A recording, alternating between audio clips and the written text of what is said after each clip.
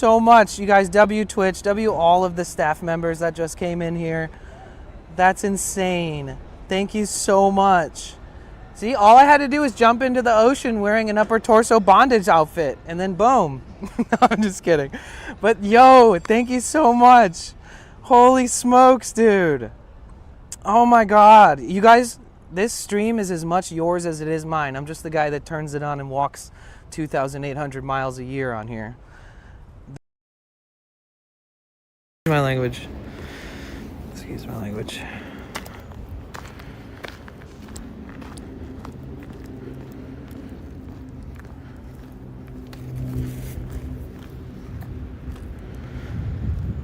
It looks like some people went through the wreckage and pulled out some of the pots to kind of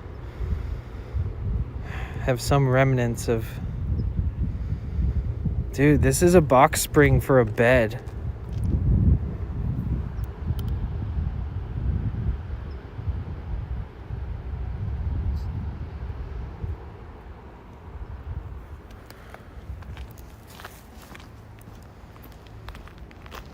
I'm keeping my hand over my mouth so that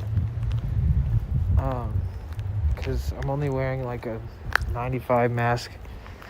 I should have brought my work masks because I have masks like these dudes have. Wait a minute. I should have probably brought those. It's triggered by like 100 bits, but if you have enough channel points, you can do it for free. It'll be funny. Hold on, let me zoom in on him. All right, somebody do this.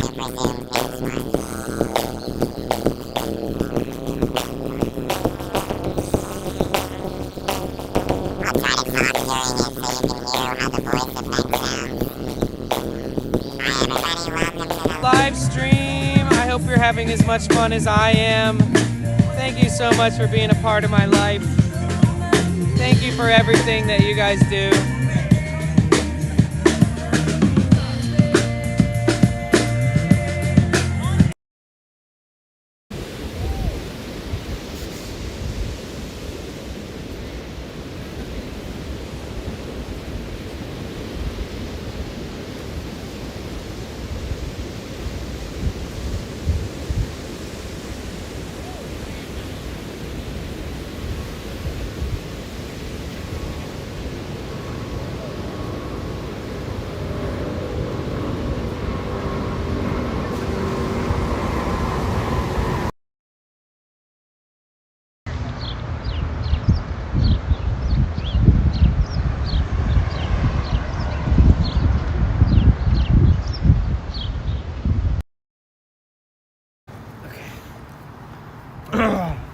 Wait, guys, new challenge. We use a sword to deflect it. No. Sword to deflect. Oh my god. I'm not getting banned for charity. Yeah.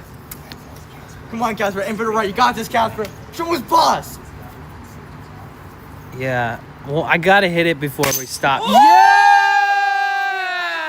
Correct. Let's Hey, go, dude. Let's go, baby. That's my guy right The there. first shot. Wait.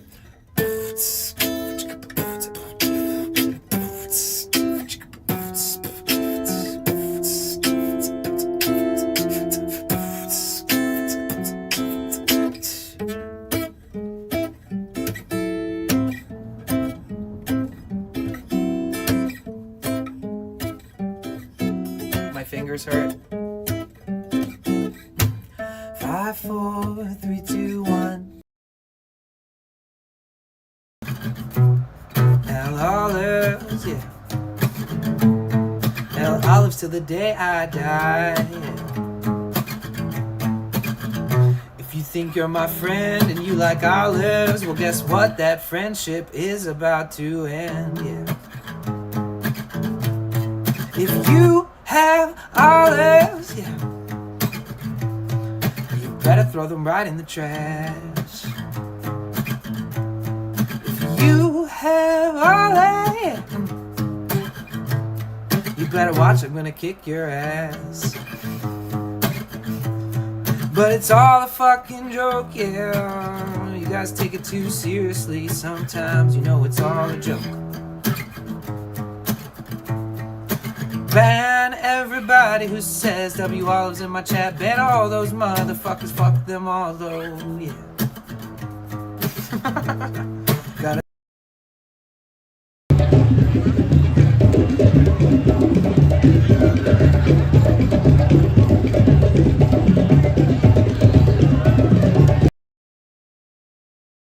So special. Like, wow, dude, Twitch has you. We're fucking lucky, you know? And I'm not kissing any ass either. Like, she deserves that kind of accolades, like that kind of recognition. And we have a lot of friends in that same wheelhouse that deserve that same kind of treatment, and being told that they deserve the love and that they have a bright future and that I'll always be there. Looking forward to seeing what they do next, and if there's any way I can support it, I will. And so, W, Erie, for putting herself out there and for believing in herself, and for your community to believe in you and turning it into something real special. And I really do look forward to seeing where life takes you. I don't even care if it's in 20 years from now, I'll be supporting you. Even if Twitch doesn't exist, you really do deserve it. And those of you who are from her stream, I know you guys feel that same way. Did you hear how amazing Erie's voice is?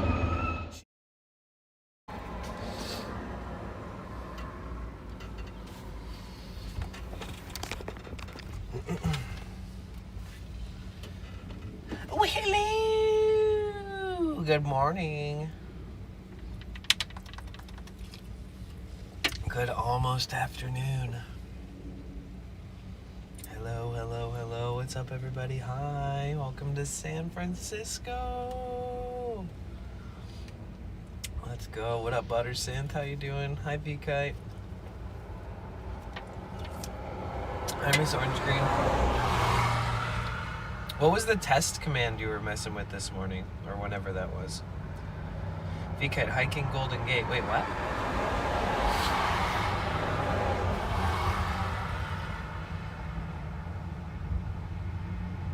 Saturday Jabbo. Wait, what are we talking about? Why am I so confused? What planet are you on? Wait. Oh yeah, Jabbo said happy Saturday, everyone. What's up, Zeke? What up, Jagged? Hi, Miss Orange Green. Hi, Slowpoke. Hi, Spaceships. Hi, Kiri. Hello. My favorite people in the world. I just tested that I can edit Nightbot commands if need be. Yes, yes. Yo, 200 stream streak. Let's go. Remember when I was driving last night towards the end of the night, and I was like telling Zag that too popular of songs will like mess up the stream? Yeah, it happened.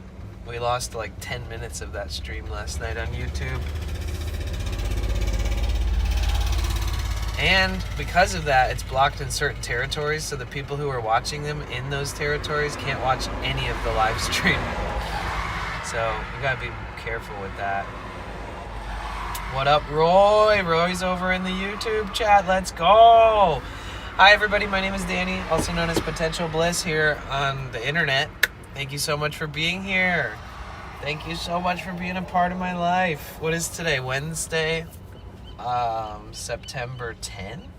Oh, Wednesday, September 10th, 2029. Let's go. You guys, we are in beautiful San Francisco Bay Area. I'm so happy to be here. The road trip out here was unreal, dude.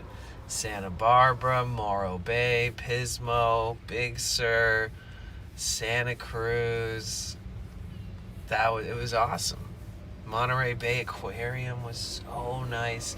Yeah, the one thing that sucks about like the stream being blocked in certain regions is they can't even watch the part with the aquarium because of the song. So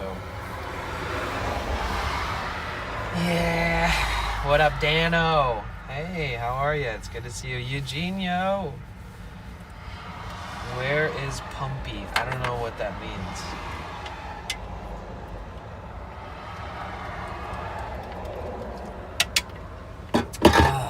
I figured we'd take it easy today, sort of. Start the day with a nice little stroll through Golden Gate Park, kind of break my legs in a little bit, chat, talk about things that are coming up, talking about things that we're going to be doing. You know, I have like itinerary, I have all kinds of stuff that I'm working on right now. Working on the Subathon stuff too. Slept good last night. Maybe overslept even a little bit, I don't know.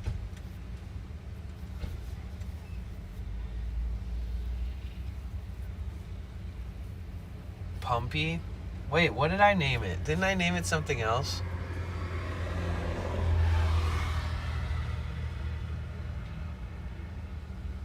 I forget. Yeah, the pumpkin's somewhere in the back. That's a good point. I just don't want stuff sitting out on my dash. Oh yeah, Monty. For Monterey. Oh yeah, it's back here. Okay, guys. Monty is okay? We're all good. I just don't want stuff sitting out front, you know? Don't want to attract too much attention to my van. There you go.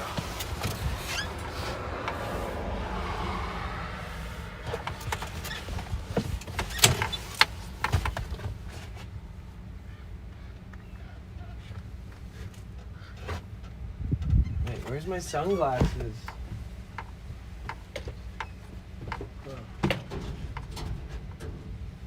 Here they are.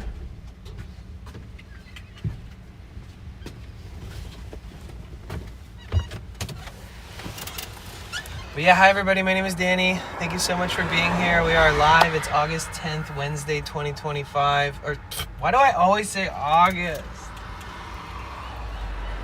Let me try that again. Hi everybody, my name is Danny. Thank you so much for being here. It is September 10th, 2025. We are so close to starting our first ever subathon here on Twitch. I'm so excited. I have so many plans. I'm trying to make sure we take it easy until the subathon, as far as like, I don't want to like do stuff that I want to do on the subathon too soon, like before the subathon. So I figure we just take a nice stroll through Golden Gate Park. Maybe we check out that road closure where they closed the drivable road and turned it into basically another walking park sort of thing. Excuse me. Yeah, I won't do that. But yeah, thank you so much for being here, you guys. We are streaming live on 3 platforms. We're live on Twitch, live on YouTube, live on Kick. Partnered on all 3 platforms. You guys know the drill. If you tab up the Kick, it really does help. Just for streaming there, I made $19 yesterday. So it was a long stream, and our average was closer to $20-25. But if we average 10 to 15, I earn like $10. So either way, long story short, I announced it in the Discord in the morning, and you can find it however you will, but I can't link it directly in chat because of the new TOS. It's diabolical. But yeah, so we're here. We made it. Our road trip brought us to this beautiful, beautiful, beautiful place in Northern California, which I love very much. I'm so happy to be here. I feel great. The weather is so nice. I feel so good in my own skin. It's perfect. But yeah, thank you guys. Thank you so much. Thank you so much. So I put a goal up there for Alcatraz Island. We'll be doing that during the subathon, but I figured we can do a goal for it now. Thinking about maybe doing the night tour version of it. I'm not sure exactly what that looks like, but we could do that. That could be creepy and fun. But either way, that'll help us through the day when we do go. And, you know, whether we do Waymos or buses or whatever, it will help us a lot. So we pluck these things off throughout the time frame. Yes, if you guys are watching on YouTube, please feel free to push that thumbs up button.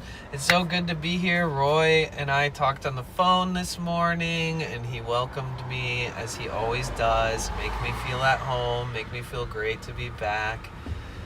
Honestly, when I talked to Roy, I was like, man, I wish I would have got up like 5 hours ago and already started streaming because you got me so excited just to be here. And stoked. So maybe there's a chance we could do the Academy of Science today, but maybe we could save that for during the Subathon. Like, oh, we'll come back to Golden Gate Park and do the Academy of Science during the Subathon. Because that... Or maybe we don't do it during the Subathon. I really don't know. I have a lot of decisions to make. So I watch you on Twitch and keep Kick open and YT open. You make more money. Yes, actually.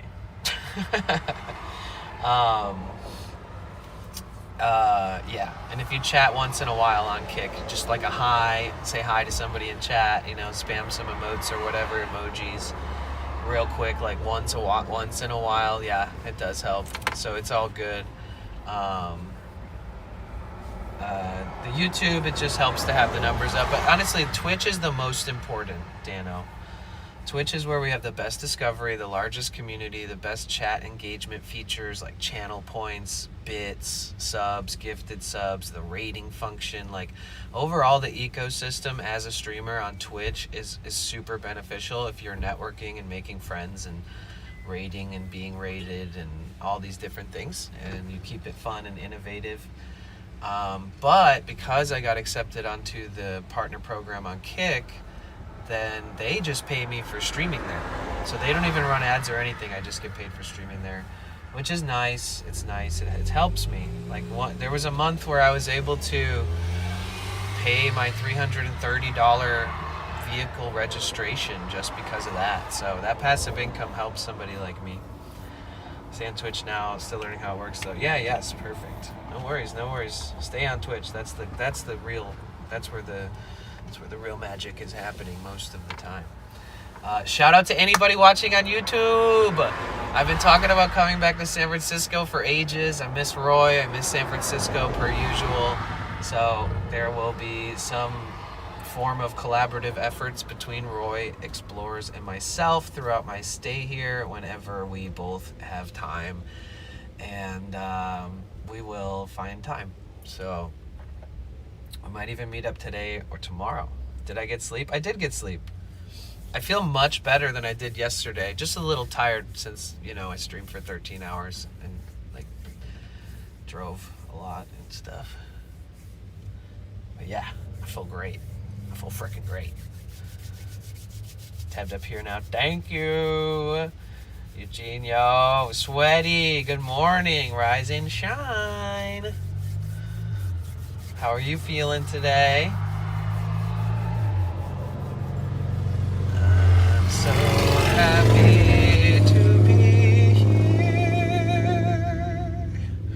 Ooh, maybe we can go to Flippin' Bergs today.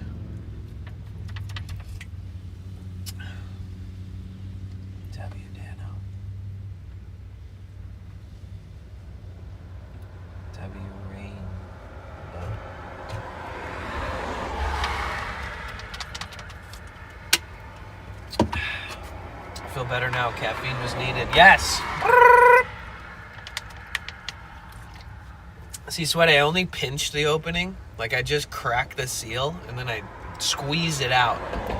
Because if I open this whole thing up, I turn into basically a crackhead. If I drink this too fast, if it allows me to drink this, if this can allows me to drink 200 milligrams of caffeine in 2 minutes, then I'm screwed. Safwan, what's up? Hey, welcome in. Over on the Kick side. It's so interesting, the more you multi-stream too, and I know some people are tabbed up across the board, but the more you multi-stream, the more you build up the community throughout different platforms. Like, for example, we have thank you so much, Cynic, let's go. For example, we have 43 people watching on Twitch, we have 20 people watching on YouTube, and we have 13 people watching on Kick. That's amazing. That's 75 people already within the first 20 minutes across all 3 platforms. I mean, come on. It's healthy. It's good. It's helping. It's great. So I'm working on the finalization of my Subathon goals. We'll talk about that on our hike today. It's going to be a main point of conversation. We'll talk about increments of time. We'll do some math together if you guys want to get involved with me making my final decisions on how my subathon is going to work, how much time is added to the timer. Am I reaching? Meaning, like, am I reaching too far? Do I have expectations? Should it be readjusted to make it make more sense? And we'll try to go through it very gently and make it very easy to follow, like what I'm working on and what I need to make sure is like confirmed and done being edited and done being thought about. But yeah, other than that, it's amazing, guys. I'm so grateful to be here. I'm so grateful to be alive. I can't believe that we have over 500 subs right now. What the heck? Laura, aim for the moon. That's right, we're going to the moon, baby. How are you, Laura? It's tough because, you know, I have all these goals, I have all these increments of time, and I just want to make sure that, like, time per sub added to the clock and the time per bit, the time per donos, that the time isn't too high. Because if we have like one day and then all of a sudden there's like 4 days on the clock, you know, like ideally, so here's how my head is working, right? It is kind of annoying because it kind of pulls away from me, like focusing on what I want to do on stream when I'm thinking about like how to design the back end of it, and like, but it's necessary for something as important and as tricky as a subathon. They're not easy, sweaty nose, they're not freaking easy. I said just nothing adds more than 2 minutes. Damn.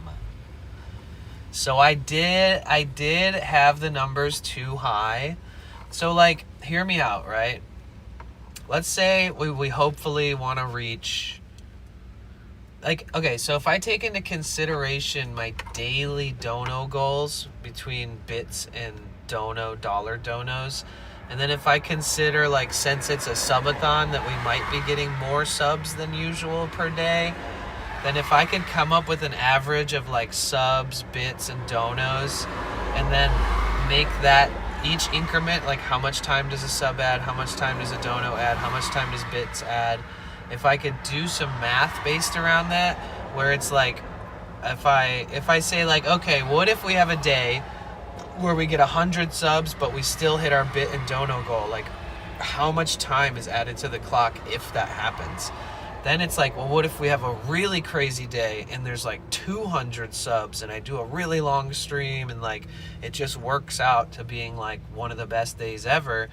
Then what does 200 subs and like 5,000 bits and like $50 to $100 in donos, what does that add it up to? Because we need to take that in consideration since it's a 2-week capped subathon. We don't want the subathon to reach the max time in like 3 days, right? Really need to take that into consideration.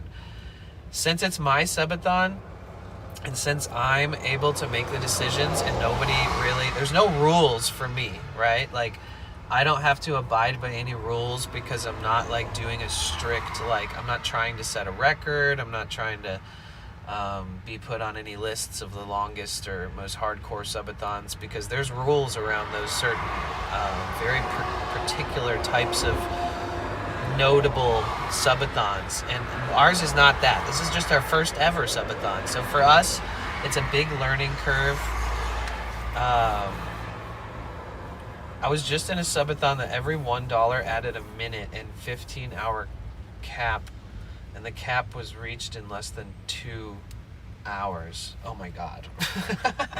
See, that's what I'm talking about. That's a great example, Laura, of what exactly I'm referring to.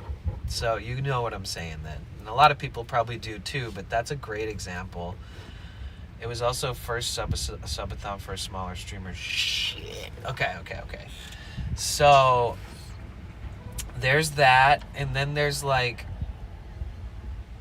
technically right now we're like 600 or 700 subscribers away from breaking our all-time high. And actually our all-time high of subs was in San Francisco. Wait, no, we actually hit 1,200 subs in this parking lot. It was not too long after getting partnered on Twitch, so it was kind of like some follow-up hype and sort of celebratory hype and generosity that came like with achieving partnership. So I mean, I gotta be honest with myself. It's like I don't just hit 1,200 subs just cause, like I'm not that size of a streamer. So you got to take into consideration that was because we hit the partner program, and then we took a road trip up to San Francisco, and it's also September. Exactly. So one of the goals is to try to get past our personal best, right? Try to beat 1,200 subs. So in the matter of let's say 14 days, 2-week capped subathon, if even like 10 of those days we get like 50 or 60, or what would it be? If we're at 500 now, it would take like 700 subs, right? So in a matter of 14 days, if we had 50 subs per day, we would hit, at 50 subs per day, we would hit our all-time high sub goal by the end of the subathon, right? So that's if you're thinking, okay, we get 50 average subs per day, which is a lot. Imagine getting 50 subs every day for 14 days. That's amazing. That's insane. But the goal is try to like surpass our all-time high to create a new all-time high that's even more challenging to beat in the future. Like as we continue to scale, as we continue to grow, like after this subathon one day, we'll talk about like, ooh, how do we break that record? And it'll inspire me to do crazier stuff and do more interesting and innovative stuff so that we can hopefully surpass our newer goal, right? So here's the thing. 1,200 subs is our all-time high. So one of the main first pushes is to try to break that goal, right? Yeah, I'm not gonna let it go past 4 weeks because, okay, yeah, wait, let me finish actually. Tater, that's a good point though. I understand the burnout can be real. I understand that letting people uncap it and then letting it just keeping going is insane. And if I ever did something like like if I ever ended up in that position, which I won't right now, but like if I ever ended up in that position, I would have like strict rules for my subathon where it's like I'm not staying up late at night fighting the clock.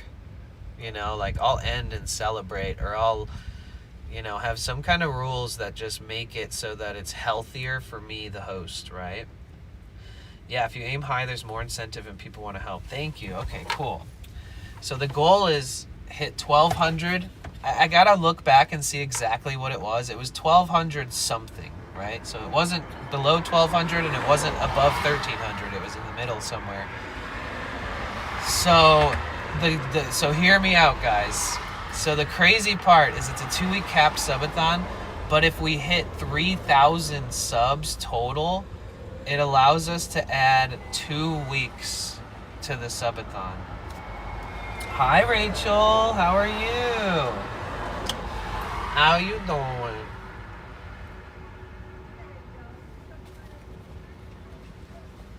Where's that guy? Wait, why did that guy just walk up to my van and then turn around? Did you see him on camera? He might want to, be a little nosy.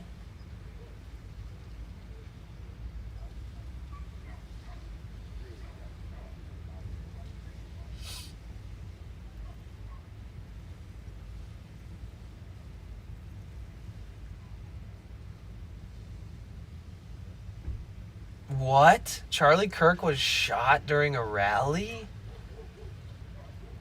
He lived, right? It doesn't say that he passed away or anything. That's crazy.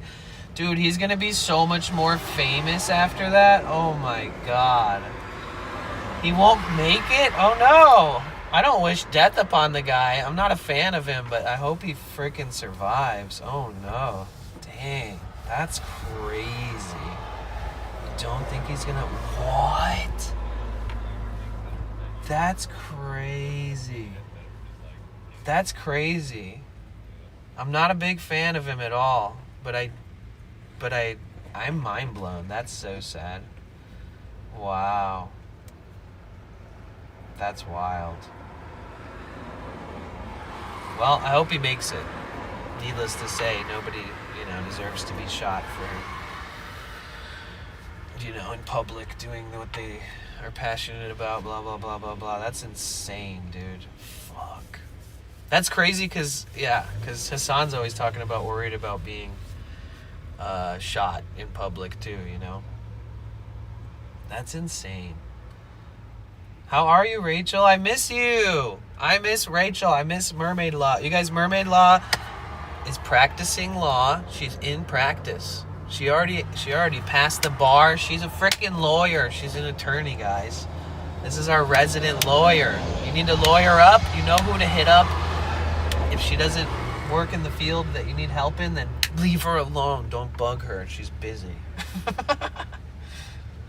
I'm practicing right now in a meeting, not paying attention. Nice. Getting paid the big bucks to be on my stream while being a lawyer. That's epic. That's crazy. So, Rachel, we got to go on a sailboat again. That was so fun. TwitchCon is coming up, so after I'm in San Francisco for almost 4 weeks, we're headed down south through LA back to San Diego. It would be really cool if we went on a boat again. Even if it wasn't the same thing. It would just be cool to do something fun, somewhere pretty.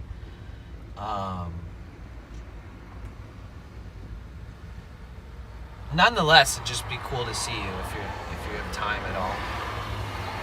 TwitchCon is like the end of the second week, the beginning of the third week of October. It's like 14, 15, 16, 17 or something like that.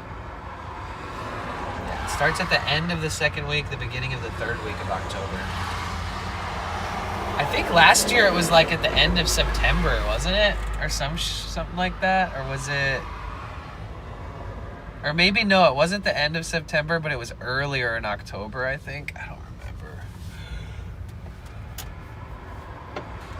Oh, that's a good stretch, yawn. A good strawn. Oh. Damn. Yeah, Mermaid Laws, she's got all the insider scoops. That's insane. I'm still a little bit shocked. Shot at university event is just crazy. In Utah. Man, that's crazy. Alright, so I'm in the middle of explaining something. I'm going to get back on track because my ADHD will probably lose it in a minute, and I don't want to do that. So, basically, I'm doing my first ever subathon. So insane, he was at a college with tons of people watching. That is insane. Bro, he better live. It would be... like I said, I'm not even a big fan. I'm not a fan at all of him, really. But I hope he pulls through. I really hope he pulls through. He'll have like a whole new arc, It'll be crazy. If he lives through it, he'll become the guy who survived an attempted assassination for doing what he loves type stuff, I don't think he will. It would be a miracle. Damn. No worries. I'm always happy to be in the loop, honestly, so I don't mind at all. Thank you for sharing. Yeah, it's hard to tell if that was real. It really got him in the door for the election. So I'm doing my first subathon starting this month, Rachel. And I'm talking about like the variables that are going to add time to the clock. So like, hear me out, guys. So my all-time sub high, for those of you who are paying attention, type a 1 in the chat if you're listening to the subathon conversation, and if you're like rationally and mathematically aware of how I'm explaining how like I need to make some last minute decisions before I commit. And then I also am open to adjusting and editing variables and stuff like that along the way. Like everything is subject to change potentially. Who's paying attention? Oh my God, Rachel, I got Starlink Mini, and I drove like through Santa Barbara. We drove to Morro Bay. We went through Pismo. We went through Big Sur area. We went to Monterey, and we went to the Monterey Bay Aquarium. Oh my God, it was the most beautiful road trip we've ever taken yet. You gonna get on Mafiathon? Tell Drummer to link you up. No, but I'm really proud and happy and stoked for Drummer. He's on the second year of his Mafiathon with being on it, second year in a row with him. And then Drummer's doing his own month-long Subathon right after Mafiathon, Kai's Subathon ends. So starting in October, he's going to be doing his Subathon, and we're going to be meeting up with Office Drummer here and there. And I even invited him to come to a rage room, which is like one of these rooms where you just destroy shit. And I'm going to, if we hit one of the goals on my Subathon, it's like rage room in LA streaming experience. And I want to get him to come with me. I think that'd be fun. Okay, so for those of you who are listening, so we hit 1,200 subs post-partnership because I think it was sort of like celebratory. It was like a big deal. We worked so hard. Everybody like showed up every day and was going wild. Like literally I would start my stream and we would be at like 75 viewers in like the first 30 minutes of the stream every day. And then we'd be at like 100 viewers in the first hour of stream every day. And everybody was participating to help us keep the numbers up, and it worked. And thank you guys so much. You know, you guys really are the reason why it worked out. So thank you. So, hi Linda, good morning. Hi Lorna, good morning. So we reached 1,200 subs just naturally without doing anything like a subathon. We've never done a subathon. So the goal is to at least top off that, you know? So at an average of 50 subs a day for every day throughout 2 weeks, so 50 subs per 14 days, that's 700 subs, right? Or something like that. And so that alone, we would hit our all-time high record, right? But I was like, so like double that is like 2,400, right? So I was thinking like double it and a little higher adds 2 more weeks to the subathon, right? So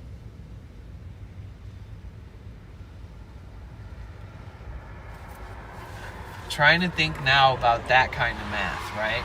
So if 50 subs a day for 14 days means that we'll break our personal record, like if we started today, then that means that in 2 weeks the subathon would end and it wouldn't continue. There wouldn't be 2 more weeks added. So I have this huge list of goals, like 400 subs, we do this, 600 subs, we do this, 800 subs, we do this, 1,000 subs, we do this, 1,200 subs, we do this, 1,400 subs, we do this, 1,600, 1,800, and I have this list, right? And then I put on the list, if we hit 3K subs, that we allow 2 weeks of time to be added to the capped subathon, which would make it a 4-week subathon in total. So is 3K too high, right? Because like we would have to get an average of like 160 subs a day just to hit 3K in 2 weeks. So just take that into consideration. This is important talk. Thanks guys for hearing me out. I probably should, I don't know. I'm self-managed and stuff, so it's like it's important for me to consider every little detail. And I'm a Libra, and I'm OCD, and I have the worst ADHD that I've ever seen in most people that I've ever met. So like if 50 subs per 2 weeks is 700 subs, then 100 subs is every day per 2 weeks is 1,400. And if we're at 500 right now, that leaves us at 1,900, which is still below the adding 2 weeks cap thingy, right? So 1,900 would mean that we'd only reach 1,900 if we started today, if we got 100 subs a day, right? So if we got, right, so if 1,400 subs is 100 subs per day for 14 days in a row, that's 1,400, right?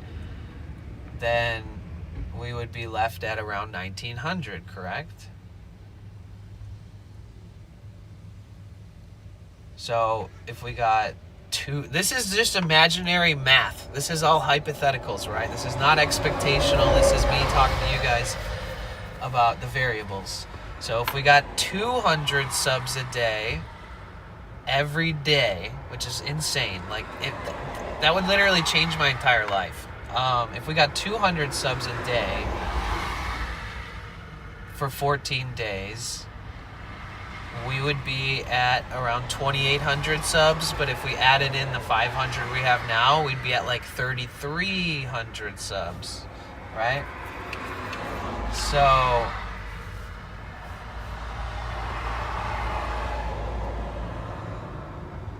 the reason I'm mentioning all these variables is because each subscription adds a certain amount of time to the clock, right? So it's like we need the variables to at least be beneficial where it doesn't add too much time or too little time. And then I need the goals to be reasonable within my hypothetical averages, right? So like, again, if we get 50 subs a day for 2 weeks, every day 50 subs, and that's 700 subs with where we're at now. That would leave us at like 1,200. So if we got 50 subs a day, or roughly 55, we would break our record, right? So that's realistic and that's seemingly possible, right? An average of 50 to 55 subs a day for the whole subathon means we break our personal record, right? So that's like still a challenge, right? Because I don't expect anything. I just gonna stream every day, make good plans, do fun stuff, and hope for the best, And this is the best month to do it. You get discounts on subs. The last week of this month, Twitch adds bonus subs. Every time you gift 5 subs, they add a minimum of 1 extra sub and upwards to like 40. So the goal is to be streaming during that week on the subathon, right? So if I start the subathon like the Monday or Tuesday or something like that, 1 million subs can happen in a month. I think anything's possible. Dang, Linda, do you own an oil refinery? Is there something I don't know?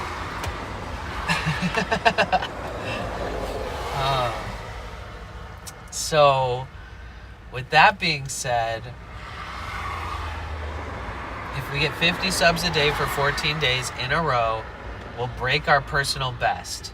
And for me, that's super meaningful.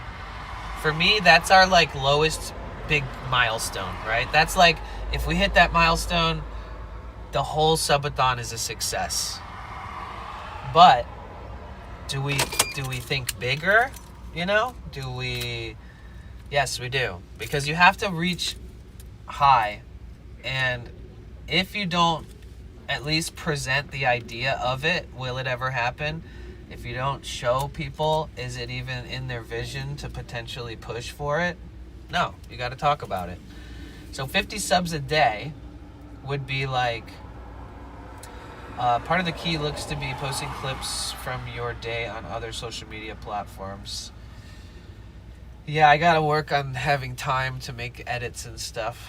But I did get a laptop and it has proven to be very useful so far. So we're going to make sure that we get on top of that for sure. So much work. So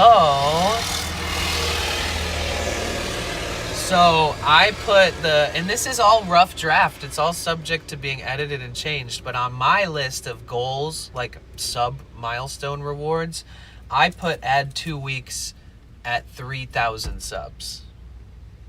Right? But if we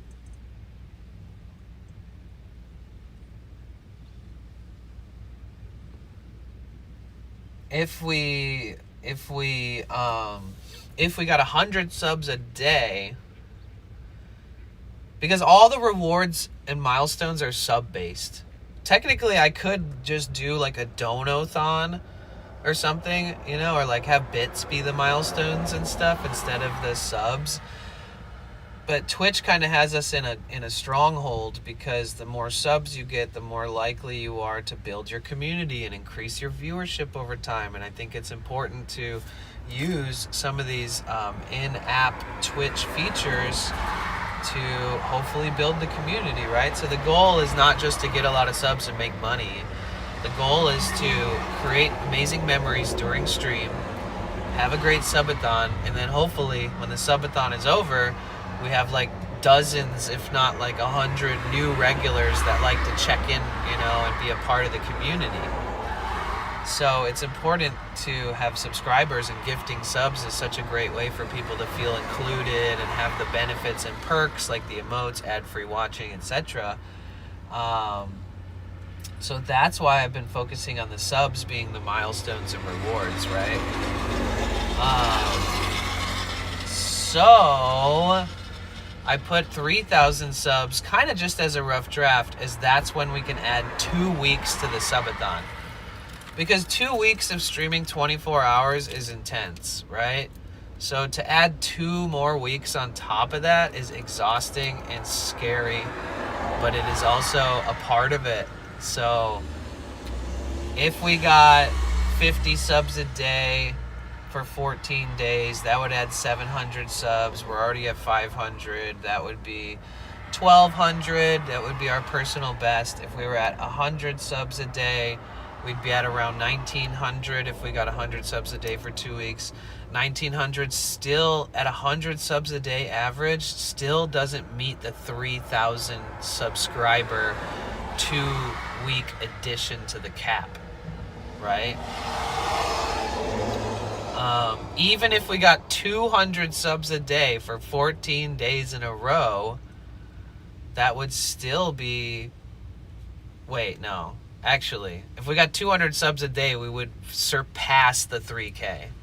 So that's what I'm saying. So if we got 200 subs a day at average for the entire subathon, we would break the 3K sub threshold like 11 days in or something like that. So then we could actually add the 2 weeks at the end of the 14 days. See, that's where I'm trying to make sure this math makes sense, right? So maybe 2,000 subs is adding 2 weeks to the subathon. I don't know, right? Start with the subathon, and you can always do a bitathon later. Let's do a blissathon. Exactly. Well, you know, Twitch takes a pretty good chunk of all the subs, so they benefit a lot, but it is discounted this month, and we still get paid the full pay. So it's kind of,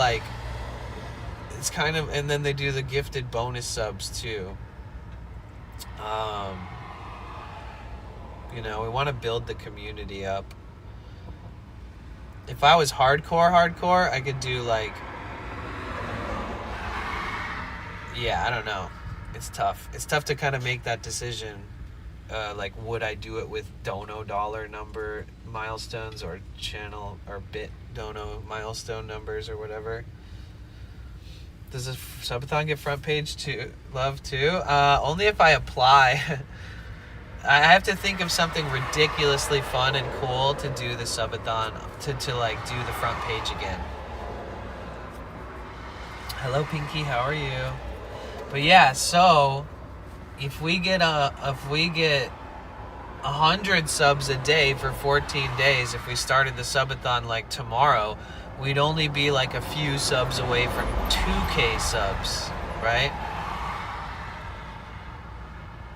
Like if we're at 500 now and we got 1,400 subs in a week or 2 weeks.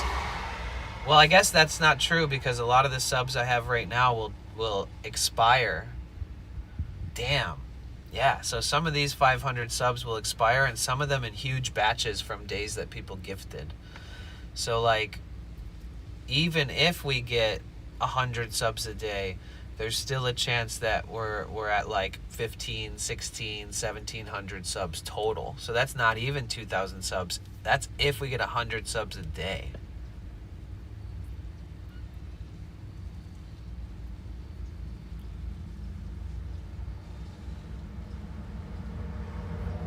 Song and dance, yeah. That's kind of crazy. I'm good, thank you, Pinky. I'm glad that you're doing good.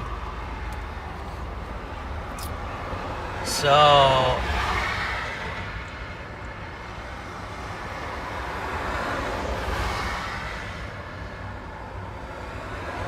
yeah. So I guess basically what I'm asking is how many subs to add 2 more weeks to the subathon?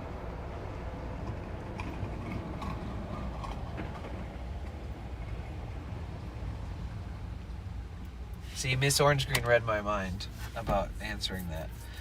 So what about adding, you sound a little better today. Thank you, I feel a little better today. What about adding a week at 2K to 2.5K?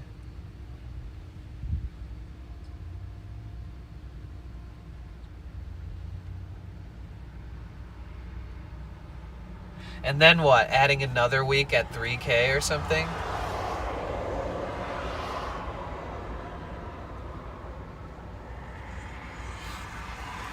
That kind of makes sense. Oh, I got caffeine belly. Oh. Sorry, I need to stretch. Oh, lightheaded.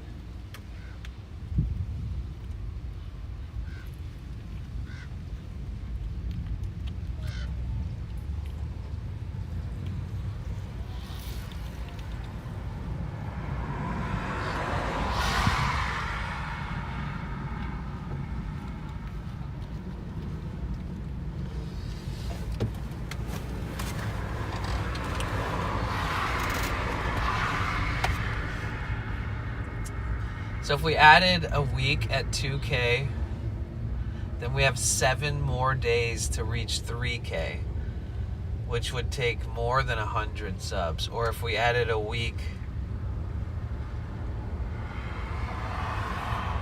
if we added a week at 2K or 2.5K,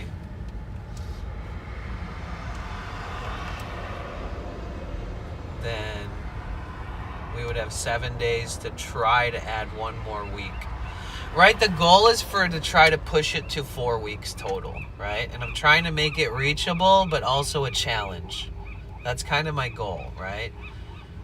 And then, yeah. My drive traffic maybe at the end if you need more novel viewers, if you do like guest star with new streamers who come in and showcase their channel.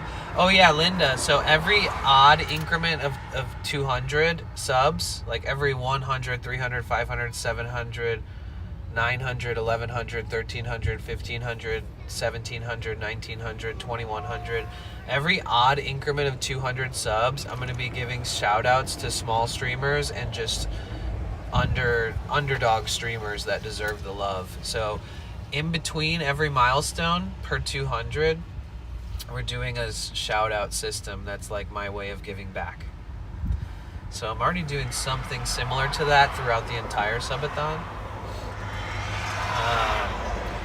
I'll tell you what though, I don't want to make the subathon so technically confusing or hard to follow that it makes me overthink everything. So like during the subathon, so my goal is that I pick all the increments, I rationalize why these numbers work best, I pick the ratio exchange of subs per minutes added, donos per minute added, bits per minute added. We lock all that in, and obviously we keep track of it along the way, but we don't have to overthink it whilst streaming, because for me, I just want to do epic shit every day.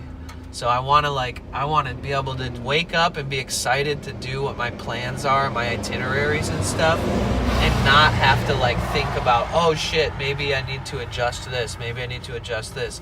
I want to make the best decisions leading up to the subathon on all the decisions, and then micro adjustments if we decide to do it later, but not to where it's like first day of the subathon I'm like, oh shit, we need to adjust all this stuff, we need to reconsider all this stuff. So I want to get all this out of the way, start the subathon, and just do the streams that I have planned, and that is the subathon, right? The subathon is like half of the effort is planning it, the other half is starting it, and then there's this whole other 100% set of effort that's me planning all the streams I'm going to do during the subathon. So the streams I'm going to do during the subathon have nothing to do with the subathon rewards. The subathon rewards are just like additions to what we're already doing, right? So if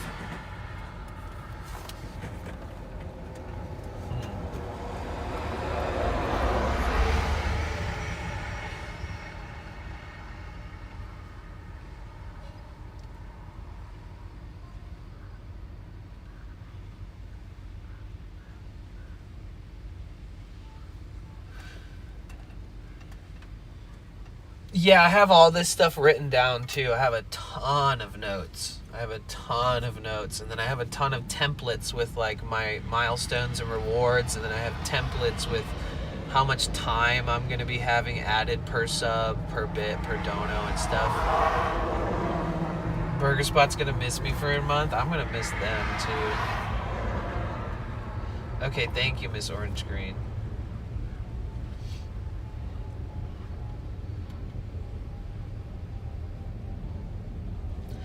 Yeah, I mean, maybe adding 7 days worth of 24 hours, right? Like adding 7 full days worth of time to the cap at 2,000 subs seems like a good point to be at.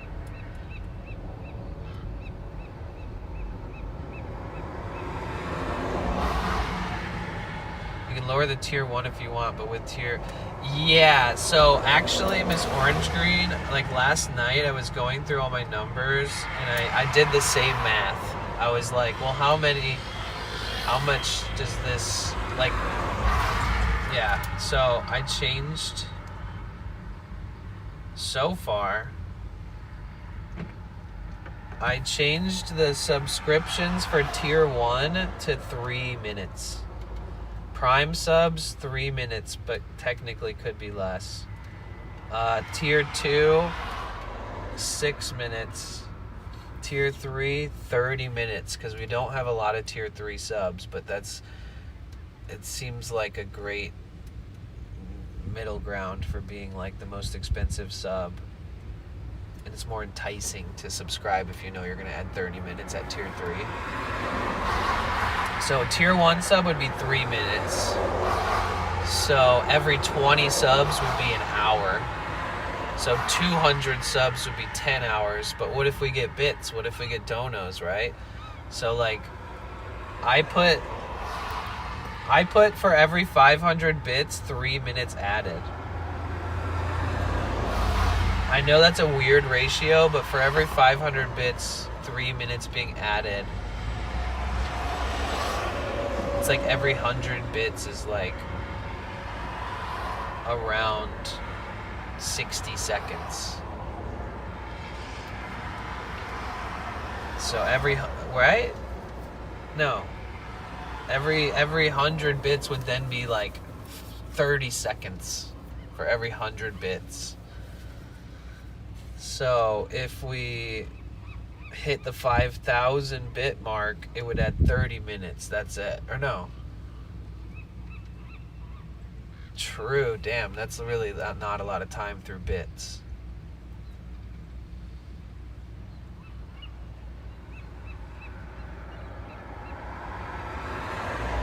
And then donos per dollar is 2 minutes added, right? So $30 would add an hour. So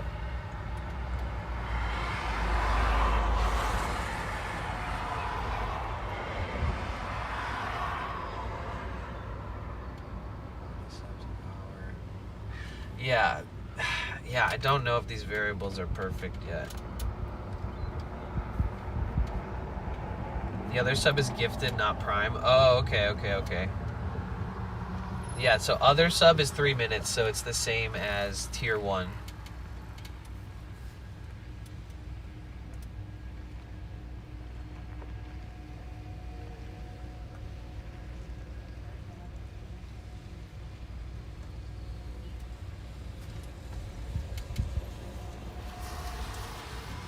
Every 20 subs. If it was 3 minutes per sub, every 20 subs would be an hour. So if we got 100 subs that day, it would add 5 hours. If we had 200 subs, it would add 10 hours. Then if you add in the cheers, let's say we got 5,000 bits, which is the daily goal, that would only add 30 minutes to the timer. So with a 200 sub day and a full 5,000 bit day, that only adds 10.5 hours to the clock. And then with the tips, if it's 2 minutes per dollar, then $30 adds an hour.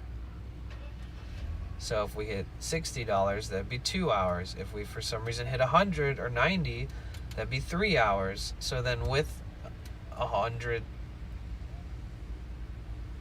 200 subs in a day, 5,000 bits and $90, that'd be like 13.5 hours. So for me, it feels like that's a very low amount of times per donation, amount of minutes per donation, right? But if I have the number too high, then all of a sudden it's like, holy shit. But with that math being said, you know, instead of it being 3 minutes, if I made it 5 minutes, we'd be, if we had a crazy day like that, it would still not add 24 hours to the clock, right? So if we have 5 minutes per tier 1, then that's kind of a different ball game, right? So like 5 minutes per sub means that every 10 subs is 50 minutes. Let's just call it an hour, even though it's not, just to make the math easy. So for every 10 subs, it would be just under an hour. Every 100 subs, every 100 subs, it would be just under 10 hours, right?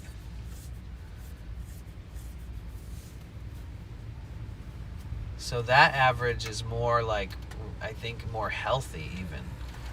So, but then again, we just don't know how it's going to go. So I think that maybe 5 minutes per tier 1 is more reasonable than 3. But then it's like, how many subscriptions, like if we're trying to reach the extension point where we add time to the subathon, how many subscriptions per day at 5 minutes per tier 1 and gifted, how many subs does it take to equal the amount of hours in 14 days, right? To reach the extension time, to reach the milestone that's an extension. I told you guys I had a lot of math to think about. It's insane. Make it 6 to call it an hour. Exactly. I wouldn't lower it at this point. You can lower it later. 5 minutes every $1. Got you tabbed up. Gonna do some bike maintenance. Yo, Gavin, much love. I hope your bike is getting all tuned up for your next adventure. What up, Turn? Do you need to find a balance between keeping it exciting but also not having it be under an hour? No. If the fucking Subathon is like under an hour and it's like midnight, I'm literally ending the Subathon. No questions asked. I'm not gonna sit there in a flare up of desperation to try to hopefully keep it going. I'm not interested in letting it make me feel uncomfortable or anybody feel obligated to that level. I mean, like, if it happens like once, that's different, but if it's like a reoccurring thing, it's gonna make it so unenjoyable for me. Because for me, the most important part of this Subathon is just to have good, memorable streams and create fun memories with all the things that I have planned, right? So it's like, for me, I want to keep this up. I want the content to be so good that everyone's excited for the next day on stream. And excited that they're the reason why we can keep it going 24 hours a day.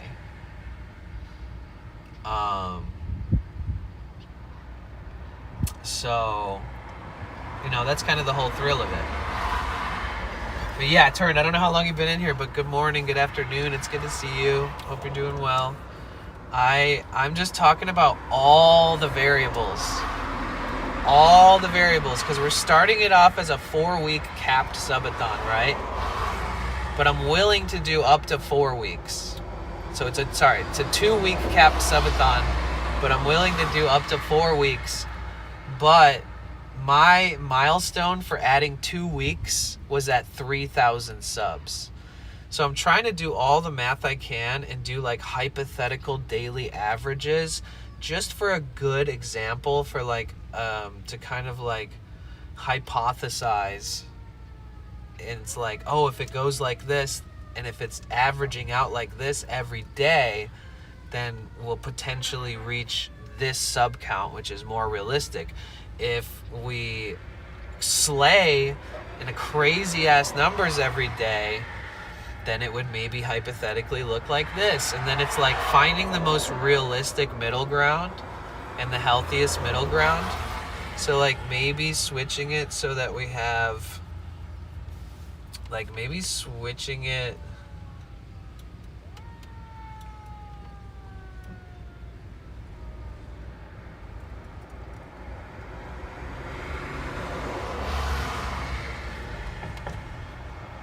maybe switching the milestone from adding 2 weeks from 3,000 to like at 2,000. That's exactly what Miss Orange Green said. But Miss Orange Green said maybe adding 1 week at 2,000. And then when you hit another point, I would imagine, then we allowed to add another week on top of that, right? So if, for example, we hit 2,000 subs, and that means we're adding a week to the Subathon. So all of a sudden we're going to, we're on day 14, and all of a sudden we hit 2K, and then all of a sudden it's like, oh shit, we're adding another week. So we're about to be going for 21 grand total days by adding the 7 more days. Then at 2,000 subs, we have... And the reason it shouldn't go longer than 4 weeks is because then if you have goals and milestones, you're battling big chunks of loss from gifted subs from 5 weeks prior, 6 weeks prior. I want everything to be in a window where we're not fighting the loss.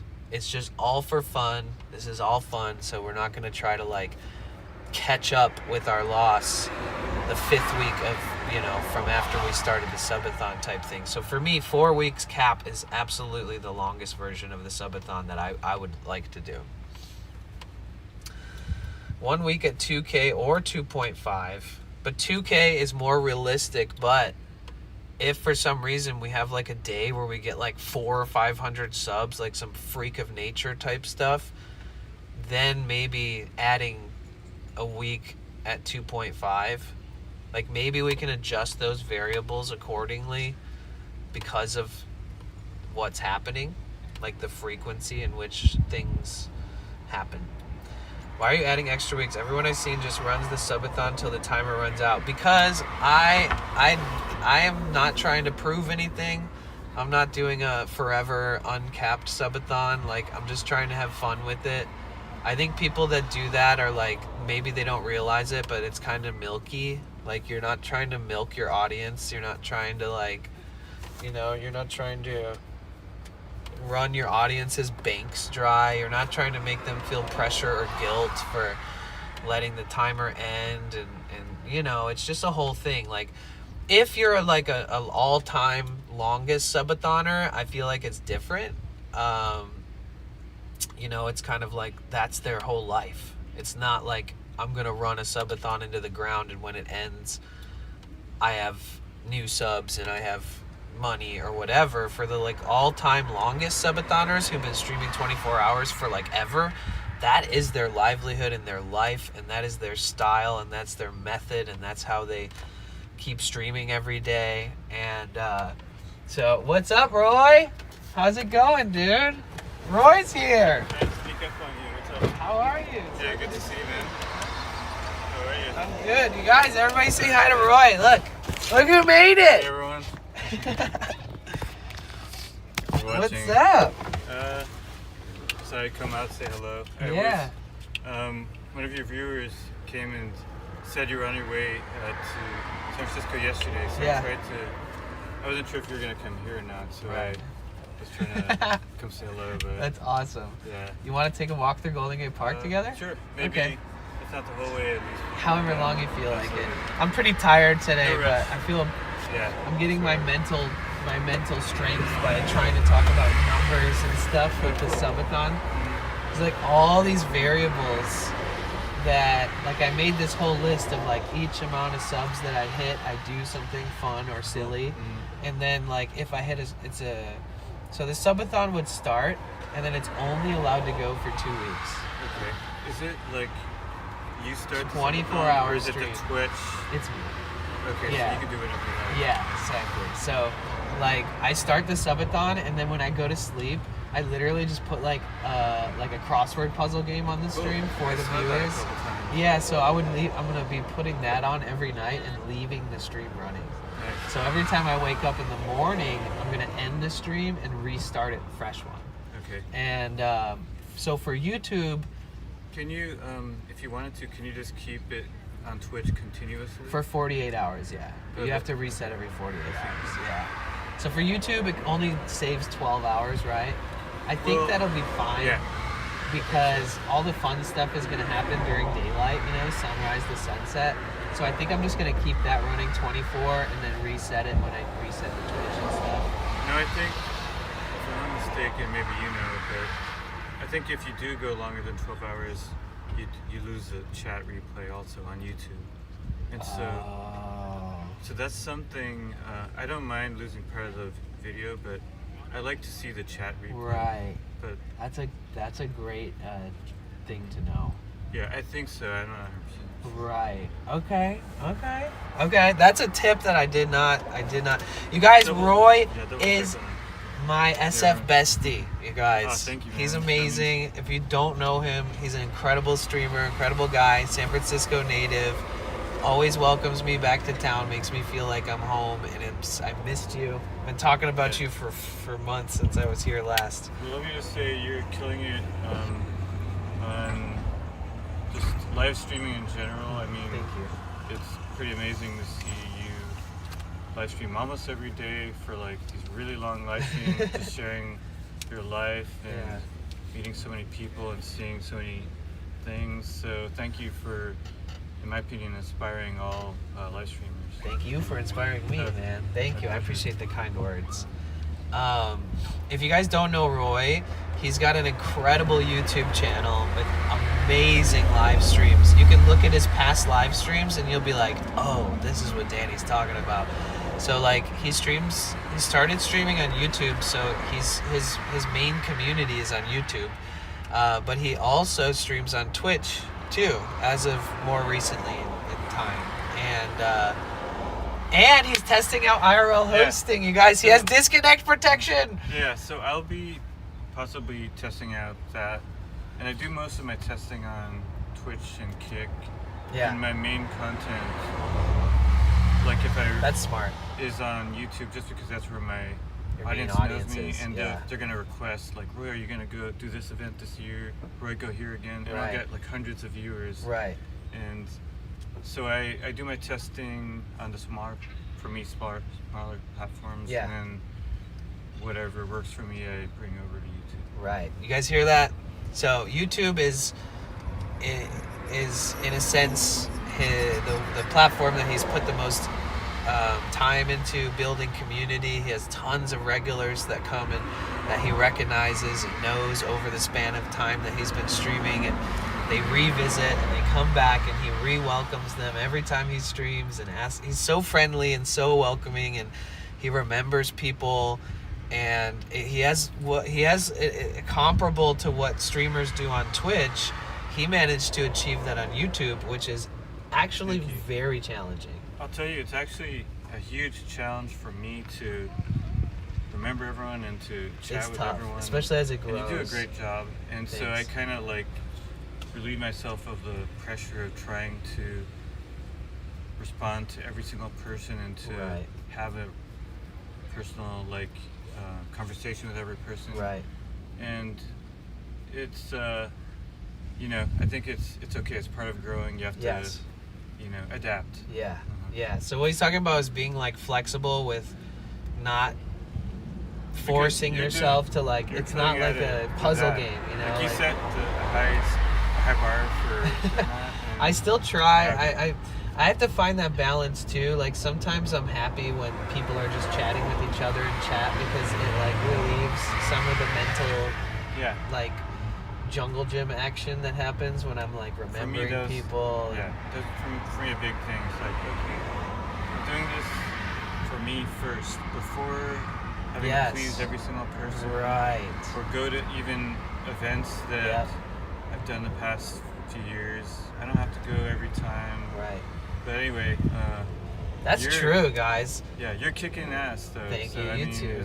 As long as you're able to do it. It's crazy because you guys, like Roy said, thank you. What Roy said is like you stream because you love what you're streaming, right? So like it's kind of like for you. I go to events I like. I know you do the same. Yeah. And sometimes people are like, "Oh, go here, do this, do that," and people. Sometimes I do, but at the end of the day, you got to do what you enjoy. 100%, and that's always my biggest advice. It's like just do what you love. That's my best advice, unless they ask like technical questions and stuff. But like, when you start streaming, you're streaming what you love. And for most people, when you start streaming, you don't have a huge, super busy chat, right? So it's really easy for you to be like, oh my God, welcome back, Lorna, like every day, because they show face and you're doing what you love, but the chat's not moving too much. There isn't like intricate history between everybody yet. And so it's like the foundation is being built. But people don't realize until they get into it and put enough effort into it and actually overcome challenges of growth, which is like really tough to grow on these platforms, is that keeping up, it's easier to keep up with the foundation of the regulars. It's easy to be like, oh, what's up so-and-so, because they've been there since you first started. But if you're still doing what you love and you're really engaged with the content that you're sharing, it does become increasingly more difficult to keep up with new friendships in the chat. Not that they won't develop, and not that they won't become like, you know, similar to, hey Lorna, oh my God, you know, but it's like eventually you have to learn how to split your focus with the stream, what you're showing, and with the community, and then the community who is your foundation, who is a very decent representation of who you are and how you would like people to treat each other, then they kind of cater the welcoming and they kind of get to know the people in the chat, and then you kind of, it alleviates some of like the hyper fixation of feeling like you have to network with everybody in the chat all the time between the community. Like I've had people be like, I've stopped by a few times and the people in chat always make me feel so welcomed, and I'm like, oh thank God, because if I wasn't the person who made you feel welcomed, I was busy streaming and maybe distracted by doing what I'm trying to do. But now the community is like a partial representation of what you would be doing if you had more available brain power to do it all. And it's a funny balance. That's why I always say these streams are as much the communities as they are mine. Because as we scale, the only reason we'll continue to grow is if we attract like-minded people, and we also have like a good radar for good or not nice people, and like it does. It's a good point. It's you a have good point. Good community for sure. So I definitely always feel welcome whenever I go to usually YouTube, sometimes Twitch, but definitely I'm always welcome. Yeah. So good job on that. Thank you. You too. All right, let's see. What do we do? Let's go in the park. I'm so excited that Roy now has disconnection protection for the first time. Yeah. Because once in a while, Roy has the most incredible stream in all of San Francisco that day. Like if you searched up live stream San Francisco, you'd see Roy at some epic event, and he's doing such a good job at making it look great, be stable, share things around him that pique his interest and hopefully people like. But once in a while, his stream will shut off and have to restart because of service. Yeah. So now he's testing the waters with having disconnection protection, guys. So that's The cool. interesting thing is the disconnections only really seem to happen, or mostly seem to happen on Twitch. For some reason, YouTube is a more forgiving. Has a little bit more of a buffer zone or time frame. You can even have it just stay connected indefinitely and reconnect. That's crazy because I've had YouTube live streams where it's like my YouTube live stream would be like 7 different streams.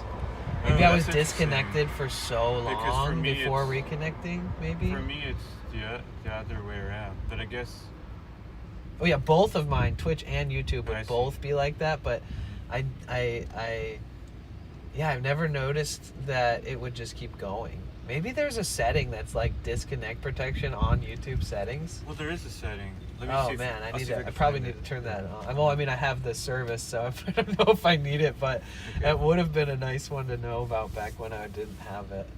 But I think also, like, if you're using services like IRL hosting or other services, then that may affect whether that YouTube's thing works or not. Right. So maybe I'll check. Anyway, take your time. I don't want to. Oh no, dude, this is great. I'm sorry, I'm just sitting here. Let me Yeah, drink a it's little actually more all caffeine, and then we can head out to the park.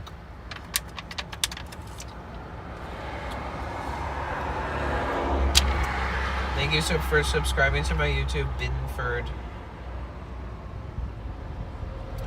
Paul said I follow him on here also on YouTube. If you guys want to be around for his Twitch testing, it's always nice to have people in the chat when you're doing it. I'll be kind of in the background. Oh, no worries. But if you guys want to see his channel on Twitch, if you want to see him doing his testing with this new IRL hosting that he's testing out, I'm going to give you a shout out. Oh, thank you. So if you guys are not following Roy, honestly, I feel bad for you because he's one of the people that I really hope people follow. So are you familiar with like this interface in YouTube Studio? Yeah, I have to open this for my stream to even launch. Well, the one thing is make sure auto stop is off. So I enable auto start but turn off auto stop. So that means usually if I end prematurely, it won't just stop. And then when does it stop? Eventually? Well, I've seen Or do you have to go in there and end it or something? That's a good question because I've seen ones where for others and myself it just goes on for hours. Yeah. When the battery dies. Yeah. So I don't know if they might have fixed that because I think that was an unintended consequence. Oh, So just, okay. But I always have auto stop off. Make sure it's auto stop is off. And what does it show? How's your windshield Oh holding up? gosh, it's not doing good. Did you do anything to keep it? No, not from yet. Increasing. Because I'm worried because in the car world, a lot of suggestions that people give, Are bad.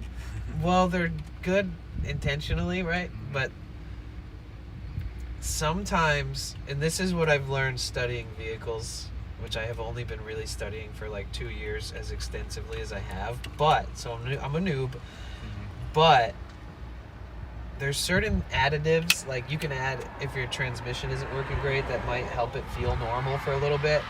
But there's always some kind A side of effect. downside, whether it's, oh, well, you're just ignoring your problems and maybe you don't hear it and feel it, but it's going to be 10 times worse, and maybe you won't feel the indication that it's literally just going to die. Might not be the best to mask it. There's also like repercussions for adding fuel additives to try to get better miles sometimes. But there's all these like fix-it things where it's like, oh, my transmission that might cost $8,000 to replace, oh, I just need a $20 bottle of this liquid goo from the store that's like available at every corner to fix it for now. Yeah, a quick fix. It's like a temp fix. Yeah. So I'm a little nervous to try to like... And obviously, thank you for all the suggestions, guys. I'm very appreciative of them. But like, I've had like super glue suggestions. Like, I'm not sure if like this. I'm such a Libra, and I'm always overthinking everything. But like, I don't want to add like some new level of rigidity, like rigidness to the cracks by adding a super glue to it. Makes sense. And then maybe it's actually gonna crack yeah. easier after or something. Like, I don't know. I was wondering if even like just putting some tape on it would help prevent it, but then again, you know, It might. I mean, But you I've made it seen here, windows so, with like, tape I on it like also that. you know more about cars than me. Like, even if it's only been 2 years, you still. It's tough to more know than you because I've seen windshields with tape on them. You know, so like, I should ask if I ever see somebody with a windshield with tape over the cracks. Like, how long have the cracks been there, and how long has the tape been there? How long will it take you to? I mean, how much will it cost you to either replace it? So if you look from the front, you see all the crazy amount of rust at the bottom. Like if you stay here, you see all that. So, and then this is like bubbled up. So like if a company wanted to just replace the windshield, it might not actually fit in there anymore. So I might need to get like from $1,000 to $2,000 worth of rust work done, and then they like weld new metal on there. It's crazy. It sucks because I wish I could just replace the windshield. You know, I would do it today if I could. Honestly, I would just eat the cost and not be like procrastinating or anything. But because of the rust, I can't. And I asked the company, and they said, "Well, we won't be able to give you a warranty on your windshield." So like, even if they put it in and all of a sudden water started leaking through the edges because the rust, if that happened but you didn't have rust, you have a warranty. They'll take it out, they'll fix it again, they'll like replace it for free. So yeah, I'm kind of up in the air about how that's gonna work out. Oh, wait, this is a new camera. Oh, sick! Let's see You've it. probably seen these before. A lot of my IRL friends might have this one. I think Oh, this is the actually? one. Um, Is this the... Yes, I this is the see- one. I've never seen this cool little protective case. If you guys are watching and you have this DJI camera, Also, you need to get this case and keep it on the there. case came with it. This was all from Costco. I have friends who've... No case. Well, Yeah, they like messed up the mechanism that turns it and does the okay. leveling because they never put anything on it to protect it. Good to know. But if you get it from Costco, it came with this and an extra battery. How much was it at It was Costco? like under 800. It was not cheap, but Right. the thing about this, so the only bad thing is, so you could stream with this out the box, but it's RTMP. Right. Otherwise, you have to do some other. Can you do connecting RTMP to your phone You can. to SRT to IRL hosting? You can. That's what they told me to do. Oh, okay. But see, what I hope to do is just like in the middle of the stream, if I go indoors, then shut off the iPhone and switch to this, because this is a great indoor camera connected to Wi-Fi. Like I've done a whole stream at the Academy of Sciences over their Wi-Fi with this. Yeah. And I like that it's discreet, like it doesn't attract as much attention as my bigger gimbal and phone. Yeah. Yeah. But yeah, so that would be the goal, is to see if I can get an RTMP endpoint and just switch. That way, like, sometimes if you're in a museum or something, I can put the backpack in a bag check and then just walk around with this. Oh, okay, I see. That's a sick upgrade, dude. Thank you. Let's see. Do I want to be handheld? Or do I? Yeah, I want to be handheld. I'll tell you what, I'm gonna have a snack. I could go sit on a bench and just take your time. And Okay, I'll be ready in a little bit then. Okay, cool. Take no rest. Alright, thank you, Roy. Isn't Roy the best, guys? Come on. What a sweetheart. Love him. You guys have to love him too. Or else. And he does this thing where he always sneaks up on me when I show up to San Francisco. He literally is such a he's born and raised here, so like it's so nice to have a friend from here that welcomes you, that is appreciative of you being here. Like he's the OG hockey fan. Thank you so much. Thank you for the tier 1. Let's go. Thank you. He's an OG streamer here. Like he streams the best events. He streams with a really good quality streaming equipment. He knows the areas really well, so he's like very respectful and appreciative, and people respect and appreciate him as a local who streams things. So for me, who's not from San Francisco, for him to say, "Oh, I loved your stream that you did at this part of San Francisco. I've never seen it before. Thanks for streaming it." It's like, what? So he's always like really appreciative and really kind, and he makes me feel like good about being here and streaming here. And if I'm complimented by another San Francisco native and another streamer, it means a lot to me, you know, because he's very honest, you know. Like, I'm sure that if I did something that I could have done better, he would also somehow find a way to tell me, like, "Oh, you could check this place out. You were right there.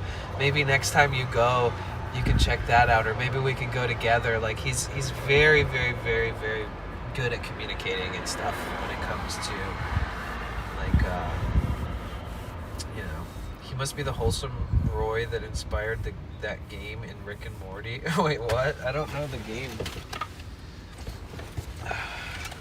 He's right, though. Snacking is probably a good idea.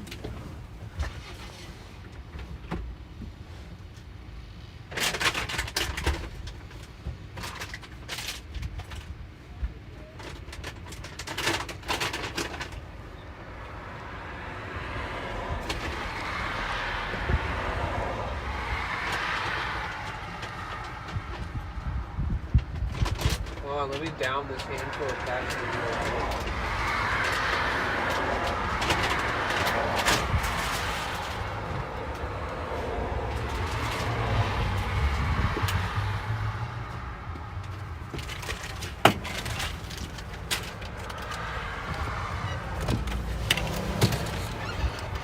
I did not have breakfast.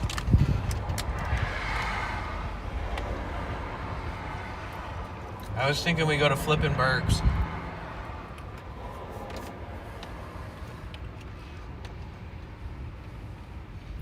Oh, that's funny, Knox. That's crazy.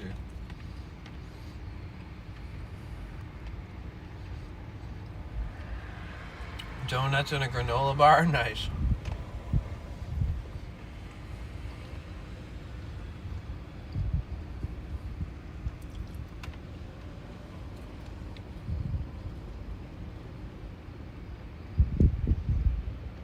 Damn, he's making me realize I need to wear a hoodie today. Because it'll be chilly later.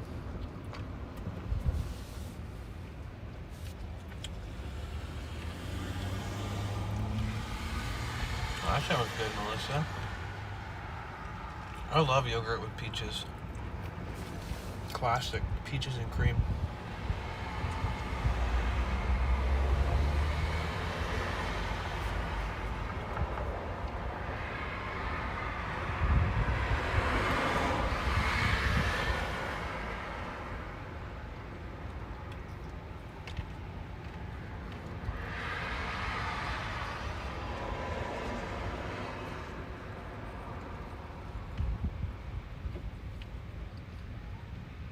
Destroying these cashews.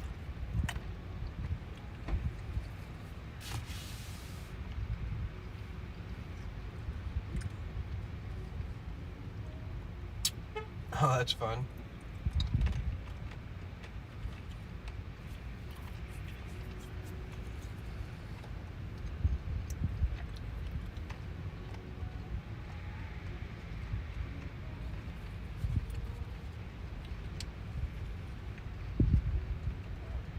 Yeah, Cook is also from like Metro Detroit, Michigan.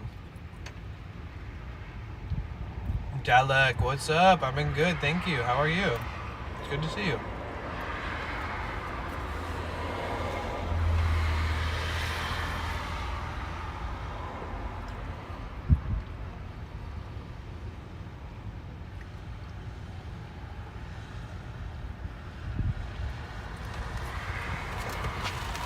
Here, I want to see if I can go do a sneaky pee-pee. Give me 1 second. Be good. Yeah, it's a little cloudy, but we're going into the full end of the park, so it's okay.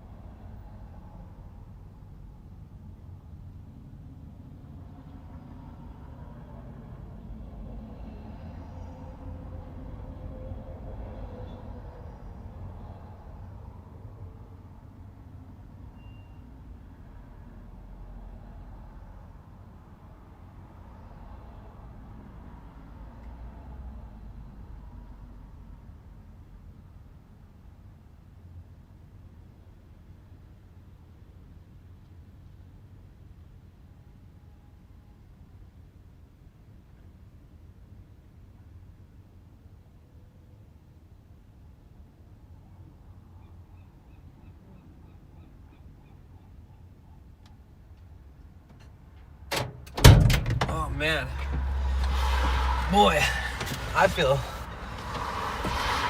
a lot better. Maybe you should go to Alcatraz as part of the summit. Yes. So the Alcatraz goal is not for like today or tomorrow. That's just so that like I can afford it. I definitely think that needs to be part of the subathon. That's kind of my goal, Mike, is over the next few days, like, don't stream anything that's like something that we should be doing on the subathon. That's a great point, Mike. You read my mind, honestly. Melissa, you're looking up the weather in Brazil? Wow, it's only 68 degrees in Sao Paulo. That seems pretty like a good temperature for there.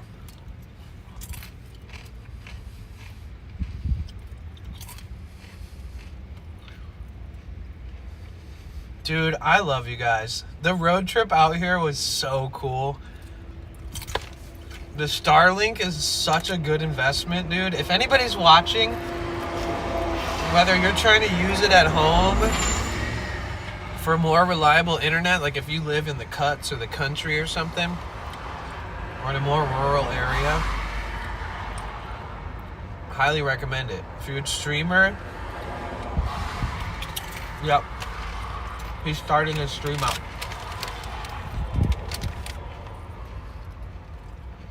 If you guys are Roy followers or Roy subscribers, don't be shy to open up his Twitch today, because he's doing some testing and he really values his YouTube channel and his community that he's built up enough to do the testing of his new technological setup that he's going to be using that helps him with disconnect protection and stuff like that.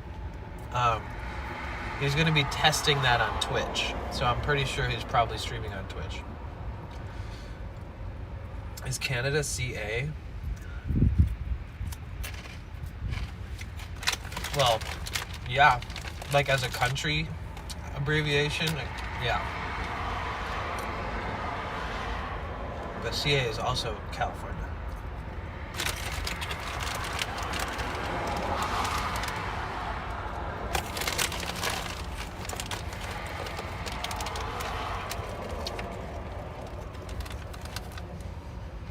Hi, Saya. How are you?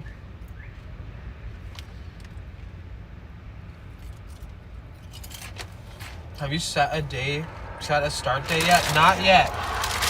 Mike, before you got here, I was talking to everybody about the time variables and the goals and rewards. So, I had it where it's 2 weeks capped, and then myself and some people in the chat, we were all doing some math and like taking some hypotheticals. Like hypothetically, if we get 50 subs a day, 2 weeks means that we get 700 subs, which if we started it today, depending on how many subs we lose, we'd be probably close to breaking our all-time high record, right? So that's an average of 50 subs a day for the whole subathon for 2 weeks. That would put us at about just enough to break our all-time high of 1,200 subs. If we got 100 subs a day, that would put us closer to two, and that's an average and a hypothetical. But if we got 100 subs a day somehow, that would put us closer to, that'd be 1,400 subs in 2 weeks. If we somehow maintained the subs, but we're going to lose subs over the next 2 weeks from gifteds from 30 days in the past, right? So, but we'd be closer to 2K. So if we had 100 sub a day average hypothetically, no expectations, but we have to do this hypothetical math to decide how many subs till we add more time. So we were talking about, yes, V-Kite, he is. I was just mentioning that too. So, how much you pay for Starlink? Well, if you have it at home, it can be $50 a month. And they're on sale right now for the standard Starlinks. So you get that big satellite version for like $175 or something, or like 200, probably like 230 after taxes. But that's like 3 times less than the one I bought cost.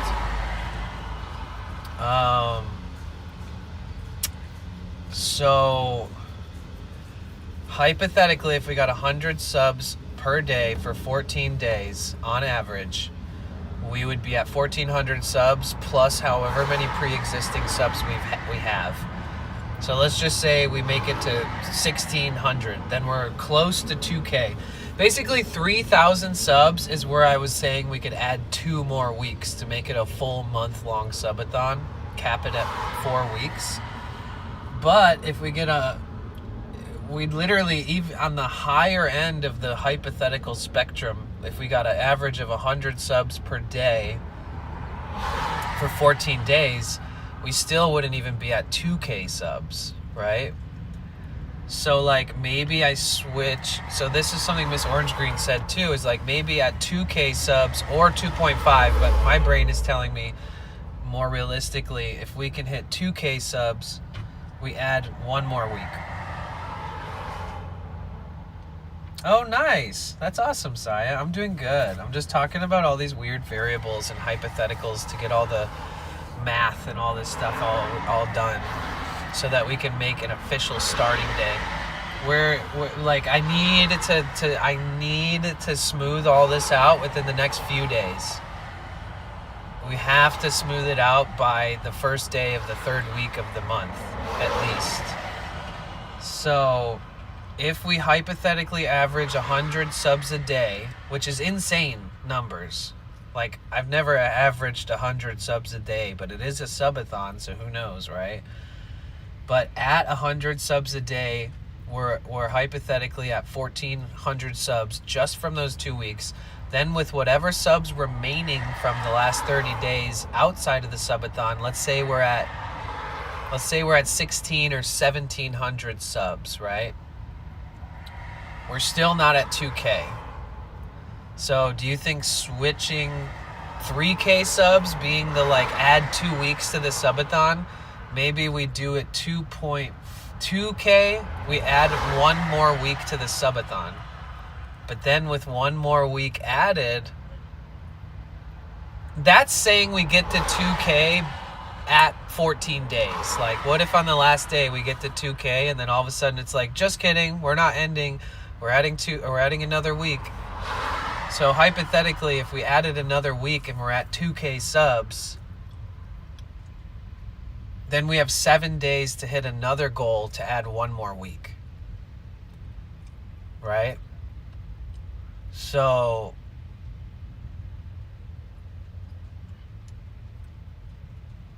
seven days to get 1,000 subs, maybe. Like if we added another goal, that 3,000 subs adds another week. Like if 2K adds 1 week, 3,000 adds another week. It's kind of realistic because we will already have subs.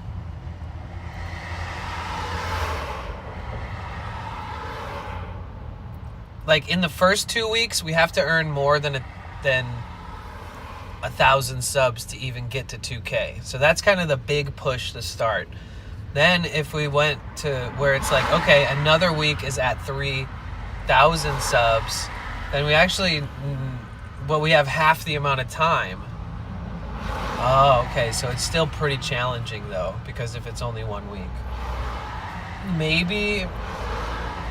Thank you. Oh my God, I'm so glad you're here, Saya. I don't have to think. Okay, plug your ears then. I'm in think mode. Let me do all the thinking. Maybe 2K subs adds 2 weeks, you know? Because if we can still... If 2K subs adds 2 weeks, then we have 2 more weeks. If we somehow match that same energy, we may or may not end the month at like 3,000 or so subs.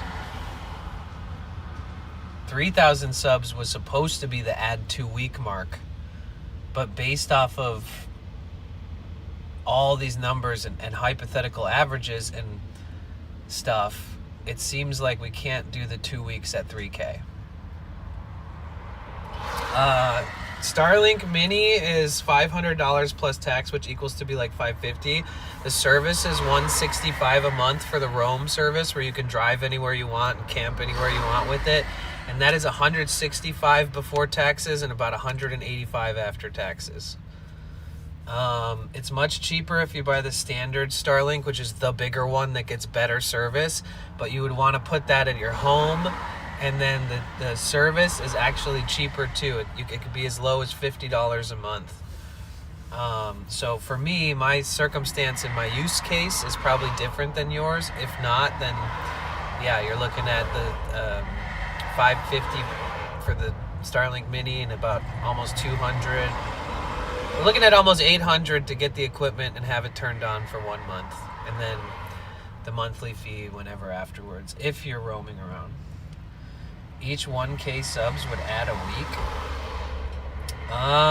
No. So the time... I'd have to jump back into what we were talking about earlier based off of the times that I'm adding, like how much time is added per sub and how much this variable makes a difference and how much, you know, etc. We don't want the sub time to be so high that it like hits 2 weeks before like a week in, you know. We don't want to like have wonky numbers that don't make sense in the long run. So everything kind of has to be mathematically thought out with hypotheticals and then basing it off of your hypothetical averages per day. And I think we're at a good amount of minutes. I might even make it 4 or 5 minutes instead of 3 per sub. But aside from that, right now, my brain is trying to decide how many subs to add a week or 2 weeks to the subathon. I had it at 3,000 on my list, but that's subject to change. So 3,000 subs would have added 2 weeks. But I think 2,000 subs is a better push. But at 2,000 subs, do we add 1 week and then have a new goal for adding 1 more week? Or at 2,000 subs, do we just add 2 more weeks? right? Or like if we hit that goal before the second week, it only adds 1 week, and then we have another week where it, yeah, maybe if we hit the goal by the end of the 2 weeks, it adds 2 weeks.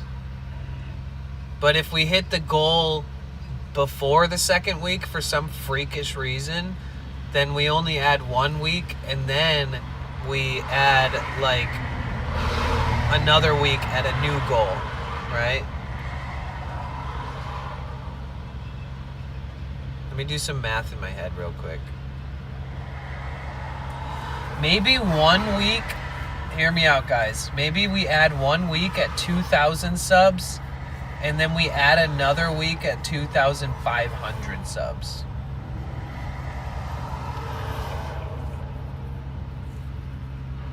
Right?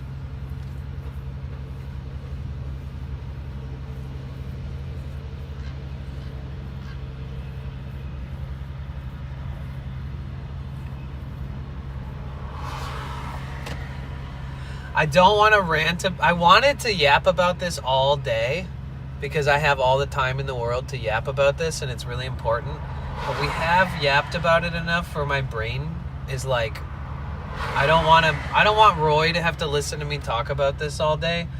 So maybe we'll put a pin in it, and you guys can think about what I've said and think about it and just, resonate, marinate in those thoughts, and maybe let me know how it feels to you. What do you guys think? 2K subs adds 1 week, 2,500 subs adds another week. That seems pretty reasonable. Especially compared to like if we hit 3K subs, it adds 2 weeks. Oh, I like what I've come up with. If we hit...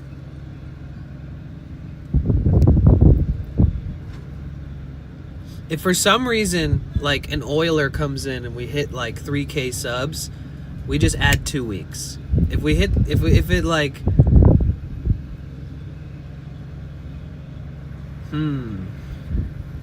Because then the other hypothetical kind of scenario would be like, if we hit 2K subs,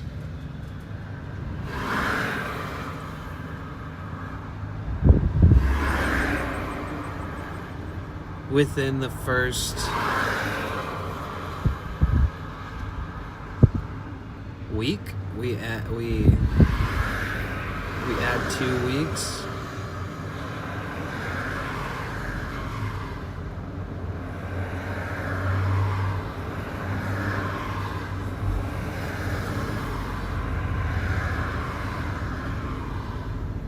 Yeah, it's tough either way. Do kick subs count? They won't count towards the subathon because I don't really promote subscribing on Kick, but you could always come over to Twitch and sub. Basically a rich person. What's an oiler? Oh, an oiler, the reason why people call like wealthy people oilers sometimes on Twitch and stuff is because genuinely there are people that own oil refineries that like generations of their family, they're just super wealthy. And I have come across somebody like that, found my stream like 5 years ago when I was streaming on a different platform. And not only was this person like very fun and very generous and like he didn't give a fuck, he would just like give everybody in the world a sub, which I don't expect, and I didn't expect it even though like he told me what industry his family's in and stuff. But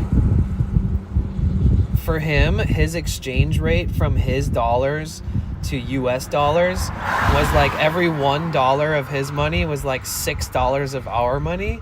So not only was he like already capable of like being very generous, but the exchange rate made it astronomically beneficial for me as an American US dollar holder. And so they're out there, and they're just like us, but they just happen to like, when they walk outside, they have like oil fields in Kuwait, So sometimes I joke about oilers, right? And it's a streamer thing. But, you guys, all the variables, all the hypothetical estimates, all of the averages and examples and stuff. It seems like we should not make it so we have to hit 3K subs to be able to do 2 more weeks. We're gonna have to make it so that maybe 2K subs is like add a week or 2 weeks. Maybe 2K subs is add a week and 2,500 subs is add another week or something. Okay, so now that we've talked about all this is great. I can look up on my okay, let me show you guys what really susses me out about this windshield crack, okay? And also, dude, you guys, the better we do on this subathon, the more I'm going to invest into making this van what it's supposed to be. All this rust that's ruining my opportunity to replace my windshield. Look how bubbled up this rust is around the frame. It's going to be really hard for a company to accept this job if I only ask them to replace the windshield because of all the tendencies for these types of issues to affect the new windshield in a negative way and not get you a warranty. But the more I earn along the way, we're going to make this not an issue. I'm going to get all this stuff fixed. I'm going to invest into this. This isn't just my vehicle. This is my streaming vessel. This is my home. This is the reason why we're able to do all this stuff we do. So when I invest into my van, I'm investing into my streams. So the better we do on the subathon, I'm just going to bite the bullet and eat the cost and use as much of this month and next month's earnings on making myself feel more secure with this van. But this is my concern. You see this like white coloration right here? You see this like little patch right here that looks lighter? That's the protective film that stops it from blowing out. So like these cracks are deep enough to where it pushed up the windshield against the protective film that stops it from actually shattering and just makes it spider crack. So, and even here, you can see the same coloration along there. It's not good, guys. It's very bad. It's not a good thing. So at least I'm protected by that film. This isn't like a car from the 60s or something where the windshield might just explode in your face if a rock hits it. But yeah, so that's a big concern for me, you know, and it may not cost as much as I think it will, but we'll get some estimates over time. And, you know, I can ask them to work on like little spots of rust too, like these little panels inside of here, like in between there, or like these little rust spots too that can be touched, and just to make sure I'm preventing rust.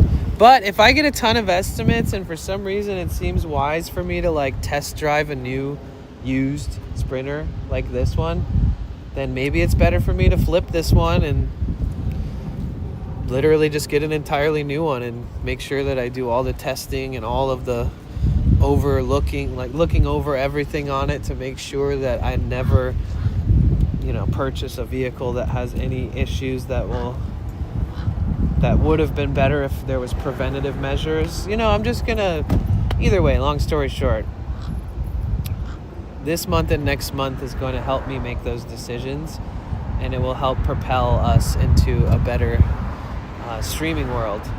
So that's, you know, why we're aiming for the stars with the subathon. I'm gonna ask Roy if he thinks I should bring a hoodie. He's gonna say yes. Watch. Let's see. I would have to get a lot done on my old minivan transmission like you and everything, so it was cheaper for me to just flip it, like you said, and have small payments on an older used, less miles, same. Yeah, right. I see. That's exactly what I'm saying.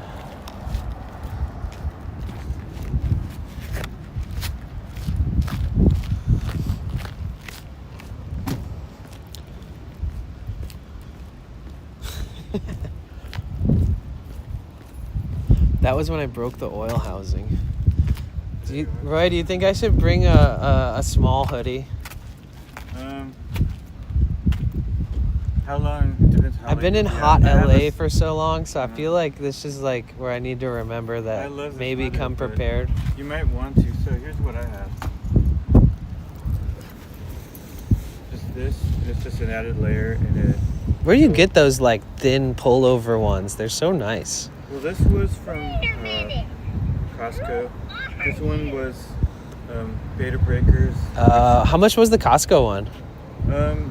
Their stuff is usually Like like 20, between 30? 10 and 20. Oh, It's okay. usually not Nice. cheap. I like the light layers, but that is effective, you know? It's Yeah. long sleeve. It's not too heavy if you're just bringing it in the backpack until it gets cooler. Yeah, this is perfect. My hoodies are all kind of like the perfect same. for the backpack. And Nice. so this one I run. Do you know? Are you aware of the Beta Breaker? Yeah, yeah. So I ran it a couple times, and the last one they were selling like older merch for super cheap. So I think Oh, this that's was, when you like, buy it, yeah. this is pretty cheap. Cool. And yeah. So Sweet. there, and I have a few other ones, but these just come in handy. How do for- you like the chest mount thingy? Oh, I like it. So, well, I don't use it too often, but today, since I have the disconnect protection, oh, look at those. Wow. Did that come with the See all those birds? yeah, did that come with the new camera, or was that a separate purchase? No, this was a separate purchase. Oh, So okay. I've seen a few others with this, and I thought, oh, that's a good idea to be hands-free sometimes.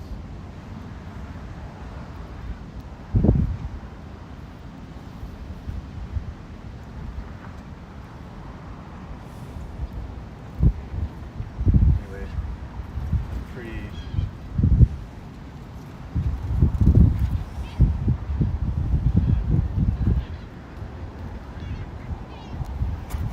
So, my other new toy. New toy?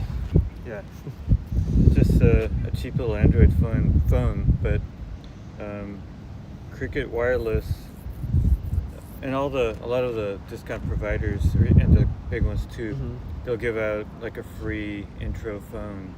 And so this one has Cricket Wireless on it, but so this Nice. will be my my phone for if I want to like charge the battery or.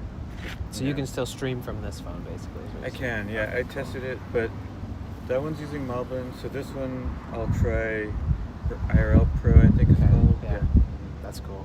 So yeah. Sweet. So do you have 3 phones now or 2? I have 3 on me. So then there's the chat phone. Where did I put it? He's got so many But- phones. Oh, the chat phone. At home, I have a couple other phones, but I'll probably. I mean, you know, we have to upgrade our phones all the time. So. Right. Yeah. Sweet. Are you gonna That's cool. get the new iPhone or anything? I am when it comes out, yeah. Cool. Okay. Yeah. What was Yeah, this? they're actually switching back to aluminum on the Pro. Oh, so okay. They're switching out the titanium that they've Oh, good. decided So- for the last So 2 that's models. better, right? Yeah. For overheating. It'll still probably get hot, but Okay, like not it shouldn't as like bad. you know you shouldn't be able to like burn yourself touching it 'cause- Cool. or like shuts the phone off so often. Hopefully, either Good. way, even with this one, I've managed to make it work. So hopefully that one's better. Mhm. There's some random features, upgrades and stuff. So hopefully that's all cool. Oh, see, I'm doing members only on Twitch. Let me put it on us, and I'm using I don't Subs usually- only or members only? Twitch members only. No, I'm sorry. on YouTube. Regular YouTube, regular stream on Twitch and Members only on multi-streaming YouTube. to members only because I don't always do that. Oh, okay, cool, nice. Hi, Hey, members. you guys, this is my friend Danny, Potential Bliss, and I'm Roy Row Explorers. You guys know me, but we're gonna. Danny's in town today. He just drove up from. Yes, Did a long road trip over the past 2 days, or how? it was 4 days. Okay, cool. Yeah. I like We that. started Go in- slow and. Santa Monica to Santa Barbara, Uh-huh. Barbara to Morro Bay and Pismo Beach area, Mhm. and I camped there at a really beautiful campsite. Then from Morro Bay, Pismo to Monterey, Mhm. and then Monterey to like down towards Big Sur, and then back up to Santa Cruz, and then to here. And you went to like Monterey Bay Aquarium and Yeah, it did was a lot of amazing. fun things. It was so good. I love that. It was the One best day aquarium I hope I've to do ever seen. a road trip like that. Yeah. Stream it too. And we just got Starlink Mini hooked up, so I was Nice. able to drive all of the Pacific Coast Highway 1 spots that are notoriously bad for cell phone service, and it just You worked. had flawless It just service. works. When what I when saw. trees canopy over you, you have a little glitchy stuff, but like, it's just unbelievable that I was able to stream in those areas. I couldn't even believe it. I was just like, had just a grin on my face the whole day, every day, Nice. just thinking like, wow, thanks Starlink. Like, because I didn't understand what a And- game changer it would be, but I knew that it could be a big game changer, so I bought it. It's a big investment, so And do you I have it running while driving? Or is it on top or inside? It's on top, so I have this magnetic mount which goes whoosh, and like sticks Nice. to the roof, and then it goes through inside, Wired? and then I have it plugged into like a 150 watt cigarette outlet inverter. But I did purchase like a huge 50-pound power station, so if I ever like go camping or I'm in a remote area, or at a campground somewhere scenic and less service, then I can just plug that in to this big power station that I have that's like committed and just dedicated to just for the Starlink. So that power station can run the Starlink for like 40 to 50 hours ish. And then I have solar, so I can recharge that power station if I'm off the grid or something. It's a crazy, like, very self-sustainable system that I've somehow fully Sweet. set up. And Nice. so I have like these power stations for recharging all my stuff I use, like my phones, my chat phone, my speaker, my microphones, my battery banks that I carry. And I can use that without needing like a hotel for charging or a house Oh, for sweet. like 7 days. Oh, good. So I have about a week on my previously existing power system where I can recharge every night and go out and stream all day for like 7 days nonstop. And then the extra battery station is now for the Starlink. And then And- between the two, it's a pretty good amount of power, and I can also recharge them with solar. So it's like, Oh, cool. it's pretty cool. So far, I'm like really happy with everything and how it's going. How long does it take you to recharge them? It With solar? depends. Yeah, Or it do you depends on how low they recharge them are. from the car while driving? Or I don't have solar? that system set up yet, but I could. There's a couple different ways to do that, which would be really incredible. To have them all topped off just from driving would be a good method, but I don't have that set up yet. Do you recharge them like if you're I'll like somewhere pull you it can out plug here. them in, Yeah, then yeah. You can do so. Oh, I can do that too. So I can plug them into an outlet. Like if I'm somewhere where somebody's like, "Oh, you want to charge these here?" and I can recharge them in like an hour and a half to 2 hours if I really want to. It's pretty quick. Okay. Or I can lower the wattage, and so it's not too big of a draw. Like I don't want to blow an outlet or something or a fuse. So I can reduce it and make it take longer, which is nice if I have the convenience of like, oh, these are going to be here all day. Don't need to speed charge them. And then essentially if I was going to charge them with the sun, look at that cute dog. If I was going to charge them with the sun, I would pick a day like today, maybe if it was sunnier, and I would literally just pull my solar out in the parking lot and get out here as early as I can get good sun and try to top them off, put all the solar away, not attract too much attention. But yeah, it's I love it. It's all big new upgrade, guys, so it's kind of like something I'm testing with right now, and it's proven to be a worthy investment. Nice. It's a big investment, so I'm glad it's working out. So are we gonna go for a walk? Yeah. Okay, cool. And we greet my viewers. Yes. At, Dating at Starlink? Nice. Yes. Hello, Leo Robustelli, Air B, Big Sheep, Big Typical, Aliarius, and this Alex.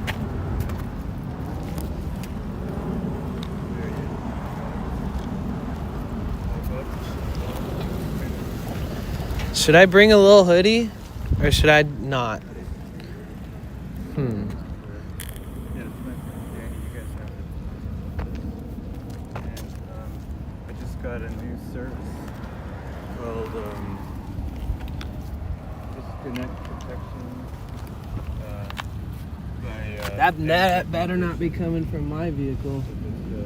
It sure is. IRL hosting. It sure frickin' is. What happened? You have a leak or something? I see something. Uh-oh. All right, guys. I'll hang out. Expect the unexpected on my streams. I'm leaking something.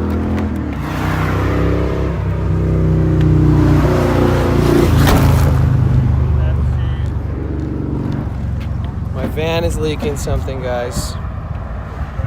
Nice.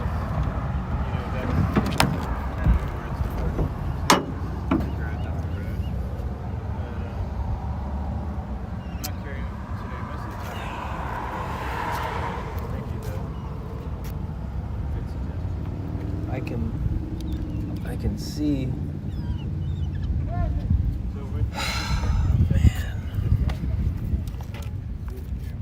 All right. Don't let this ruin your day, Danny. Let's see.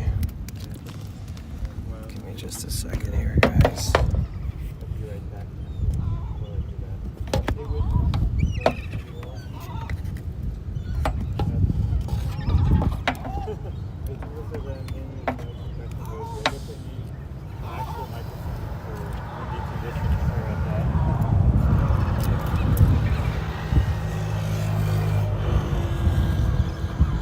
Yeah, that's true. I do need a microphone. I didn't bring one today. I'm just using the regular headphone. So thank you.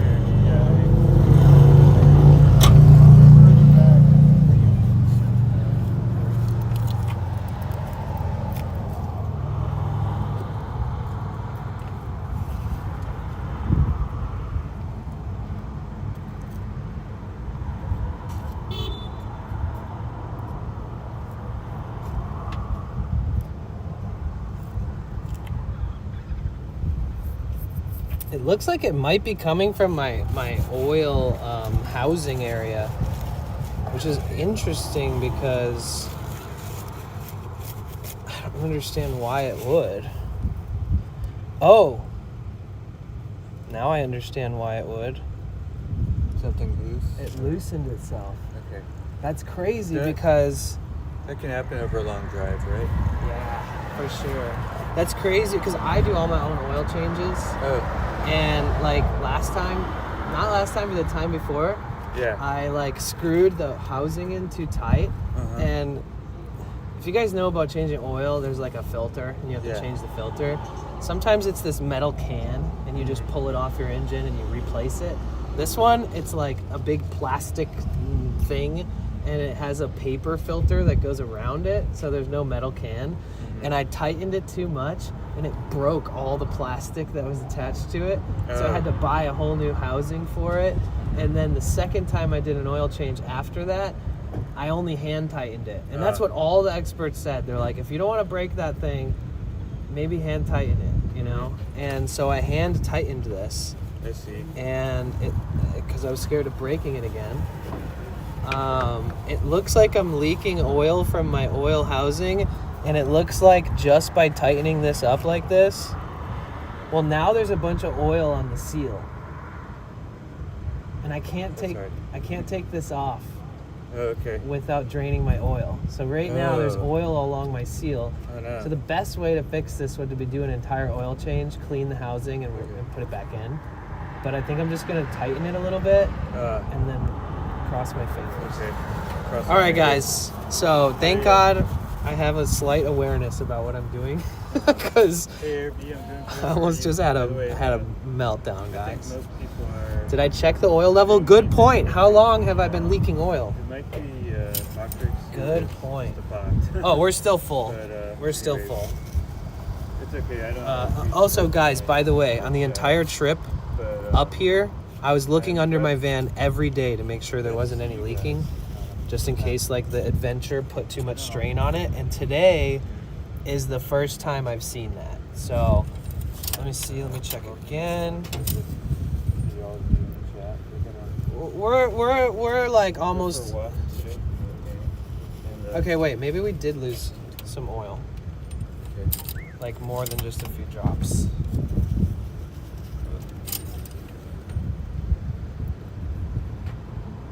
I got it, witness. Thank you. Like we have enough oil to survive, but we need more oil. So I can top off the oil a little bit. And then the second we get back to San Diego, I'm doing an oil change. So, man, I wish I could clean all this oil that dripped down my engine.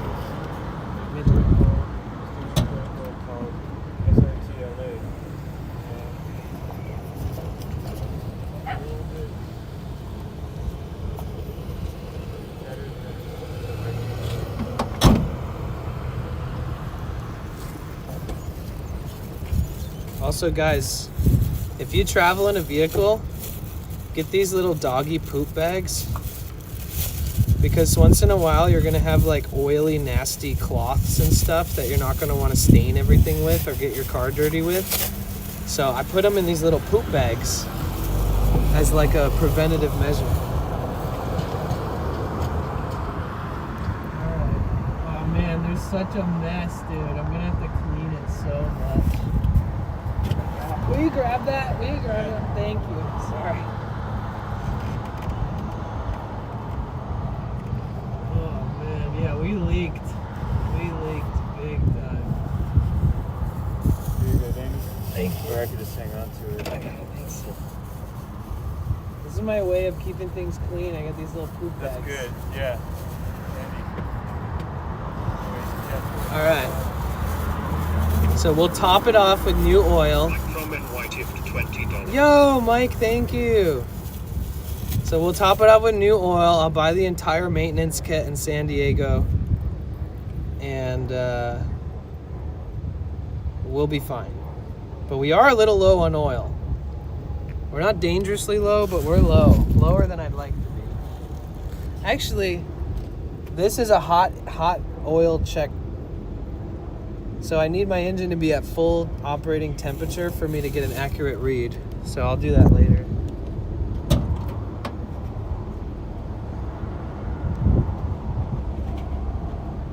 Also on Twitch,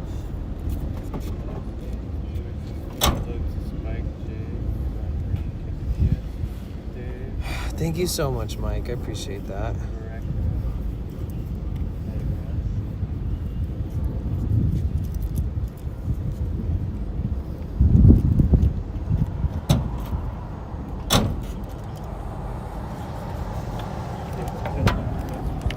Damn, I'm glad I looked.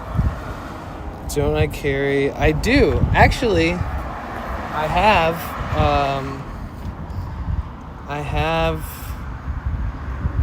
Let me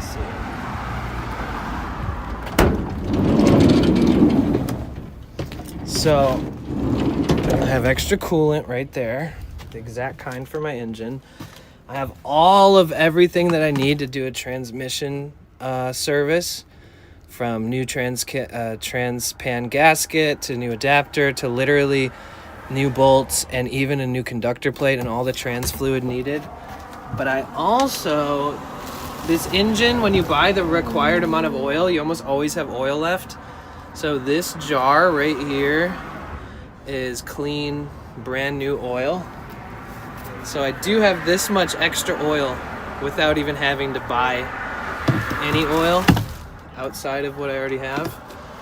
But yeah, good point. I do have some extra fluids. So, yeah, mason jar of oil. That's right. So hoodie, no hoodie. It's tough decision. Oh my God. So I generally defer to a hoodie because Oh, I left this open. That's just windshield fluid, but in San Francisco, you know, gotta prepare you have for later. fun somewhere you're far away, and then You're like, late, oh, I'm and cold. Suddenly it gets cold. Right. Like, Yeah, let's. my suggestion would be hoodie if you're asking me. Yeah, I'm gonna bring one. Okay. Thank you, Alan. Yeah, actually,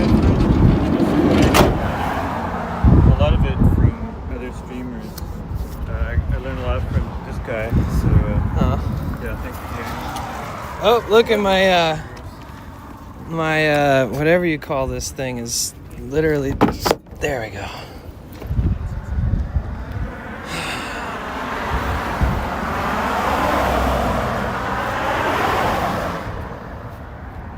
I'm glad I noticed that oil leak because better to notice it sooner than later.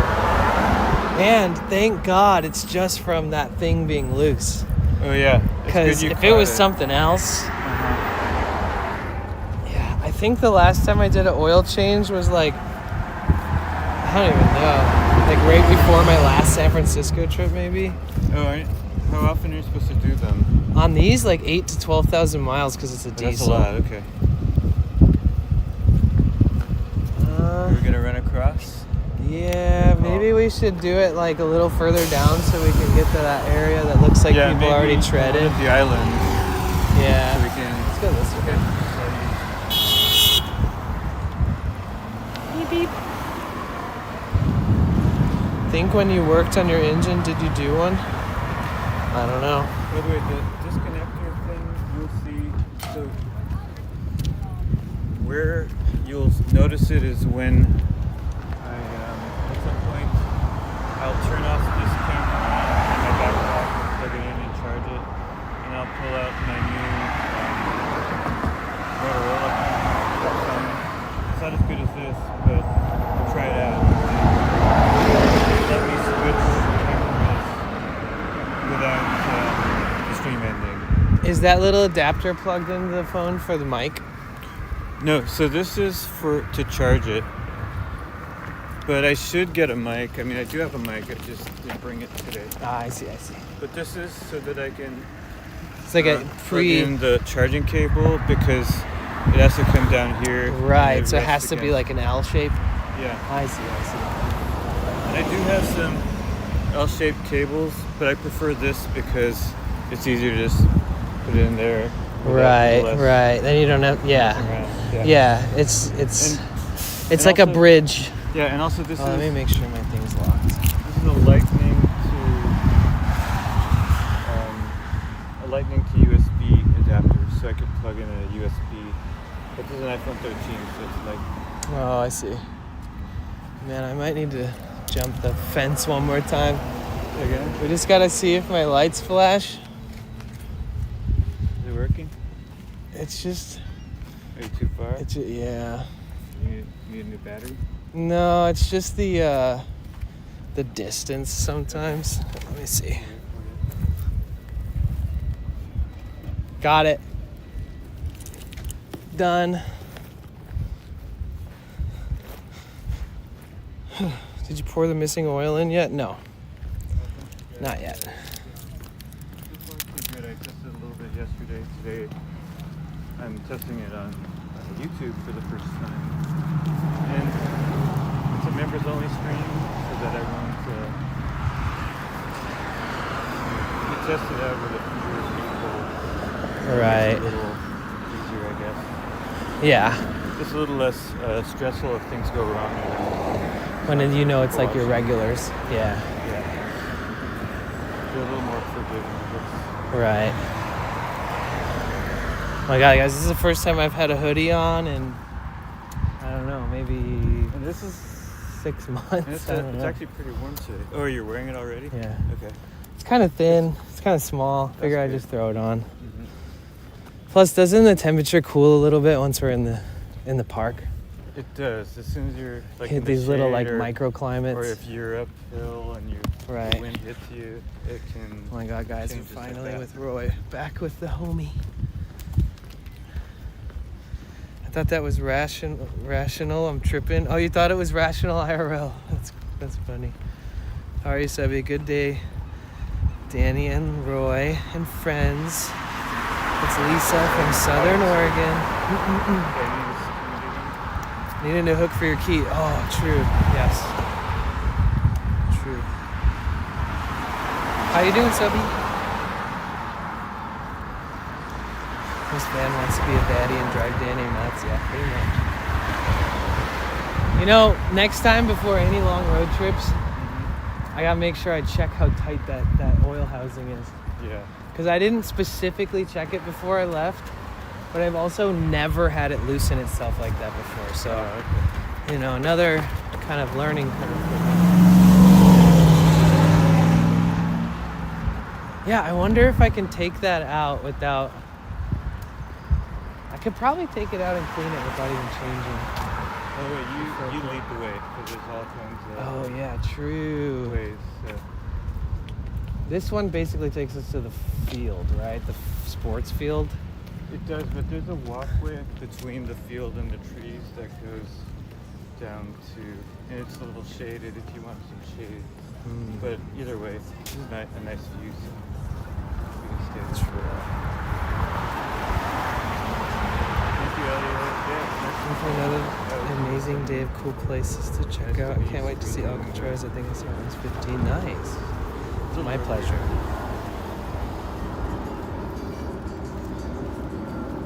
When I woke up today, I was like, I could take today off.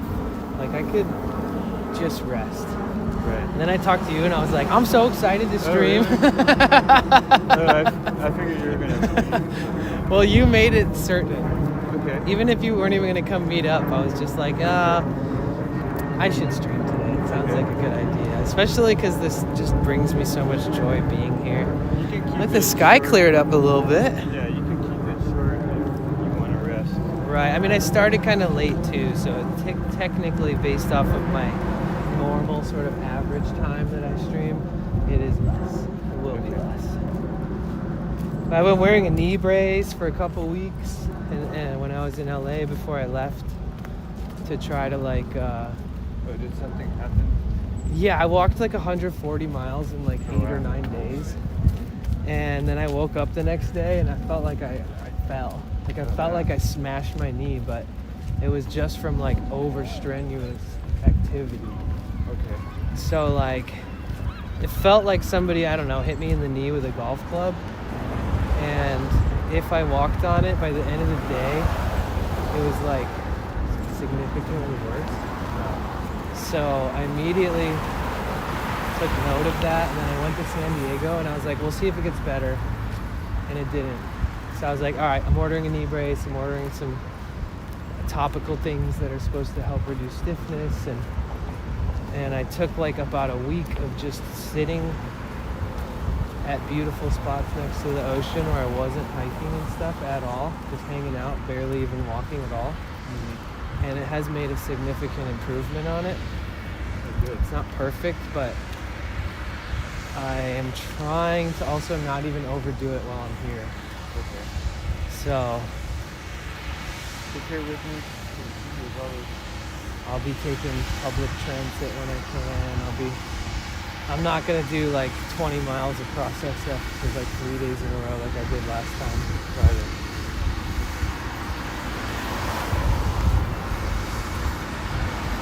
Yasmin said, Roy is so cute. Oh, thank you, Jasmine.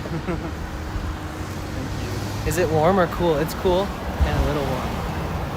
It's actually, I feel warm in this actually. Yeah. It's probably this though. Yeah, it's so weird that when I wear that I don't too, usually like wearing this. when I wear it, I get really sweaty right behind that thing in the front. When I take it off, there's like a little sweat mark on my shirt. Yeah. Interesting how our body works, where it can isolate a spot of sweat.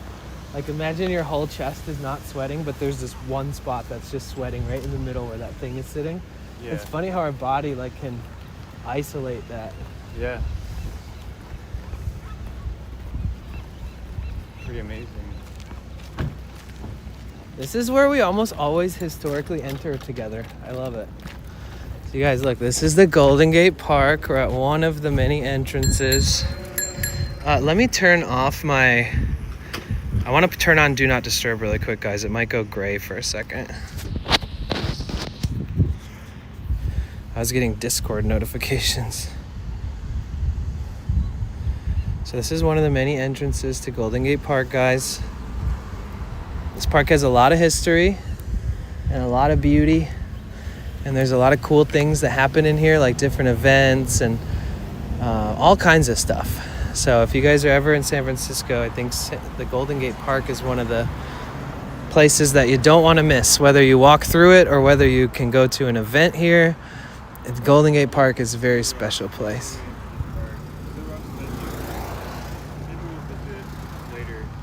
Is that mint? I don't think those are mint.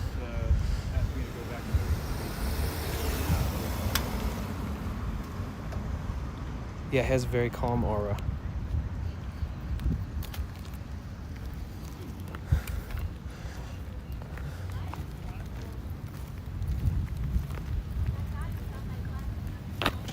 Yeah, like, I can't tell if it's this touching my knee. It almost feels like... Oh, I think that was it. That's funny. Because even when that wasn't the case, I'd feel like these weird pings, almost like pop. I don't know, like feeling in... I almost feel like a bug is crawling on my knee, but it's literally just from the injury. Like the very slightest little not normal feeling. Oh, got it. So, Hey, Purple Girl. Great to see your name in the chat. I think I saw you post that you'll be live streaming again soon. Do that. Looking forward to you. Today I'm with my friend Danny, who drove up from SoCal, and look, I'm wearing purple today. This is purple, right? it's very Twitch of you. That's the branding for Twitch is purple. Oh, okay. Sometimes I even call it the purple site, or I call YouTube the red one, and it. Kick the green one. They all have their very different branded colors. You want to check out the garden? Yeah, when last time we were here, they were Yeah. just planted everything. You guys, this is the one of the windmills here, guys, in San Francisco Golden Gate Park. Wow, they were sunflowers. Remember we were talking about them when they were babies, and we were here, and I was like, they look like sunflowers. I'm gonna enter this way. I'll meet you there.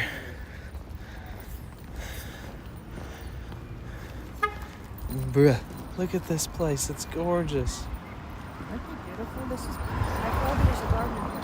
Really? It's wonderful. Wow.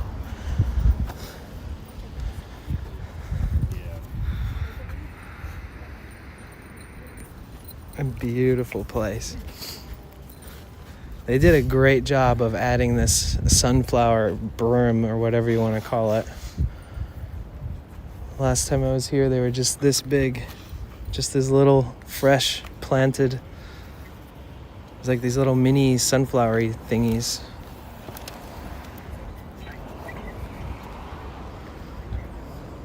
All right, bro. Let me call you back. I'm out here having lunch. How much time you got up on the clock?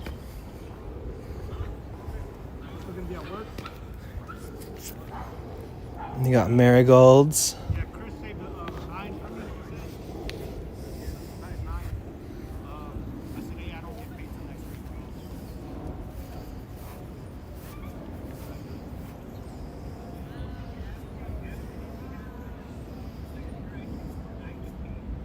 Look, there's Roy. He's streaming. Roy in the wild. A wild Roy exploring.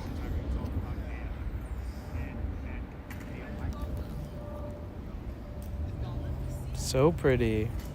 They did a wonderful job. I don't know if some of you guys were here.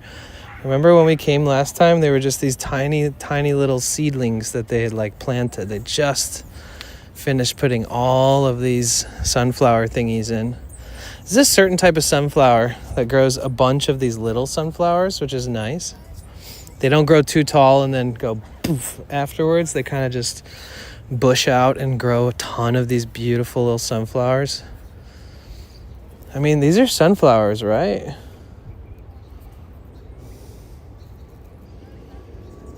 Some kind of sunflower. And here's the seeds. It's kind of crazy because this grows like a bajillion seeds. Like all of these have seeds once they dry out, right? So it's like they're just gonna constantly like regrow new ones. I wonder how that works. How do you maintain it from getting too bushy and like too many new ones growing? They go through and like at a certain de-weed day, between the plants. At a certain day, they're gonna come and remove everything, and then at a certain time they'll replant. So, Oh. yeah, it's very professionally Wow. done. They'll It has set a lot off of and- maintenance to make it like stay this perfect. Mhm. That makes sense. Okay. Yeah. You answered my question perfectly. And we're here at the right time. Like later on, next time you come back, you might not see any flowers at all. Right. I love this place. Oh, I want to go by the colorful ones over there.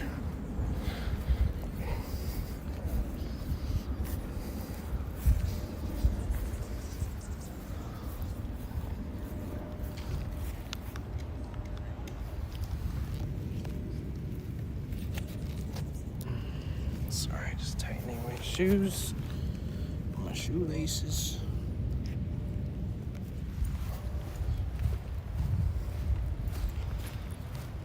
Do they let them seeds for the birds at all? I mean, this whole park is full of flowers and trees, and so I'm sure that they'll get their fix.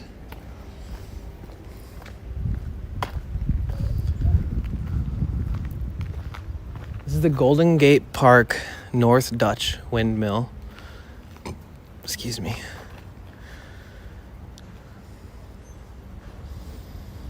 There was at some point a restoration of this, so it's been here for a long time. It was originally constructed in 1902. So like 123 years ago this thing popped up, and then they restored it in 1981. So that they could preserve the history. So I think that what we found out before was that what this does is it moves. It's not for electricity. It's actually a windmill that propels irrigation, meaning like this pumps water.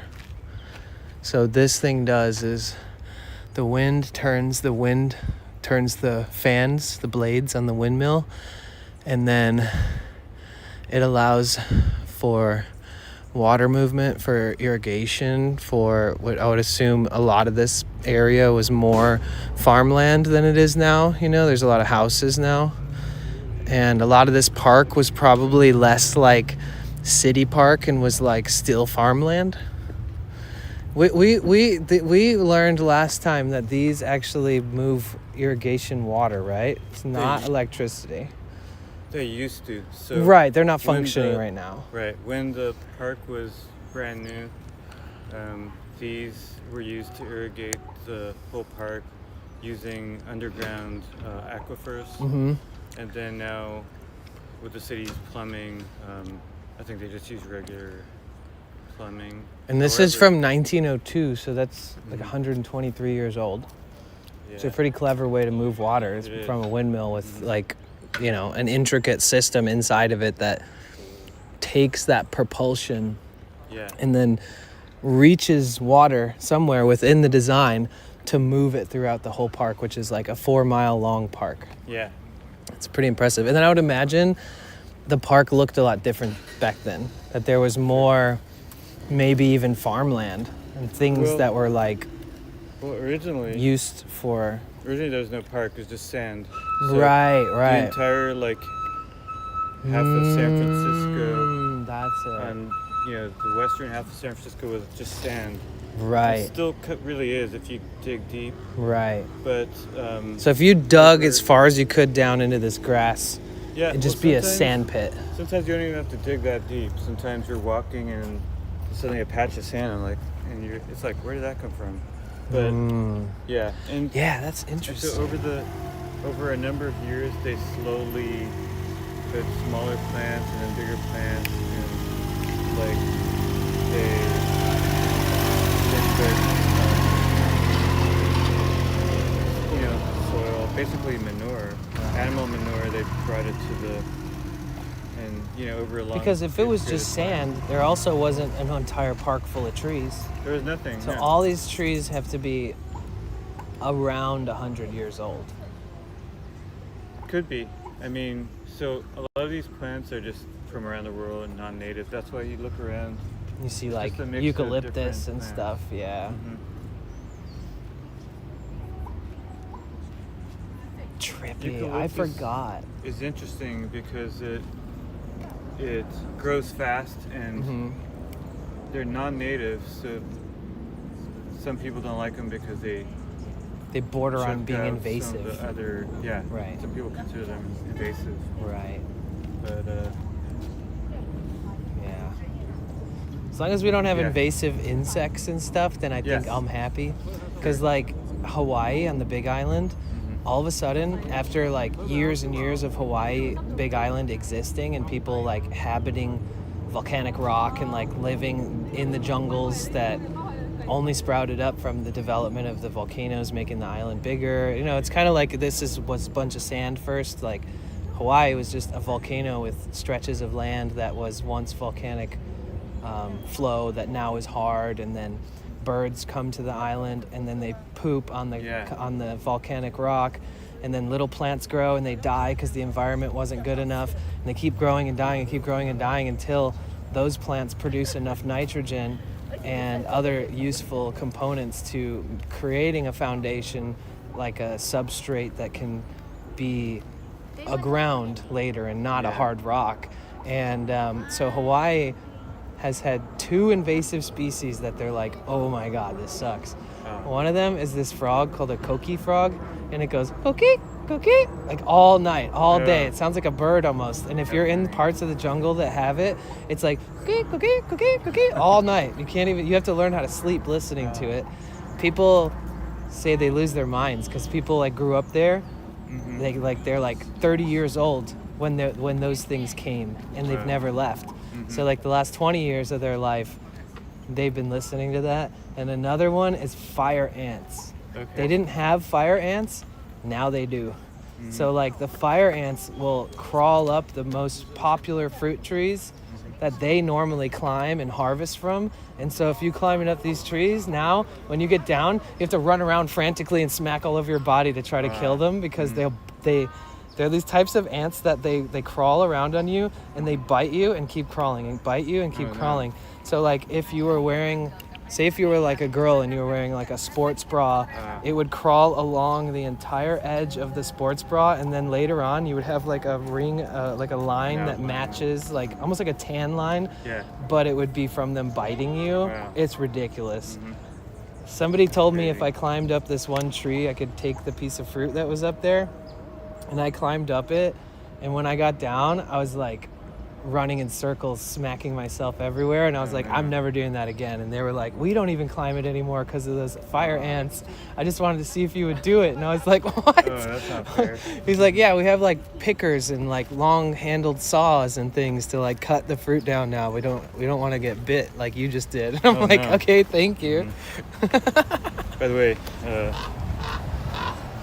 ARB says they're replaced by electric pumps in 1913. Oh, wow. Apparently they weren't even used that long. They were used for like 10 years. And then they were like, electricity. Yeah. Oh, got a nice factoid. Who said that? Who in the chat said it? Oh, ARB. And ARB also called that bird donations when they, poop. Right.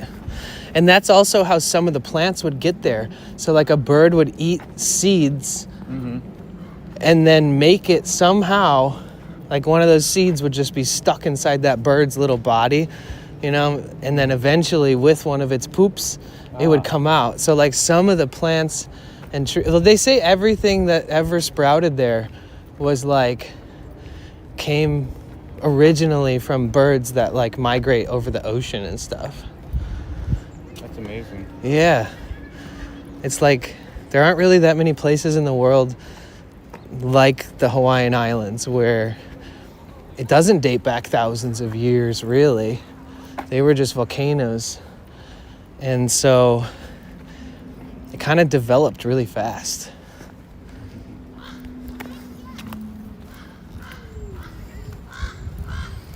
Ireland doesn't have skunks? Well, that's good.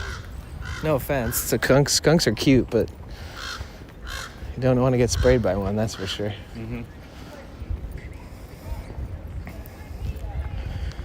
Oh my God, last night when I first parked, bicyclists.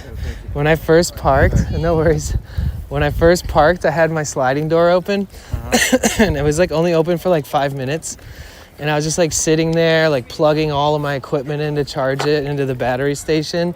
And then I was like in the zone, just getting everything sorted. And then a raccoon just like half jumped into my van. It like put its paws up on the step up, and I literally didn't notice until it was like a foot away from my face. Was that? And last I was night like, after- oh, and then it after the jumped stream? as scared as me. It was like, oh, I'm out. And I was like, oh my God. Yeah, it was like right after I ended stream.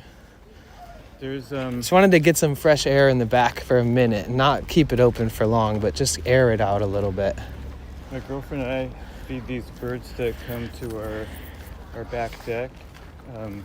There's these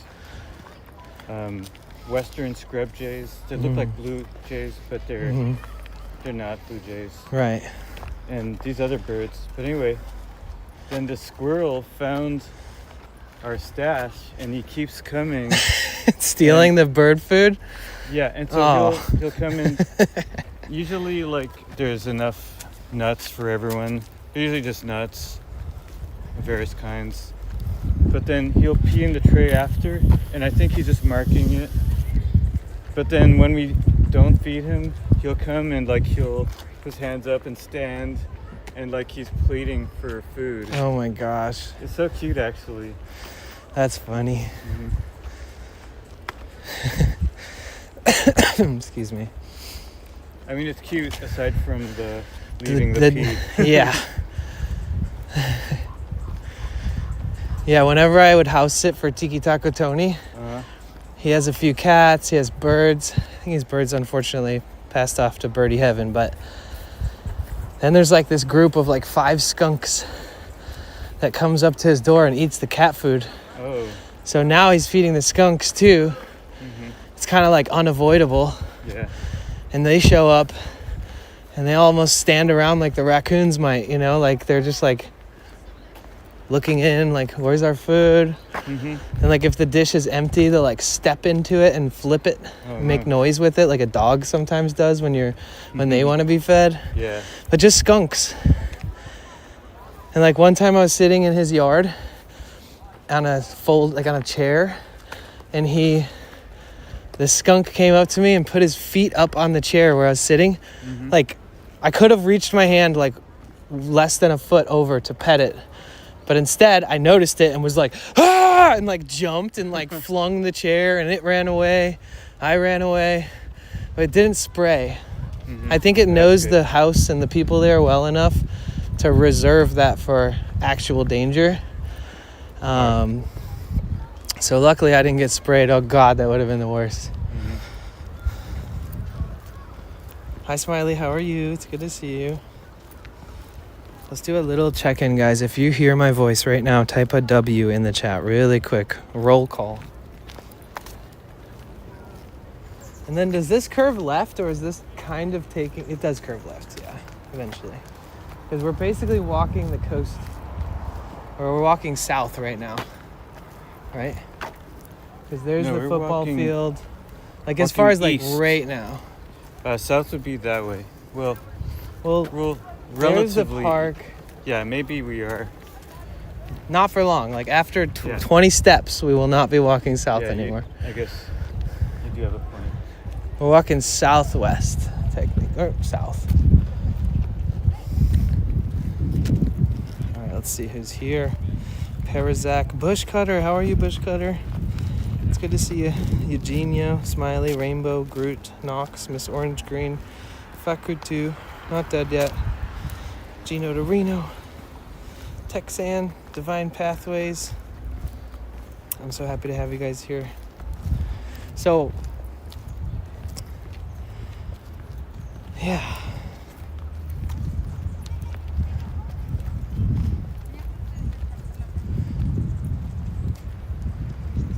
Should we take the road or should we take... Oh, no. I like taking the road when it's like closed off to the cars. Oh yeah, same. It's funny because now that they closed the greater highway, I feel the opposite. I want to drive down that road. Interesting. But I bet people are saying the same thing about it, like I just said about here. They're like Well- probably like, oh, I'm so glad I can walk this now. Well, I love that it's closed, but a lot of people are up in arms about it, to be honest. Only reason I was bummed is because that's the most direct path to my gym. Mm-hmm. So to take a shower every day, and now I have to do like 40 stop signs. Oh, yeah. And before it was like only stop lights, a few. Yeah, and then the stoplights, if you time them, you Exactly. don't even stop. Yep, 100%.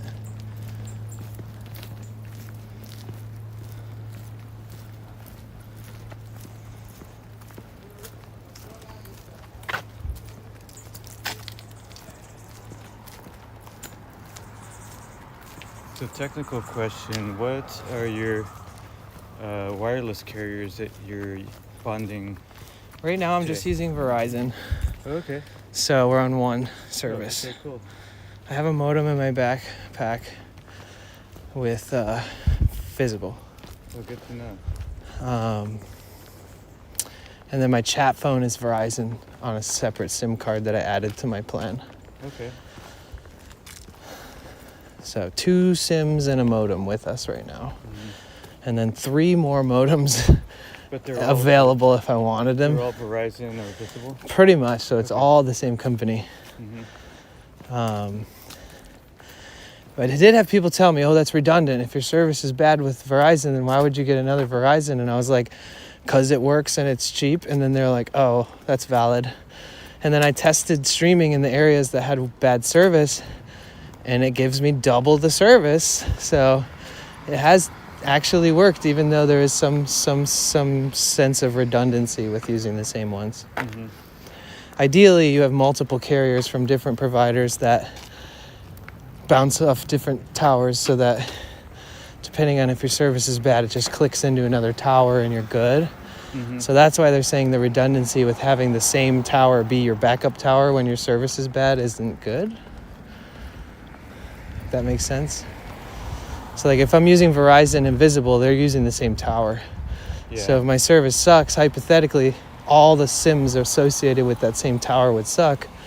I don't buy Not that, true. though. I Yep, think- exactly. I think redundancy is good because sometimes Right now I have a low bit rate. uh, That's because funny. like if I can turn on my there's modem, like, let's guys. say 100 devices trying to get a spot on a tower Hmm. or whatever the number, if there's 1,000, they're all competing, and then it kind of, you have to wait in line. Sometimes there's a queue, and so it's not going to serve every single person right away. So if you have 2 or 3, then you do have an advantage over someone that has only one. Right. Yep, it's true. Yeah, like if you're only pulling 250 kilobytes That too. from one, well, you Yeah. should be getting You- 500 total from 2. Mm-hmm. So it's I better also, than I half. also personally think there's something about having a hotspot that's on LTE and the phone that's on 5G. I think sometimes they're on different equipment, so you might Right. get service on one and not the other. Like my phone isn't capable of 5G, my chat phone. Ah. So I only get 4G LTE on it, but I'm Mhm. on a 5G plan. So if I upgrade my chat phone, I'll have better service on the chat phone. Got it. Hi, Kiana Maria. Good to see you. Happy Wednesday, everyone. We are walking in Golden Gate Park. I am with my friend Danny, Potential Hi. Bliss. Hello. Hello, members. Yeah, today it's on YouTube. It's a members stream.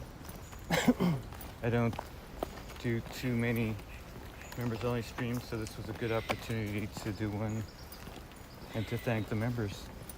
Oh, I think that doing the Science Center would be a good one to do possibly during the Subathon that I'm going to do. Sure. Yeah, I heard you mention that. That's So trying to keep that's those fine. special events to that. Sure. But my goal is to, you heard me talking about all the numbers and all the hypotheticals. And so Yeah, I was getting essentially ready. all that mumbo jumbo Mm-hmm. is going to allow me to know exactly when I start it. And the goal is to start it in the next few days. Okay. So like probably around, well, what's today? The 10th? Yeah. So that means that, what's today? Wednesday? Wednesday.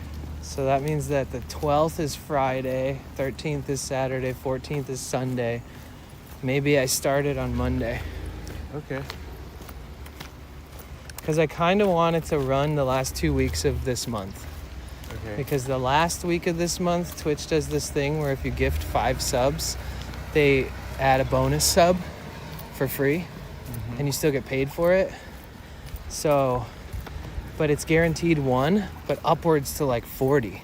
So somebody could gift 5 subs, and then it could be like Twitch added 40 subs. It's kind of a gamble on how many they're gonna give. It can be 1 guaranteed or upwards to like dozens and dozens. So I would like for my subathon to run during that portion of their sale, so that I have a higher likelihood of hitting the goals. Good idea. It'll help everybody. And not only that, Mm-hmm. everything's going to be discounted this month for subs because it's this month called September where they do these deals. Mm-hmm. They're currently not doing discounts on gifted subs, but during the last week of the month, I think they do. Got it. Hopefully. What up, Zeke? Welcome back.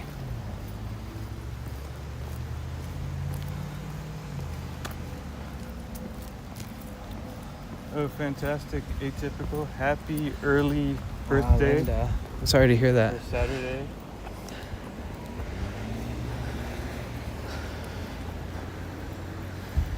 Yeah, so if you guys ever come to this park, there's so many little side trails you guys can take. I found a family of 9 raccoons there last year. On the other side of the lake. 9. Yeah. Oh my gosh. It's like every... Just don't get caught feeding them. Oh, yeah. I've never fed a raccoon before. I've only seen them feeding themselves because it's so easy for them to find food.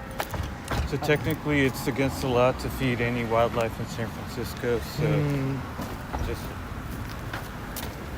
not saying that you do, but just to everyone listening. Right. Don't feed the animals. It messes with the ecosystem.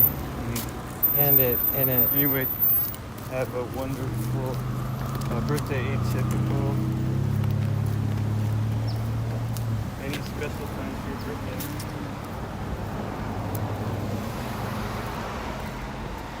One time I saw a raccoon holding a piece of pizza like a human. Did Oh, I tell yeah. you this before? I think I did. I don't know. One time I saw a raccoon holding a piece of pizza from the crust with a full piece. I saw it pick up a piece of pizza from the crust and point the tip of the point of the pizza for the first bite like a human would. It was holding it. It put the point of a perfectly untouched piece of pizza That's straight funny. into its mouth, and it literally pulled away, and it kept eating at the tip, just like a human would, based Wow. off the design, right? Mm-hmm. I was like, How what? cute. Oh, thank you, RB. Yeah, actually, that was an awesome stream, but Zeke, I got you. I did also see them. Yeah, that's true. You're right. I did stream that. I forgot about that. The raccoons? Yeah, when I saw 9 raccoons. When was that? It was Last a year? year? Or 2 ago. I guess it was last year. Wow, somebody was there for it. There's a Who's lot here of now? raccoons, coyotes, squirrels, all kinds of birds in the park, Right. and buffalo, or actually bison. Bison, over yeah. here. You guys, there is a bison paddock. There's basically a bison area for... You see these bison here? Oh, fantastic, Atypical. I didn't know you have a kid. Very cool.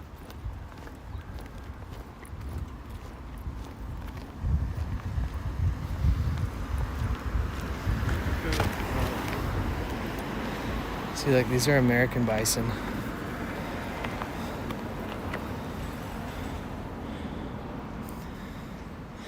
Till 100 years ago, 30 to 60 million bison roamed North America's prairies. One frontiersman told of a herd 5 miles wide and 12 miles long. As railroads were built across the Great Plains, bison were killed for food, skins, and to deprive the Plains Indians of their primary food source. On February 13th, 1891, when the species was close to extinction, the first bison was brought to Golden Gate Park. By 1998, more than 100 calves have been born in the captive breeding program, and a total number of bison in North America exceeded 200,000. Wow. Have you read this section before? I may have been the past. I don't remember. It's interesting. Oh, yeah. There used to be. The fact that it went from 30 to 60 million, which is a big difference. I Yeah. think like that's a really crazy range to have it be double. Like 30 to 60 million is a huge difference. But let's say there's 30 million bison roaming the United States. Some of them in herds as wide as 5 miles to 12 miles long. That would be a herd of bison. The width of the herd would be longer than this park from end to end. Oh, yeah. Imagine a herd of bison that literally just takes over 4 miles wide, 5 miles wide, and 12 miles long. Amazing. That's like 100,000s of bison in one herd. Yeah. And then by February 1891, the species was close to extinction. Because of all the railroads they built across the Great Plains, the bison were killed for food, skins, and purposefully to deprive the Native American, the Plains Indians, of their food source. So then in 1891, they brought their first bison to this park. So 134 years ago, they brought one bison here. And then by 1998, which was just over 100 years later, more than 100 calves have been born in that 100 years in the captive breeding program, and then the total number of bison in North America exceeded 200K. So they single-handedly worked on the prevention of the extinction of the American bison with this park, with San amazing. Francisco. San Francisco cares a lot about conservation and preservation, from plants to ecosystems to animals. This is a pretty good example of it right here. Absolutely. It's pretty awesome.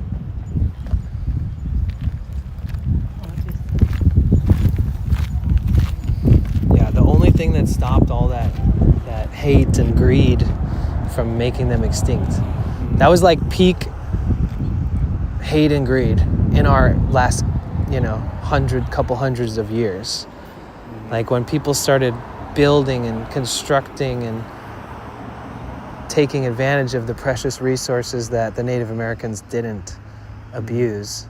And then not only did they overuse those resources, they purposefully just killed hundreds of thousands of bison and didn't even utilize the bodies for use in life, but to prevent the Native Americans from their main source of food and everything that the Native Americans used, the bones, the paws, the teeth. They were very innovative, so they would make tools and weapons out of different parts of the bison's body, and they would make blankets and coats and shawls and hats and shoes out of things that had bison fur on them. And so that's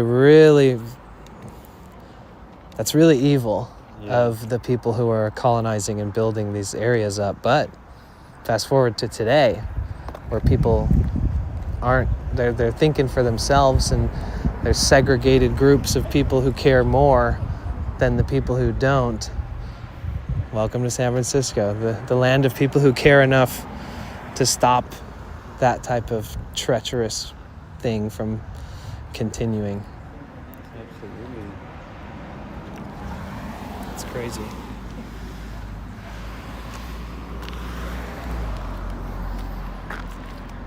Tatanka is the buffalo. Tatanka is more than a word. It is a Wakan sacred way of life, a way of thinking and living.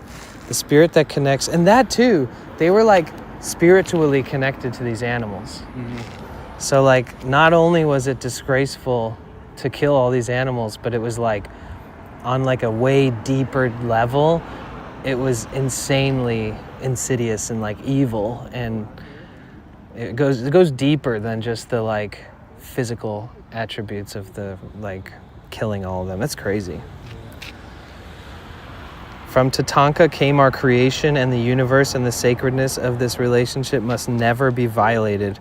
It must always be respected and cared for in a loving way. That's true. These animals that roamed the earth were such a huge part of the ecosystem and developing land. Like those hooves carved pathways and valleys and carved areas through meadows that turned into groves, and their poop fertilized the earth, and their useful body parts and stuff helped accommodate people in certain seasons of the year and allowed trading, and like it was like I could understand why they were like so praised by the Native Americans. Absolutely. And here we are, guys. We got the bison here, the same bison that almost went extinct. They're just happy hanging out in one of the most beautiful places in the world. And I would assume that they don't just keep them here for the thrill or for the talking points. I would assume that this is still a preservation cause. Like that they're still probably birthing new bison here. I would think so. Because this is a great place to make sure if something happens, if a disease spreads around the bison that are still roaming the United States, that maybe they could still continue to fight the potential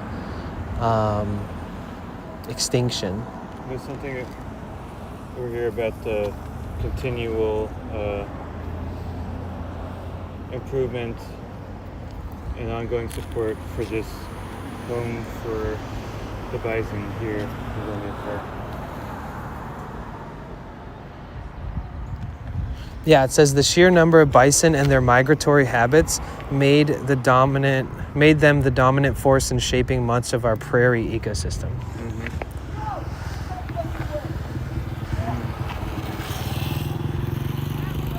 The zoo's bison herd eats oat, hay, and pellet feed, grain, and natural graze.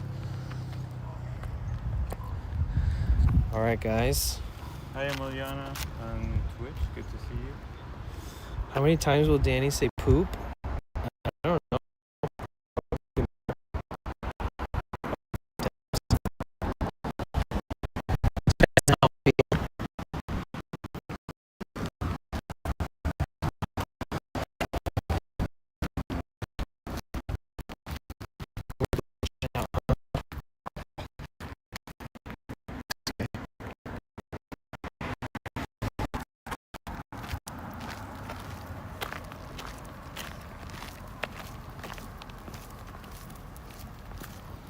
We are getting our bit right back.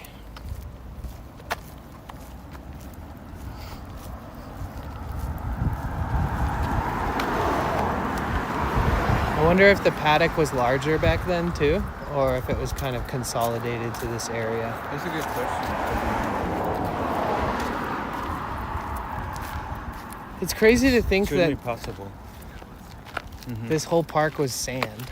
Yeah. It's like, I brought this up last time, I don't know if you remember, but Like Mexico... this is sand, right? Yeah. Mexico see it. City was sand. Ah. No, sorry. Mexico City was built on a lake. Ah, okay. So, years and years and years ago, when the pyramids were like the only thing there, like back when like the Mayans and the Aztecs were like building pyramids, they poured sand into the water until they had like a bridge, like a land bridge to the middle of the water where they had pyramids that they built. And only people of like great like use, like builders and important people were even allowed to be there.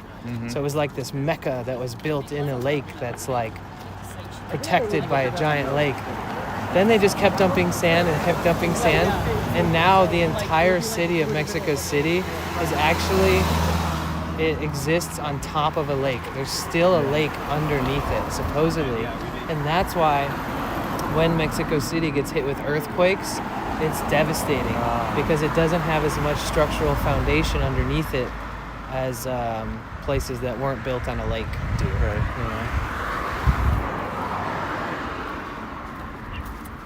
See, guys, I know some stuff. A little. Oh, A or B.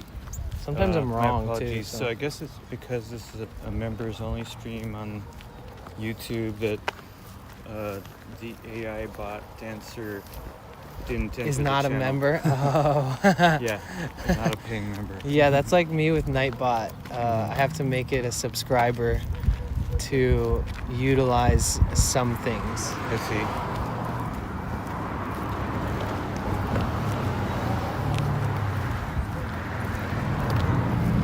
Feels so good to be back here, Roy. Oh God, yeah, absolutely. I love it when you're here. It just I've been It's talking kind about of this a- trip since the day I left last time. oh, okay. I got to LA and somebody like threatened to kill me. Like the first like encounter I had was like, Oh my "You God. think you're gonna get away with that?" And I was like, So like this guy Well, was freaking out. And To I, put it in perspective, Mhm. a few days ago, I was waiting for the Muni, the N Judah streetcar, Yeah. and a guy, this guy, he was kind of menacing, and he threw something at me, and then he showed me a hammer. oh gosh. And then the next day, or a day or two later, my girlfriend said he had a machete. So yeah, stuff. Be careful in San Francisco too. The That's all I'm typical saying. weapons. It's always a hammer, a machete. It's always the craziest thing. You're like, oh, Yeah. nope, no, we gotta get out of here. Uh-huh. And obviously, bless that person's soul. I hope they Yeah, I get back have- on their feet one I have day and some- they a don't lot have. of sympathy for them, Yeah. but also be careful and Well, like I drove away. all the way back to LA Mhm. after my last San Francisco trip, and I like stopped at a McDonald's so I could just stop driving. Yeah. And then I heard this guy like screaming and like making a whole scene, and kind of looked over at him. And I was like, So I grabbed like a fresh water and some money, and I walked up to him and was like, I don't know if this helps you, but you can have this. And then he was like, he was like, oh, thank you. It's like, you know what I would like more than that is just somebody to talk to. And I was like, okay. And he goes, sit down. I sit down, and like 60 seconds after sitting down, he has like a schizophrenic phase, and he just goes, get out of here. Like we're in the middle of like a nice heartfelt conversation, Yeah. and he's like, get out of here now. And I was like, okay, you don't have to scream that at me twice. Like I'm out. Like, I'm sorry. Bye. I've had interactions like that, and sometimes even while streaming, and I think often they're just reacting to something that happened to them or replaying something that someone said to them. Right. And so I just like to wish them well, but Yeah. from a distance. Yeah. You know. I researched Don't get in their schizophrenia a face. little bit. Uh-huh. Like you could be having a conversation with somebody and their face can turn into the face of the person who's given you the most trauma in your life. So they could look at you and be like, oh, thanks for talking to me. I appreciate you treating me like a human. Yeah. Not everybody does. And then they could all of a sudden see your face turn into like their abusive brings back a father's memory. face, you know? Because he was like, Hey, Flowers. He was Star like, you 7 can't- on Twitch. Good to see it's you. like, if you think you can get away with what you did to me, you're wrong. And I was like, Ah. oh shit, I'm out. I'm not trying to pursue this attempt to just give somebody a water and a few bucks any further. I'm out. And that was like my welcoming back to LA. I was like, okay, I'm right. When are we going back to San Francisco? Like the day I arrived.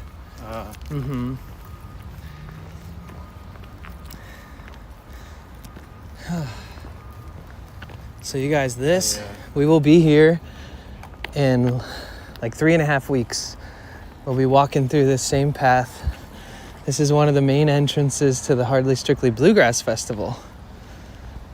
Is it okay if we sit on this bench for a bit? Yeah, of course.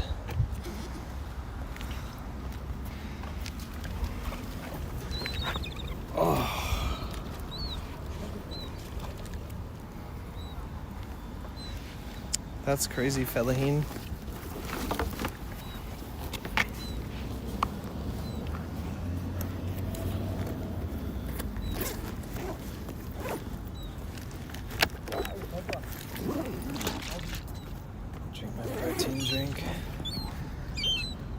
guys a little view here.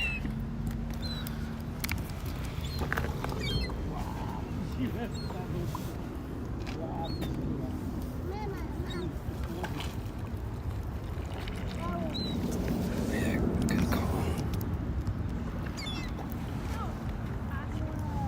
Ah,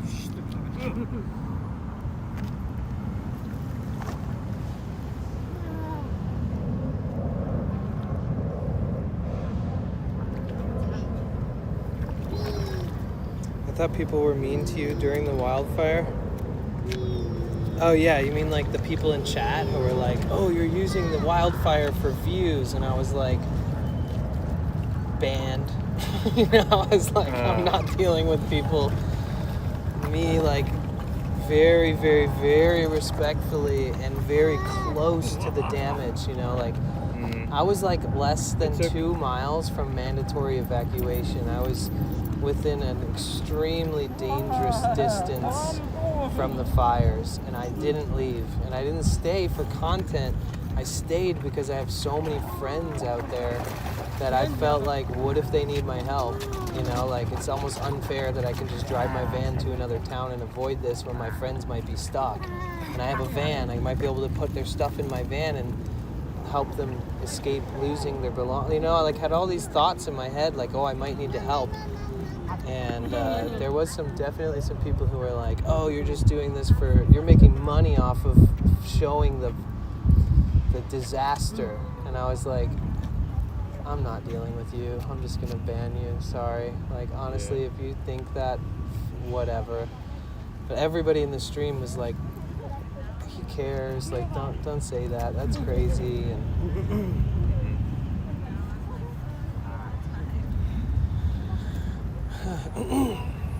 And now all those areas that I explored are like strict no trespassing zones. So like I actually was able to highlight something in a time that if people see it, maybe they would be more encouraged to support or send to a charity that's for the wildfire victims. And so in my opinion, I think it's important about documenting things, events.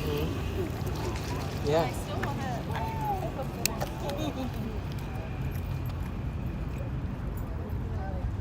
Yeah, I've been taking breaks more often on my streams. Like to stop and actually rest like this. It makes such a big difference by the end of the day how I feel if I actually give myself these little recharge moments. Like sit down and actually rest.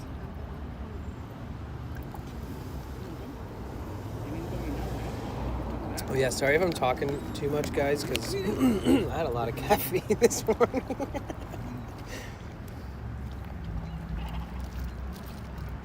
Yeah, Felaheen, it is crazy. Yeah, there's certain parts of Malibu where the houses at the beach burn down, but like it's because like embers and stuff like blew over the mountain, so it like skipped entire neighborhoods. It skipped entire little house communities of houses in Malibu Canyon, and in like all these areas in between like didn't get burned. The fire somehow jumped the highway and burned the houses on the beach. Oh my god. And like it was just like very unexpected for those people because they kind of thought they were safe where they were based off of the trajectory and the wind, and somehow just managed to jump the highway and not burn everything in between it, but it did burn the stuff the closest to the water. Scary. And some of those houses survived. I don't know if it's just the integrity of the materials used or the coincidence that it just happened to not, like maybe, I don't know. I feel like if I had a house in an area like that, I would install sprinkler systems all around the house so that if there was a fire, the sprinkler system would just douse my house in water until the entire disaster is over, and then hope that for some reason, if it was that saturated with a non-stop spray of water around it, that maybe it would survive.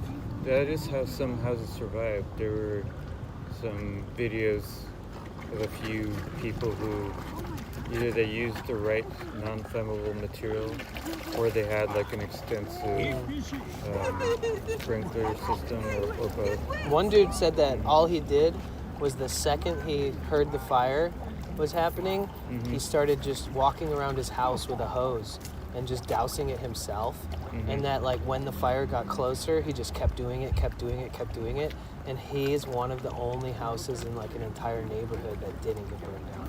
And he said he would like run over to his neighbor's house and just out of the sake of like maybe A, helping the neighbors not lose their house, but B, not encouraging the houses right next to his to burn, which would in turn maybe catch his house on fire. So he was also like dousing the houses next to him and stuff too to try to, and it worked. Nice.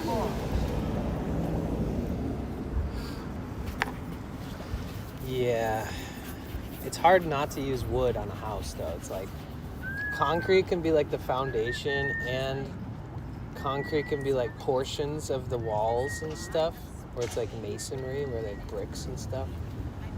But it could still burn the whole house, everything that's not concrete. You could just be left with like a skeleton of a home where the concrete survived it, but none of the essentials in the house do, or anything they were doing. Oh my gosh, look at those fish. Oh, wow. Or those fish are turtles. Fish. You gotta show this. Or higher than they wanted it to be. And we called like the overnight nurse. So that was who I had.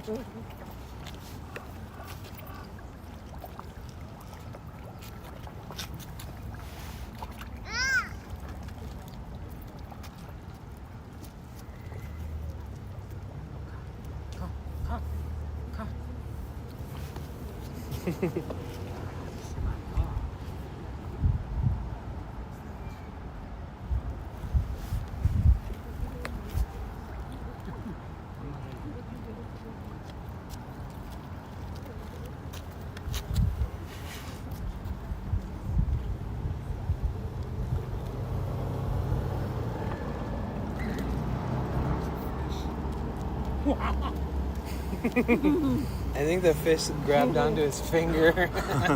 That's funny. Look. That's so funny. They're jumping up straight into his hand.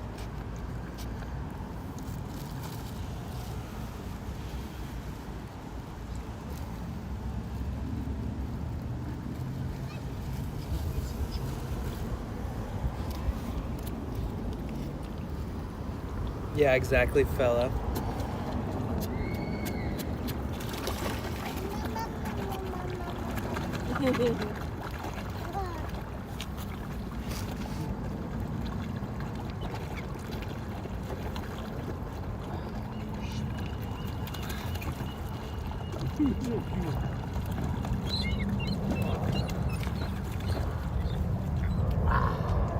The birds are trying to take the food from the fish.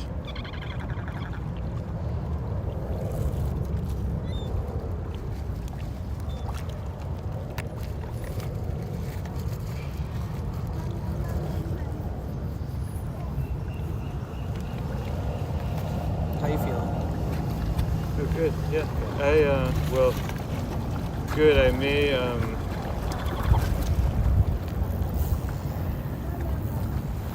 head back. I know you'll go pretty long. Yeah, so no worries. No I wanna worries. hang out I'm a just little gonna bit, kind of but aimlessly we'll do take it. today, like in a Yeah. freestyle kind of way. I think because also I'm parked on that side, and so I'll maybe hang out here for a bit and Okay. slowly walk back. Cool, awesome. Yeah. How about you? What's your plan? You're gonna... I'm feeling good. That's good. Yeah, I don't know. I'm just gonna roam around a bit and yap Good. the caffeine out of my system. This was fun. I mean, I don't, I haven't walked here in a while. I haven't streamed here for sure in a while. Yeah.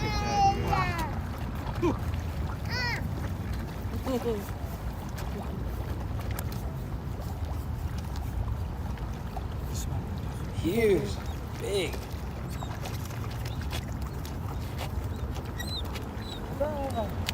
Let's go play with the banana.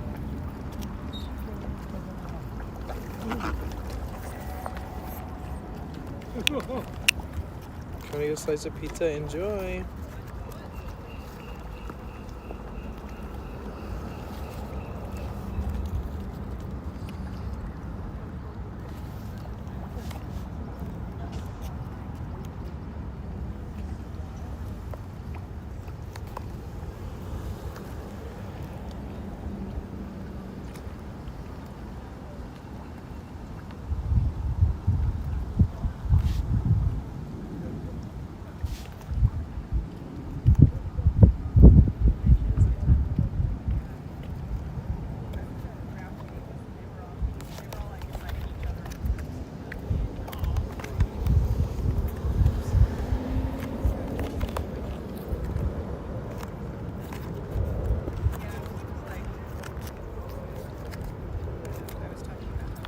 What does this guy think he's doing?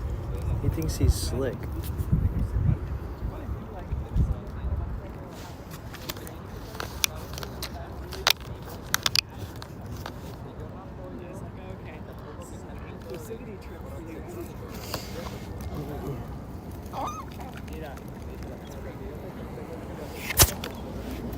I'm gonna run this over to the trash real quick.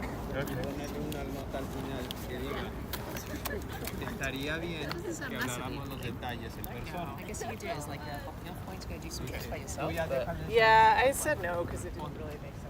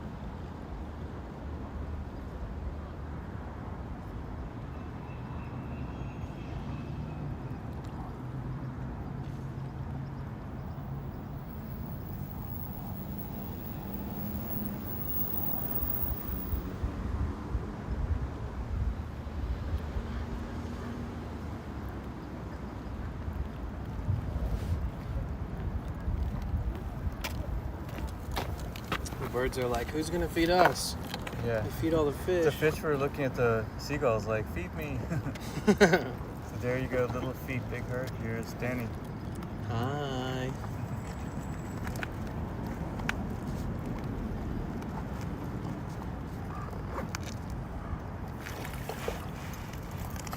Whoa.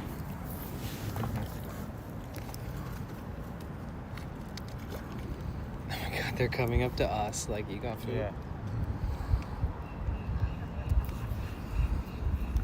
Oh yeah, there's the little white-billed duck.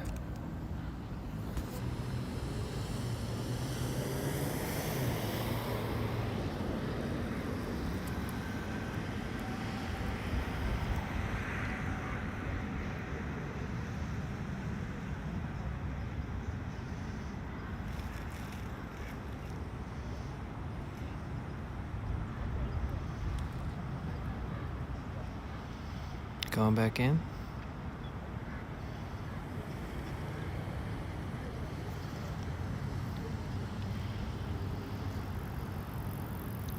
My friend Louise Poppy says Kia ora. She's from New Zealand. She does some wonderful live streams Oh really? on YouTube. No way. And What's she their travels a username? lot. Louise Poppy on YouTube. Like Louis? Louise with an E at the end, and then Poppy. Okay. I'm gonna subscribe to them right now. Yeah, she's great. All right, you got a new sub incoming.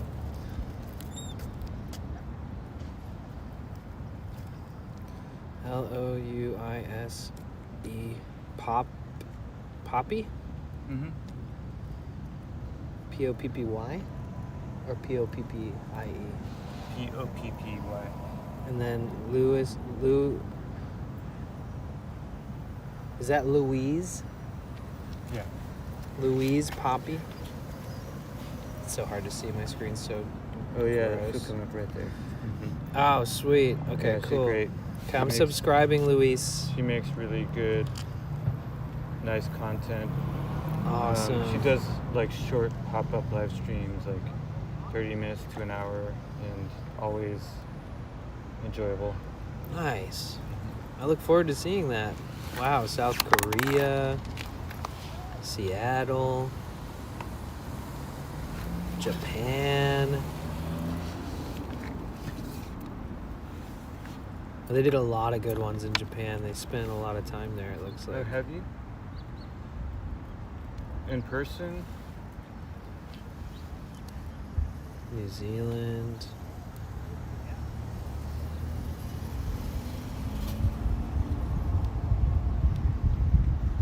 So cool.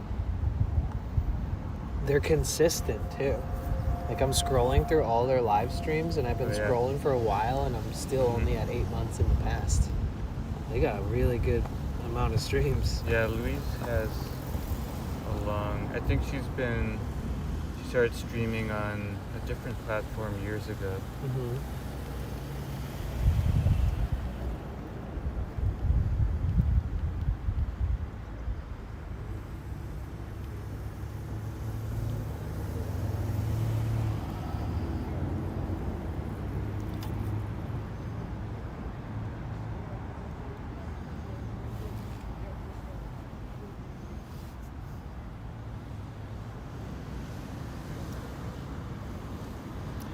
Wow. But they have live streams dating back to 8 years ago. Mm-hmm. Wow. I would imagine that was just straight through the app or something. Possibly. Because, like, Louise, That's we are marveling at your live streaming history. yeah, their second live stream ever, 30K views Amazing. And that's just on in YouTube. Tokyo. Louise 500-year-old started bonsai even before trees. YouTube, I believe. Wow. Yeah, something happened on that. Oh yes, Louise second Poppy stream. started on Periscope in 2015. Oh, I Are you used familiar with it? Periscope. Okay. Yeah. There was a time when you could stream on Periscope, but like through Twitter. Got it. And so I used to test that out too. Oh, you can make shorts members only? I didn't know that. Yeah, you can make anything. Huh. I'm learning from your page, Louise. How cool.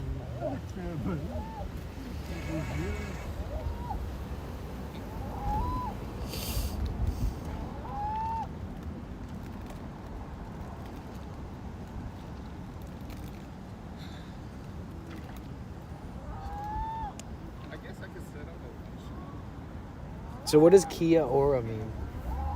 It's a greeting. It's like hello, how are you, or welcome or something? Louise, can you tell us what does Kia Ora mean and what language is it exactly? I think it's a Maori greeting. You know, you can Louise also will have answer. chat on that screen too. On Moblin. Oh, like I never on use the- it, but yeah. Yeah, I may experiment later, but I kind of like no overlays or chat. Same. Mine's, mine's very, very, very basic. I like seeing it on other people's streams, but for mine, I don't like using them Yeah, I have like for the some reason. Nala said Maori. Yeah, Maori.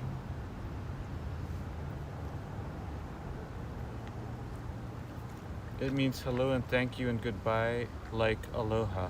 Oh, nice. Yeah. Nice. Dude, I only realized this year that Australia is like as big as the United States. Is it really that big? Yeah. Holy. I didn't know. I had no clue.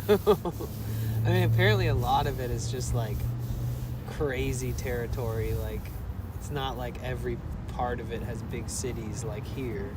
Mhm. But, yeah, apparently it's huge. But they're from New Zealand, correct? New Zealand. I yes. said Australia because they're like right next to each other, but I really don't. I know New Zealand is much smaller in comparison.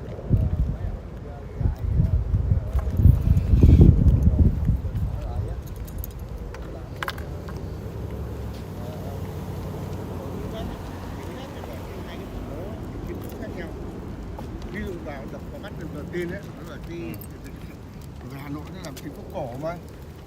Thành phố cổ từ nó làm hồi Pháp nó đâu có xây dựng gì mới đâu. Năm 54, 45, 54 nó đâu có xây dựng đâu. Nó không có nhà cao tầng. Nhưng mà Sài Gòn thì Bắc nó nhà cao tầng nhiều. Rồi nó Hà Nội nó phố cổ mà.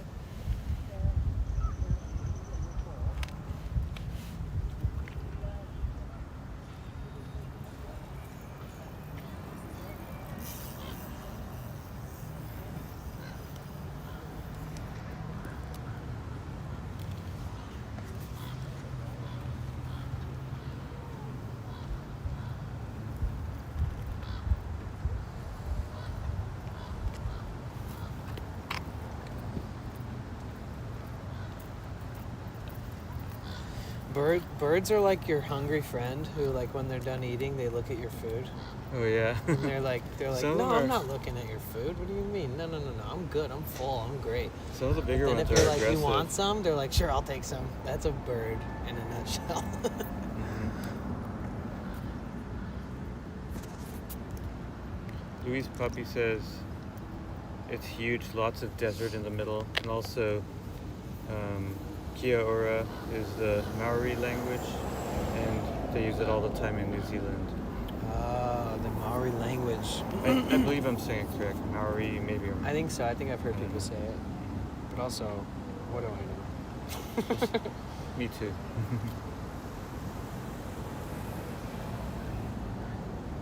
Aw. Luis subscribed to my channel. Thank you, Wonderful. Luis.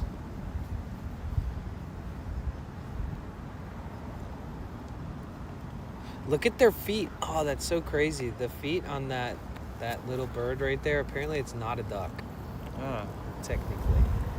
But its legs look like plants, almost. interesting. They're like green. And I don't know, it's just really trippy.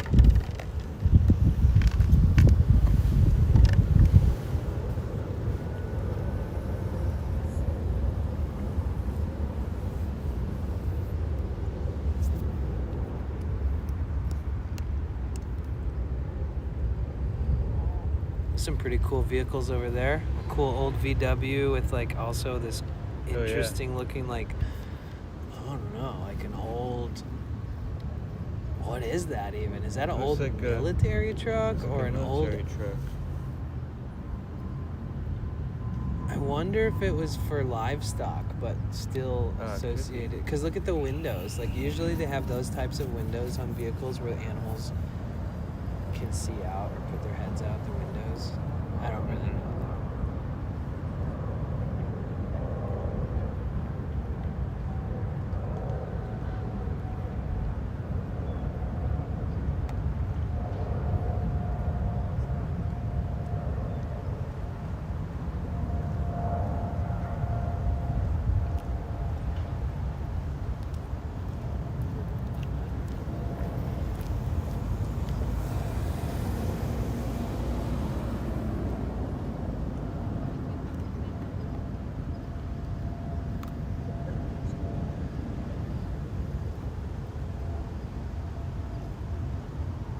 Wait, you can park there? I'm so confused. Mhm.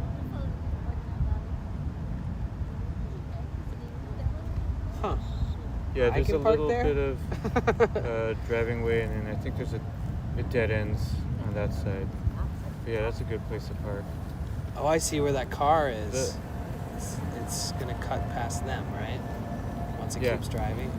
There's a lot of great places to park. Like I could park there, open my van. I don't know. Yeah. It might be a little too extra, like for me You to can. hang out like that.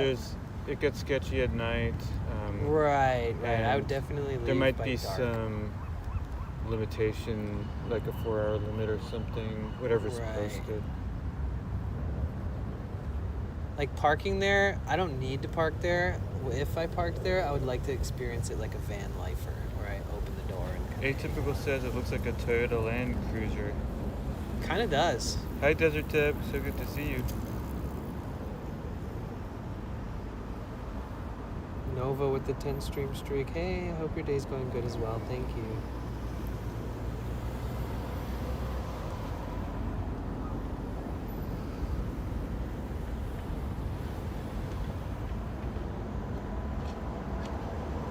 So the nice thing too about Screensaver is this has my visible. This from Jam on a Mech? Yeah. I got the same Did I give you one. one too? Yeah. You have a thread over here. Is that on purpose? No. Thank you. But anyway, this tends to overheat, so this one does not overheat. But this is visible. This one's Cricket, so this is AT&T. And did Sometimes, that come with a modem? well, this one came free with Cricket Wireless's That's what you told me. Okay. data plan. So in the And data plan, I like it, but sometimes I want one over the other. does Cricket have like an onboarding deal too, where the first month or couple months is cheaper than it would normally be, or like what's the selling point with that? Like, Well, for me, the selling point was simply that I want one from a one on the different provider. AT&T network, Yeah. and Cricket is one of the cheapest. So how much per month is the service? Well, this is $55 a month, And then is it or- 50 gigs? 100 gigs. Oh, Yeah. that's good. Usually it's like $1 a gig, so that's great. So it's 100 It's- gigs per month, and But this modem is not 5G. it's But that's why LTE. I got this one recently, so I do have 5G on this. And then are you with using limited- Speedify? Speedify, yes. Okay. And actually, let's see. Oh, good. So I have these as the same hotspot name, so they're reconnected automatically. And so I have right now 2 AT&Ts, 1 T-Mobile, and 1 Verizon. And then is that somehow also all shared to that? Yeah, because this has Speedify too. Running in the background. Yeah, so I could actually. So this is one of the rare times I'm using Moblin, but so you could see in real time All which the connections it's using. It's Right. mostly using the Verizon that's on this, but it's using. It dips into whatever. So can you it go needs. back to Moblin real quick? I want Yeah. to see something. So if you click this little thing at the top, like where all those numbers are, if it's possible, it will actually show you. And it won't change the screen or anything, but it'll show you. Nice. So it says you're bonding 2, but in the Because- background you're bonding actually 4. Because Moblin does its own bonding Right. too, using. I guess SRTLA does. So is it bonding using built in. all 4, or is it using those 2? Because I have a That's- friend who uses the Speedify good in the question. same That I way that don't you're know. using it. Mhm. And Ricky, he's like a pro skater. I've told you about Oh, yeah. him. He I uses saw- Moblin and he uses Speedify, but he went into his Moblin settings and turned off the bonding, so that Speedify does all the bonding. Oh, that's good.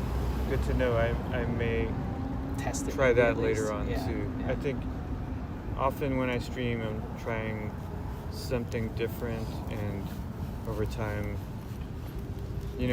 it's funny if I look at my streams from like 3 years ago, they look so terrible compared to now because you keep making improvements Right. with equipment and. Yeah, that might be something Technology. worth trying. Mhm. Because if you're not bonding all 4, that's also That's a good to good know. question for me to ask Mhm. in the Moblin Discord, just for confirmation. Because I'd even like to know, since I have Speedify, I have all that, you know, you guys, Speedify's like an app. Speedify's like an app you can run in the background of your device, and you can literally connect to like 10 Wi-Fis at the same time, and it combines them all. It would be really cool if Moblin built in that same type of functionality. And it would also be cool to know, if you're using Speedify in the background, whether you should stop the bonding through Moblin and let Speedify do it all, or if it can all work in conjunction and it's all beneficial in the end. The difference between Moblin bonding and Speedify bonding, I believe, is that Moblin uses SRT, which has that functionality kind of built into it, so it's going to send the packets to the destination. With Speedify, it sends the packets to Speedify's server, and then they're reassembled and sent to YouTube or Twitch or wherever. So it's just kind of a different routing. Yeah, that's interesting. So maybe in some cases, one is it's better not to use Speedify, but I like Speedify because it works on my devices, not just for streaming, but for watching and for everything. Just for having good internet. Yeah. Yeah. That's a good point. Interesting.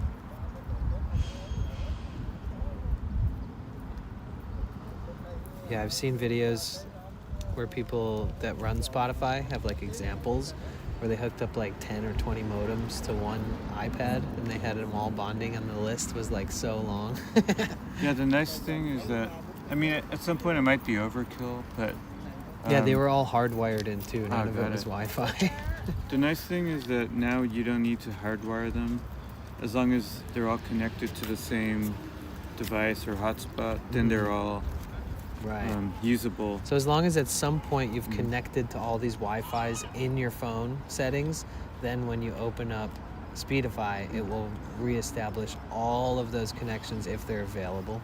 Yeah, well, in this case, I'm running Speedify on each phone so that way they can communicate with each other.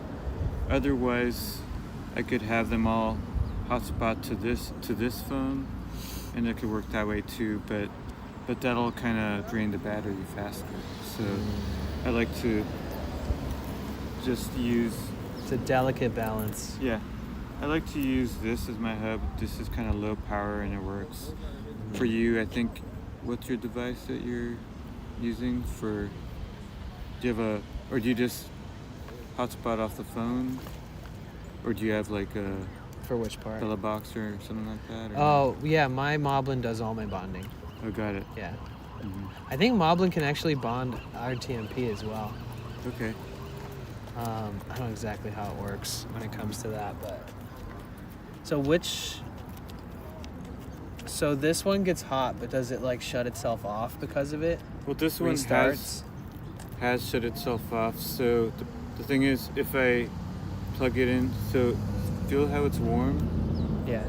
It gets really hot, especially if I'm charging it at the same time. Right. And if it's a hot day, then a couple times it's shut off. Does it run without a battery in it? Oh, wow. This one's running?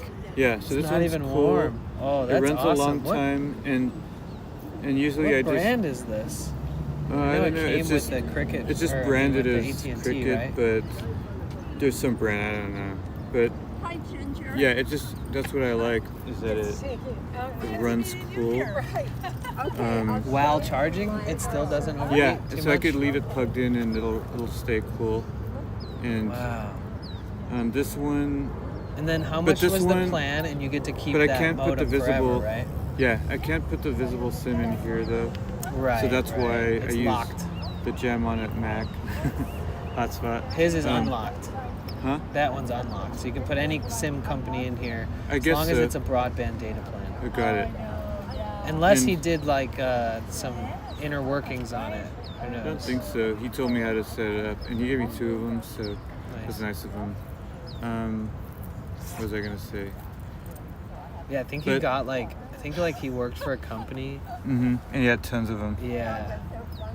Because when I met him at TwitchCon, he had like a ton of them in his backpack. and he like pulled his hands out of his backpack and held up a bunch of modems and was like, "Who wants a modem?" And I was like, "Just to use today? Like, you just want to help people have better service?" And he's like, "No, to keep." And I was like, "I'll take one." Do you use it all, or have you ever? Not yet. Yeah, I haven't because It's even probably, so, it probably would have overheated on me anyways at this point. Like, Well, does I it mean, just get hot, but or you does have- it reboot? you have one That's of the those- difference. I'm okay with it being scalding hot, but if Oh, it no. resets it and it like the connection stops and it has to reconnect or powers off because it's too hot. No, it powers off. It's powered off a couple times, so it kind of prematurely ended a couple of my streams. But I used this on Sunday, and it worked for a 7-hour long stream. Huh. But I had this as a backup just in case, and one thing I tested was, can I turn this on and shut this off, and will it just immediately reconnect? And it does seem to work, but the disconnect protection is sort of a nice, sort of like a nice backup just in case it doesn't. Yeah. Mhm. Interesting. So then, how much did it cost for you to get out the door with that? Well, this I just ordered online. This was free at the time, and I just paid for the plan. So it's Did you have to It's- like sign up to? Oh, I'll do 12 months, No. or just It's- bi-monthly? pay as you go. The best plan is the middle plan. There's like 2-3 plans. It's $55 a month. But like sometimes I'll let it lapse if I don't need it for a few days. So I let it lapse for a couple weeks and then reconnected it. You just pay a $5 reconnection, so it's $60 So instead then of it's 5 $55. more then. Okay. Yeah, and I wasn't necessarily gonna do it, but So then only 1 month. I got this and it was running hot. I was like, oh, I better. So if I went do and this. got a Cricket wireless data plan for $55 for 100 gigs, Mhm. and I ordered it, they would send that modem to my house, and they would send me a SIM card. Yes and no. This one, I don't see it on their website anymore. They have another one, but it's not free. But it's probably like $30 or something. It's not. It's pretty inexpensive. But also, does the don't you other have- one overheat? But Because that don't- one doesn't. That's the thing. It's like, I want that one if I'm going to Yeah. get another one from So them. that I don't know. The other thing too is, if you just get like one of their free phones and one of their unlimited plans, then you can. Just hotspot. Yeah. So then. There's some streamers that just have a backpack full of phones. Did you know Sure. that? I mean, I'm. But unlimited hotspot's the way to go if you're trying Right. to. So they claim this is unlimited, but anyway, yeah. So this is Cricket Wireless AT&T also, but it's 5G. But then of course it's connected to my Cricket LTE hotspot, Right. and then T-Mobile and Visible. So however you do it, I have enough redundancy that I have all 3 major networks. So essentially, you paid like $55 to $60, and they did send you that and the SIM card. But that was a deal that is a little different now because the modem is different that they're offering. Yeah, I mean, you might not get a free modem, but it's still going to be the same plan and maybe a $30 modem. Or if you have your own hotspot, then you Can you just bring get your the- own device type thing? Oh. Yeah. So I could probably find one of those on a Facebook Marketplace for like $20 from somebody who bought it for free. But also you can. Like But if I also, really don't you wanted. have some hotspots? Yeah, I I have think. tons. Yeah. So, But I mean, you mean modems or hotspots? oh, I mean, Because I have modems, what's the but difference? I know well, it's the not modem same. itself is like that, and then Okay. the hotspot would be using your phone Got to it. send it to another. Modem. So I refer. Yeah, to- but they all I do what refer- this does. I refer to these as hotspots, but technically modem. It's all the same, really. It is being a hotspot. Yeah. But technically, But that's what I mean. people I mean always a say it modem. when it has to do with phones. I don't know the real discrepancy between the two, but Yeah. but a majority of my modems like to overheat and overheat, restart. okay. So that's kind of like I'm always trying to try a new one, and if trying a new one that I get to keep forever is only a $55 buy-in fee, then that's something I'm interested in trying. By the end of my this is, in it's like worth 5 years from looking now, I'll into. probably have like a graveyard of modems, Mhm. But And then I wonder if this one has a setting on the settings where you can run it without the battery, which would decrease the heat. Because there's I some where you wish. can I plug tried. I Mine tried. that I have in here, there's a setting. It says run only power through USB. So you can take the battery out, and if you don't turn that setting on, you can't run it with only USB without the battery. So I tried it. It didn't work, and I couldn't find the setting. But I think I You never turned it know. on and also looked for the same setting and Yeah. didn't find it. the nice thing again, I can. If you're I using can, I can both, swap them. if you're using as both, needed. it uses less on each, right? Because if you're using one, it's paying a heavier load to make it work. But if it's split between both, maybe this one is less likely to overheat. True, but for the bonding to work, it has to be because I don't have a way to have these on the same network. So these are separate networks. So the phones are either connected to this or this. And for But through Speedify, it could be connected to both. well, the phones to communicate between these phones, this is the middleman. They have to have a middleman. And so it's either this or this. Because these don't communicate with each other. I see. Is that something to do with porting? Is that like Not really. It's like just it's using one of these as a port entryway to send the other connections through or something? maybe. I mean, I have no I don't know idea what what I'm talking about. the exact term is, but basically this is. You do what I This is do a and you leave the network. thing on forever. I leave it on. 'cause I It gets, do the it gets same scratched. Yeah. I do it for everything. Yeah. Basically, it's simply like this is a wireless network.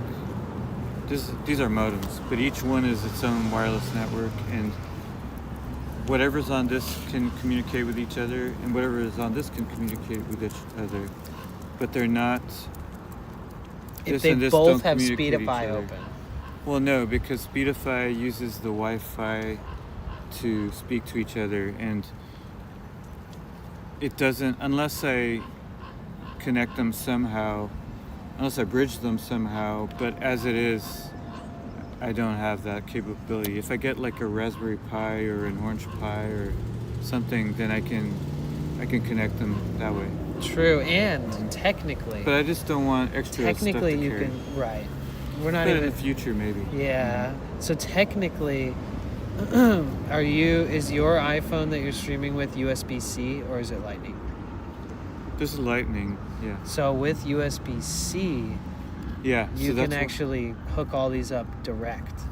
So you Well- Mm-hmm. could have a USB hub that has like multiple USBs on it, and then if you plug them all in, Mm-hmm. it not only will detect them on Speedify, but it will also show every single one that's plugged in. I've done it. I hooked up a USB-C USB hub, and I plugged in all my modems, and I even plugged another phone into that, and it had like 4. I have a screenshot of it. I'll send it to you sometime.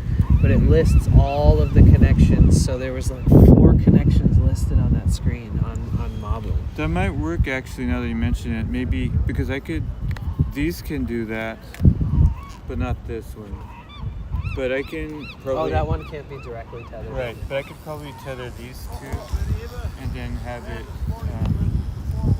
use this one like wireless. Right. So there's probably a way to do it, but I think I just have enough Yeah, you don't need to cellular overcomplicate coverage. things. Yeah, But it is fun to talk It's about fun. the Yeah, I love it. options. I think. There might be a time and place where one of us goes, wait, remember when we talked about that one time? Maybe I'll try that today. Maybe that's the solution for this scenario.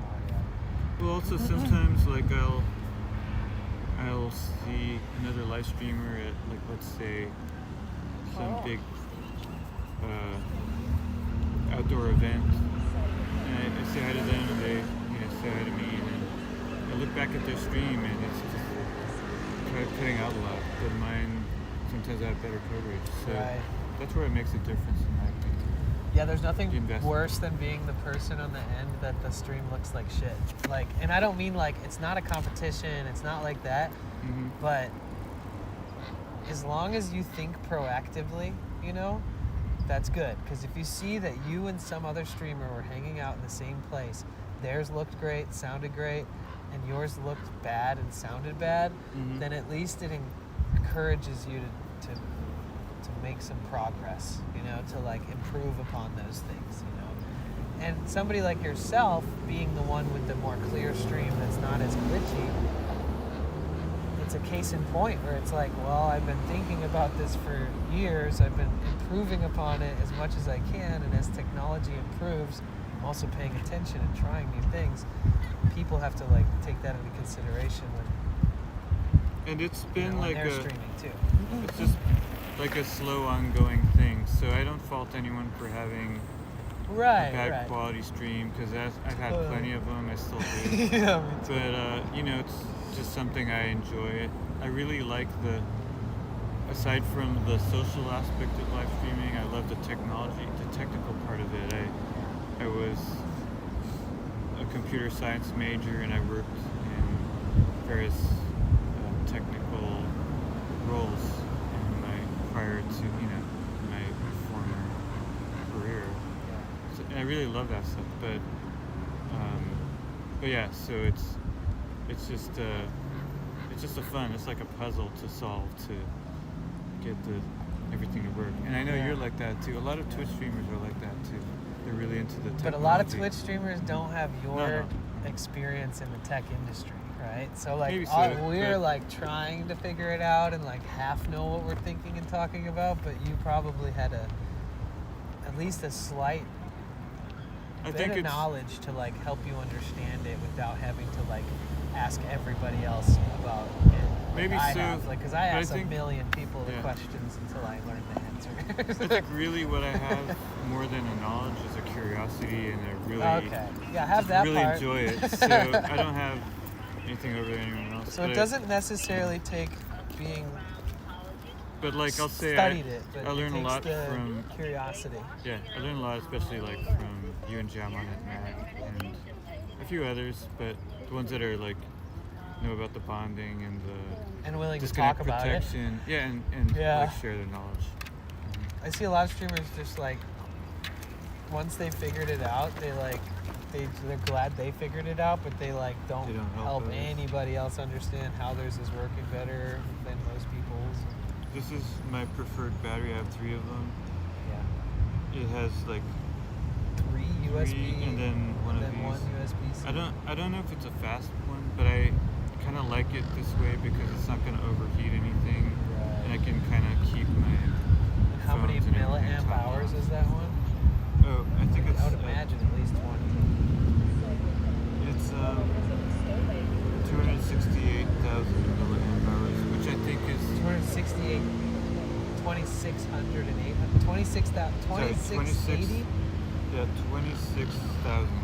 It's just under 20. Oh, 26,000. Okay. Yeah, it's just under 27, which I think Is the flight max. Yeah, I think that's okay. what it is. That's cool. But That's I have cool. a few of these. And then is the USB-C in? Like, can you charge it through USB-C? I can, but Can you? I mostly. Wait, have- there's in and out on more than one of those? Can I see? I see in and out written on the USB-C. In and out on this one. Okay, so you have to charge it on that one, right? Yeah. Okay, yeah, that's what I was asking. Sweet. Wow, 3 USB outs though. Like USB 3.0. Someone says we're bonding. Yes, we're bonding. I was So saying the other day to Sweaty I'm Pedals. showing my equipment. This is my battery, and I have a few smaller ones, but I have 3 of these big ones, so I can go home, plug it overnight, and take another one. I always have some freshly charged batteries. Yeah, that's awesome. Remember that And- one that we took apart? Oh yeah. Now that That was was the one that you probably on never its buy last leg. again. That one gave you all of its juice while you needed it most. Also, these are my modems. This is the one that's connected now. This is the one I was using before. This one's Verizon, Visible Verizon. This one's Cricket Wireless 18. Oh my God, Roy. For anyone Less- that's curious about the Less than technical stuff. 100 subs from 11K. Oh, cool. Yeah, it's exciting because I've been at 11 10K for literally like 5 11K years. on YouTube? Yeah. Oh, cool. That's a Like at the Pretty beginning of this year, substantial. I think we were at like 10.4K or 10.3K. So we're at 10.9 now. Also, guys, this is my newest camera. I'm not using it today, but I Maybe you sometimes should use it turn it on so indoors. I can see Right. that part's the gimbal at the top. Sure. This is how you turn it on. You can press this, but I like to just turn the screen like that, and then it comes on right away. So that's a gimbal, meaning it will balance and steady the shots no matter how much crazy movement Yeah. it has. And show your. You guys ever seen this? We know a few streamers who like love this. Yeah, there's a YouTube streamer I really like. So light. Walking Commuter. He's on Twitch too, actually. But Okay. this is his primary streaming camera, and he streams in like 4K or something. Somehow, I guess he connects it to a phone or a device, and he hangs it like right here.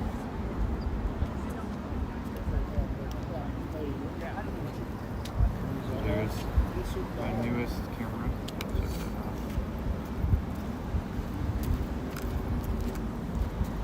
Yeah, April, my friend April Anonymous, she has this, and then she has like a special backpack strap that has like a special like upward mount, and then she like screws Oh, that's that what I wanna straight do. into it, and she uses it like that sometimes. Yeah, It's that's just what mounted. I want to get is to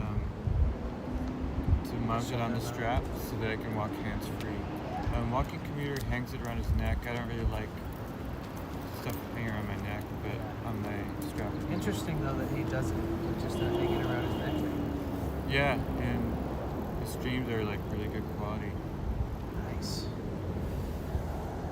Oh wait, I need to check my battery. Oh wow. How's it going? It's going great. It's kind of crazy. I'm still at 20%, but we've been on for 4 hours. Oh, I guess the first hour was me like with it plugged into the van though. Oh my gosh, it's been so nice being here and hanging out with you. Yeah, absolutely. I forgot about my oil leak. Oh, That's good. if you get that. Easy to forget.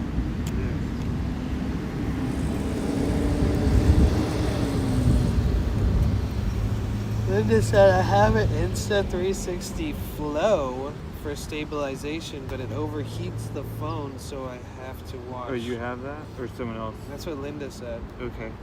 So is that an Insta360 that you have? This is called a. Oh no, that's a DJI. Yeah, this is a DJI Osmo. Pocket 3. Oh, Pocket 3. Pocket okay. 3, yeah. Oh, I get it. Sorry. I know exactly where you are, but I'm not even in the same state. I used to walk around that area, and my younger brother fell into that pond twice. Oh my God, Juniper. Twice. Imagine.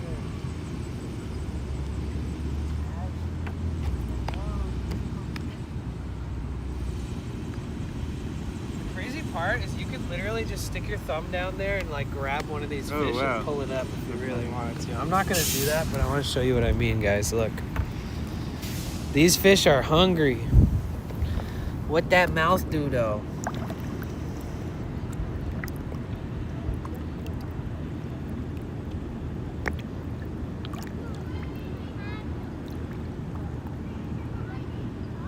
These fish need to chill.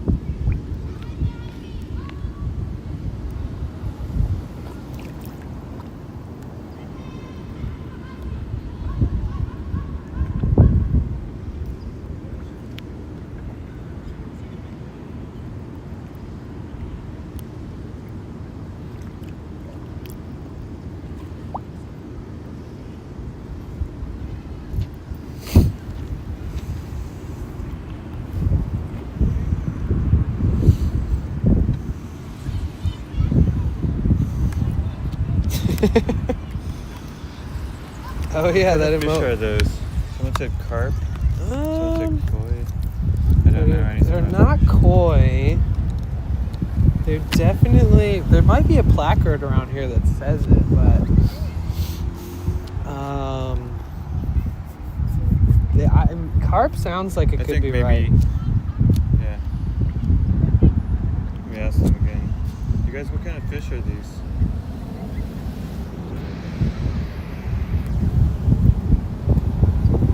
Thank you, Bear in the Garden.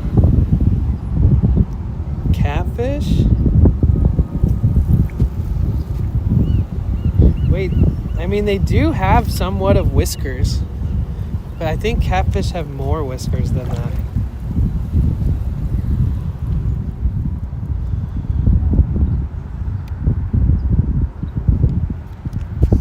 Carp's probably the accurate answer. Allie says carp. Yeah, I believe it. I know where I got clay from. I think it was. Hi, Bear in the Garden on the Twitch side. Hi, VK. Oh, VK. I don't plan to go to TwitchCon. When is TwitchCon? It's like the beginning of the third week of October. So it's like Got it. October 15th, 16th, 17th, something like that.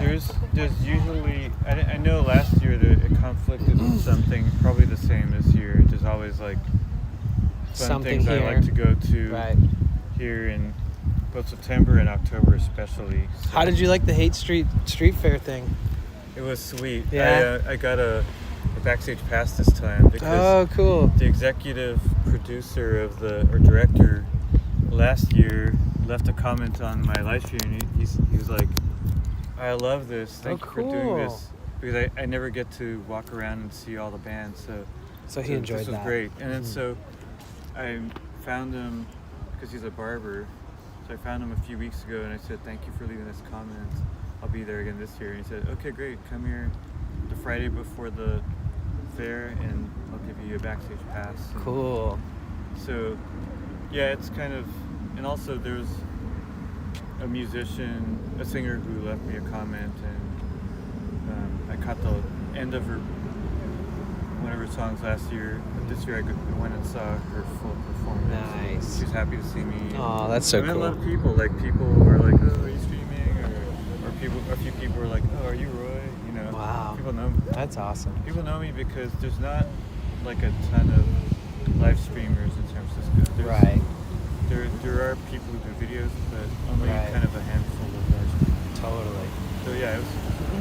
That's cool. People are quieter about it in LA. Like the other day I was like, hey, what's up? How are you? To this one vendor. And he's like, I love your streams. I watch them. And I was like, Oh. you know about my streams? I was like, uh-oh. Nice. I'm kind of. I like to be more discreet too. That's why I got the small camera. I kind of don't want to attract too much attention to myself. Yeah.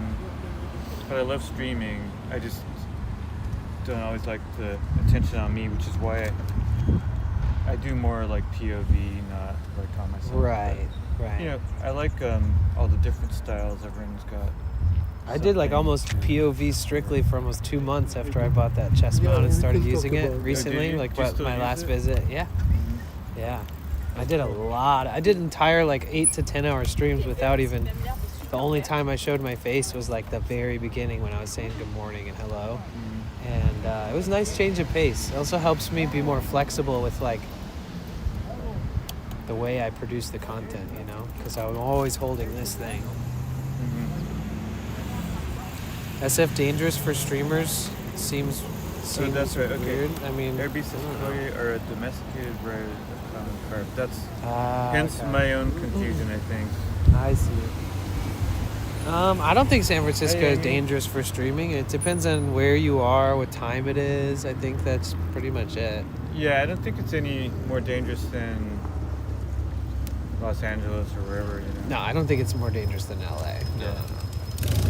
I think that San Francisco is an amazing place. It's always been a very quirky, eccentric, open-minded place. So it's like LA is a little bit more like they act like they've seen everything. And in San Francisco, I feel like people are more like they'll acknowledge what you're doing as a positive versus in LA, people are like, oh, everybody's making a vlog.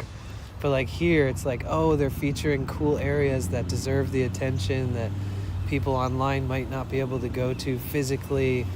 Maybe they left California to move, or maybe they're not physically I get a little like, bit of able. both, but that's okay. Like I kind of know how to handle, Right. I walk. That's part of why I walk fast, and I can kind of match the energy if needed, and Right. you have a right to do this. But Right. we have a right to be everywhere there. But for the most part, it's been people are nice. I'm sure to you as well. Yeah, for the most part. I'd say you get more awkward looks in LA on a Okay. consistent basis. I probably get like 70 awkward looks a day. Wow. Yeah. Oh, yeah. Oh, And then okay. the other looks are like, oh, he's another person doing this. It's normal. And then sometimes people are just really intrigued and interested and ask questions. And they're like, that's cool, man. Yeah, I like that. But here I feel like I'm more of the positive end of the spectrum than in LA for me. Oh, good. Less weird looks, and people are just like, man, everybody here is a little different, So in Yeah. LA, people are, I don't know, they're just a little bit more rough around the edges, I think. Interesting. Yeah. But Santa Monica and Venice, like, everybody's used to the internet being a part of that whole area.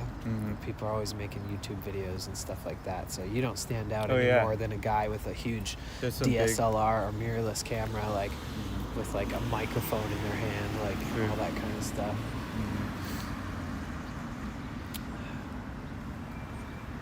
Not Oakland, please. We streamed in Oakland the last time we were here. Oh yeah, actually, I like your Oakland stream and your Berkeley stream. Those are really cool. Maybe one of these days, I'll be able to join you Yeah. if you go back Yeah, there. that'd be cool. Yeah, you've done some. Yeah, your streams really inspire me because you kind of do a lot of stuff that I haven't done. So you're like.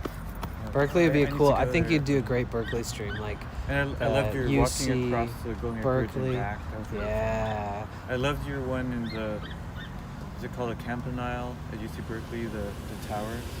Oh yeah, That I was forget the sweet. name of that one right now, but Campanile or yeah. Campanile or something. Yeah, I spent like 45 minutes or to That was like awesome. an hour maybe even up there just enjoying the views. And then Oakland has First Fridays, but every Friday they have days like this, and that's where that dance party thing was. But the one I went to was specifically really good energy because it was also the first Friday. So Those like two things. yeah, so I guess on the first Friday of the month that the days like this, which is like the nighttime dance party thing, is like more exceptional and fun because all the people from the event on the street for First Fridays Oakland end up coming to both, and like it ends up being more full and stuff, and a lot of the people who are partying there and dancing and stuff, they like all keep a really tight watch on that park like while the event's going on, and if like tweakers or anybody that does maybe causing a little bit of a scene or a ruckus, like they'll send them kind of positive reinforcement and maybe like give them whatever they're looking for, oh, you need a few bucks, like, maybe tell them like, hey, this is a family friendly thing, we do this every Friday, so like whatever we can do to make you happy that we're here so you don't cause a scene here, just let me know. Like, I'm more than happy to help you out if you need some help. Like, they're always keeping a watch so that people aren't like deterred away from wanting to go, because it is Oakland and it can be pretty sketchy at night. In fact, That's Oakland good. is really dangerous at night in most areas. So Yeah, there's some things like that in San Francisco too, and some of them coincide. So right. Yeah, you can go to like First Thursdays, and then the next day you could go to First Fridays in Oakland. yeah, yeah, you can. And one of the first Thursdays, I'm not sure, I can't remember if it's first Thursday or third Thursday, but one of the Thursdays, the SF MoMA is free, and that's really cool. I streamed in it a month or two ago, and then afterwards there was like a whole street party on 2nd Street. Oh, cool. I like the SF That's MoMA crazy. more than the street party though, but I mean, Yeah, 'cause it's- MoMA is it's fun. sick. Yeah, I love the SF MoMA, and Yeah. they have Wi-Fi. They said, and I made sure to ask, but you can stream in there. You just have to. They just said I couldn't have the tripod. you can have you could probably do it with that, but you just can't have like huge equipment. Right. There's certain rules. Just ask them first. Right. I streamed there actually. Okay, cool. Yeah, I figured yeah. you probably did. It was amazing. I only been there once, but it was amazing. And then there's the MoMA, and then diagonal across the street, there's the there's another. Contemporary Art Museum. Yeah. So it's modern art, contemporary art. Mm-hmm. And is the MoMA the one that's like 6 stories tall? Yeah. Yeah, that was I just sick. love the building. Even the art is. I think they even had Wi-Fi in there. They do, yeah. Yeah, yeah. There's this one. Did you go to the one room? It's near the top.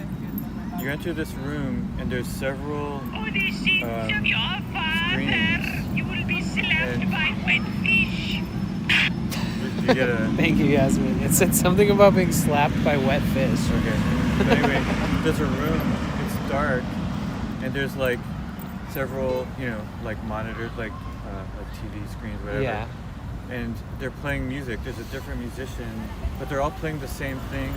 And you can walk to each one and hear different instruments, but they're playing one piece. But it's like a bunch of different musicians. Trippy. And it was recorded like 20 years ago. If you stand like in the middle of them all, do you kind of hear it all? Yeah, and they're kind of not always playing at the same time, but it's just so cool. That's my favorite thing. But I didn't get a signal in there, but it's still cool to see. Oh, that room in particular? Yeah. It's worth checking out, even without the...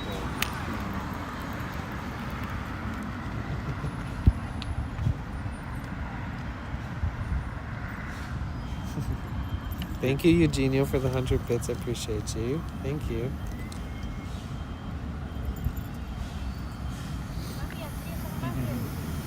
Second bits of the day. Thank you.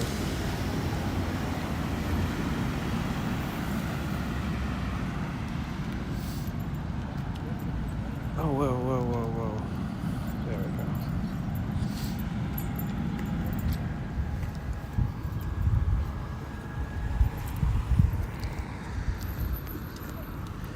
So nice. Even in LA, when I'm walking around streaming, my phone gets hot. That's the other Being thing. here, it's like not an oven. That's why I love streaming here, because the weather is Climate. like just to my liking. My equipment doesn't overheat, and I don't overheat. Yeah. If it's too hot, or too cold, then I'll just usually not stream. Right. So what is this? Is this the part that latches I'll show you. together? Let's see how I just Let's see put how it on, Roy's but I'm chest mount not works. using it yet at all. Oh, and it's in a Ulanzi. That's awesome. Mine was like the cheapest one on Amazon. Okay. Yours looks nicer. I think I can't remember for sure, but I think Positive Panda might have this exact same one, and I think he inspired me to look into them, and then I ended up getting this one. I like Ulanzi; it's a good brand. So this part, instead of having to clamp it, I could just, it's already pre-clamped, and I can just put it on like that. And then I can turn it, and rotate I it. can pull it in. I can like do that, and then I can. How do I stream? I guess I would put it like that. Okay. So with the disconnect protection, I can turn that off and start this, and it'll be on the same stream. Right. I do prefer that. But, Have you tested this one out yet? to To see like the quality of the cameras and stuff? Bit. Maybe I'll do that. Should I do that now? You can, yeah, because you're on the SRT. Is it already programmed? Yeah. Or do you have to like It's scan already, the thing on IRL Pro I think from it'll work. So Moblin? you guys, I'm showing Danny my new chest-mounted phone. We The go mount into the itself and Legion the of phone. Honor. So I'm gonna try connecting. I'm gonna switch cameras from the iPhone to this one, and it'll take a few seconds or maybe up to a minute. So you'll see a be right back message, and then the quality is probably not as good, but let's try it out. Have you been to the Legion of Honor? The service is so bad over there in that area. The Legion of Honor. So my girlfriend has a membership. The Legion of Honor and the Young Museum, if you get a membership for one, you have a membership for both. Yeah, the signal is not Very it's like good. an old building, and Yeah, and I it's don't like know if in the that- cuts. Yeah, I don't know if they have Wi-Fi in there or not, but Because it's a- somebody in chat was asking, but I've walked through that entire area of like Lincoln Park, Land's End, you know, and that's the great. service was very spotty for me. I think Like that's, there was whole areas where I didn't have service for 15 minutes, and it was either I think turn that's where- around or keep going, and I kept going, and like for 15 minutes I was like, oh my god, if when's you- I'm gonna get service back? If you're up for doing that hike again, then I'd love to join you on it. Okay, cool. I think But I've never been to the Legions of Honor. Someone in chat was Okay. asking.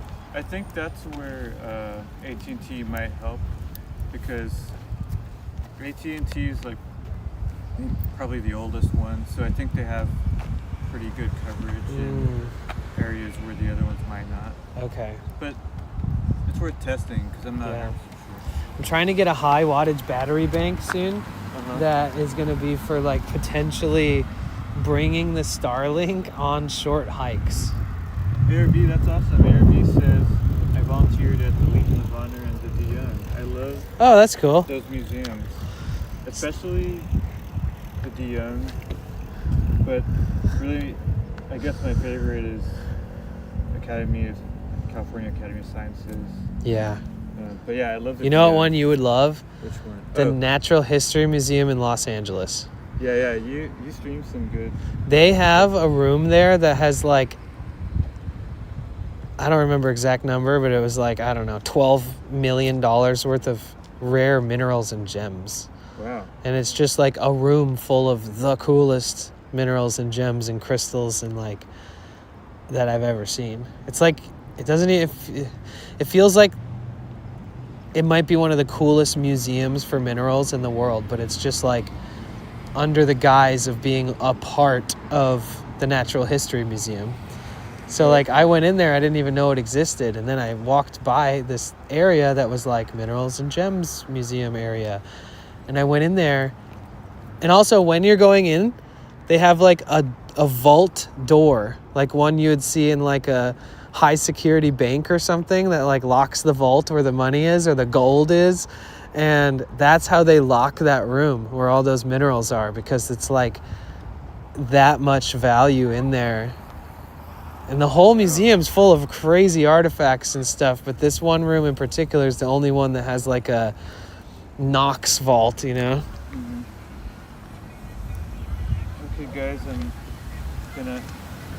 You miss Claude, the albino gator who's at the Academy of Science. Roy and I hung out with that gator. Remember? Claude is turning 30 or turned 30, I think this month. Wow. Yeah, so there's a big celebration. Yeah, we hung out with Claude last time we were together at that place. So I'm gonna be right back, guys. I'm just switching phones. It might take up to a minute. So be with you soon.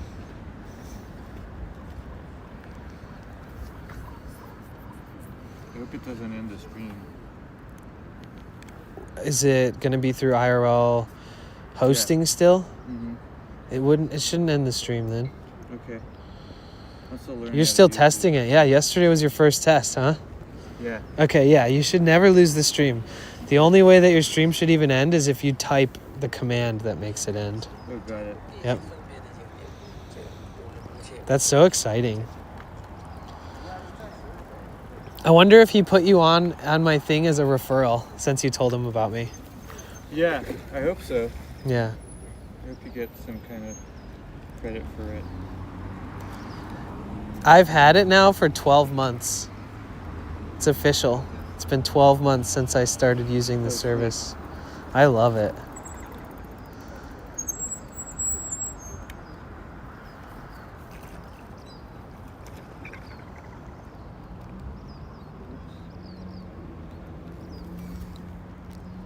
Oh.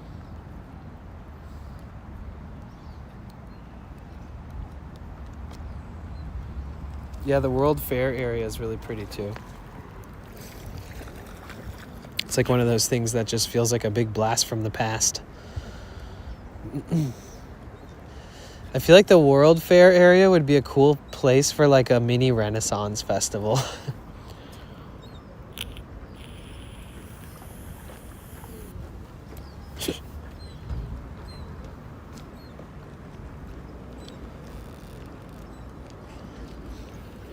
See, I've never even used that remote access thingy yet because they literally just came out with that not too long ago. I do everything from chat. Let's see how it works. Sorry. How fast it is. See, automatic switch back to live on the connection. Did you click go live on there yet? I think so. Let me. Let's see. Oh, you gotta. Yeah, you think you still have to click it. The play button at the bottom. Here. Oh, thank you. Okay. Let's see. Instant. It just went from. Oh, you know what? Oh. I think I know what it is. I think I have to turn off Speedify on this. But you have like those QR codes, right? Where you can scan it and then it opens up IRL Pro and it like automatically puts all the important settings in there for you. I think I just have to disable Speedify. But you did that, right? You did the scanning of the code, the QR code. And I did, yeah. Isn't that convenient? I tested it. I did a short test and it worked. Isn't that so convenient? Yeah. Somebody was like, how do I set this up on my Moblin? And I was like, what? You just scan the code. They're like, yeah, but what did you put in the settings? I'm like, I didn't. It does it all for me.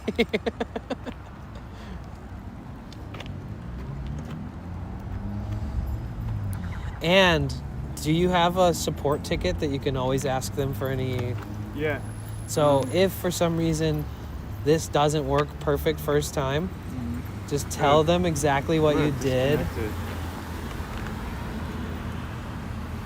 That's through Oh, it here. works. So let's Right? go back to YouTube. Oh my God, first try. He's just switched to this phone from this phone. So he can use this phone to stream, he can use this phone to stream, and he can use his DJI. Yeah, this is good too. Like, for example, I could put it in my car thing, or I could put it here. Right. I could recharge that, you know. Right, you Gives got me a lot so of- many options. Yeah, like I could turn this off.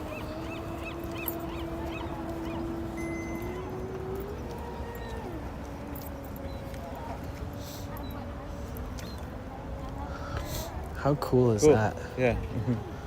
It's working. How do I look, guys? And look, I have the time overlay. Oh, nice. Yeah, just to Let's see it. experiment. Let's see the delay. Where's my face? It's a little bit not as stable, but that's okay. So the only difference is that there should be like a 7-second delay between what you used to do and what you have now. See? Perfect. Yeah, it might be exactly. more, but that's all right. It looks good. Oh man, Yeah. I look like I've been driving for 4 days. Oh, I could use another good night's rest before Yeah. I stick my face that close to the camera ever again. Oh, the nice thing about this is I think there's a way to... Oh, I noticed that I could just turn this off. You can and it sleep keeps it. going. Oh, nice. Well, let's see if it works. And did you know that that exists with Moblin too, I right? do know that. Okay, You cool. showed me that. It's perfect. So you guys, I turn off the phone, at least the screen, and it's still streaming. So it Let's basically see what if it that keeps does is going. it reduces the heat and it reduces the battery consumption. Yeah, and also like I can walk around more discreetly and it's not as obvious, you know. I know a guy who streams and he has one of the world's smallest HD cameras. And really? and he has it where it like the wire like goes up his back and around his ear, and then he has it mounted to his normal glasses that he wears. And Okay. it's like, I mean, if you look up, you're like, oh, what's that thing attached?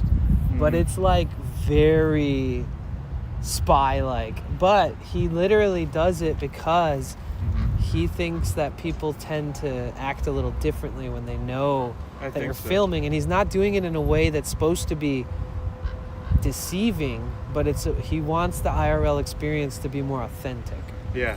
And he doesn't like go out his way to talk to people and like see if they'll act different, but he notices that he's treated a little better when he's walking in public. People don't give him like weird side eyes or, you know, stop him and be like, don't film me, because they don't realize what's going on really.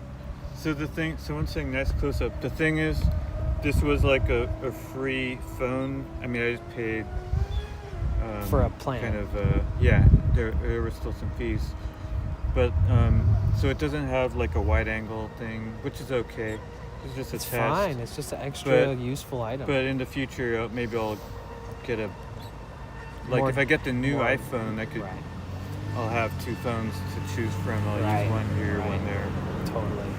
But yeah, this is just Well, at least now with the Maybe new so. one, I know that last time it was kind of a big spend in the comparison to getting a 13 instead, right? But there was also the heat aspect that was like made it easier yeah. for you to think, oh well, the 13 doesn't. It's made of aluminum, not titanium body. So at least they say that the 17 Pro is going to be aluminum body. So good. if you're ever in a position where you feel financially ready to spend more money on your streaming stuff, the 17 could be cool. Yeah. But I also that could be like your daily using phone too. Like Yeah. where it's like, ooh, this is the product of my hard work. Like if it's Or what from I- your earnings, you know. Or what I do usually is I use the older phone as my everyday phone, and then I use the newest phone as my streaming phone. So I use that for streaming only, but then I use that the newest one for both. Oh, cool. Yeah. But when I put a SIM card on this, it's weird because now I can finally make phone calls on stream without ending stream. So if I'm like, oh, I want to go to this place, let's see if they're open, or let's see if I'm allowed to stream there, and I can like actually make a phone call on stream and be like, excuse me, do you guys allow streaming? It's always a fun question to ask. Yeah. The answer is always, if it's for Oh. commercial use, By the way, there's, no. Rick Wolf mentioned the speed boats, the racing boats, the remote control ones. There's one out there. I don't know if you guys can see it. It's a little bit harder to control this camera because it's strapped to my chest, but It'd be sick to strap a camera on that thing, yeah, like a waterproof be camera. Just like a cruise it little around the water at GoPro 80 miles an hour. totally.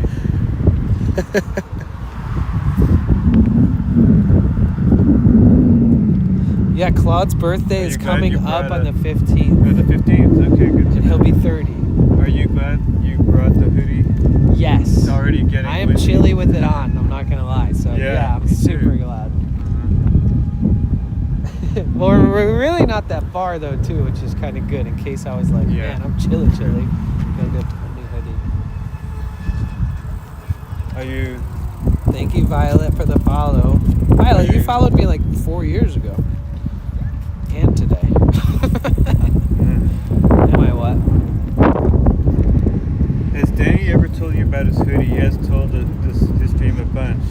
Oh, it's been a while. That's a cool hoodie. So what's the Yeah, story? so this is like from the Shipibo people, and there's like a tribe of women who Oh, I think I heard you create talk these about like certain designs, but the designs are based off of what they see during like entheogenic ceremonial practice, basically meaning when they eat peyote or they eat ayahuasca or drink ayahuasca, and then they have these like very intentional like shamanic type like ceremonial things that they do during those moments, and they like sing songs, and each depending on the degree of the severity of the effects that it's having on you and your backstory and what you're working on and what you're healing or whatever's going on in your life, they play different songs.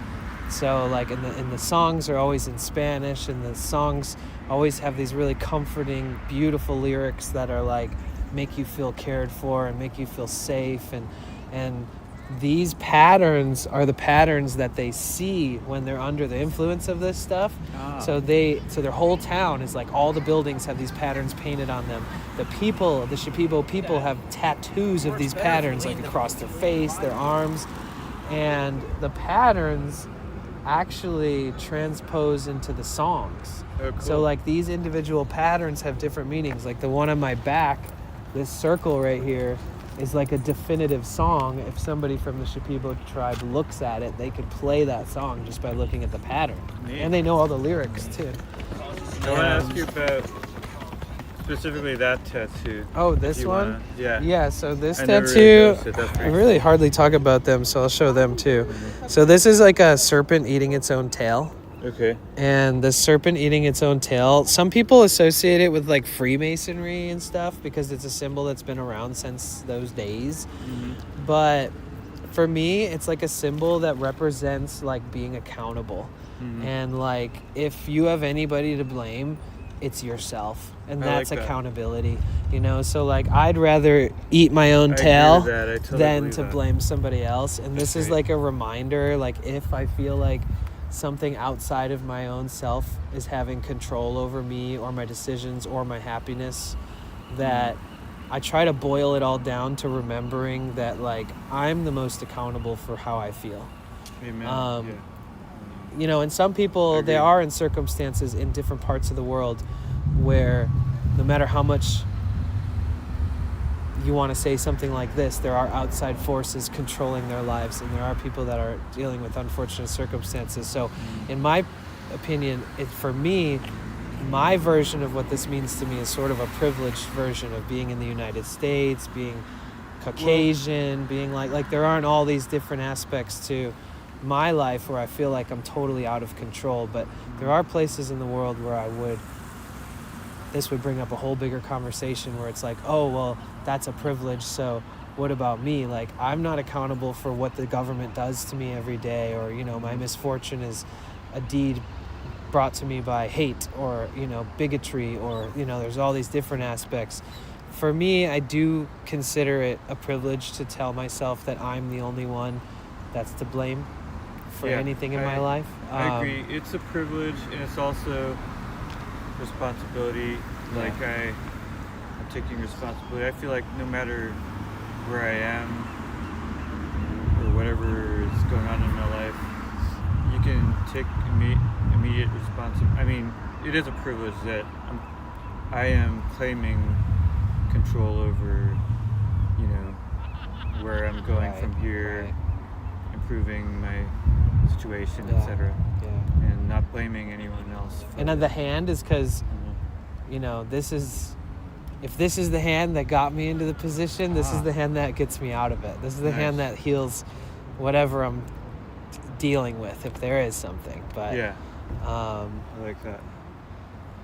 Because my problems are made by my own hands usually. Okay.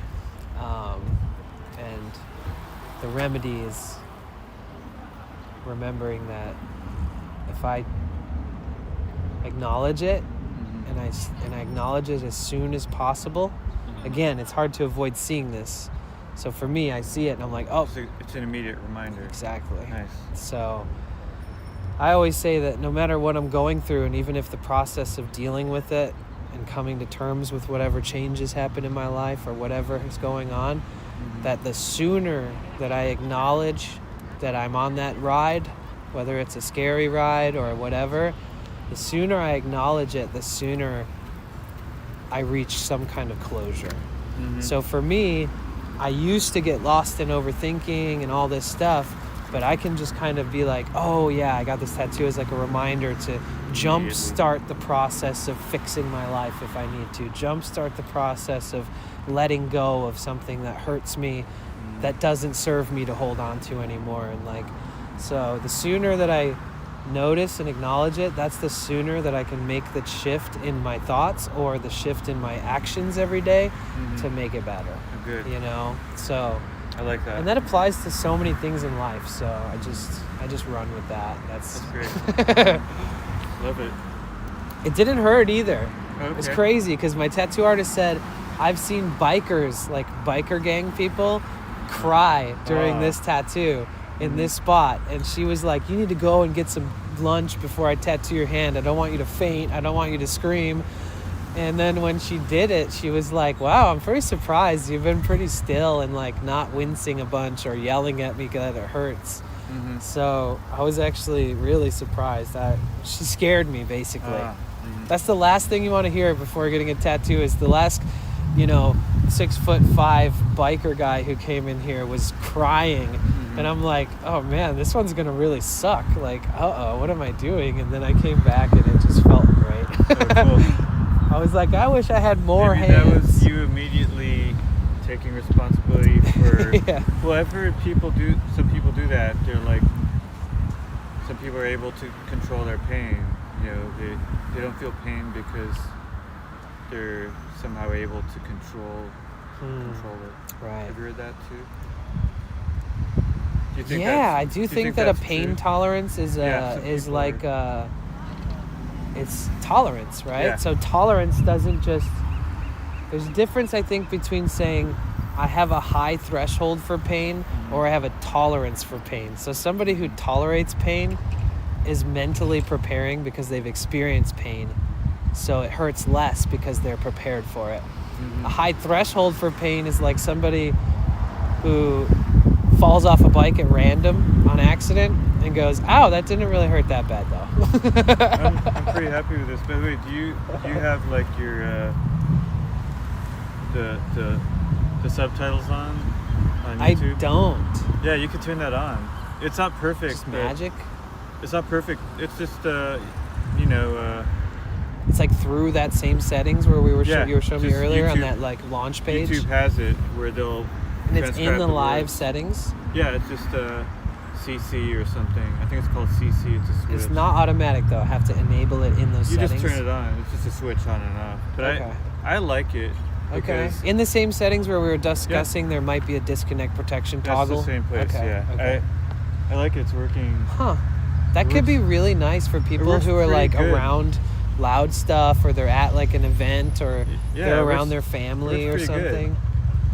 Perfect. Just know it's like through that same settings It's not perfect all the time, but it's working where pretty well. you were showing earlier that launch page. It looks pretty good. Yeah. Yeah. Sometimes it'll. Wow. It'll As long as you're not be- mumbling too much, I guess. It's okay. Oh, nice. Ali says. See, Juniper, I'm talking about like as the host Hashtag enabling still in it. her last. That's a good. So whether or not the viewer has closed caption turned on, that basically just That's- puts it on it no matter what. Well, that's what it is. No, they have to turn it on. But if they turn it on, But they can't turn it on unless you enable it in the settings. yeah. And Okay. It is I gotcha. something. Oh, and also, it has to. I think it might add a little bit of a slight amount of latency, possibly. So that's the other consideration. Okay. I can't remember exactly. but- Yeah, I mean that's not horrible, right? It's Hi, Margaret. It's Muller, reasonable. Thank you. It's reasonable to have extra latency if you're adding in more functionality. Yeah, I don't mind the latency because, okay, so IRL hosting, that's one level, and then I use Restream. It's a free restreaming service. That's another bit, and then the captions. That's, Right. but I don't mind. Yeah, I don't- my Twitch is different timing than my YouTube. makes sense. I mean, you probably noticed that at some point. I mean, people in chat have said it though, so Mhm. they're like, "Oh, your YouTube is more delayed than your Twitch, or vice versa, or something." Or if Does your we're plan streaming include together and they streaming on compare it, multiple then- platforms or no? my IRL hosting plan Yeah. doesn't. Okay. But But Restream provides it for free, and I rarely need to use it. stream them more than two. Okay. I So never- that's the free version. That's a Oh, that's free perfect. And That's also- great. And also, so what I do usually is, or sometimes, I'll start the stream, and then when I see that it's stable and it looks good, then I'll go into Restream and turn on the YouTube, and then that's. Oh, the give it official like a start. little breathing room But then before. there's a little bit of free, stream before the stream. Right. Okay. On Twitch or. I see. Okay. Thank you, Margaret. That's cool. Yeah, I think and Restream seems cool because when you use the plugin that I use on the OBS that I have access to, because I use like the pro plan on IRL hosting, I don't know for sure. It could have fixed itself by now.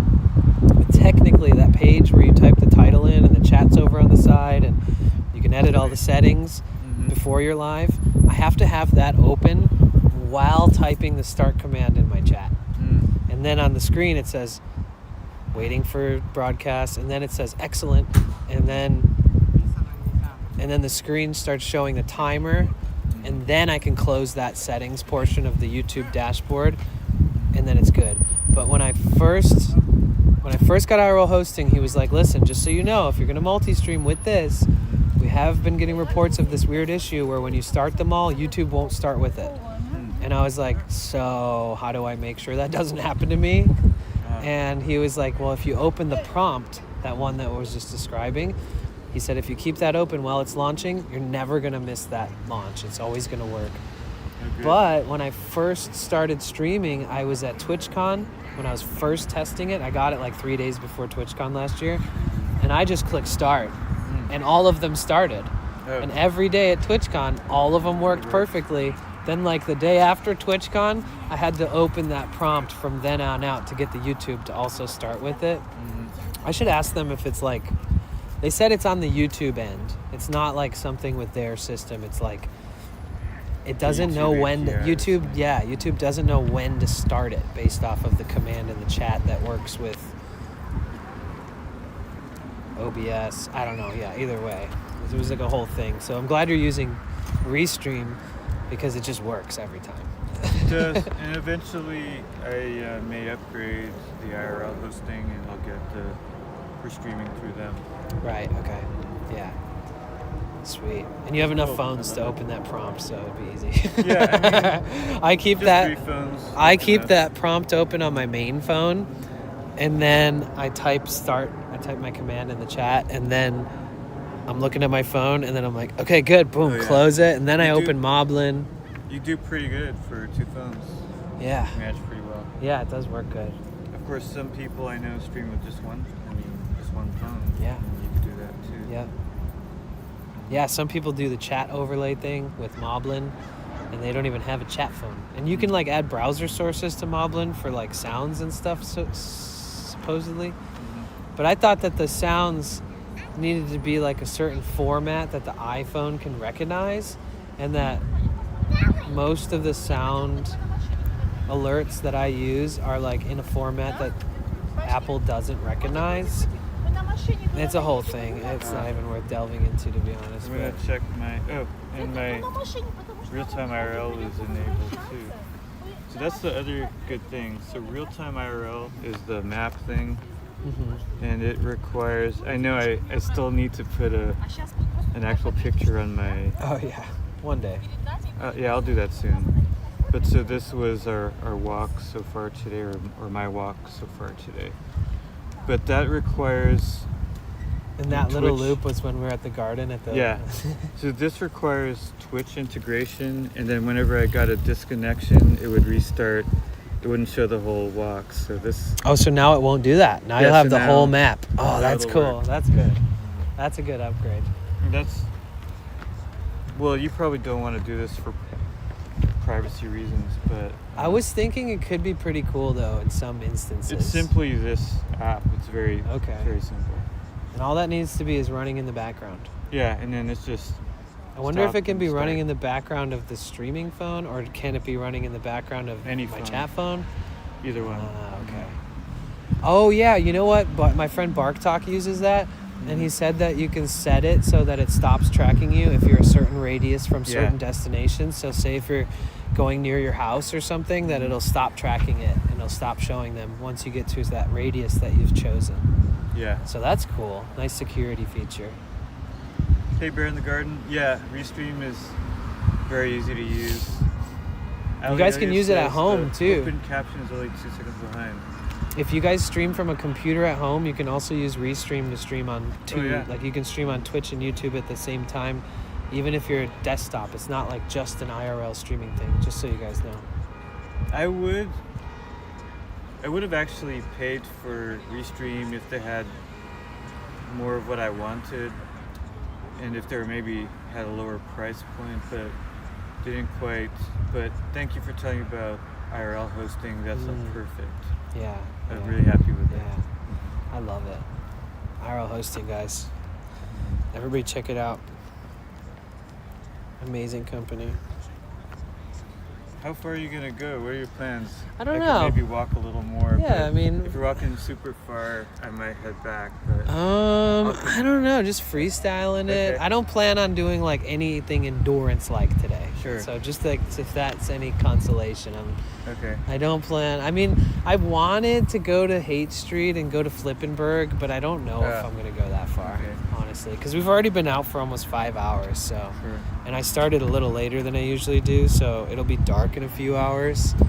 So, Yeah, maybe just explore a little bit more. I don't know where I would get food. I had my heart set on getting a burger there. I don't know. Got Maybe it. I still should. There's Let me look at how far we are.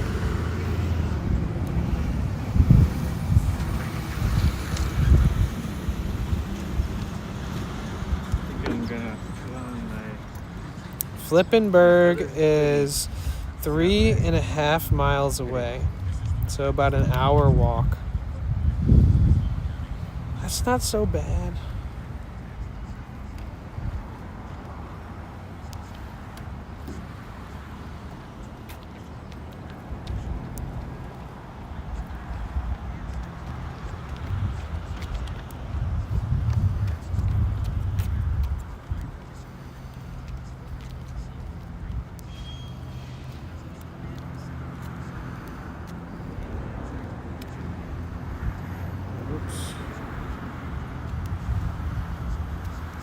And they're open till 9.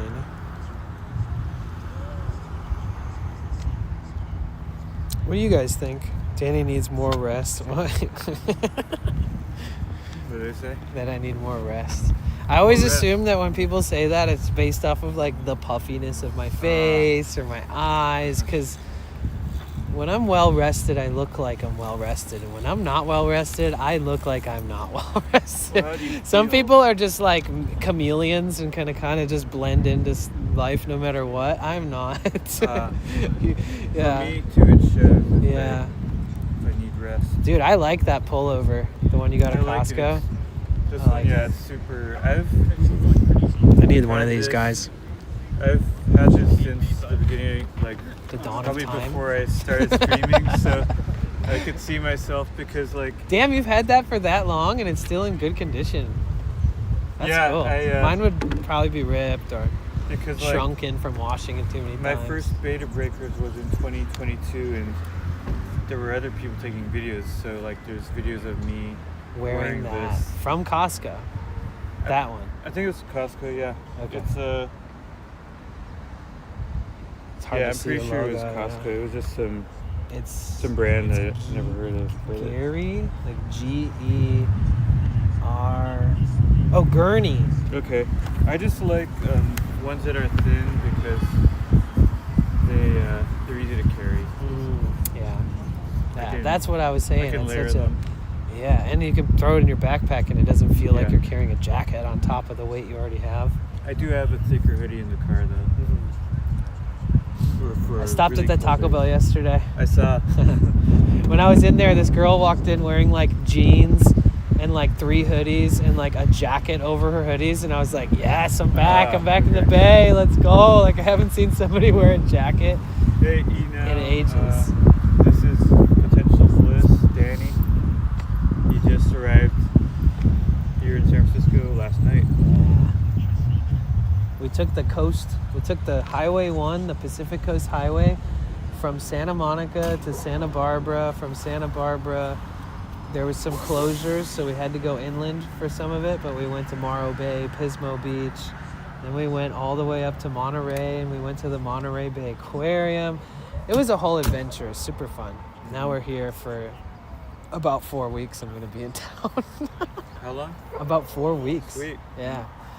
So I'll have to take care of my van. I got to top off my oil, fix that little leak, potentially do my transmission service and replace the fluids. Tony said he said okay, it was okay if I try to do it in front of his house. So I might do it there. Or I might just put it off because I'm intimidated. by the Getting whole thing. seasick. Sorry, Margaret. Was that because of my movement? I'll switch back. Oh yeah, to people the- have said that to me about when I'm wearing the chest mount too, actually. Okay. Especially if I'm enjoying music. Ah. Like if I'm watching a live band, I'm basically doing this sway thing the whole time. And if I'm not in the frame, the whole world is sort of swaying, and I get it. Does IRL Pro have stabilization setting? I think it does. I'll have to look into that. I know Moblin does. Moblin's great. I But have it on the Moblin- lowest stabilization settings, and it's But perfect. Moblin doesn't work on Android, correct? No, would be sick I have if it did. Moblin is basically a recreation of a better version of IRL Pro for Apple because the IRL Pro people like refused to make it for Apple.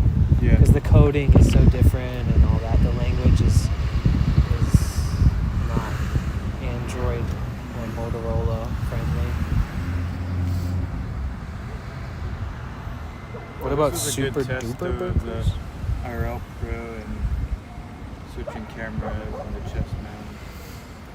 I think, let me see, what time is it? So if it takes me an hour to get to Flippin' Burgers, and then if I eat there, we'll be there by like 6. Hi Penelope, wow, so good to see you, Penelope. I think I could pull it off. Hey Penelope, I just saw your channel and I saw that and I saw you have a bunch of cool videos. I love it. Keep doing it, Penelope. So glad to see you. By the way, every time I'm on Haight Street, I think of you. Every time I pass by Amiibo. It's Welcome back, trippy Amy. Hi, Ali. when you look up a restaurant and then you go through their reviews of their photos. Yeah. And then there's like a menu from 6 years ago, and then there's a menu from 3, and then there's a menu from like this month. Mhm. And the price difference is crazy. Yeah. Prices increased. Dude, a burger A lot. at Flippin' Burger used to be $6.25. Yeah. That's good. It's now $9. So that's, around $3 more. But yeah, that's crazy. Fantastic, Amy. Amy just subscribed. So this is Danny, Potential Bliss. I forget where to look. Oh, here. This yeah. is a cool experience actually, like because that, I yeah. talk to people sometimes wearing I have it to too. keep readjusting it because sometimes it's too low, but Okay. I think it's looking at you now. Yeah, so this is Danny. He's Potential Bliss on YouTube, And Twitch. Twitch, and Kick. Yeah. I had to explain to my friend yesterday what Kick was, Oh, and I gosh. think a good way to remember it is Kick is a lot of the people who were kicked off of Twitch go to Kick. Yeah. Yeah. But I I was like never Kick. kicked off Twitch though. But I like Kick, yeah. and you know what? I was able to watch a replay on Kick because Right. it was taken off of YouTube and Because of Twitch, the sound, because the of the music, audio. right? Yeah. So it's kind of nice to have multi-streaming. Right. And they pay me Absolutely. by viewership and chatting. So like I can run, there's no ads on Kick. Sweet. And I don't ask anybody to subscribe. But I can still earn like $10 to $20 a day just from streaming there, just Mhm. from existing there. So for me, it's passive income that me with my lifestyle, it's very beneficial for. Mhm. But the overall vibe of that entire platform has a bit of a tainted energy to it because, I like you like said, Kick. it's like people who never they got banned off other sites end up there. I mean, that's kind of a joke though, but there's just some very specific Kick-only streamers that I like, and one of them's just recently moved to San Francisco. Oh wow! And he's a cool guy. I've met him a few times in person, and I mean, I like Kick for what it's worth. Yeah, me too. Yeah. But it has a reputation on Twitch because a lot of the people on Kick, they do this thing that they call pick Kick. Then that's like their vibe, and all they do is hate on Twitch. And like, it's all like unwarranted, just like everything is like, oh, let's blame it on Twitch. So there is like a bit of this like bickering back and forth between people, and it's weird, but it is what it is. Yeah, I mean, for what it's worth, I think there's also something about like what channels you're watching and what content you're making more than just Right. the platform. Right. That's Right. my opinion. Like in LA though, when you meet Kick streamers, they're like a menace to society. Okay. Like every time. Pretty much every time I meet a streamer, they're like, oh, I was just rizzing up these baddies over there. And then the girl's boyfriend came up and I told him, you know what are you going to do about it? And like, that's the kind of energy that I find when I meet people that stream on Kick in person. Okay. And then they act like I'm some big softy You know, like compared to them, they're like, oh, you know, like that guy. So it's a weird dynamic for me. But I joined Kick, and I want to just make a good impression on them. You know, like if. Oh, interesting. I got the. What happened? It disconnected. Did this phone die? I probably bumped into something, but anyway. Was that phone plugged in while you were streaming it off of it just now? In any case, I think I want to switch it anyways. Maybe I just had it off for too long. Yeah, like slept it too long? Yeah. But that was a good test, and now I'll go live. I see stuff though, look. Oh, okay, it's back. Just a small short disconnection then. Did you unsleep it? Maybe it was slept too long. I don't know.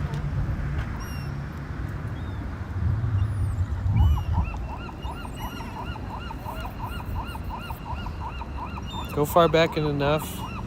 And McDonald's used to have the dollar menu. Oh man, the McDonald's. Dude, you guys remember the double cheeseburger was on the dollar menu. The double cheeseburger was on the dollar menu. The good old days. $1 for a double cheeseburger, man. It's just like the good old days of being able to afford food. Okay, I'm gonna reconnect the Swap it out. camera in a few. Okay. I don't know what happened there, but that's a good test of the disconnect protection. So the stream didn't end. It So just showed a the advice CRV message. Oh, you're okay. So you have to. Just one at a time. I know. I'm interested to see if it just picks it up while it's already running on there. I guess it's gonna retry until it does. But when I was told when I was switching from like an action cam, the Sony camera, to my phone, or vice versa, that he was like, turn one off for like a few seconds, then switch the other one on, and you'll be fine. It'll work. Mm-hmm. I'm curious to see if you switch this off, if it automatically stops doing the F symbol. So I'm gonna turn off this camera that I'm on and turn on this one. So see you on the other camera. And you see the Fs? See the Fs? That means it's not able to establish that connection because he's already streaming on this second phone.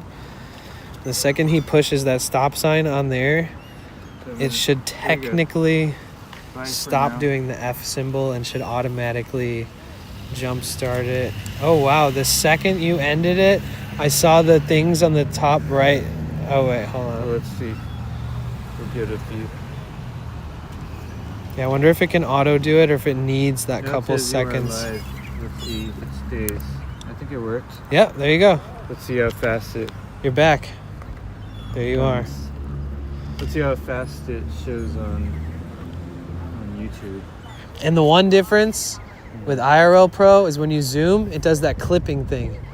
Where like instead of it smoothly zooming I love the smooth zoom of on the Moblin. Moblin, yeah. Oh my gosh. I have friends that use IRL Pro because they bought like an Android S25 or whatever because they were told that that's the best one to stream on and that it doesn't overheat as much as iPhone, which is very true. Mm-hmm. But the one thing that they always say when they see mine on the iPhone is, oh my God, I wish IRL Pro would just update their zoom. Like the one thing they need to do is update that zoom. I usually stream on 0.5? Prism Live Studio, and Oh, that's yeah. the same complaint. Yes, I forgot that was the same with Prism. Yeah. Gosh. And did you know in the settings of Moblin you can adjust the speed in which it zooms? Oh, I didn't know that. Yeah, so you can do it so it just goes like slow, or you can do it so it's like Okay. yeah. I haven't adjusted it, but I saw it in the settings. Mm-hmm.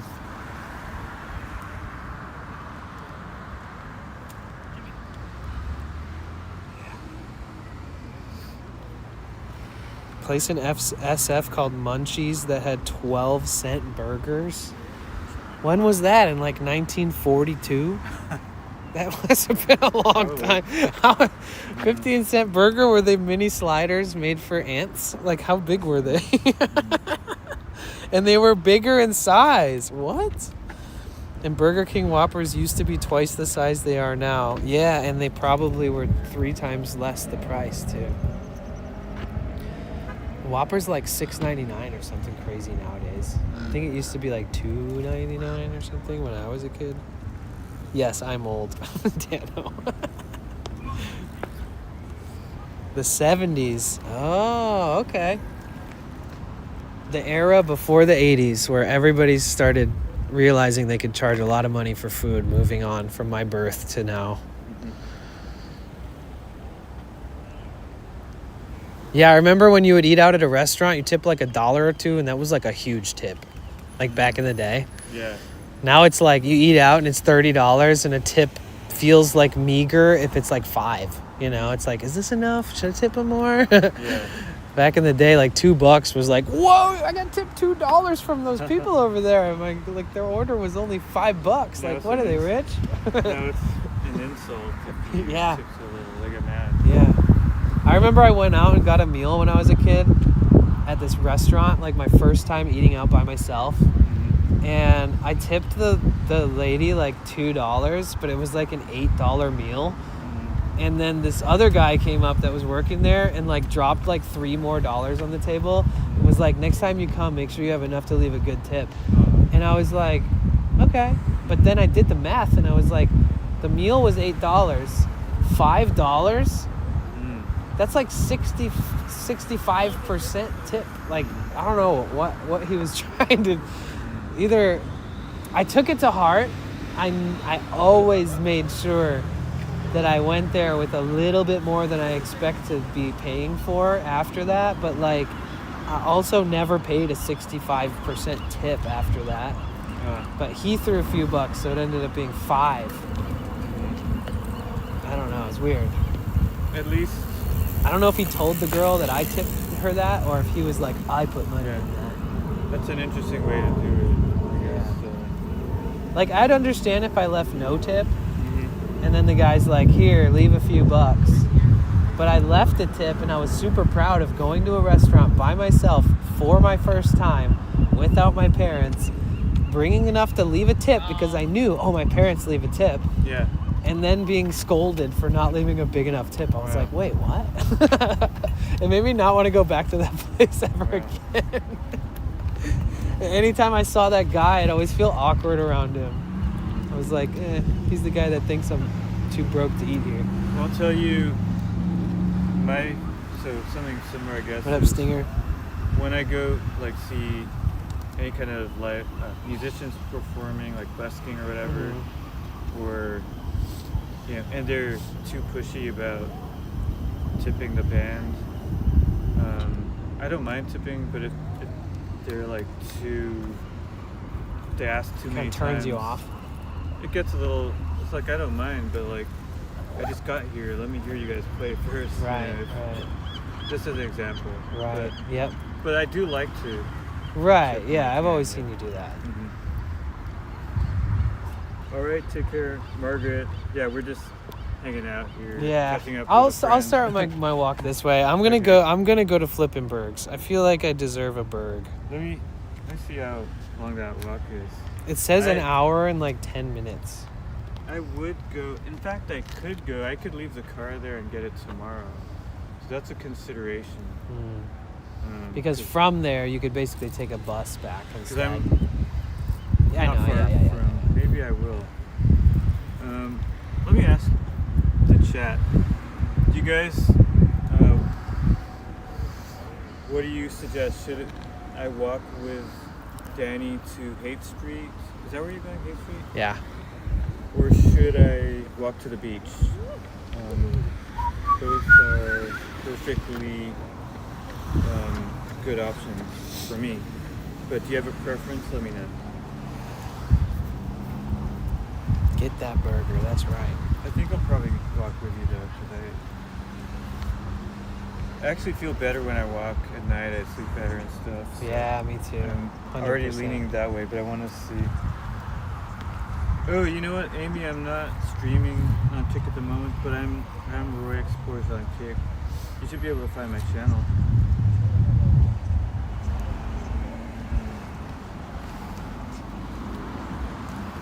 While they're answering, I'm gonna. Yeah, it'll assume probably they're be gonna- dark out by the time I don't like I. dark because I can literally I parked in a place where it's pretty safe. I can just get it tomorrow. So Oh, okay. that's what I may do. Okay. Otherwise, I just get the car and move it and have to look for parking again. So Right. kind of an hassle.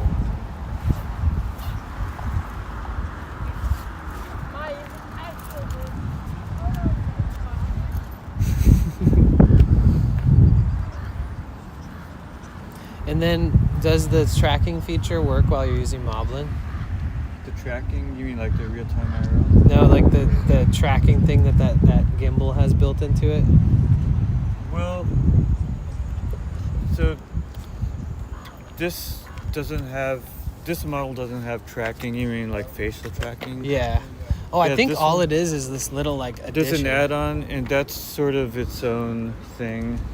Right. But I don't use it. But I want to get eventually the M7. So this is the M6. The Mhm. M7, you could pull out this faceplate and control it remotely, which is great because like That's I'll cool. sometimes do a stream like Set it down.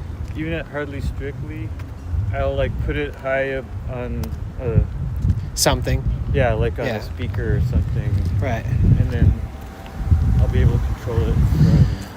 What's the most direct path there? You think it's through here or it's this street? Okay, V-Kite says go to hate. Amy says I couldn't find it. Okay, I'll put a link later on in my YouTube description to my Kick. I don't have much on Kick anyway. It's just Pretty bare bones. it's Me too. mainly just sometimes I'm testing something and I'll start on Kick. That's all. Yeah. Yeah, cool. It would be fun to walk with Danny while you have him. All right. We'll walk with Boys, Danny. all mine. All right, you guys, let's catch up a little bit. Helicopter 2 pals to find it. Okay, so I think it's pretty much straight this way. Sometimes if I'm not sure, I just Google Map it. I know you don't like Google Maps, but any I any hate map. Google either of Maps, them. but I like also Google Maps, though. I like Apple Maps better.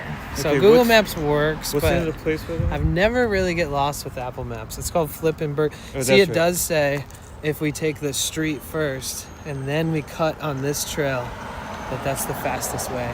So we can cut over to True. that street. If you want to go for fast, that is the way. If you want to go for more interesting, this way. But it's like a whole hour, so we could even take the bus if you want, part of the way. If you're pretty hungry or cold or whatever, or tired. Ooh. What? Buses exist. Yeah, remember I can eat the number quicker. 5 Fulton, I think it is. True. And we bust up into the bus both with all of our streaming gear. Yeah, they don't care. I go on there all the time while streaming. Yeah, should be good. I'll Google Maps. Yeah, you guys, let's all check in with each other. Sorry, I'm enjoying time with a friend, being able to chat about streaming stuff and life stuff. It's really healthy.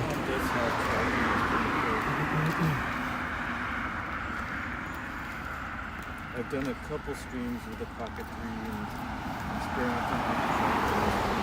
Oh, and I don't have it on me, but I got a physical. What's the card that we use for the buses here called? It's tap or is it? What's it called? The Mini. Let me see. It's in my thing. Let me look. But you got one of those?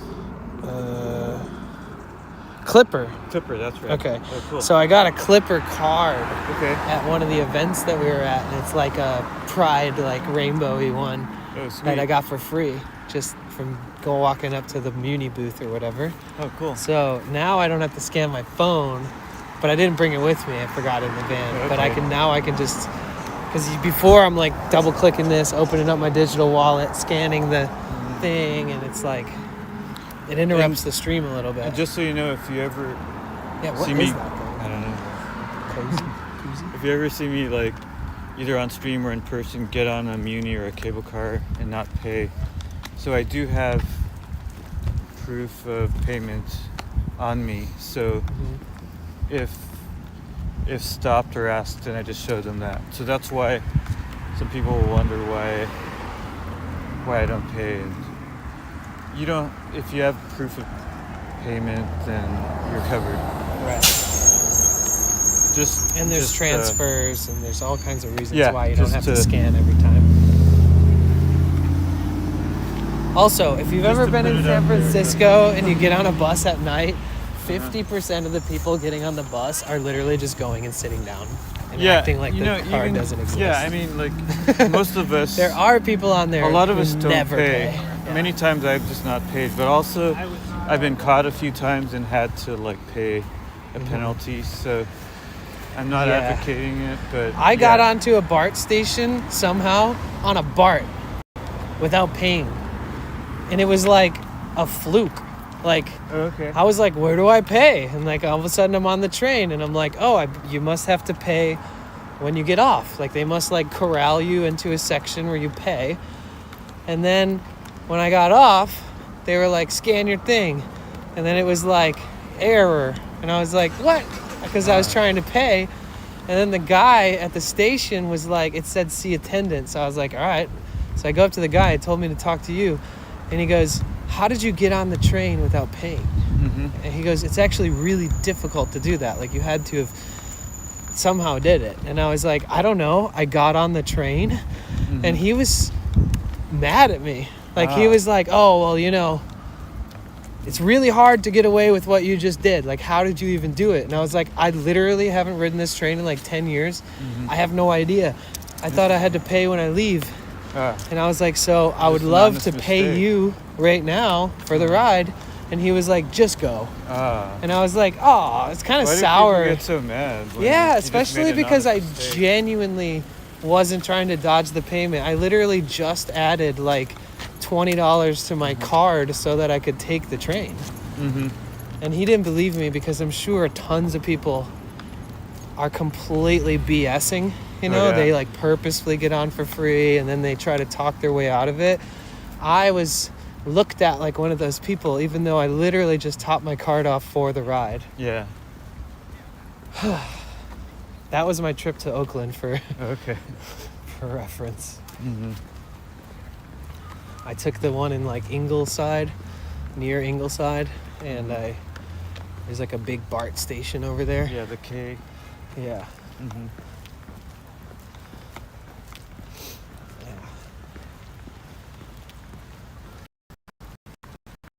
But I told my friends I would only come if they gave me a ride back, because I knew that I'd be here till like 11 at night, and I didn't want to ride the BART That's a at good 11 point. at night in Oakland by myself.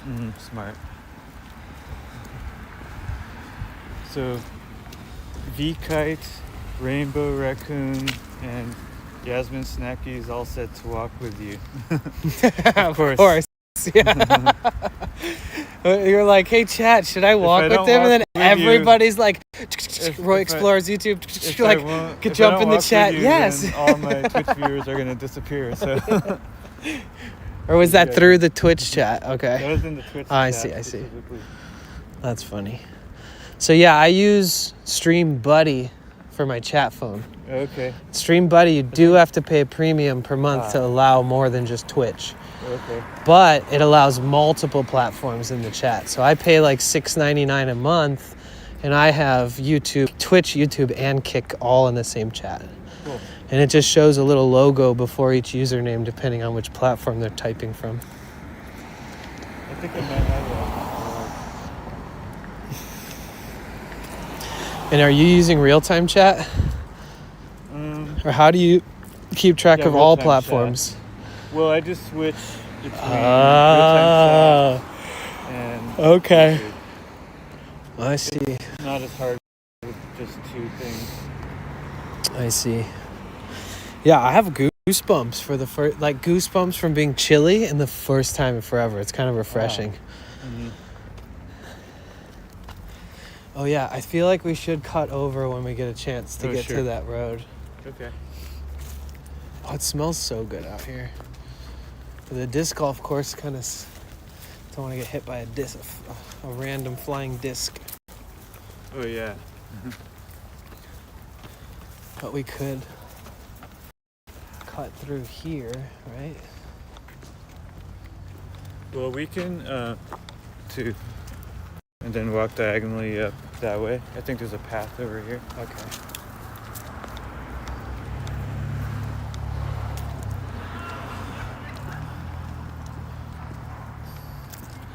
Oh yeah, juniper for sure. Because if I just cross the bridge and go hang out with Tony in his neighborhood, it could be like 15 degrees warmer, and it's Oh, definitely. 20 minutes from right here if there's no traffic. That is true. And sunny. Like if I look at the weather here and it's cloudy for the next 8 days, if I look at the weather where Tony lives, and I'm not going to say the exact city because, but if I look at the weather where he is, it'll be sunny every day. It's crazy how the fog and the Carl and the marine layer like move in certain directions based off the contours of how the land meets the ocean and the weather patterns and stuff. Yeah. So Danny knows, and you guys might know, but this area we're walking in, this is one of the stages during Hardly Strictly Bluegrass. Oh yeah, it sure is. And then there's other ones, and Yep. This is the Rooster. I can't remember. Yeah, I which think this is which. Rooster. And it used to be extra cool because they used to like the first couple times I went to Hardly Strictly like 15 years ago. Wait, hold up. So also, there's a disc golf course over here. Sorry, continue. Oh, that they trimmed the trees and stuff because a lot of the people at the festival would climb the trees Oh yeah. in like big groups. So there'd be like Grateful Dead fans with like all their tie-dye and Grateful Dead shirts from tours from like 25 years ago or 40 years ago. And they would just watch the whole show from the trees. You see all these hippies up in the trees, but like a lot of them.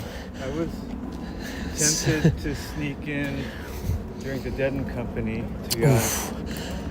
Mike emailed, one of my community members emailed like the Grateful Dead company and was like, hey, this guy, you should give him permission to stream your event because, you know, like all these, like trying to like work. Did you hear back? No. Because they stream all Grateful Dead related stuff on this certain website. So they like already have the live stream rights like to specifically to this one website. I forget what it's called, but I forget.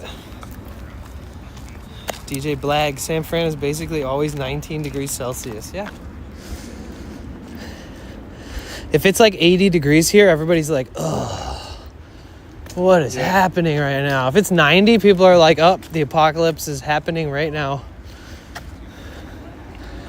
It's,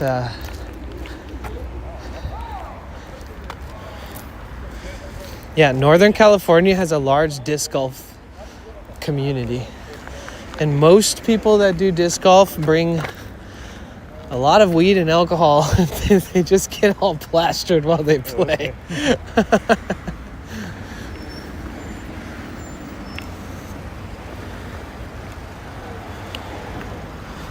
Are we catching the Muni then, or walking? I think the Muni sounds good. Let me check Okay. my my balance. Either way, but if Let me check my balance. you don't want to, Yeah. Shoot, I think this is from wow. when...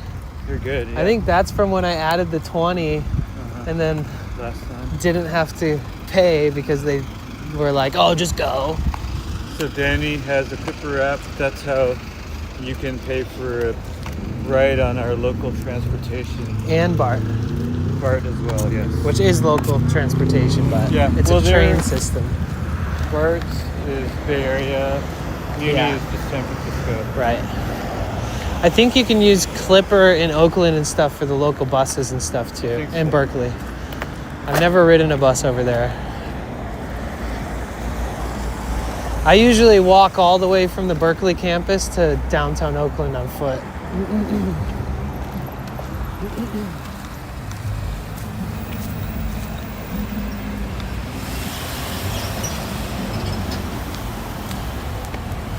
You guys gonna be walking down Fulton until you hit the burger place. 5 goes down Fulton.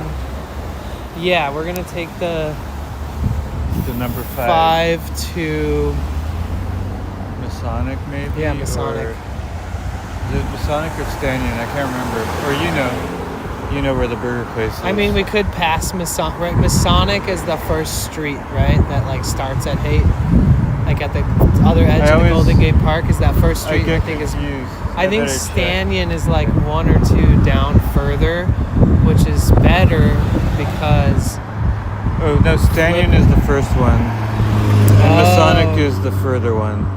But your burger place might be closer to Masonic. I think it is closer to Masonic.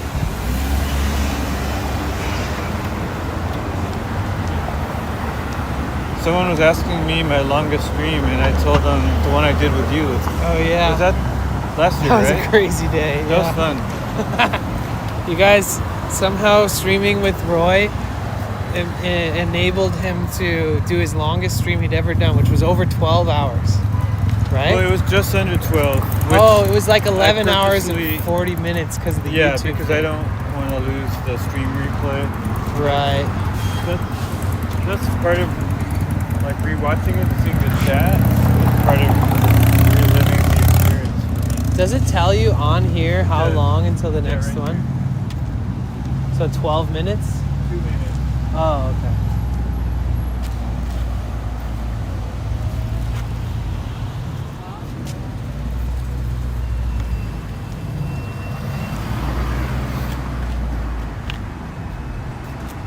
Oh, I see the bus. I see it. I see it. Do you see it? The 5, not to be confused with the 5R, right? Well, the 5R is better because it'll go faster. Because It's the rapid. Yeah. Okay. I see. It skips half the stops. Nice. We like that. Yeah. But It's clever. either one. It's a but clever system. To Yeah, have I one like that it. skips some and another that doesn't.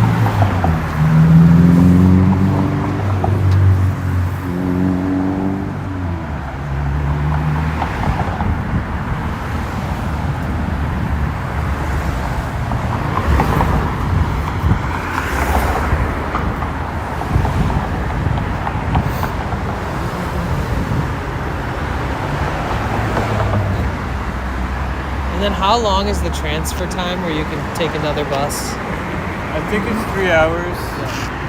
So I can take another bus back then, technically.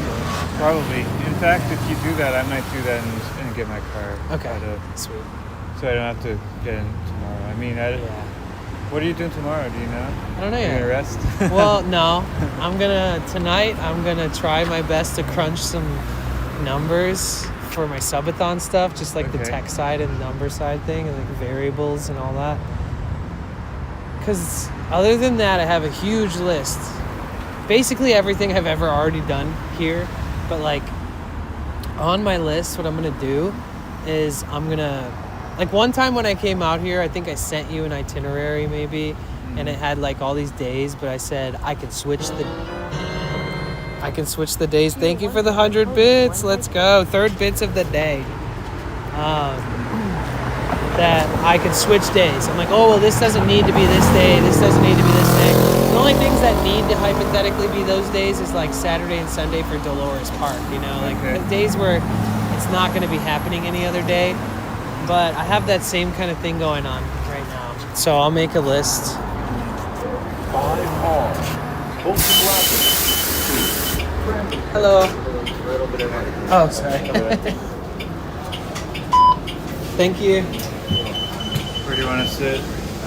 Here's fine, so we won't even be on it long, right? No, I don't think so. Please hold on.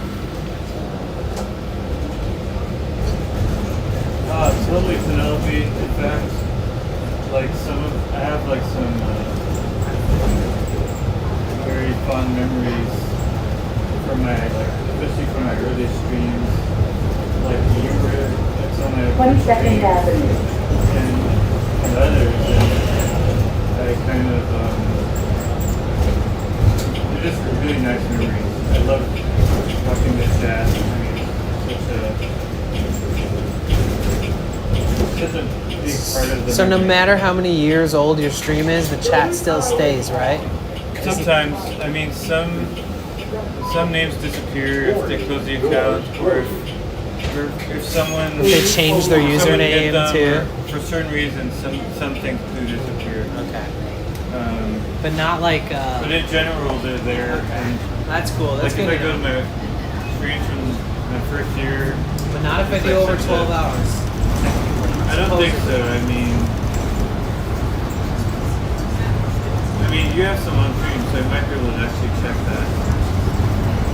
True. If any of them say like 12 hours on the dot, Yeah, it you still can. has the chat. You could actually then check you that. can check. So Yeah. I'll I check might my be wrong. TwitchCon ones from last year. Then. I'll check those and see. I'll let you know. So you could do it. Okay. Get some insight on that. You gonna hook up with Bike Curious? Of course. You can actually just find him at Dolores Park on the weekends. Every Sunday, yeah. Actually, We'll go find him if on I'm Sunday. free, one of these Sundays, I'd love to go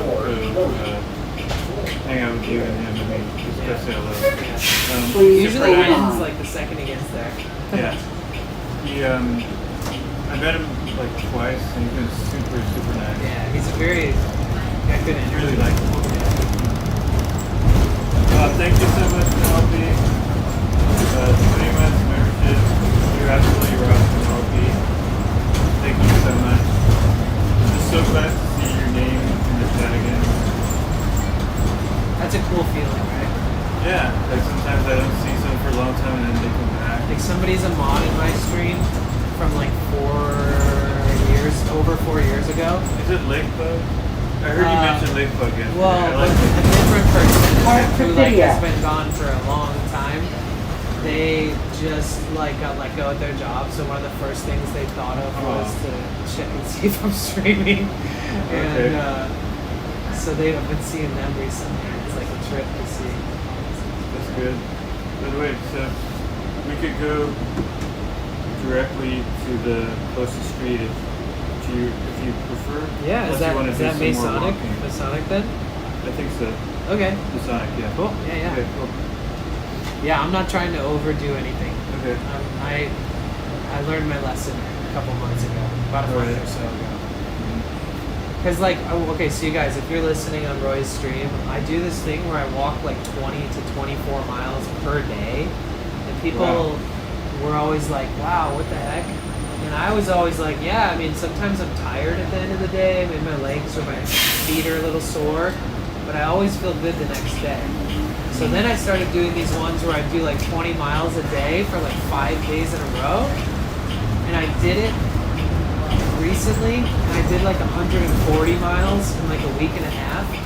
And then the next day I woke up and I felt like I got hit by a car. And my knee was all messed up, so I couldn't walk properly. And so I think I finally reached a point where I'm going to have like lifelong damage if I keep doing that. Because I just turned my camera away. Oh, no worries. Yeah. I sustained some kind of injury that's not good. And it was just from overdoing it. It wasn't from like an incident where I fell or like hit my knee. It wasn't anything like that. So for me to like feel like I got hit in the knee with a golf club scared me. You know, I was like, uh-oh, this is just from walking. Like, you know, and at my age, I really need to be mindful that I don't acquire a lifelong injury because of this. Yeah, definitely. 10th Avenue.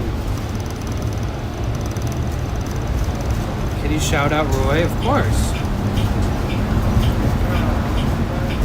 Oh, thank you. Whoever did that.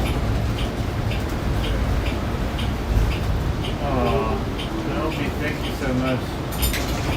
That means a lot. I'm really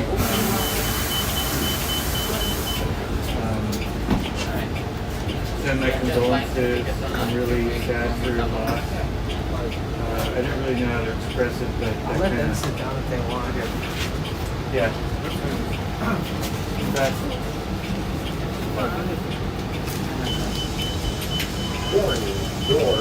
Oh, I guess yeah, they let's don't just need stand. it. case anyone Yeah. Please hold on. Thank you, Penelope. That means a lot. One of my viewers, Penelope Gao, says, so her cousin passed away last year. I can always She says, East Avenue, the Young Museum, and Academy of that Sciences. was his favorite, which is really nice to say. I mean, it's really touching. But so, Oh, yeah. her husband James used to work at a Mesa Music Oh, a cool. long time ago. So every time I go by there, Good to say I hi. said, hey, Penelope, are you watching? Oh, that's cool. Penelope. Doors are open. Doors are open.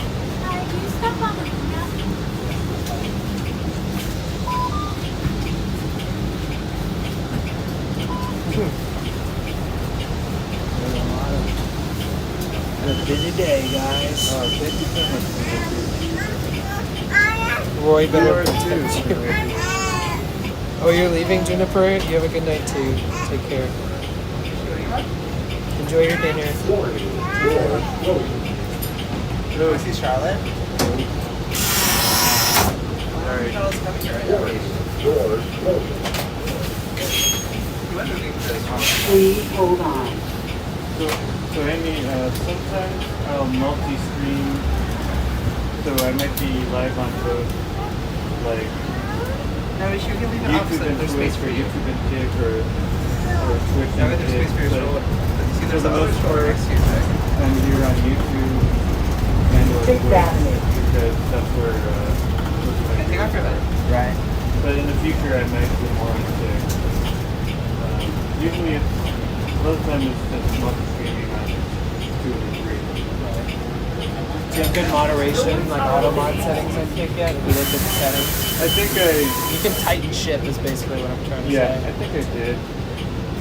I don't really ever have any viewers there, which is fine. It's just more for testing. But also, Thank you, Jagged, for the 100 bits. Hey, Brett. Good to see you, Brett. Please hold on. In a sense, I kind of like the like having a small chat again, where I'm actually able to converse with people. Because on YouTube, sometimes I'll have like 600 viewers, depending on like what the event is or whatever, and I can't. What was your peak viewership at the 8th Street thing? It was like 100 something. Nice. It wasn't. That's good. Yeah, it wasn't.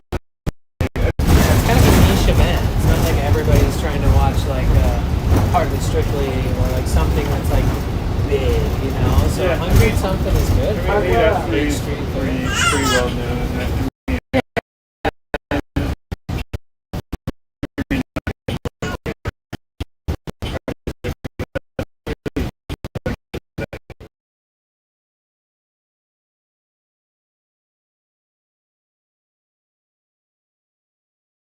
Remember how hot it was last time? yeah, that kind of made it. We're both like sitting in the shade thinking about like how is this gonna work? If it's like that, I probably just won't stream. But I definitely look to attend. So I know when I streamed before, He only comes some days. it's really small. Yeah, I might- Pacifica? No, in on Caraval Street. Oh, So okay.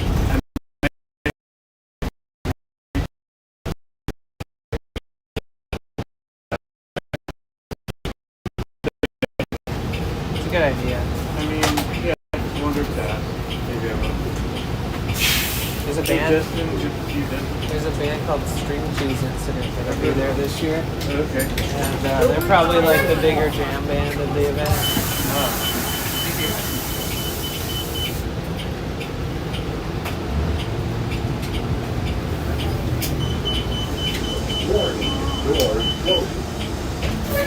Please hold on.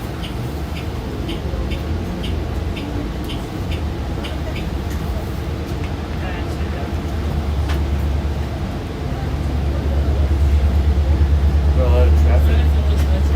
Yeah, it's rush hour, right? 5:30. I'll stand here. There's a house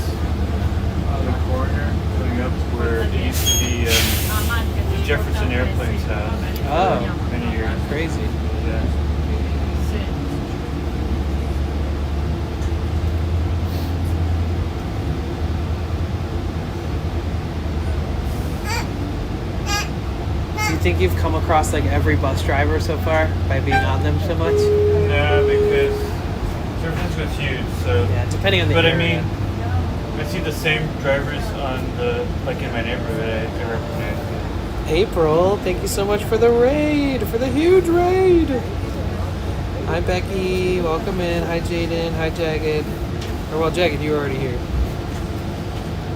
Hello, what's up, Chef Mackie? Welcome. How was your stream? What did you do today? It might be this house. I think that's the Jefferson Airplane house. 2400 Fulton? Yeah, I think that's it. That's cool. Thank you so much for the raid. Is at an event with the twins. Oh, sweet. Jefferson Airplane. I saw the twins promoting an event that they were looking. No, they were talking about something to do with TwitchCon, actually. You can see it against the Well, I hope it went great. Aw, thank you.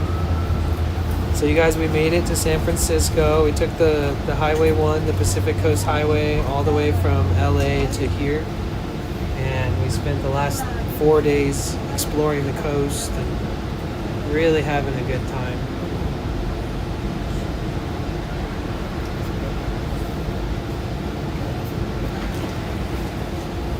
But yeah, my name is Danny. We're currently on a local bus here in San Francisco. We're going to go get some dinner.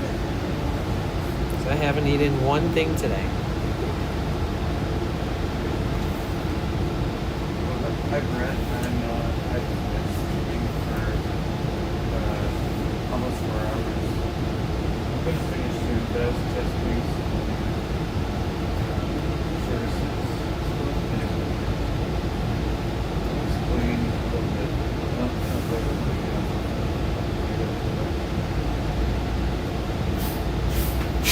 Yeah, it took me a while to come up with like a elevator pitch of like what this new service does for me. And now I finally boiled it down to it's for disconnect protection. Because it's so complicated, but that's basically the best benefit. That's the main feature, and then the other one is I've wanted to use SRT for a long time, it's especially the protocols. Since you mentioned how much better it is. Yeah, it manages the available bandwidth around 2 times as efficient. Trader, Parker. Which is good in a pinch. But if you're in a place that has amazing service, RTMP is just fine. And then you have no delay. Yeah. Go just Wait, SRT have more delay. RTMP. Well, because it's going to a computer and then Okay. yeah, there's a little bit of latency added.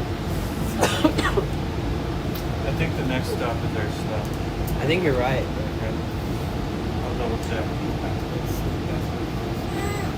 Oh my god, the amount of times that I've walked all the way down this street from City Hall to the beach. It's crazy. Actually, it's not this track, the Second. one. Say again the amount of times. That I've walked all the way from City Hall to the beach on this street on Fulton all the way. That's a lot. It's very gratifying. A lot of people are about to get on, I think. Oh my gosh. Maybe we should make these seats available. Because it looks like. Perhaps. I don't know. Oh, we can scoot over. He only put them up to get his stroller through. Oh yeah.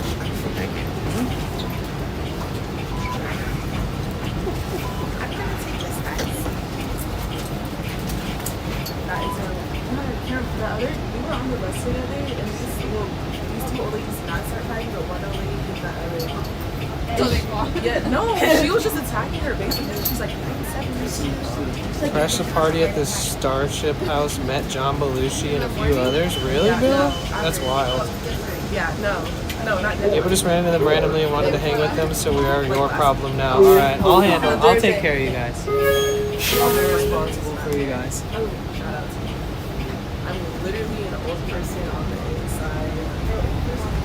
My hair shot. My memory shot. What This is us, right? My eyes are Roy? getting shot. Like they're like This us right here? I noticed that and it was like semi-early, and I was looking at it, and I was like,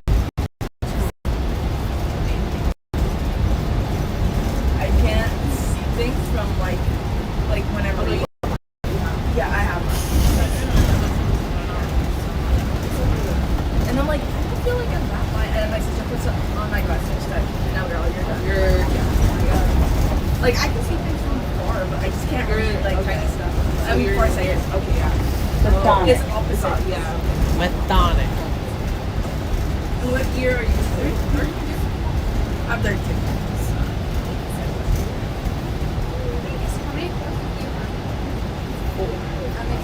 Alright, this is us.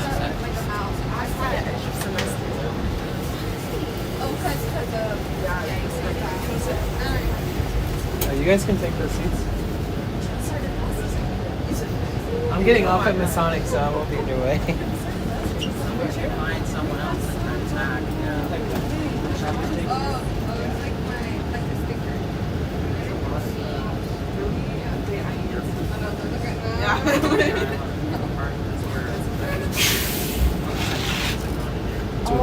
Just did a little moonwalk.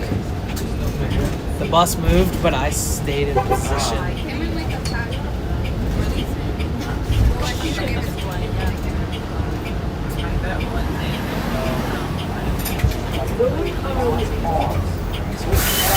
Thanks for the ride. All right. Okay, guys. It's everybody's getting off work. Everybody's hitting up the bus. So thank you so much for the raid, April. Thank you. Guys, my name is Danny.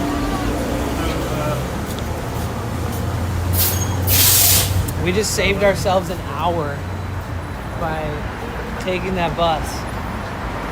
If you wouldn't have mentioned the bus, I would have forgot it existed. Oh, really? Yeah. Because it's my first day back, so I used the bus. But you guys, I'm with my friend Roy. He's an incredible dude. He's a live streamer, and he kind of started his whole streaming journey on YouTube. And he has like an incredible community on YouTube, and he's had some incredible streams over the years. And he's a San Francisco native. So, wait, is April coming to San Francisco? You might get to meet April. She's like a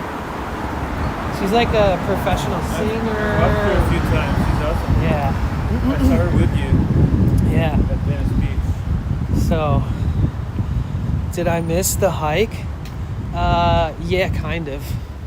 We eventually took a bus because I want to eat dinner, and it's like going to be dark soon, so I didn't want to.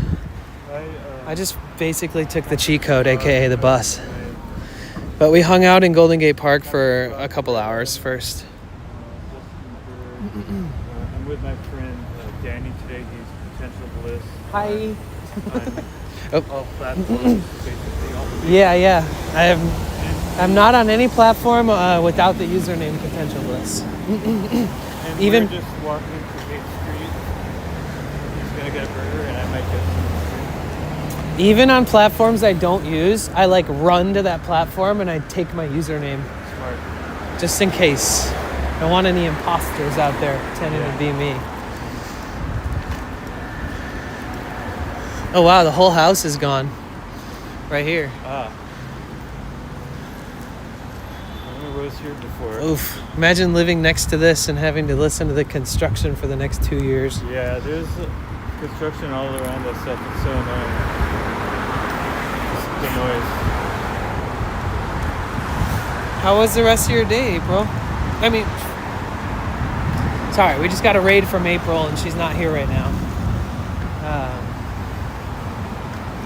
Next, who wants to be talked to? Mermaid Law, how was your day? Sorry. I was already told. Oh my god, a bag full of fortune cookies. Remember last time? You can read them without even taking it out. Look, that's like cheating. Your future is here. The future doesn't rush. It arrives exactly when you're ready to take the next step. They're Waymo fortune cookies. Whoa. I'm so tempted, but I'm not going to take them. But do you remember last year? I just want to look at the Last year you fortunes. found me some Reese's. Yeah. And they were actually a good time to find. Good, yeah. I'll read you guys the fortune. The journey isn't just about reaching the destination. It's about enjoying the ride along the way. They're all kind of similar. That describes you perfectly. That is a good one. This one's almost the same, but not. It says, the journey is just as important as the destination. That one says the journey is not about reaching the destination, it's about enjoying it along the way. I do like that. I'm gonna leave these for someone else. Look, this one's like hanging out of the bag. You will soon be driven to success. All right. All right. What if we don't keep the Someone fortune? else will Does it take still them. come true? I think so, and also someone else would benefit from it My day was good. Okay, I'm glad. Did you get some lawyering in? Hyper Albie, what's up? How are you? It's good to see you.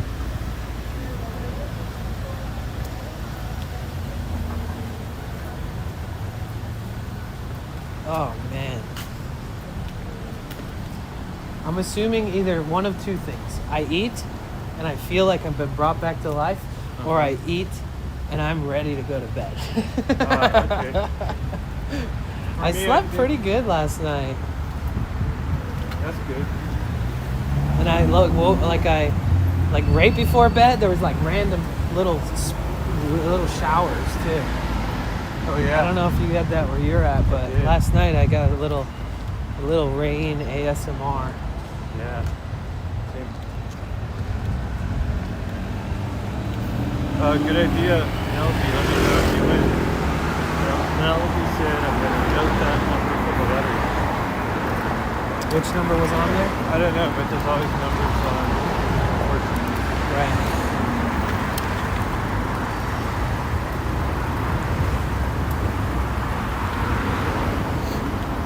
Flippin' Burgers would be a great sponsor. Yeah. If I could just go in there and order a burger and like give them all the clout they want, that'd be a great exchange. If you guys have double patty impossible burgers, I'll pretty much do anything to be sponsored by you.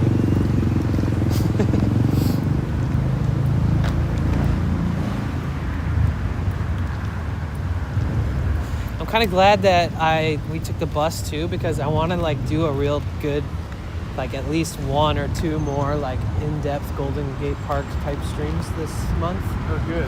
Then So- there's more to show that you have.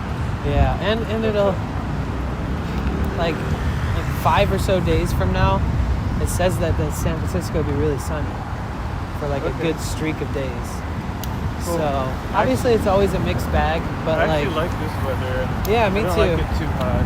Right, but when you're in the Golden Gate, when it's really beautiful and sunny, the contrast in there is so pretty. Like the colors of the trees and the earth and the plants and the bushes and the flowers and all that, it really pops. Yeah. But then again, if you live here, you learn to appreciate it no matter what the weather is. Yeah. So like, either way, it's gonna be enjoyed. Is Roy a van lifer? No. No. He's just a lifer. He lives his life. I'm a life. No, I'm not even that. I just an occasional life. But I'm an avid live stream viewer. He has a car. Even though he was born and raised in San Francisco, he has a car. Well, I do. I inherited a couple cars. Okay. Old cars. One of them was towed and I never got it back because it was falling apart. The other one... Did you just say, I'm just going to leave that? Yeah, Let them so do I it. contacted them and I either would have had to pay a lot of money To get or I it out. could have just abandoned it and they just... I once had a car towed in town years ago, and it costed me exactly $420 to get it out of the Wow. impound. I thought that was kind of comical. Yeah.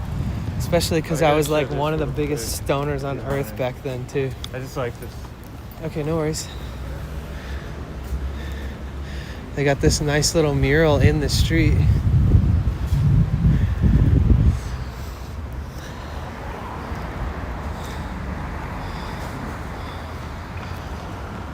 And somehow the color scheme of the mural matches the colors of the Lyft bike branding. What are the odds?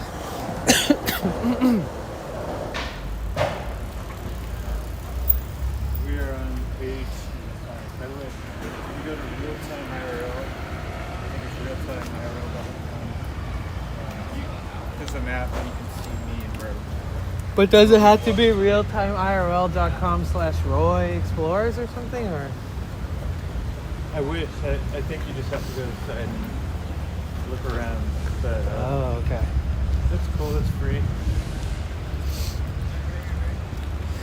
Nice. Succulent heaven. Look at this. The Honesty Plant Shop. Pay what you can. I love that. That's cool. Only plants here are for sale. You buy Venmo. Suggested donation is $5, but if you pay $1 extra, you also get a butterfly. Wow. That's not I bad. like that.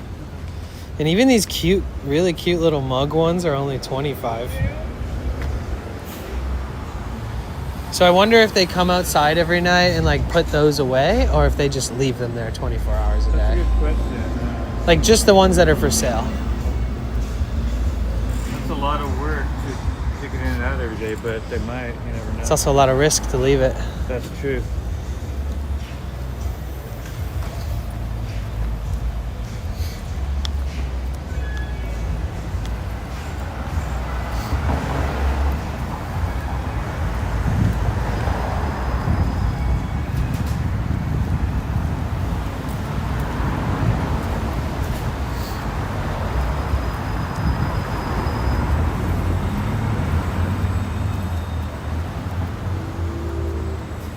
Yeah, I have a tiny bit of a cough, I think, from the post-nasal drip from yesterday's allergy flare-up. Also feel a little weak, so I might take the allergy medicine again tonight. Did we have this? Do we have the color from Instagram? So the place I'm gonna get food at is right here. We're close. Yo, VK, this is the spot. This is the psychedelic SF art gallery thingy. And as I said before, the reason I haven't gone here is because every single time I come by it, it's not even open. Yeah, I don't know why.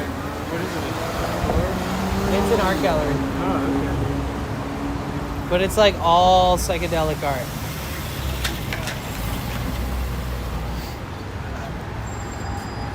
Oh, I'm gonna cross.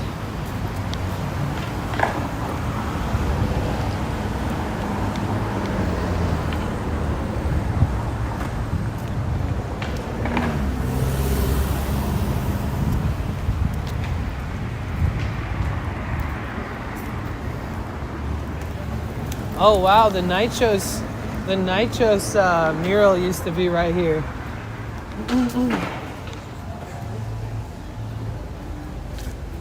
This is a Weed Maps mural. This is literally for Weed Maps, the dispensary website. Yeah. You guys, this is for a dispensary website for delivery service. It actually used to be a mural by this guy named Nichos, who's like one of the best artists in the world. Okay. So interestingly enough, they replaced it with a paid advertisement mural. Which kind of Sometimes they get graffitied over and then they just replace it.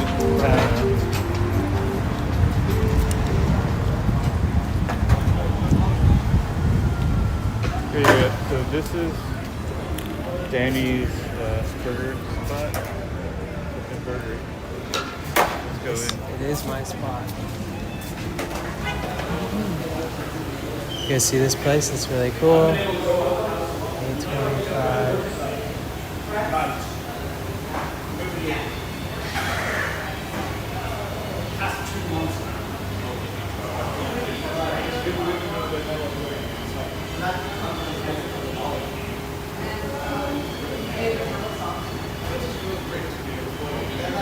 Is Stanley Mouse in there? In the art gallery?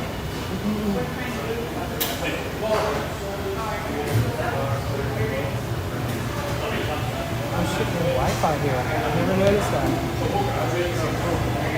That's awesome.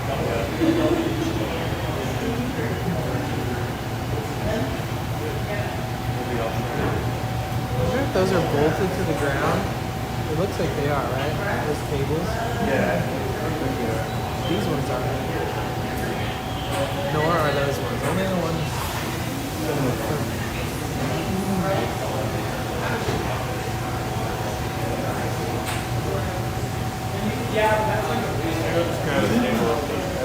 I was thinking of sitting right there. Yeah, well, I kind of wanted to sit right over where that dude is in the corner, but I don't want to freak him out. Yeah, I think maybe it is not going to be there too long. Yeah. I was thinking that corner, so I have a view of the backdrop is outside, like out the window. Put the inside door.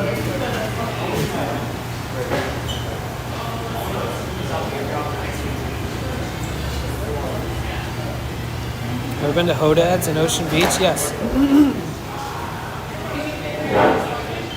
Their burgers are like $24 nowadays, though.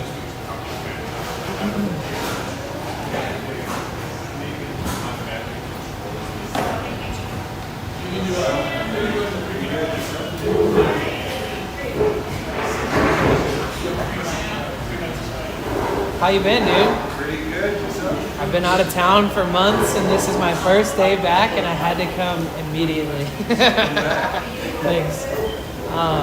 You ready to take an order? Oh, yeah. Okay, cool. I would love a Beyond Burger, no onions, and can you add cheese to that?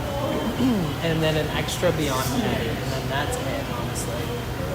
Oh, a side of this sauce. This the secret sauce, the flippin' sauce.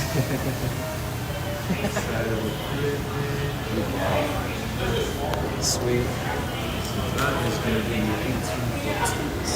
thank you.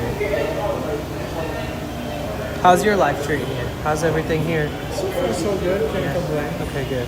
We just finished up with all the tourist crowds over the summer, so... Oh, okay. Wait, is this... That's my fault. Oh, no worries. Yeah, how about you? How's the streaming going? It's been great. It's been great. I actually had my first opportunity to be on the front page of Twitch, and I took everybody to this place called Mr. Brainwash. It's like an art museum in LA.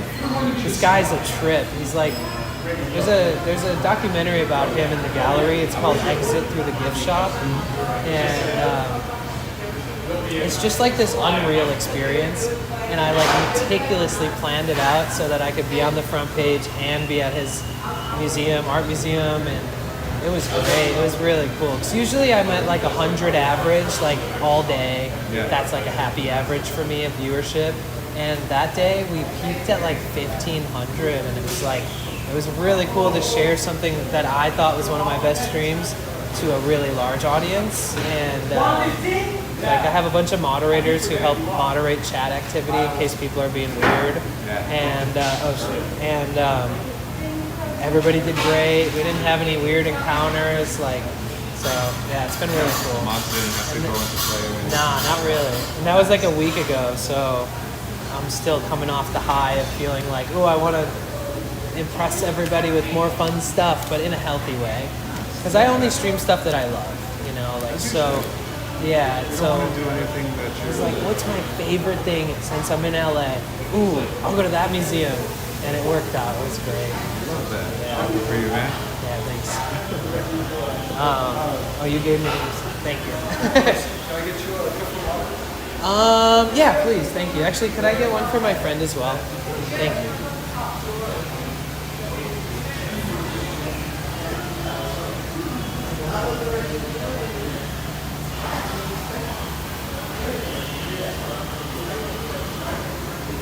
Need some help? It looks like you got one hand covered. Honestly, I'll try. I think I can try to juggle it. I'll do one. I'll keep this one, and I'll give him the one that's more gracefully carried. Thank you so much.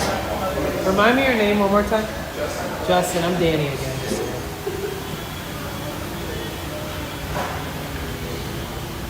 Oh, this is for you.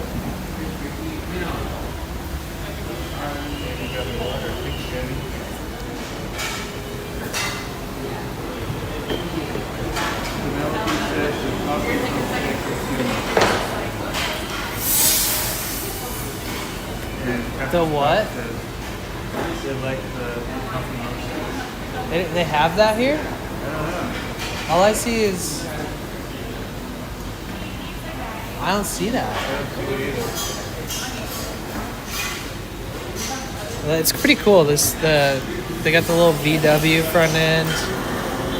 Let me see how their Wi-Fi works. I'm curious.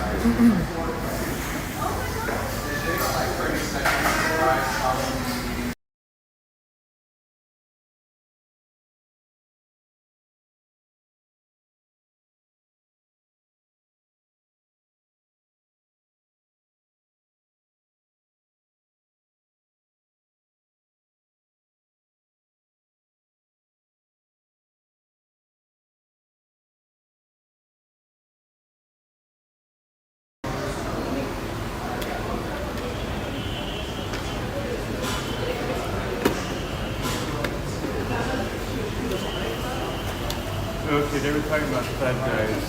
Oh, okay. I see. All right, I'm bonding. So I'm bonding the Wi-Fi and my cellular. This website? Yep. What's Burger and Gas.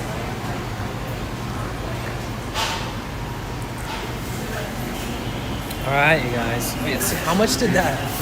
How much did that cost me? I think an extra patty is $4 when it's an impossible patty. Let's see how much it was.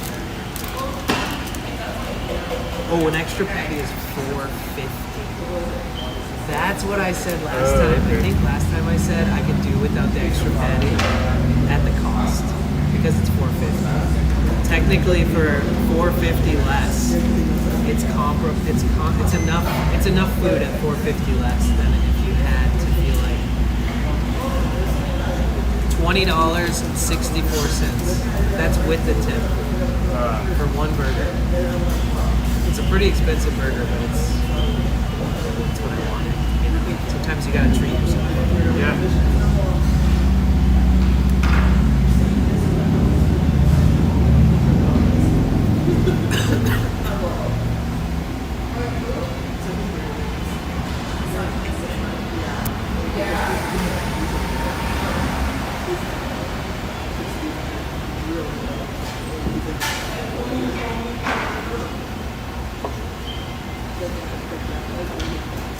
So because the goal on the screen is for Alcatraz, by the way, just so you know. 'Cause everything costs money.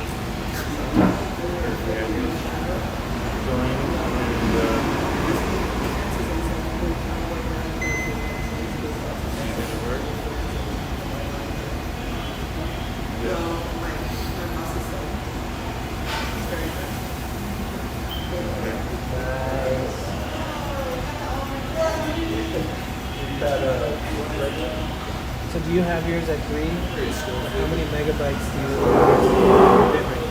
Put it at 6 or? Like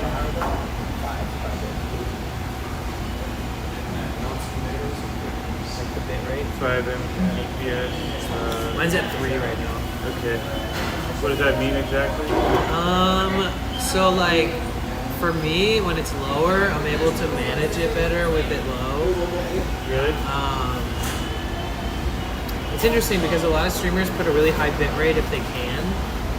And then Itskajira from IRL Hosting was like, what do you have your bit rate set at? Like, he was surprised that like I have less glitchiness than he would expect me to have in the areas where I stream. And he's like, what's your bit rate? And I was like, oh, I have it at 3.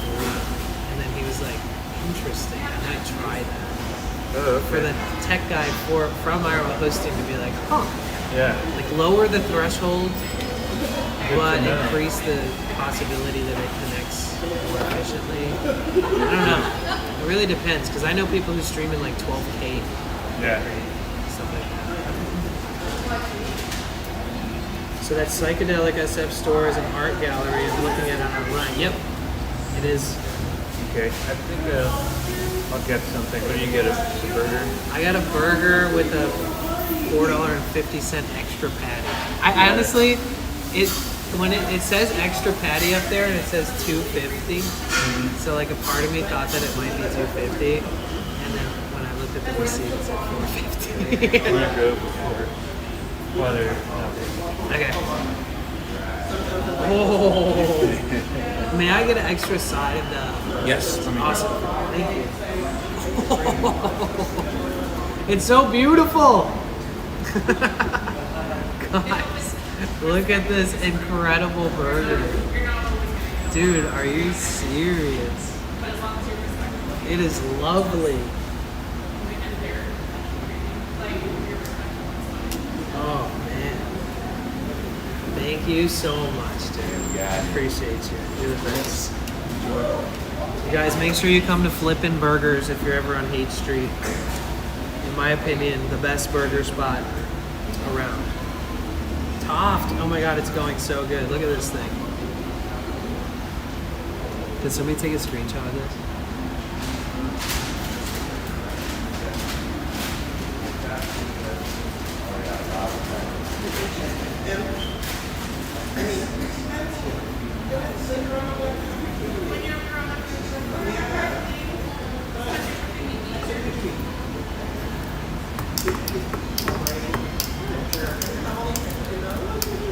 Thank you, Jacket.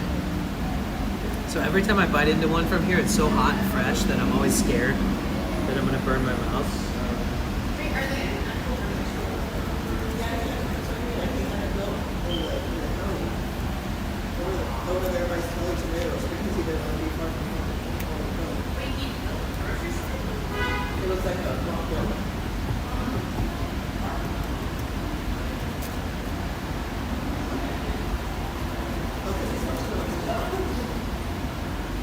No, it's an impossible burger. What did you get? just a Flippin' Burger. Nice.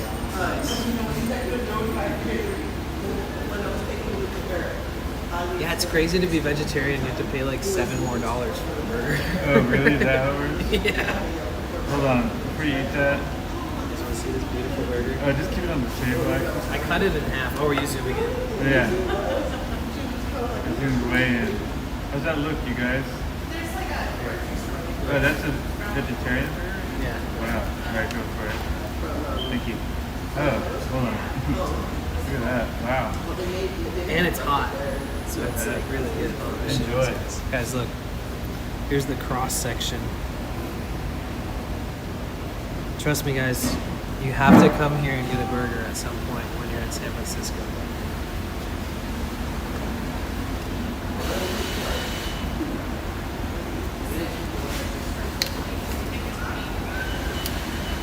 Have a good night, Brett. Glad to see you, Brett. Take care, my friend. Justin says that looks awesome. It is so good.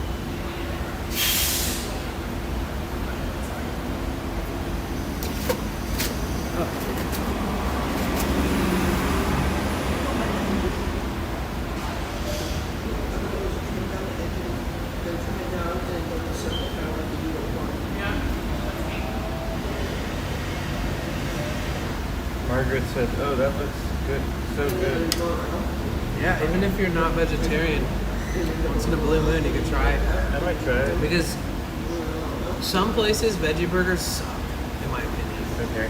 And there's a reason why like Impossible and the other company have gotten so popular, Beyond, because their formula for the burgers is on point. A lot of places will mix like beans and lentils and all kinds of stuff and make their own burger patties. Basically costs them next to nothing, and then they charge as much as something that has had like literal scientists formulating it. Right. So for me, I'd rather eat the one that has had literal scientists formulating it than like multi-bajillion-dollar companies that distribute these patties to grocery stores and restaurants.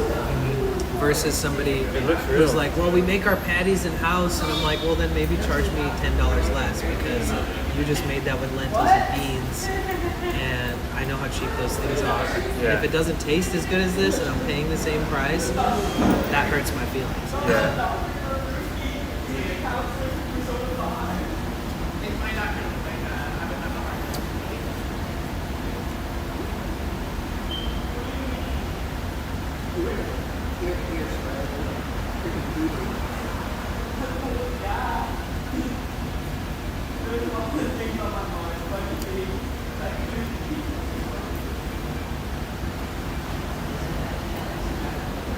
guys, I love pickles too. They're admiring the look of, they say it looks like Boston pickles. Oh yeah, these are really good pickles. And they're not like round pickle slices, they're like Like a spear or yeah, like whatever. A long slice. yeah. I think they Whatever still it's call them called. slices, yeah. Oh wait. The Steelers are playing the Jets right now. Oh my god, it's trippy to see a Chick-fil-A advertisement on the TV when we're in a place like a restaurant. Oh yeah. Oh, Reese's.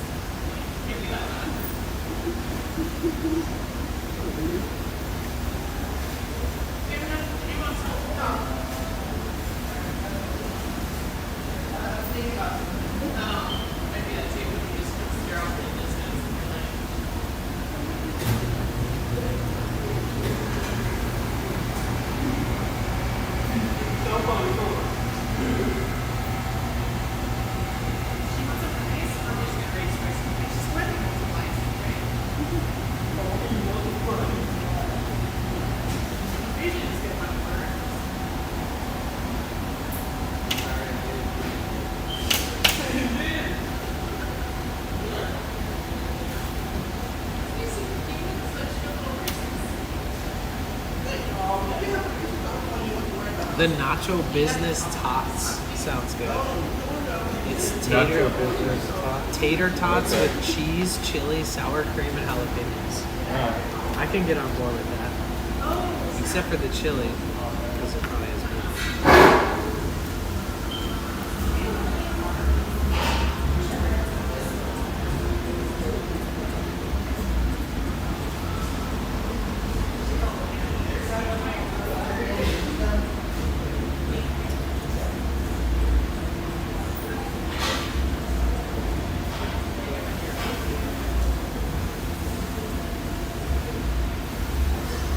This place is awesome.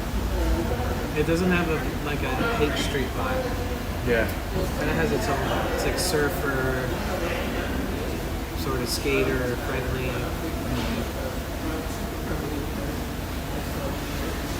Yeah, now I'm getting hungry. Maybe I did order a cheeseburger and about to arrive. They're making it. Yeah, I think it takes a little longer to cook the meat because you actually have to cook I it. don't know. Because mine's like, Dude. no matter what, as long as it's warm, it's servable. Yeah.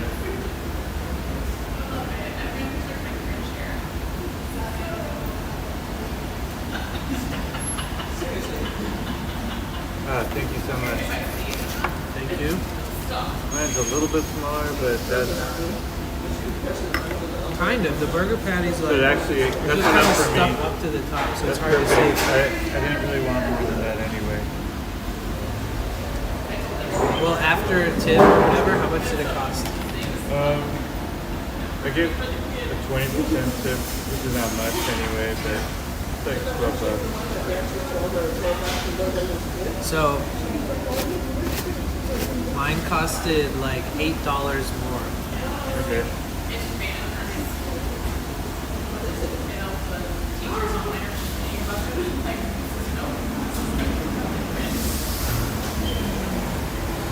What's up, Dignified? What's up, dude? How are you?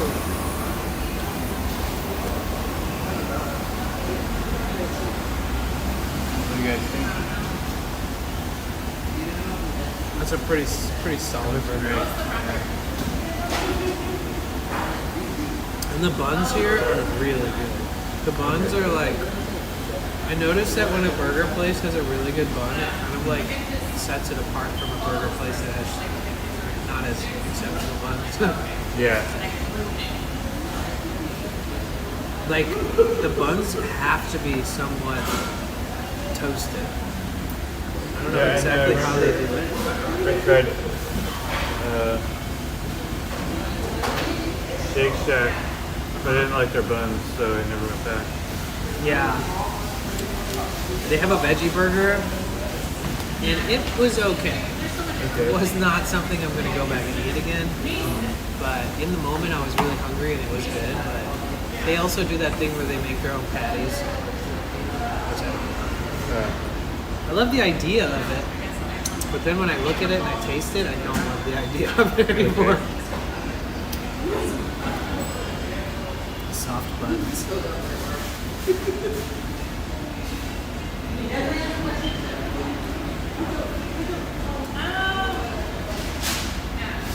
Chef Maki. Chef Maki, you want to see the other side? The crosscut. I'm just putting my stuff away, guys. And then here's the outer. We have a chef in the chat.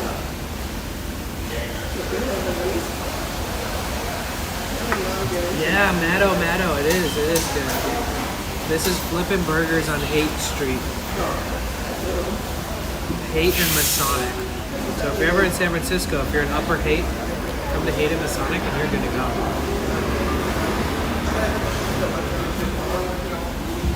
I'm gonna eat off screen though.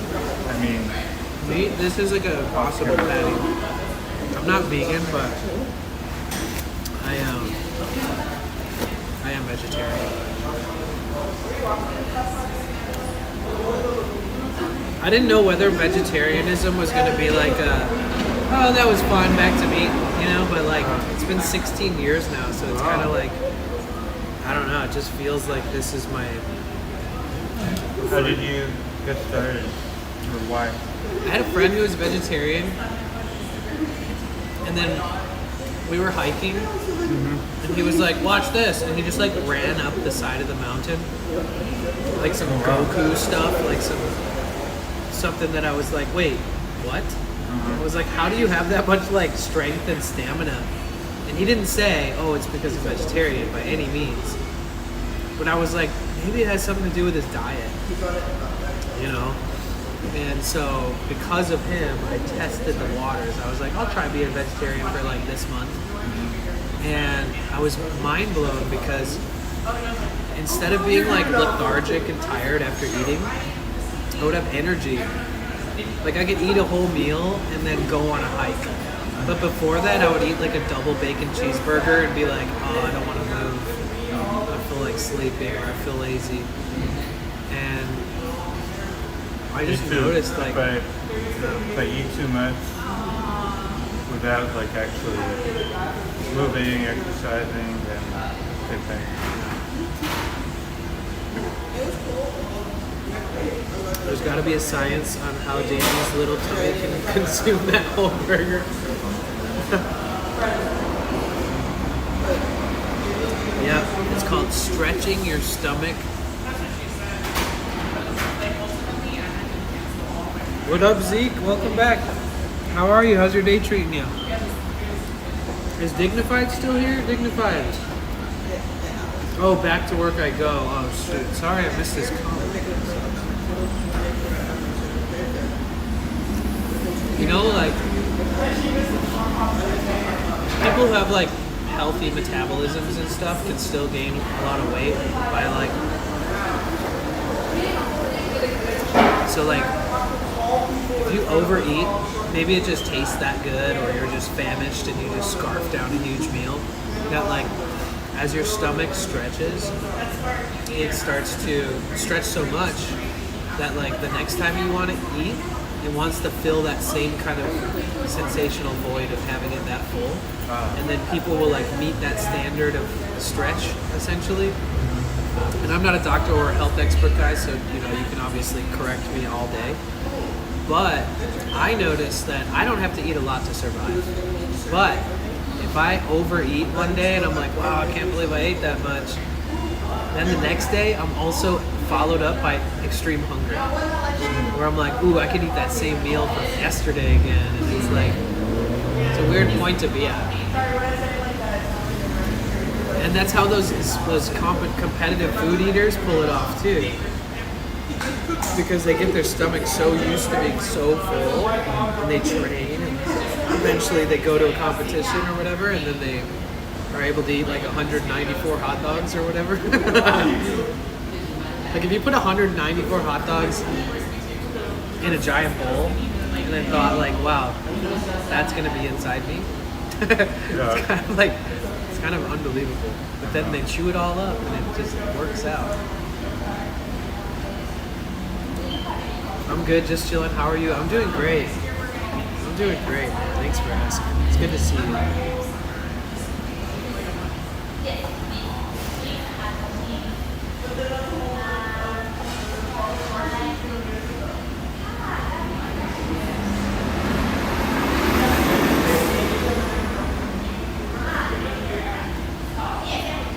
The only problem with the double patty is you kind of have to eat it unconventionally. Like you have to start with it like sideways to get, unless you like try to stretch your mouth, your jaw open that much.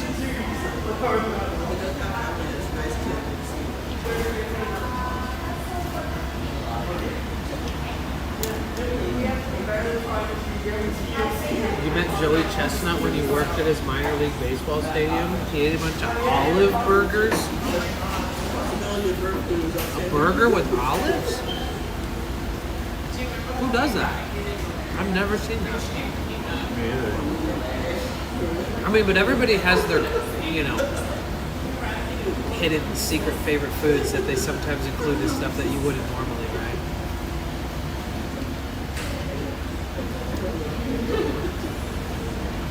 Now, if it was like, oh, he put slices of bananas on his burger, then I'd be like, wait, what? But olives almost makes sense. That could Seems work. like, yeah.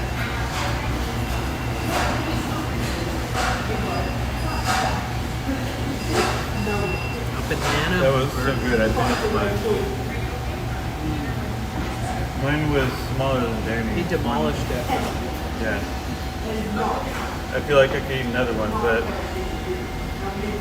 But it's in reality, that was enough. Yeah. And especially because it's so tasty, it's easy to say that. yeah. It was an olive burger night. He's known for downing glizzies. But glizzies are hot dogs. They have hot dogs here. They have one called the Rainbow Surfer Dog. It's mustard, ketchup, onion, sweet relish, and sauerkraut. Good enough. Do you have a restaurant here? It says no public restroom. Oh, let me ask. Yeah, maybe if you bought something.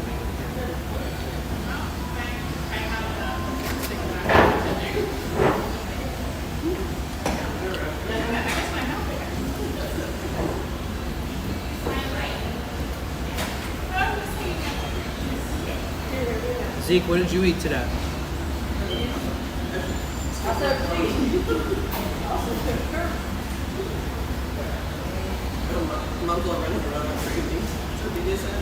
Yo, thank you guys so much for being here today.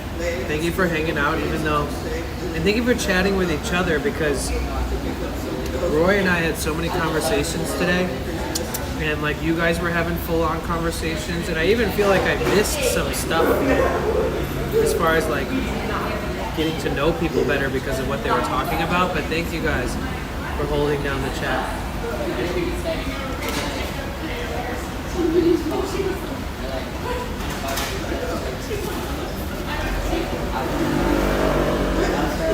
Still feel kind of sick, so I just had a turkey sandwich. Oh, okay.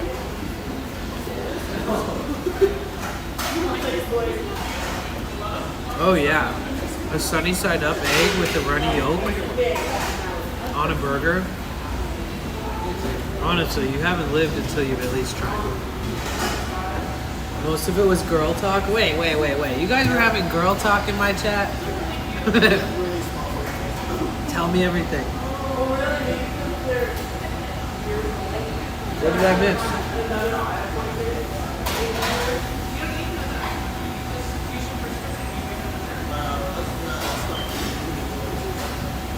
They're like, well, I use this toner when I'm doing this, and I use this thing that has nothing to do with boys.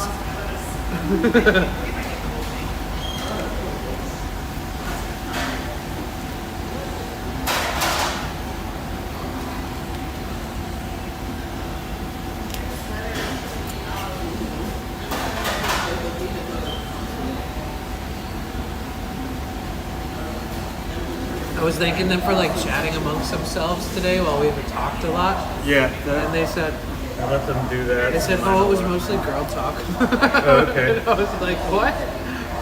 What are you guys talking about? Penelope, are you a vegetarian too? Sorry, I had to step away to the restroom. Oh, sorry if you guys have ever asked anything and I haven't responded because I'm not looking at his chat. Hi Lorna, so good to see you. Lorna? Yeah, Lorna The one is and on my only? Twitch channel now. Awesome. That's great.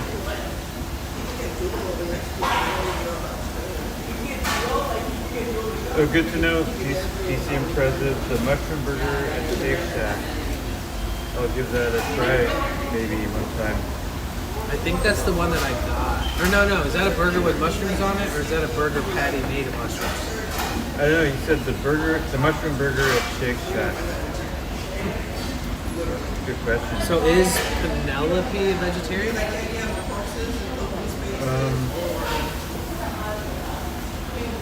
I'm not sure. I stepped away for a while, so sometimes people. Right. What did they say something that gave you the impression that that's what their diet is? That it's different for everyone. The trick is finding the best diet that works for you, and it's always changing throughout your life. Yeah. That's a good. Like I never became a vegetarian to like save the world. Okay. I never became a vegetarian and pushed it on anybody ever. Like never. Oh. I lived at this one house and I always used to cook a veggie burger, but I would make it into like tacos, burritos, I'd use it in pasta, I'd make burgers out of it. I used it for all these different things. And then one day, one of my housemates walked in the house and like pulled a thing of veggie burgers out of their bag from the grocery store. And I was like, oh, wait, what? And then they were like, oh, I noticed you seem to really like that stuff. Figured I'd just try it. And I was like, oh, that's cool. I thought it was cool that I didn't at all try to tell him to try it, that he chose all on his own, and that, you know, I think that's the way it's supposed to be. Penelope says, not anymore. I discovered I need meats and cheeses. Yes, I am vegetarian, so I eat cheese and eggs and butter and stuff, so. Got it. Amy says, I'm not vegetarian or vegan. I couldn't live without cheese. Hey, Quesadilla. Speaking of cheese. Does Quesadilla ever go to your chat? Possibly. He watches a lot of the San Francisco live streams. On YouTube though, right? Close. He's in Quesadilla 79. I haven't seen their username in a while. If they do. I'm pretty good at remembering names. I'm even better at remembering faces. Like, I can see someone's face and remember everything that I've ever known about them, like all of our encounters or whatever, but I'll still have to ask them what their name was again. Makes sense.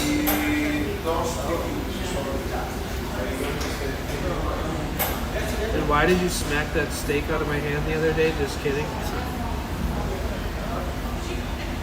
When I first became vegetarian, one of the first things I did was cooked at a barbecue where everybody at the barbecue was Mexican. All I did was cook a ton of meat. Oh yeah? It was like my first month of being vegetarian, and I was like, I'm still willing to like cook meat for somebody if I had to. I really don't mind. I've never been one of those like strict authoritarian type vegetarians or vegans or whatever. That's good. Yeah, it's a little bit too much, a little too extra. Yeah. Penelope says, right, Danny, it's personal and good to explore new things. Yeah. Okay, so hear me out. So I used to work all these events like in the music industry, and a lot of my friends were like kind of like overtly spiritual, and like some of them were like metaphysical, like hippie types. And I love all people, right? Yeah. So when I worked in the industry, the only people I would allow to become my friend on Facebook was people I'd worked with. But a lot of them are like out there people, you know, like crazy hippies. Yeah. Good people. but a lot of them are also like very health conscious, like almost to the point of just it being extreme. And one time I made a post. I'd been vegetarian for like 10 years, and I made a post, Facebook post, and I was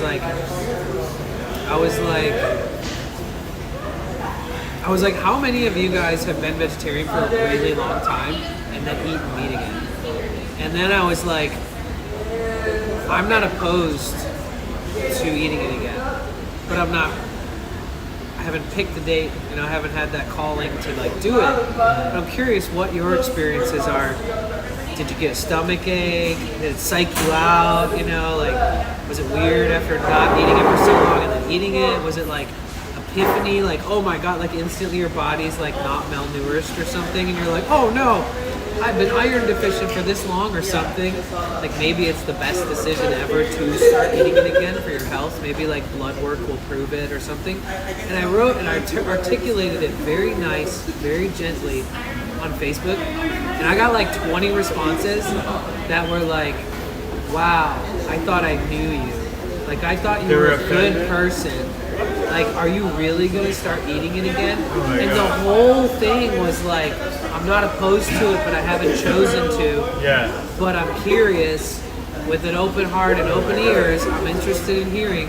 But instead of giving me examples of what it was like to start eating meat again, all people did was shame me for the thought that I might start eating meat again. Yeah. And I was like, I made no progress. Like, I put so much time into writing it out, and like, nobody gave me a good answer. And I was just like, okay, I'll just start asking individual people in person about this. Seems too touchy to blast to my whole Facebook friends that I worked with in the past. Wow. They were like, man, I don't think I can be your friend anymore. Like, literally said stuff like that. I was like, really? Like, do you not have friends that eat meat? Like, really? Is that like you're drawing the line at that? Like, they eat meat at dinner? Like, what's the difference between just, I don't know, it blew my mind. People are so hardcore about being like pushing their beliefs on you and pushing their own personal feelings about something on you. It's like micro-political in a weird way when it's about food. Yeah. That's when I realized I need to just not express myself around people that are overzealously hardcore about like certain things like veganism and stuff. Yeah. Interesting. I'm pretty sure I like blocked everybody that negatively responded and was like, good job, you just like literally cut ties with me by being rude, and I don't want to talk to somebody who treats me like that when I'm asking a really honest question. It's crazy. I don't think it's really appropriate, but I always say they're like the vegan Nazis. Say again? I like vegan Nazis. It's not really funny, but it's critical enough of a statement to make sense. Jasmine said vegan mafia. Like, I didn't become vegetarian because I saw videos of people killing animals. Because I know that's going to happen for the rest of eternity. Even if like lab-grown meat exists, they're still going to grow food and grow animals and use it for food, and they're going to have to kill the animals. A lot of vegans are like, no, we're going to save the world. And I'm like, what? It's a very big, broad statement for like somebody who doesn't leave the town they live in ever. You know?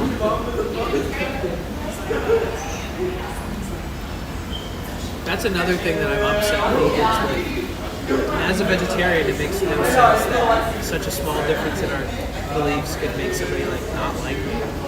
Where I'm like, I've told people like, you know, you're not going to change the world. And that's not me trying to like retaliate something I'm going through. Like, I'm not trying to rebuttal them and be like rude. I'm not trying to prove them wrong or prove myself right. But I'm like, once in a while I'll talk to a vegetarian or vegan and be like, I didn't become a vegetarian to save any animals or save the world because I don't have that big of a reach. Like, who am I to think that I could impact anything outside of my city or my state on a global scale that's like going to change the course of history? And then they're like, what do you mean? We are. We're doing that right now by not eating it. And I'm like, like, listen, I love you, but like, that doesn't make sense. You know? Yeah, trips me out. Hey, do you want to come to the bathroom with that at? You gotta go pee. Okay, do you want to come with that? 10 out of 10. 10 out of 10. She gets what you're saying. 10 out of 10. It also nourishes the soul. And animals and plants exist for so many reasons that humans benefit. So to think that whatever the universe did to create our crazy ecosystem, and the fact that humans invented cooking and that we have like insane flavor profiles and different methods of cooking and seasoning and spicing and flavoring and marinating and all these different versions of like raw to medium rare to super cooked and all these things, like we are so lucky. We're the only creatures on the planet. I said this yesterday, I don't know if it might have been there, but we're the only creatures on the planet who invented cooking. Like we have cooking. Food tastes amazing. And how lucky can we be to be humans that have cooking? True. It's so cool. Yeah. Like God or whatever, the universe was created, and all these animals and plants and herbs and fruits and vegetables exist. And we were like, oh, I wonder if we put these together, cook them to this temperature, add this glaze to it, and put it on the side, then cook some rice, then lay that on top of the rice. It's like, what? We're so lucky.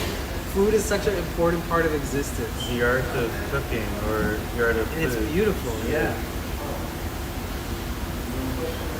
I'm not a huge fan of processed foods, though. Me either. I love the idea of seeing. I didn't say me either. I mean, I'm still eating stuff that's like processed. Like remember we found the Reese's and there's a the time and Hostess place. cupcakes, but I try to keep it, not too much. Right. I just love to know that a whole food, like a whole food goes into it. So I love to see like an apple. I love to see vegetables. I love to see all these things rather than see like a veggie stick, like the veggie chipstick things. They look like little French fries, but they're like made of something. Yeah. Like cardboard. There's something about the connection to how beautiful food can be and how weird looking food can be, but in its natural or close to the most natural state. I love that. Yeah. I love gardens. I love seeing farms with just like all the food that they grow. I love like a big colorful salad with like beets, radishes, carrots, tomatoes, cucumber, tomatoes, mixed greens, dressings, seeds, like sunflower seeds or pumpkin seeds and stuff like that. At least they solved the Cracker Barrel issue before all hell broke loose. Yeah, true. Did you see that? The Cracker Barrel thing? Vaguely. They were like trying to remove the... Did they change the logo? Did they change it back? Yeah, apparently I think they're not going to do the change or something. Okay. Or they changed it back. One of the two. Either they're not going to change it or they changed it back. Yeah. It's that mandala effect or whatever, where they're trying to just change the past. They wanted to simplify the logo, and people were upset, so they kept the original logo or whatever.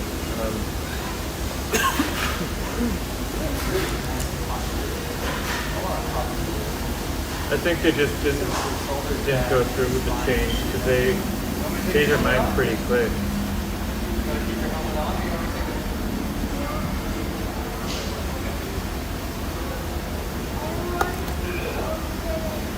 Nothing is worse than trying to drink water when your nose is a little stuffy. Oh really? It's such an awkward feeling. I feel like I'm like barely surviving off the oxygen while trying to drink.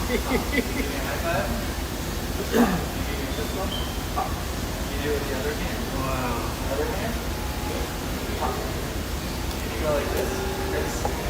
I love this place.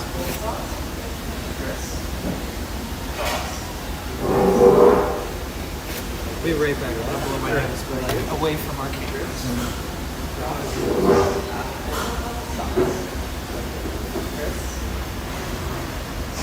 Yep, cross both your hands.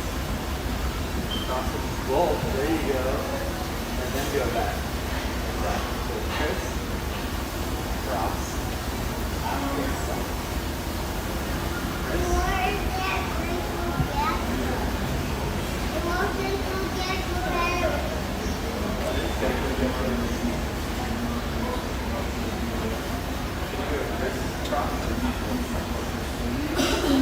Chris.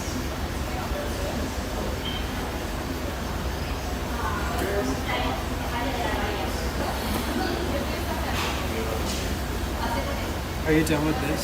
Oh yeah. Oh, thank you.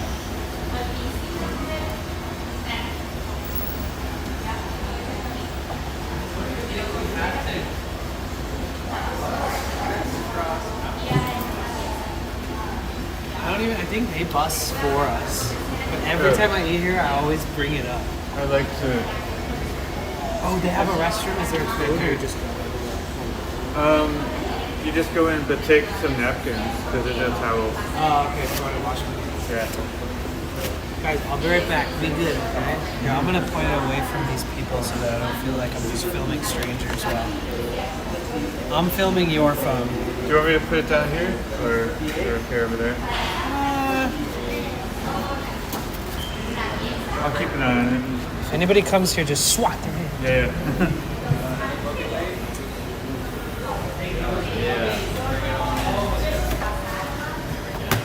Thank you, sir.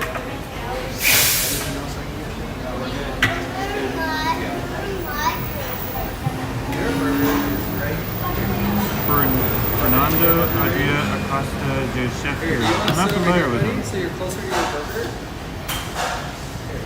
I'll have to look him up. Within boundaries of the taste buds.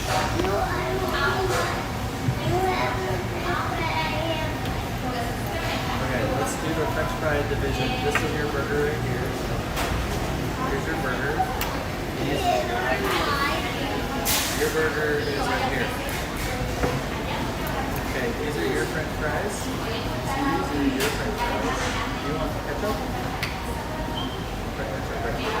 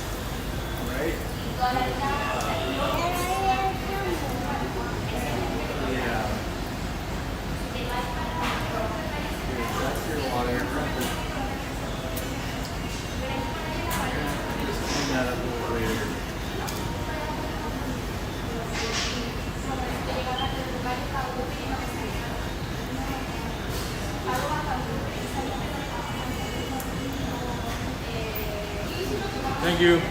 Sorry.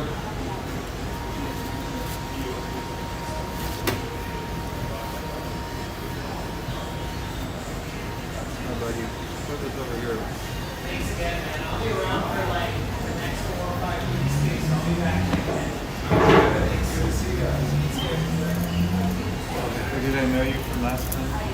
Yeah, I had a really nice conversation with him like the last time I came here. I just told him that I stream and like, and I had like a huge raid before I came in here, I think last time, and I was like, oh, I have like 200 people watching right now, so I'll tell him how awesome your place is, you know. Cool. He was like, thanks. Like the first thing he asked me when I came up was, how's streaming going? And I was like, hey.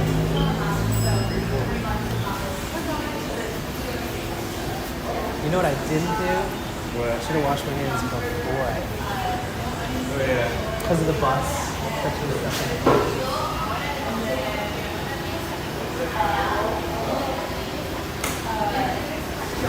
All right, later. Oh. I'm assuming that's. He's like, you got Sorry, I treats? don't have anything for your doggy. I bet it's their dog, right? Because it's like looks like that kid's bike. So, good point. Something deliver, I'm yours. I think I heard you one time saying, you know the people that own that place? Is that correct? Yeah. Cool. I love that story. Well, Penny It's owns a co-op, right? it. Yeah. That's what they told me last time. So it started. It was called Jammin' on Hate, and it was owned by Ben By Jam on Jammin'. that Mac? No, it was owned by Ben Jammin' and the Jammin' family, who's basically did tie-dye for the Grateful Dead. Okay. So like before they had like tapestry printing machines and stuff for like polyester blend fabrics for like high quality prints, which a lot But of I gotta check if my a lot of artists thing use those. reconnected. Oh, true. Crap. Good call. Hold on. Me too, actually. Yeah, my bitrate went pew because I was connected. Whew. So should we hit the bus, go back? Should we walk a little bit? Let's walk a little to burn off the Yeah. food. But if you could do directly a walk. I think that towards the park. I love one of my favorite things to do is just show all the art. Yeah. And I love for some reason, the color and the lining on this, like I really love art that has black lining outlines. So sometimes they'll do exactly what we see here, but without black line outlines. But it really cleans it up a lot. Makes it easier to like identify what you're looking at. Oh, I gotta turn on my modem. Oh, okay.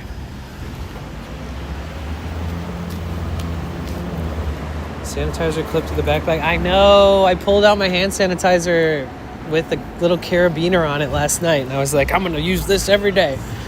What did I do? Left it in my van.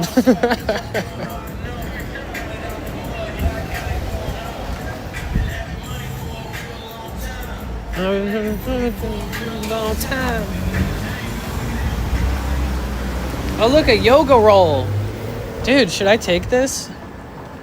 Not a yoga roll. It's like a back roller for people who like want to stretch their backs out. Bro, it looks so clean. Hold on. Let's talk about this. Wheeler, what's up? How are you? Do you think I should keep this? I feel like if this was half the length, I would definitely keep it. Because this is for like rolling your back and stuff like that. It's actually really good for you. Yeah, take it. I wish it was like half the length because like it doesn't even need to be that long, really. You guys see this? Pull out my circular saw.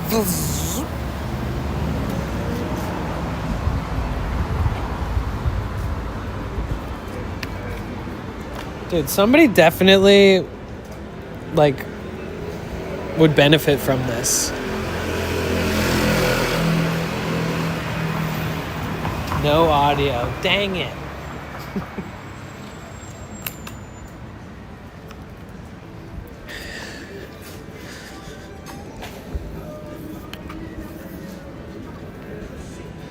So this was American Beauty Boutique. Excuse me. Wait, wasn't this that shop that would sell like... Wait. This American Beauty Boutique is like there's something before it. They used to sell like herbs and like tinctures and like weird like stuff here. I don't remember, but You guys want to walk toward? shops have come and gone. I think at one point this might have been a record store. I would have taken it for sure. How much do those things run online? $20? $40?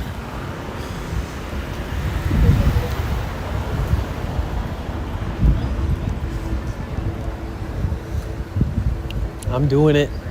Yeah. Well, I haven't ran in like a month.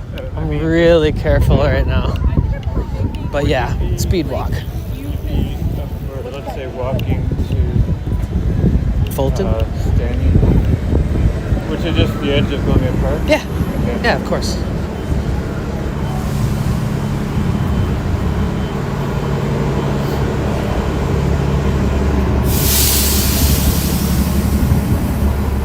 Oh, he's a big.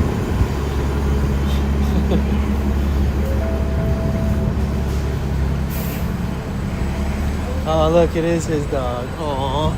The kid ran out to pet the dog. Aw. That is so cute.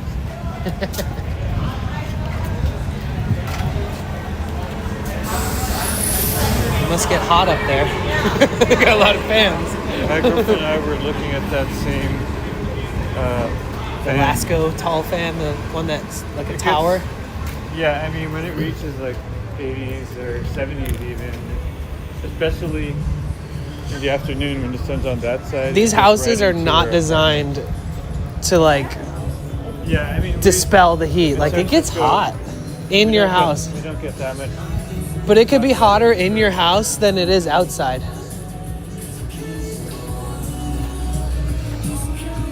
Oh shit, Labubus. These are fake Labubus. Those are fake.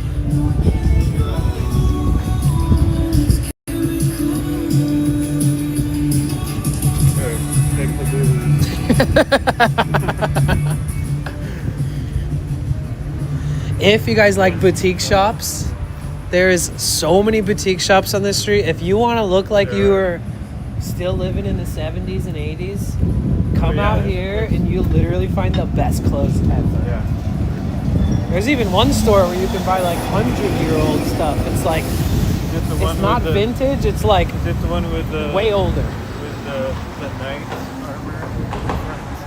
armor? All I know is that if you walk in there, it's like a thrift store, but everything is like 100 years old, like crazy old. Oh wow! I think I know a story.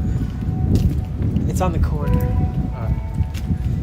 It's on a corner. Lafufus, exactly. They got big ears. They're not close together. They're tall. The ears are taller than they should be, and they're wider. Grab the store. Not at all. As long as you don't get hit by a car. Yeah. That I do mind. Any crazy on that rack? Oh, definitely. Or in the store that I was talking about. I'm gonna run into. All right. I'm Justice gonna for a babysit your minute. stream. Yeah.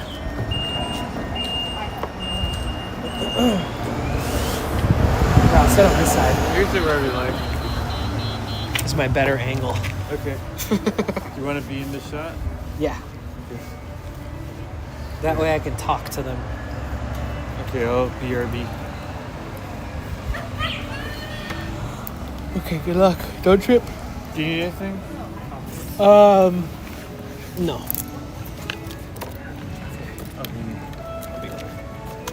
Alright guys, I'm gonna turn you guys a little bit towards me. Oh, he took the chat phone. Just kidding, I can't see what anybody's saying. I was gonna talk to you guys. Okay.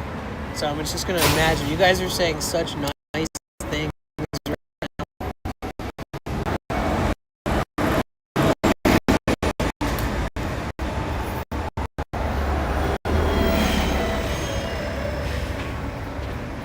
Oh, my service sucks over here, huh?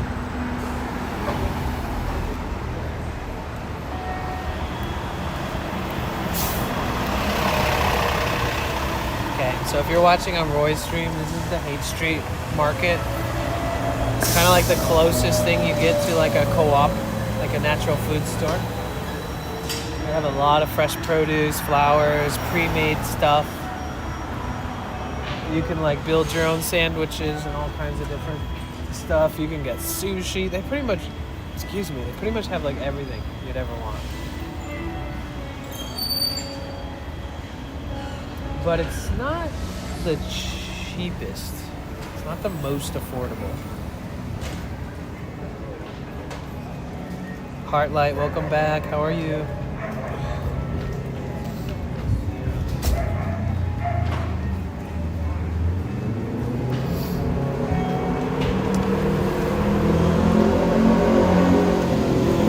has been like a...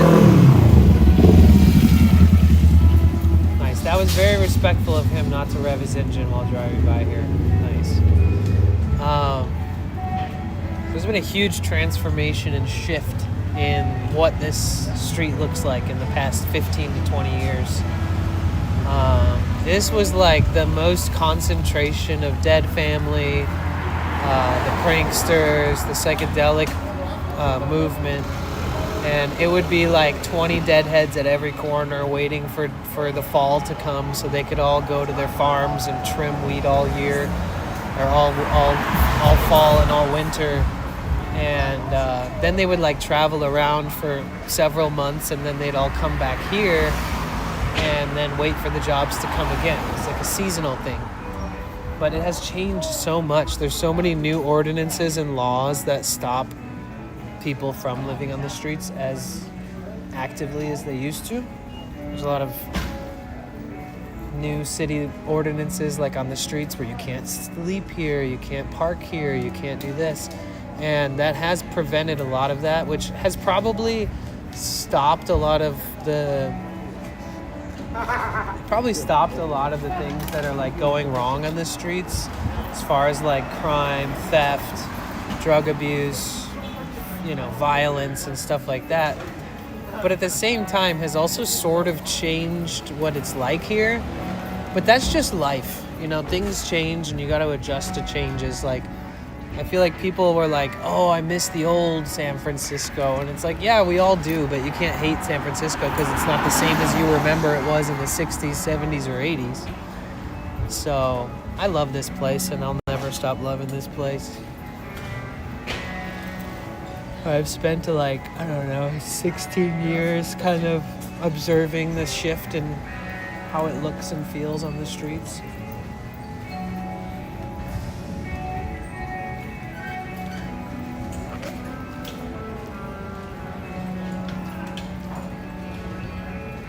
I can't tell if that's a live guitar player. There's still like a taste. There's still like small glints into what it used to be like here. It hasn't completely conformed to some kind of authoritarian thing,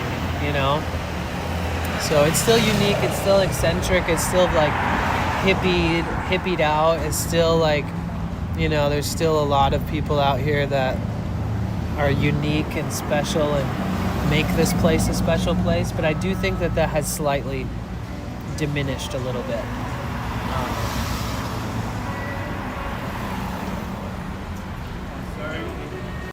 I forgot that you were going to take your chat phone, so I'm just pretending that they're listening and saying nice things. Oh, good. They were, Penelope reminded me.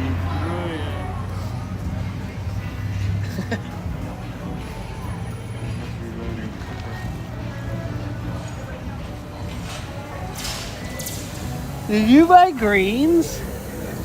You bought cucumbers. Cucumber.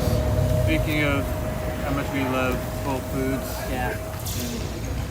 Did you ever see the cucumber guy? Like the guy who I haven't.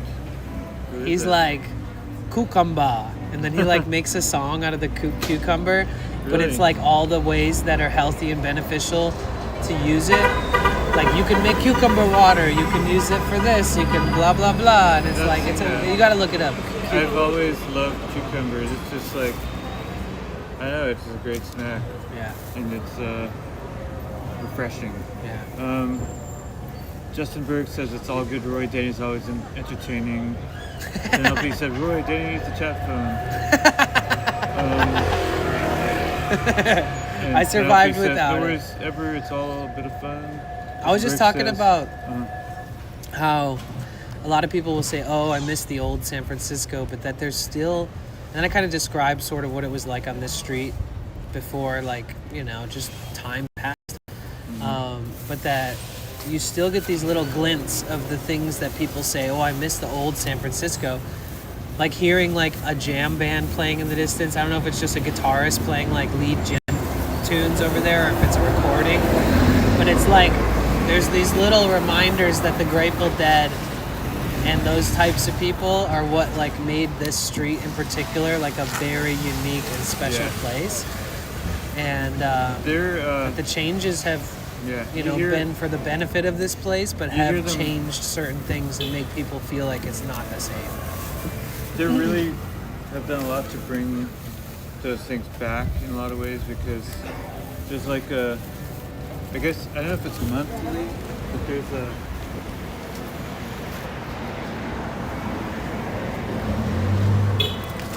think it's a monthly Saturday where there's just bands playing all over the streets. I streamed it last month. So in addition to like the big one that was past Sunday, there was regularly like bands playing and vendors outside and a lot going on. Yeah, that's cool. Yeah. I have a bag.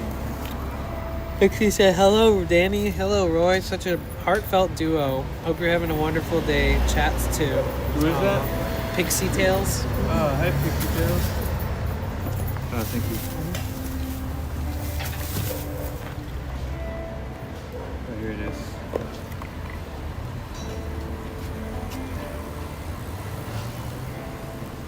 Such a good dog. People's dogs out here are so well trained. Yeah. Dogs are a big part of San Francisco. Is it like that in the rest of California too? Yeah. Okay. But not everybody's dogs are as obedient and good as these ones. Half people in LA who have dogs, let's just be honest, I don't think that they take the best care of their dogs. Okay. No worries, Penelope. Welcome back. Yeah. Service. I need to stand up and try to I'm still partial to your service. Not good? Yeah, kind of sucky, but the second I stood up, it went back up to 3 megabytes.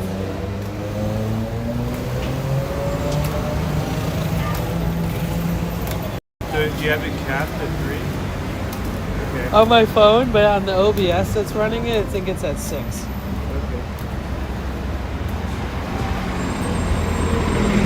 I'll have to do some more research into it and see. I'll have to ask Itsukaijiro about what his opinion is between having a higher bitrate and a lower bitrate, because I don't seem to have so many issues.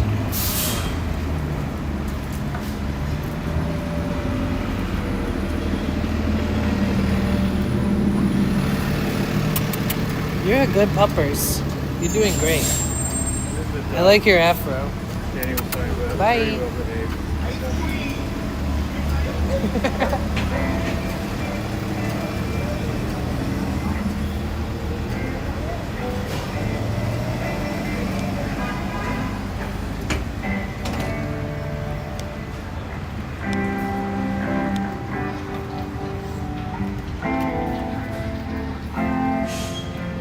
Oh yeah, Danny's streaming too. Danny with potential flip.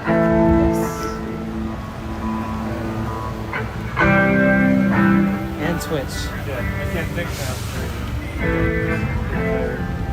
We got Burger Coma.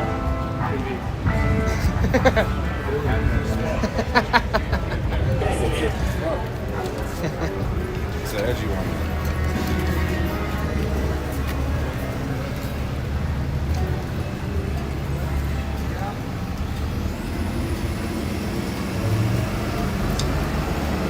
You're wild, yeah, you're wild.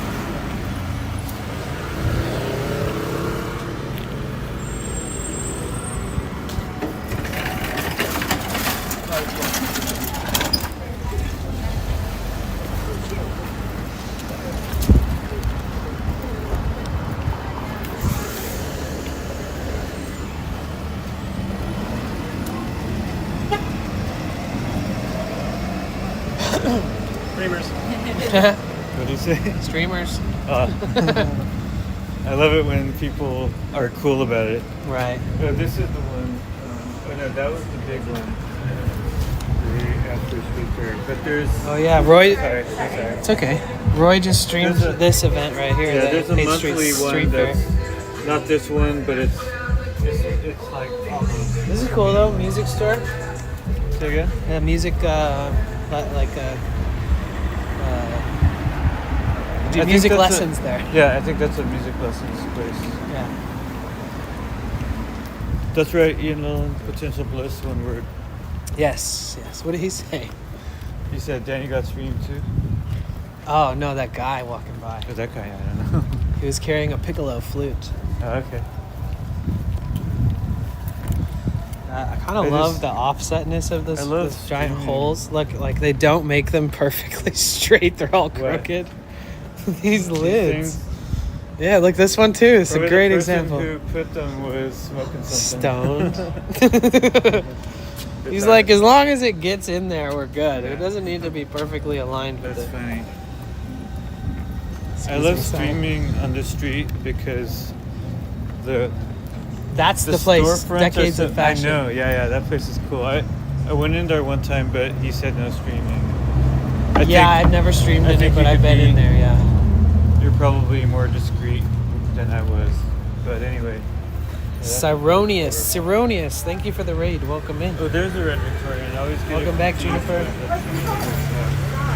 red house. Thank you, Cyronius. Thank you for the raid.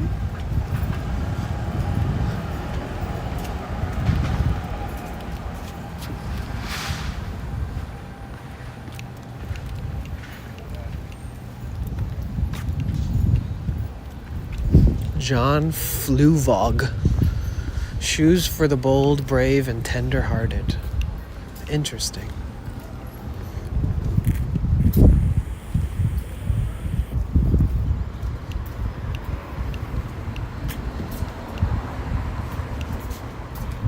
Interessante.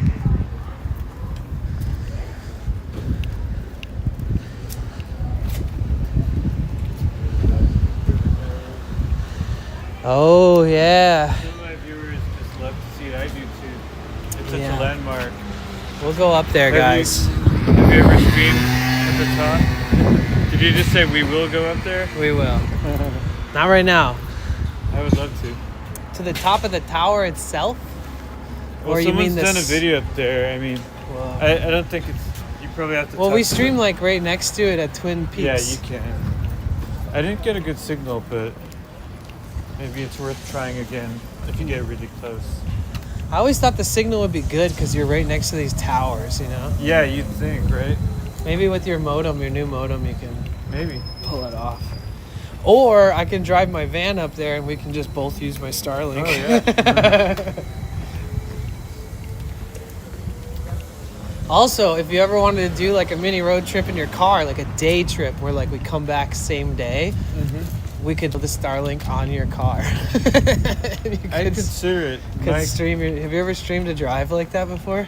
I've streamed a drive like to Santa Clara and back. Okay. I'm a little bit careful because the car is pretty old and. Go there earlier in the day, not the night. Where? So you streamed the Red Victorian. Cool. The Red Victorian? I was a part of a tie-dye fashion show there once. Nice. Yeah. My girlfriend at the time was in the fashion show, so they let me in the fashion show. And then I walked outside at one point, and they gate kept it. I walked outside, and they're like, "You're not allowed in here." Oh, no. And I was like, "What do you mean? I was just in the fashion show." And they're like, "Yeah, I don't know who you are." And I was like, that's not "My girlfriend's in there." Like, "What do you mean?" And they were like, "Yep, sorry, tough luck, buddy." And I was just like, "Okay, I hate you." Like, I was like, I just stood outside and was like, maybe my girlfriend will notice I'm gone after a certain amount of time and like look for me or something. Nothing like being gate kept from an event that you're a part of because you stepped outside for a second because you were sweating your ass off. Penelope, that's funny. John Fluvog shoes feel the pain 40 years later. And they gave me like $300 worth of like really high-end tie-dye to be in the fashion show. And I was wearing it outside. And I was like, look at me. Like, how do you not believe that I was in this fashion show? Yeah. Let me stop it. Also, though, I know. Oh yeah, you guys, amoeba music. Jordan, my buddy, We've seen all the amoebas. Penelope's husband used to work at Amoeba. Yeah. And she lost her husband last year, so. And based off of the tall part of the building, it remember used to be a bowling alley. Yeah, it did used to be a bowling alley. It says bowling up there. I never even noticed that. That's interesting. Yeah, before it was, I remember the bowling alley, and it was something else before, but I don't That was like 1930. No, it was like 90 years ago. Let's have a moment of silence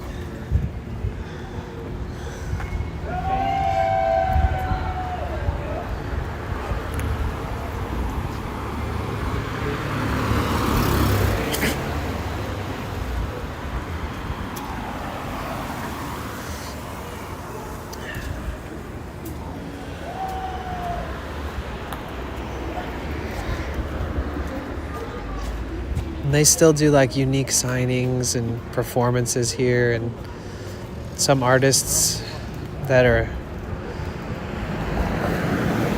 used to be really famous will play shows here for like nostalgia.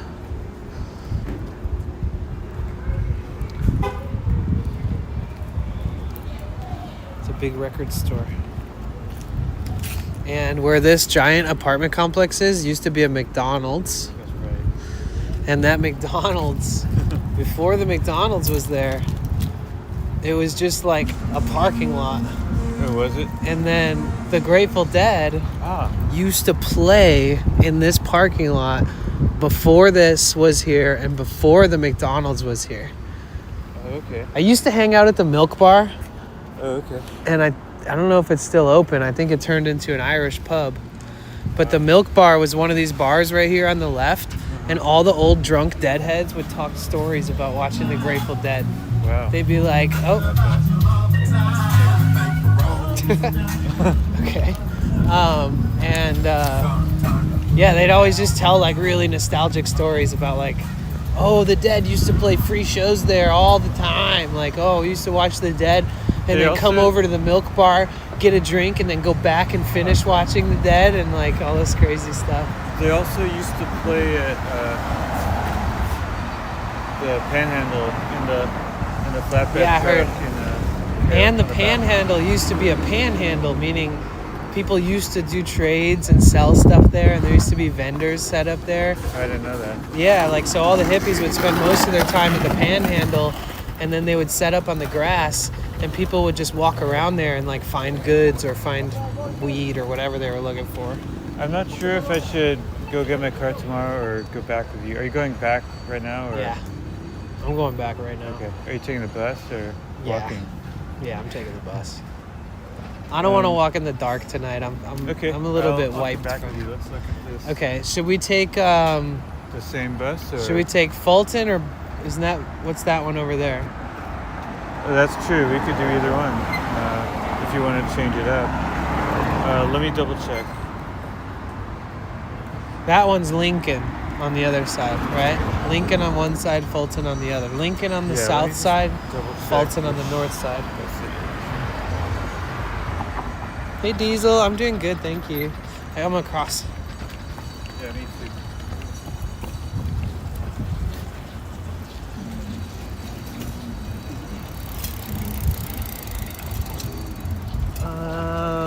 We could take the number 7 and it'll get from us over there.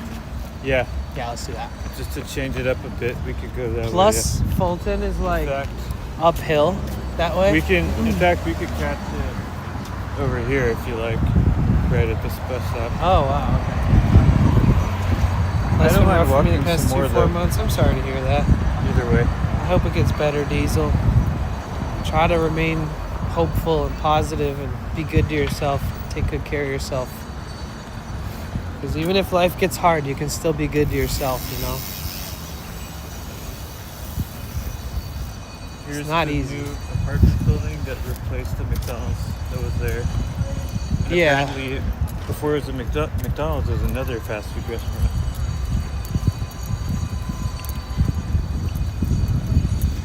Yeah, and it looks like these apartments aren't really rented out yet fully. Yeah, I don't think it's open yet. The second I that think this there's thing still- becomes occupied, Supposedly it's gonna be some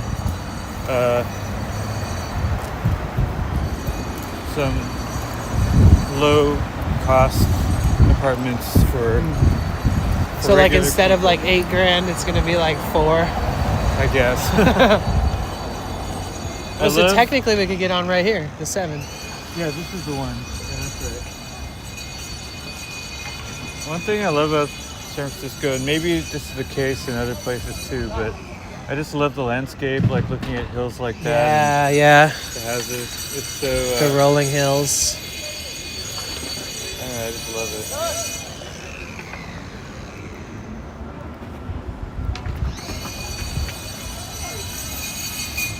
And is this a restaurant? Oh, here's the bus. Perfect.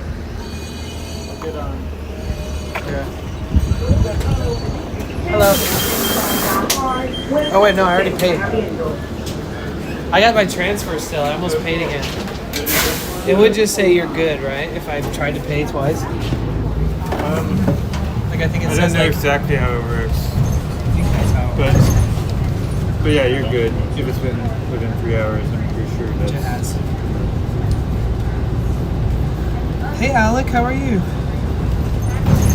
Nice been Hey Ty. What happened to the drunk kid that was like in high school? You would tell him to stop drinking.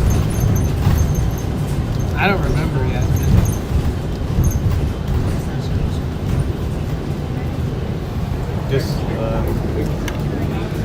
This was fun. Don't tell me this town ain't got no heart. That's right, baby. Don't tell me this town ain't got no heart. What song is that? It's Grateful Dead. I know, which one though? Do you remember? It's the bow, bow, bow. Let me sing it out and see if it pops up. Bow, bow, bow, bow. Shakedown Street? Or one of those songs? Yeah, I think that is Shakedown. I think so.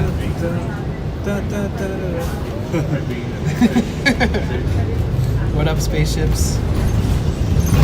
Absolutely, Penelope, all over San Francisco. I just Are love we on a ourselves. freaking bus? Yes. Penelope and Ty. Where's we going? We're going to Mars, dude. Whoa. Don't eat the brown acid. It's not good. This was fun hanging out with you because Yeah.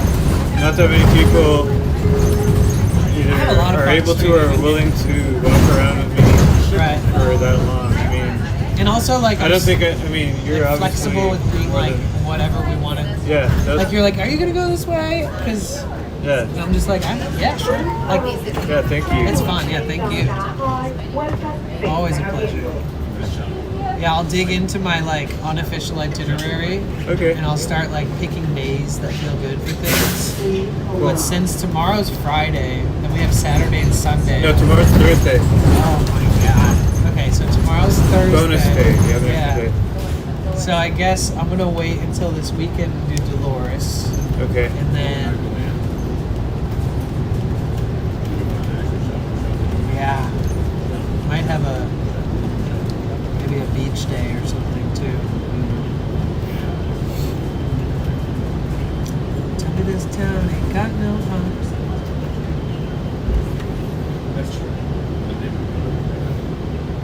Oh no, not the bus on acid.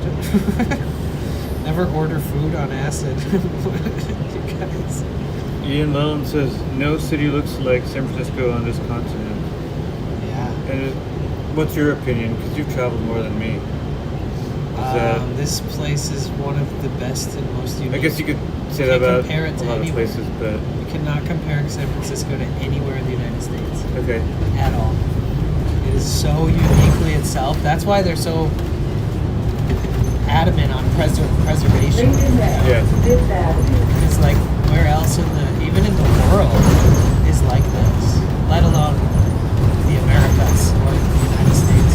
I see.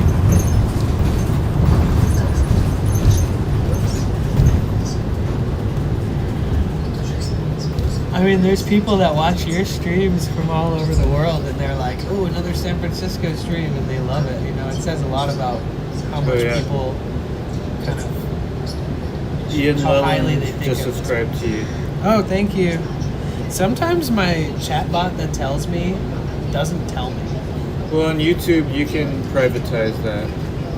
So I can keep it private. and Oh, then so it will if their tell you. account specifically, they have a setting where they're like, keep it private. Yeah, like I don't mine. see it. Mine's private. Yeah. Okay. Thank you. Like, thanks for subbing. Sure.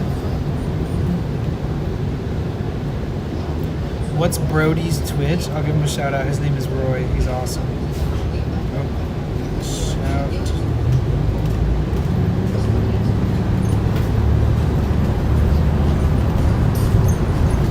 I need to make a command for you so people in chat can just type exclamation point Roy. Oh, thanks. And then when somebody asks, they just type Roy and they kind of back me up.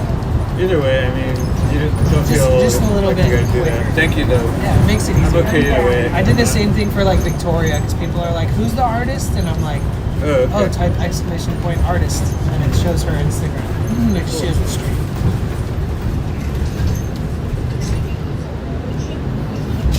Doors are open. So, should we-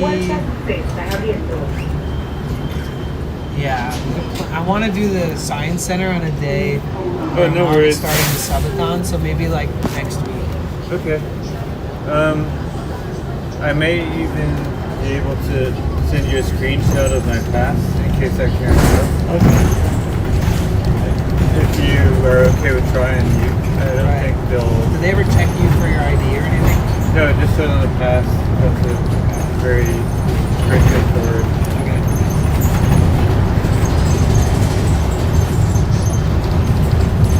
So that's to be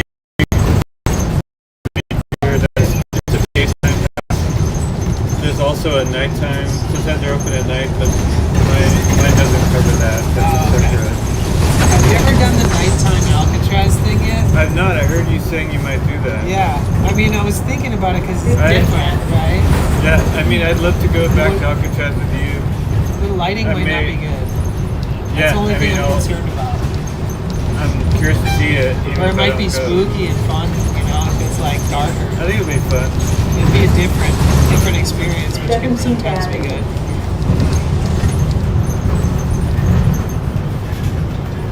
Be right back? Okay.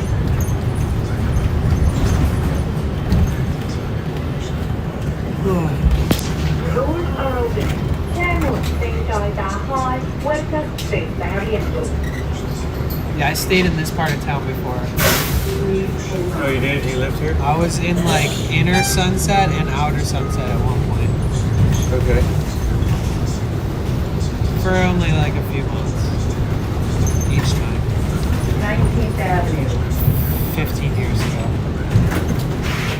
When like 8 people or 6 to 8 people would be living in one house and one person would be paying like $600 for the master bedroom and everybody else would be paying like $400 for like single bedrooms that didn't have like their own bathroom and stuff.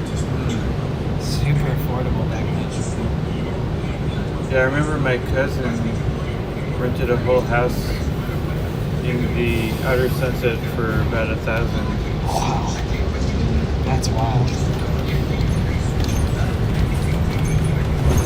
That was in the 90s.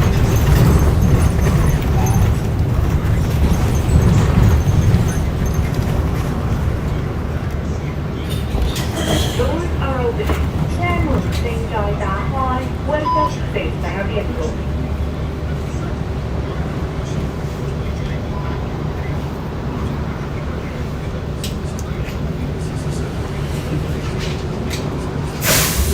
Hold on.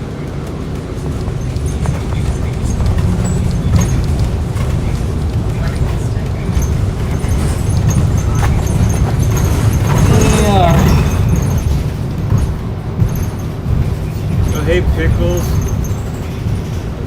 Pickles, we just ate you on our burgers. Pickles! I hope you're doing good. Pickles, I'm with Danny.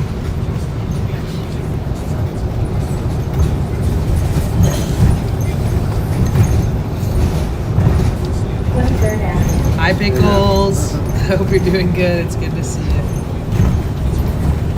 We enjoyed some of your kind on our burgers today. They were good pickles too. Probably the best pickles. Some of them. I like a real basic pickle, but a good basic pickle. Yeah.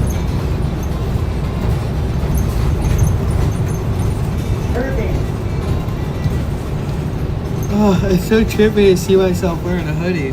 Like it's officially fall for me now.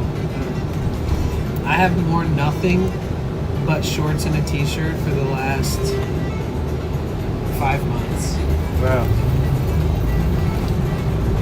In fact, I should probably go to the store and buy a new pair of pants because these were my last pair of pants and I cut them into shorts because it was so hot in LA. So I should probably buy a new pair of jeans because there will be days here where I won't wear I finally just bought a bunch of new jeans and shoes.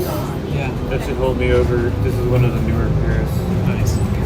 And actually, I patched up a couple old pairs of jeans because I get the holes, but I still want to, just for doing errands or going like walking in the trails or whatever, I like to wear my old shoes and jeans. Yeah. That way you don't scuff up the nicer ones. Yeah, right now I can't present myself as like well dressed unless I go buy a new pair of pants. Oh, okay. Like I have no pants. These were my pants. They are now shorts. Do you like a certain brand or are you not picky? It depends. I have a really small waist. It's such an awkward conversation. Oh, no, it's I have okay. Me too. Such a small waist. Sometimes if I find they don't make my if size. I find my in size, I men's. just get it. Yeah. So like they actually don't even make my size in men's. Oh, really? Are you skinnier than me? My waist might be. I don't know. Okay. Because either I have to buy kids jeans, which they're too short in length, but they're perfect on the waist, or I have to buy girl pants. So I just end up buying girl pants. I think I'm 32, 32s. But I think these are actually 30 waist. Are you smaller than that? Oh, wow. The waist is awkwardly small. Nothing wrong with that, but you're right. It's hard to find. I'm built different. Yeah.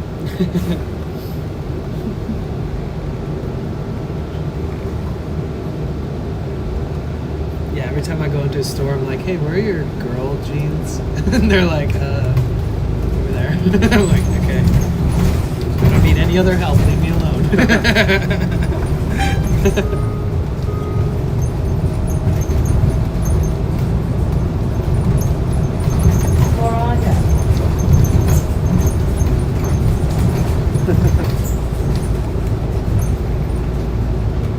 It's fun watching the chat when they're chatting amongst each other.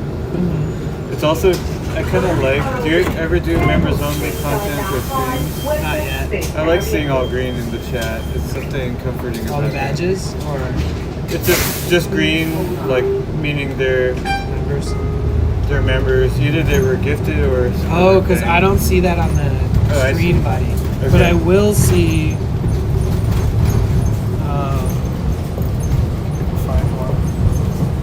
I will see the gold badge.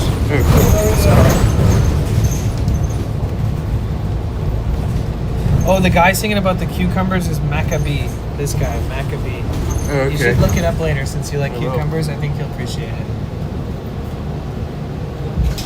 Doors are open. 車門正在打開 ，Welcome to 打開。 Did Ceronius? Wait, is Ceronius that guy that like raided us but stayed online afterwards? Is that the same guy? This one guy was like streaming on Twitch, and then he's like raiding people but not ending his stream, and then raiding another person, and then raiding another person, and he had like 3 cell phones in his hand, and he wasn't even talking. Oh. It was the weirdest thing ever. Interesting. I don't know if it's the same guy, but I wouldn't be surprised.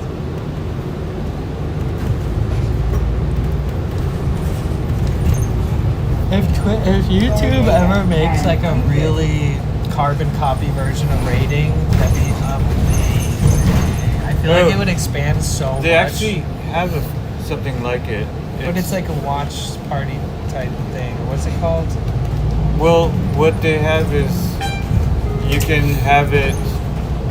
You can go in YouTube Studio and have your viewers immediately go to another live stream when yours ends in YouTube. And does it like go to their channel, like on their page, or does your live stream like switch to theirs? You know what I mean? Like, does it open their live stream, or does it replace yours? It just to like hijack it just the feed. moves, it just ends when your live stream ends. It switches over to their live stream. Is it effective? I think so. How come nobody talks about it? Someone did it to me, and I got a lot of viewers that way. You did it a couple times. I usually forget to do it. I've done it once or twice. How would you do it on the in the field? Oh, I guess you would go to. I feel like that would help people grow. I'll so show you much. when we get off the bus. It'll be easier. Yeah, I feel like that would help people grow.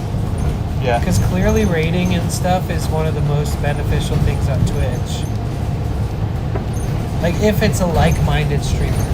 If you really find somebody that's like, I love this streamer, I think you guys will like them, we're gonna end the stream and go there, that I think that it is mutually beneficial. But Ian it's also says hit or everyone's miss. pretty skinny in San Francisco. Yeah. Is that true? I think that's pretty true. It probably has a lower population of for lack of better words, like San above Francisco average weight. San Francisco, I feel, is very walkable. Would you agree? Yeah. I think that's a lot of it. Yeah. I know people who are like 40, in their 40s, and My they dad still never have a walks. license. They just don't drive. They never had needed to. So I'm okay without a car here. yeah, for sure. It's almost more trouble having a car because you have to park it and move it, street cleaning. Oh, yeah. and all that kind of stuff. It can be a pain in the butt. Hey, Husky Fosterfield, good to see you.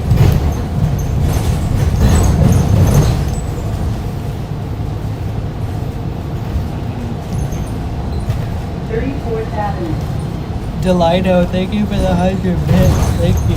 Oh, thank you so much.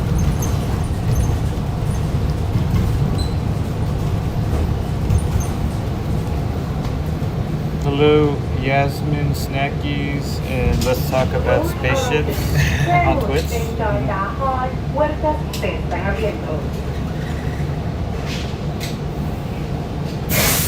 Hold on.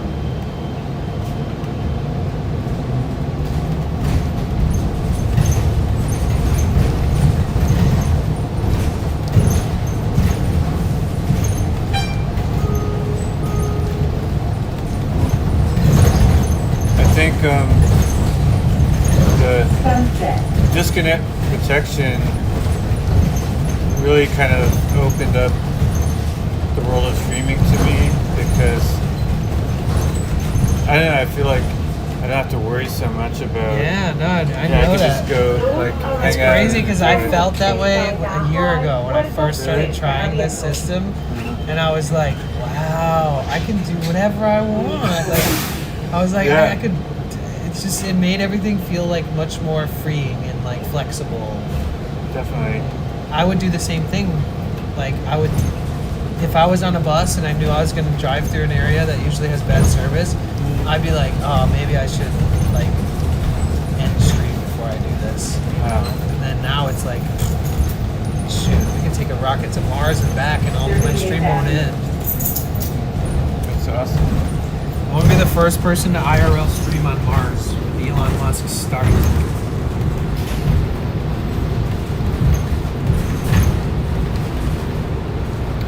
I want to travel US or Europe one day like that. That'd be awesome.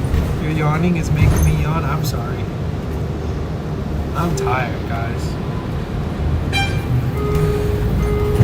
Penelope, you were ahead of the curve. 40th Avenue. Wow, we're only like 6 blocks away. Yeah. Doors are open. 車門正在打開 Welcome to Barrier. Ali, you're surviving. Please hold on.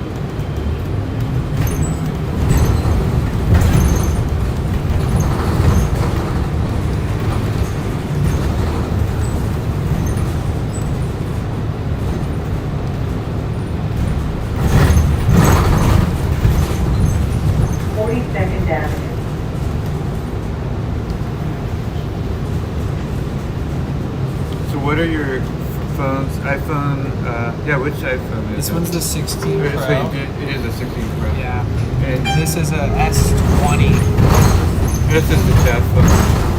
Chat and one of your... This like connections, new with not a broken screen is like 150 on a good day if you buy it online. You can And buy so these on Amazon. Do you sometimes have overheating with your iPhone? Have you? Yeah. Oh, While driving. It's okay. always while driving. Yeah. That stagnancy of it just being mounted in the seat versus me being outside and wind passing through the phone. That's happened to me on the iPhone 13s too. Yeah. Yeah, I mean, ever since I started using an iPhone to stream, I've kind of like noticed the overheating thing. So even if I'm standing at an intersection at a busy street, I'll use like the electrical pole, the shadow of it to like temporarily. Yeah. I'll like do every little thing I can to temporarily shade it. Mm-hmm. Delighto, thank you for the 100 bits. Thank you so much. Danny, delete that guy comment. 46th Avenue. You're almost finished? Alright, hurry up.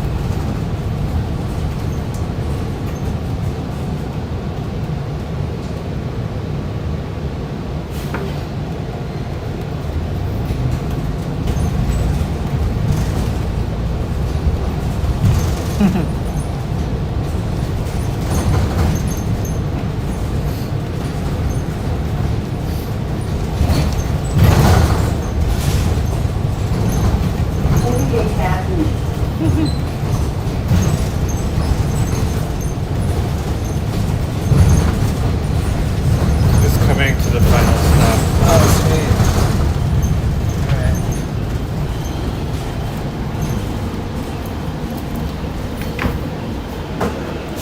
Do we need to push any button or No, do they it'll just stop. stop? This is the last stop.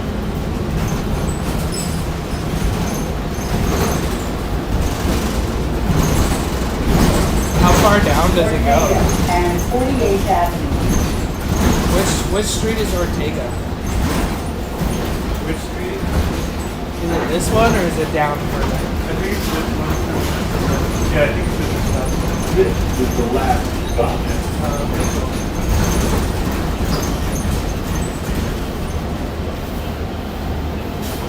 Well, I'll head it back to where my van is. Oh, perfect. Nice.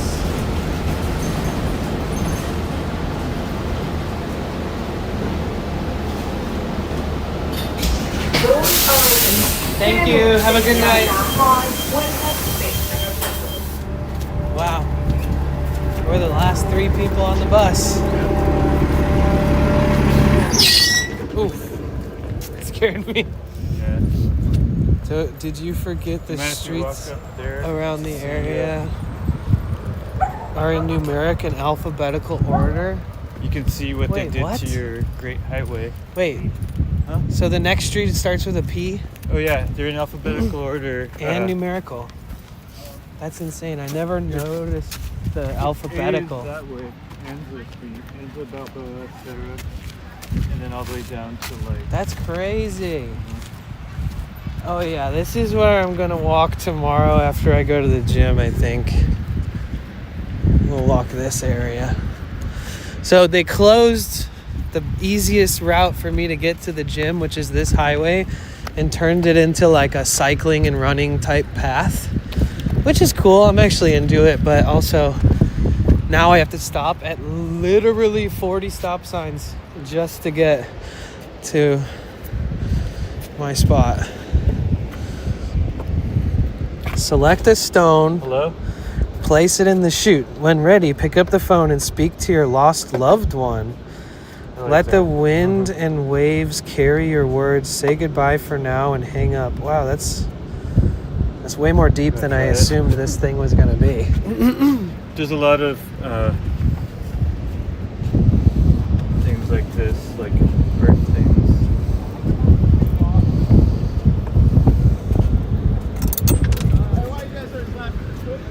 Oh, and then it goes into this. I miss you. I love you. Until next time.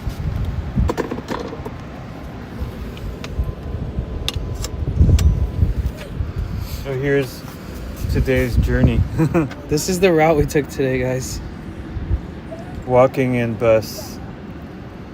That's fun. This was.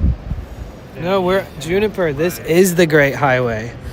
They shut the Greater Highway down, and now it's like, you remember how they used to close this on the weekends, and then you could walk through these areas on the weekend? Now it's permanently like this. Did you know that? Did you know that, Juniper?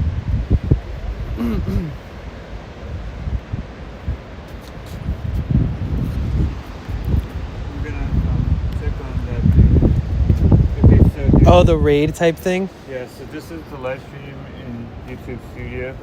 So that's another way to do the chat. And also from here, you could do a poll or certain things. And then let's go to, I think I can scroll over here. And then,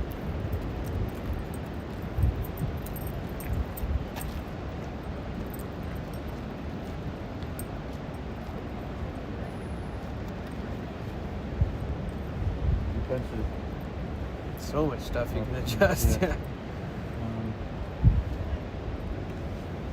Yeah, maybe. redirect. So, Oh, that's what it's called. yeah, Okay. let's try it. You want to see if it I'll works? probably end Okay. for you. So Let's see how it works. Okay, guys, Roy's gonna test something. yeah, I mean, I'm not ending right now. But Well, when I do end, at some point, you'll we're just. see. I was telling Roy if YouTube had something like raid feature, that it would be like game changing for YouTube. But he said there is something like it. It's called redirect. And so at some point when he ends, we're gonna get to see how it works. it's a little awkward trying to do this from the phone. So let me just try it. Look at Roy doing his.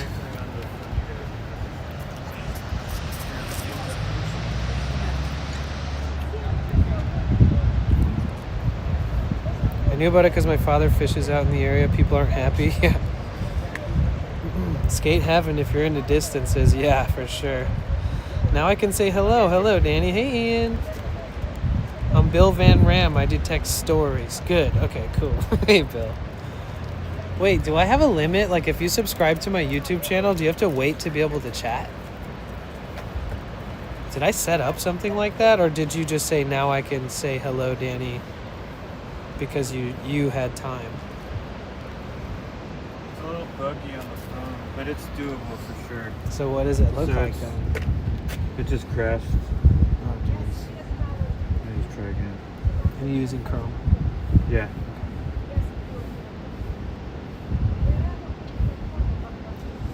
So when you clicked, did you have to click the customization button after? Like think one of so. the tabs? I forget which one you Yeah, you had it customization on. and then redirect. Okay. So it is possible. That's insane.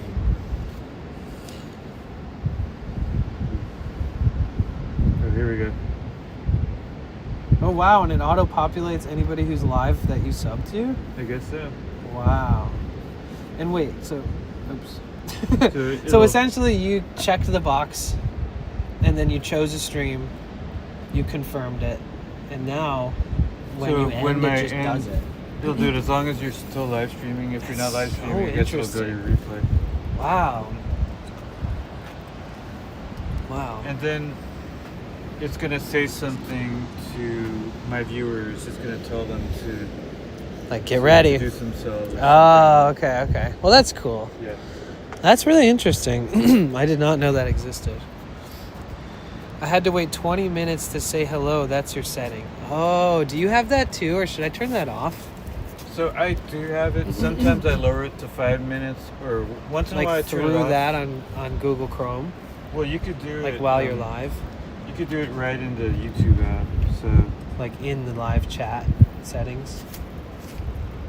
you could do it in the studio or here.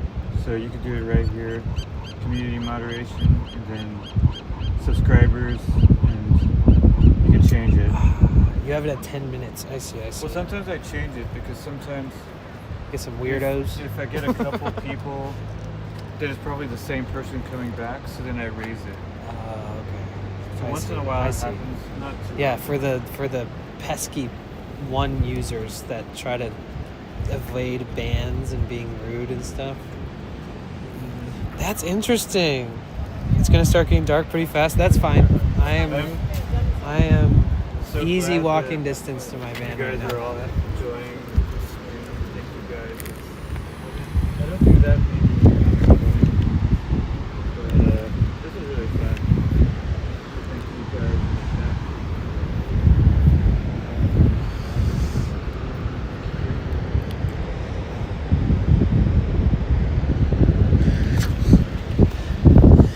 You know, I bet it's a lot. Came today.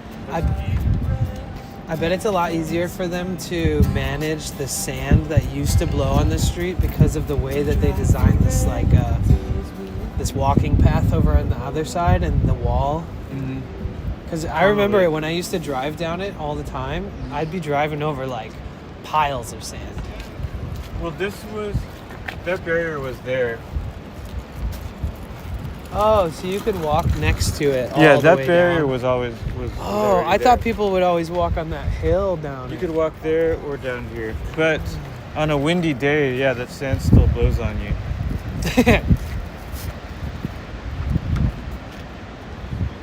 But yeah, so you guys, this is now sort of like an open space public park street thingy where you can go a few miles back and forth here.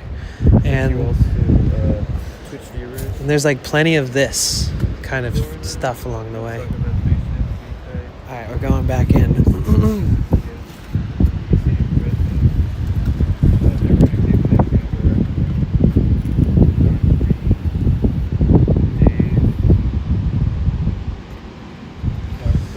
Do you use mics? Once in a while, I should. Are you using one today? Not today, but my mic's kind of finicky right now. I might need to buy a new mic set. You know Dave, the local streamer? It's D8V. Yeah, he changed it. Yeah. He took out the 8, but it's...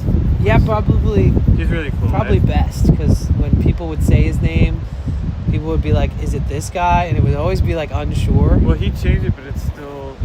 Isn't it like a bunch of A's now or something? with yeah, Z's he's at the nice. end, but Yeah. He's super cool. I've hung out with him. I've never met him, but he's rated me. I think I've rated him, but like we're still kind of distant as far as that goes. He's a nice guy. So like the kind of stream we did today, I met him. Oh, you did? Okay. At the Twitch meetup. Oh, cool. Yeah.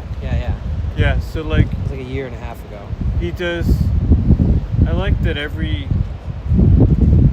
streamer I meet especially does different things at different interests. Right, I noticed that. So, but I like that, for you, I can just like walk around the city. I like all that. day. LA is interesting kinda because more all the what I do. streamers pick all the same places to go to. Okay. And like, I love that about San Francisco, that people all do like what's uniquely they're into. Mm-hmm. And it's like, oh, that's kind of so-and-so's thing. He'll probably be there streaming it.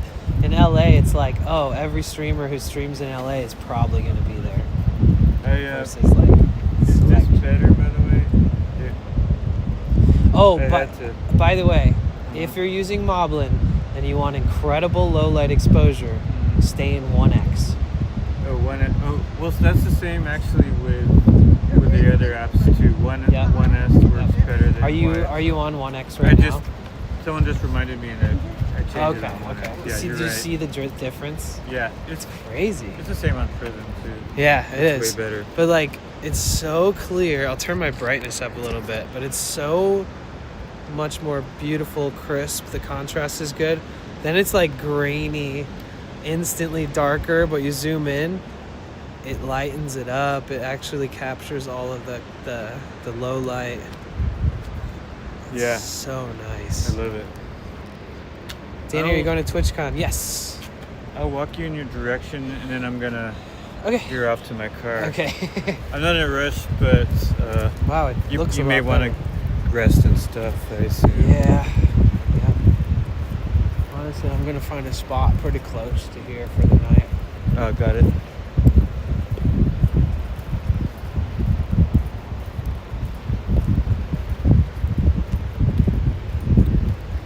Very strange. I started to talk and all your other viewers go silent. That's not what happened.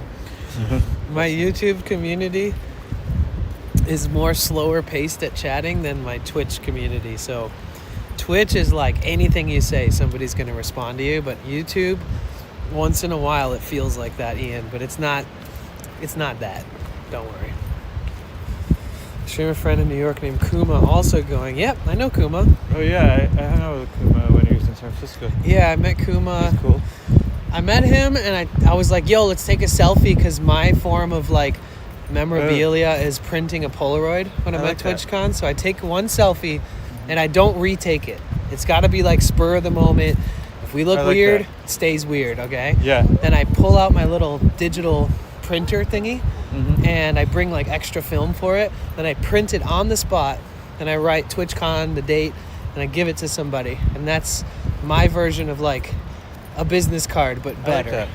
And I gave him one, and like a year later, I stopped by his stream, and he was like, hey, look, and he pulled his wallet out. Oh, cool. And he had the freaking Polaroid still on him. Oh, how sweet. He's like, yeah, I keep it in my wallet. I was like, what? I was that's like, nice. I didn't expect that. Yeah, he's a nice guy. Yeah.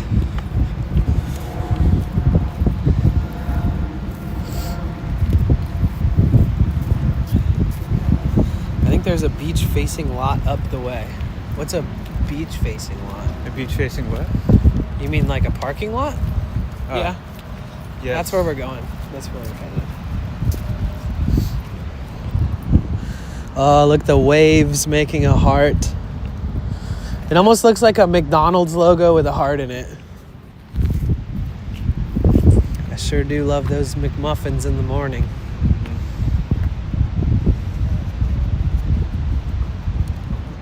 Guys, if I get some good sleep tonight and I get to the gym early enough, we'll walk this.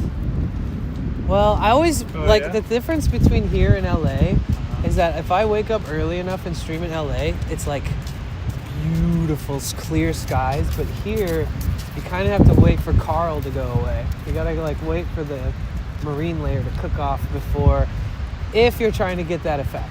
But you could be like, listen, if you're in San Francisco, this is what it looks like in the morning, so you have to learn to love it. So if Yeah. it's so foggy that you can't I don't see mind. it, I like everything it. around, just embrace it, you know? Yeah. Ian Lowen, I don't think so. Ian says, are you stealth camping in the Sutro Park?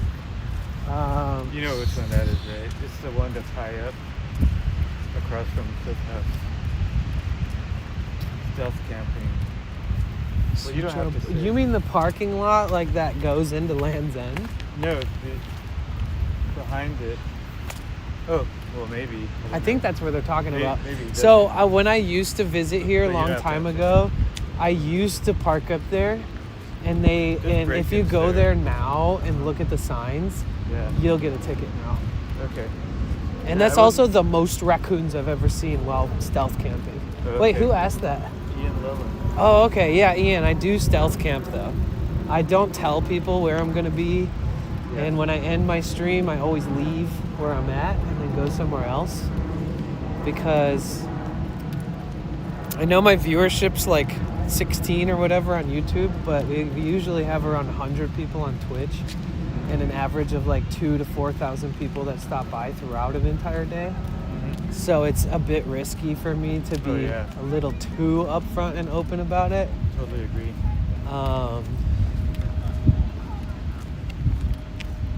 There was a time when I didn't care. Like when I first started.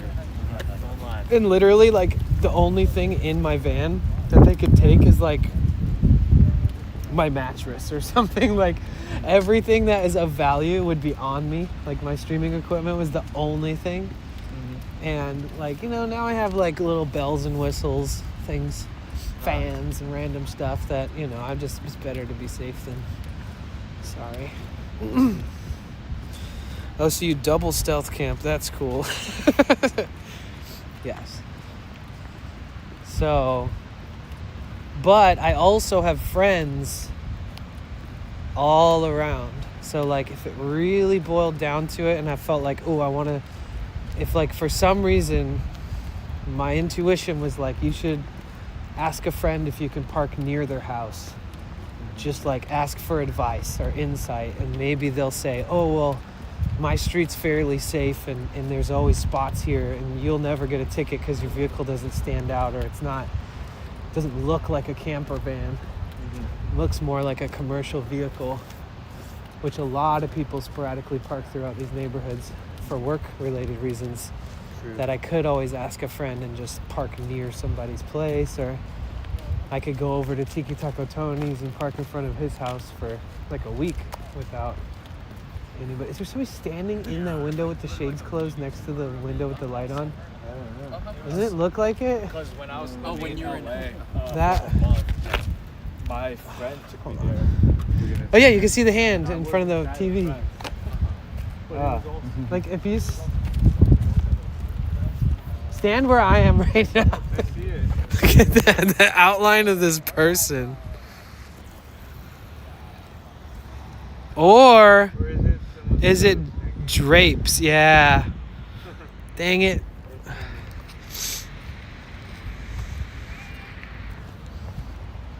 I thought it was like some spooky Halloween thing. Vapor, hey, sorry. I think you said hi way earlier and I missed it. I definitely am sorry about that, Vapor. I think I was just going to the bathroom at the pizza or the burger place.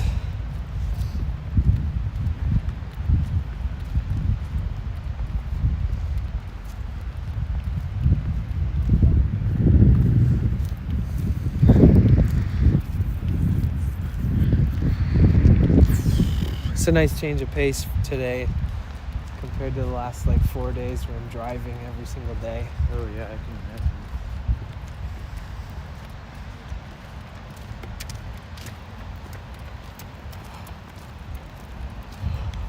It was so trippy being able to go out to Big Sur and like actually have service because of Starlink.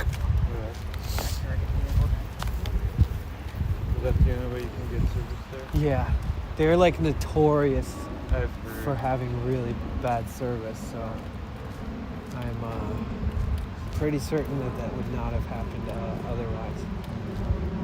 Wait, what? What am I looking at? Is that the neighborhood right there? The hill? No, that's the cars on Great Highway. You're No, seeing the that- red and green?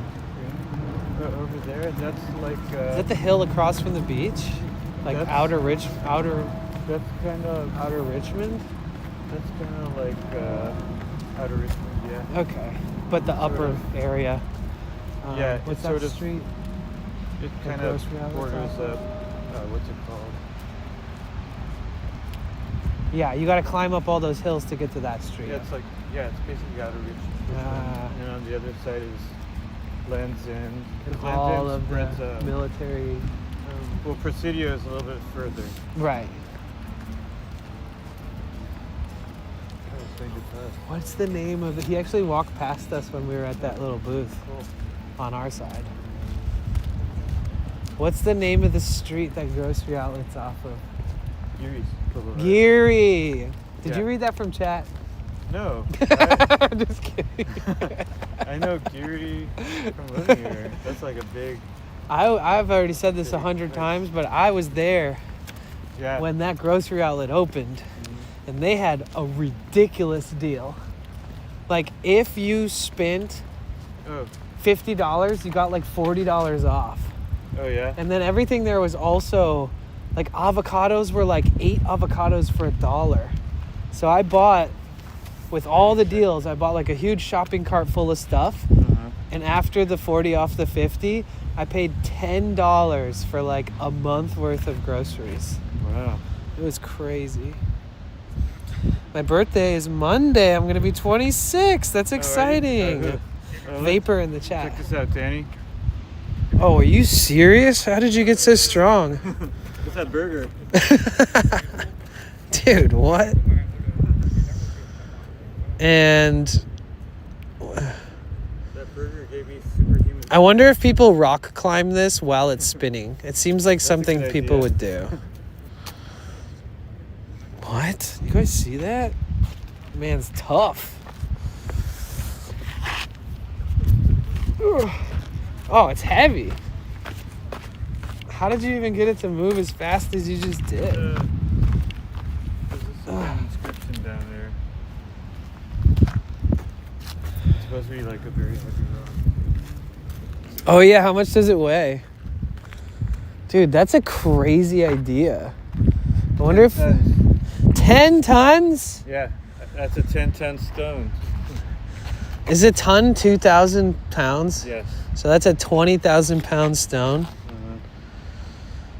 Wow. Imagine if somebody spun it really quick and you walk too close to it and it just knocks you out. Yeah.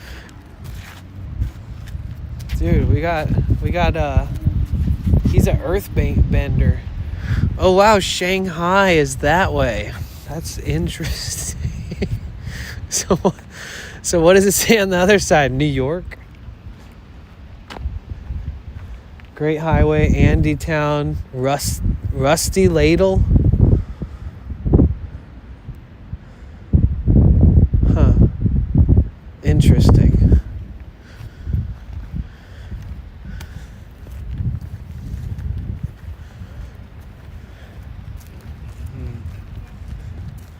Ian I'll tell you. says he feels like we're all stealth camping in your van tonight. Yeah. Ian, have you ever seen a Subathon before? I'm about to do one. Oh, you know what I'm gonna do? It makes you want to try it. Yeah, come out here and try it. So when people do 24-hour streams, the real most hardcore people stream themselves sleeping, right? Oh yeah. So I want to take. This is important, guys. Somebody remind me to do this before the Subathon if you want to help me remember. I want to take a picture where it looks like I'm passed out in my bed, and or take a short video of it to where it's like a GIF. So like maybe I move a little bit, or maybe like my stomach moves so you can see me breathing, but it's just on a loop. I've seen someone do that. So but you could tell. Well, the thing is but like I think you're more doing it as a joke. yeah, but. so it's gonna be like the smallest portion of the screen, but it's gonna be like, oh look, he's sleeping, but it's gonna be a trick. Got it. Because I don't want to sleep on camera because I value having alone time. You know, I'm on stream for like 10 hours a day most days. It's like, can I take a break from? Yeah. I mean, everybody who watches me gets to whenever they want. You know, they just close the app and go to bed. What do you guys think? Is that a good or bad idea? I feel like I'm city camping with the two of you tonight. I know, it's a fun feeling. The other night we got a really beautiful camp spot in Morro Bay by Morro Rock. I don't know if you remember any of that. I'm sure you've probably been there at some point with your family. And I got a campsite there, and it was only $35. Right next to the ocean. You could see Morro Rock. It's just gorgeous. And that was a cool stream because we drove there. It was beautiful. We walked around the town and around the beach. It was beautiful. Then together we like researched campgrounds to find which one had availability. And then we picked one that was close. And I went there, paid, parked in my spot. And then eventually I was like, all right, guys, good night. But it was a really cool shared experience. Kind of like what Ian's saying. It feels like you're city camping with us. Oh, by the way, Can you please stop slowly walking closer to my parents' house? Do they still live here? Where are they at?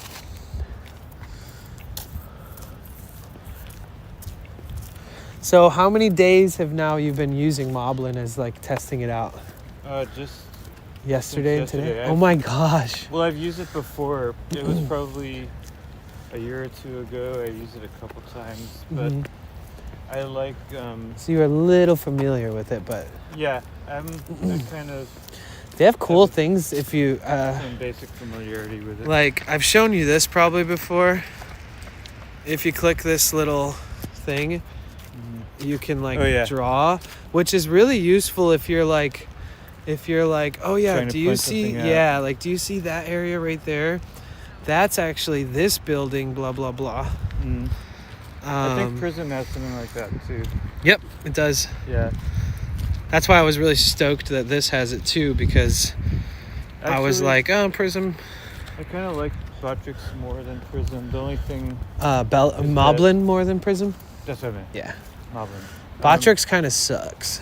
Really? I have Botrix. Oh, no. Maybe it it tells everyone to have a nice day on So maybe it doesn't suck, because I thought it sucked, because sometimes when people subscribe, it doesn't tell me. But then again, you told me that there's settings that can disallow that to even happen for individual users. So now I know.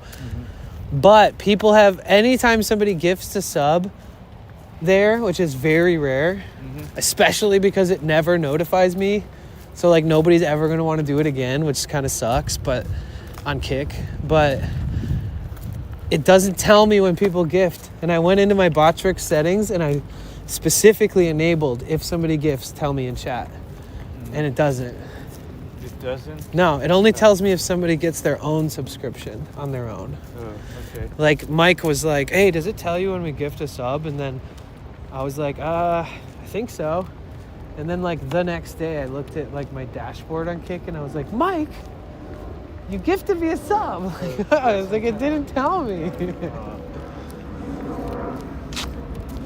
You're like 5-minute walk from Land's End. Oh yeah, I hang out over there all the time. And this is where I've hopped on a million times. Yep. I've gotten on the N Judah with Roy at least a few times. Yeah. And then I've gotten on that by myself. Have you seen this mural here? It's pretty cool. It's worth taking a look at. Yeah, let's check it out.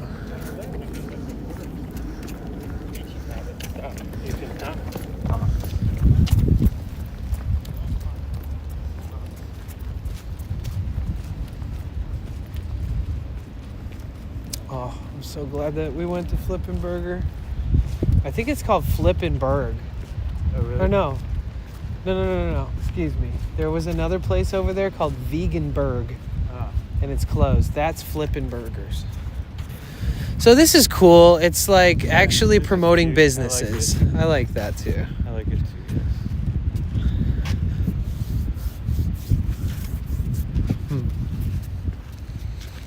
I wonder how many people see that and like actually, I think it, like how effective is it as a marketing tool? Because it's sometimes like you'll see one of the business names and you will, after you see it a few times, you're Right. it gets imprinted in your brain.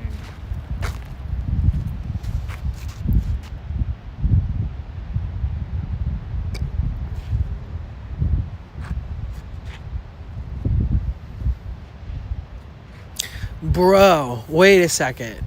So back when the Sutro bathhouses were there, was the entrance at the curve? Because this picture's showing Cliff House, showing the view spot where that giant camera thing... No, the camera's in the back. Somewhere. So, what? Was the entrance to the bathhouses up top? Or is... It was up there. And did they have an ice rink in the bathhouses?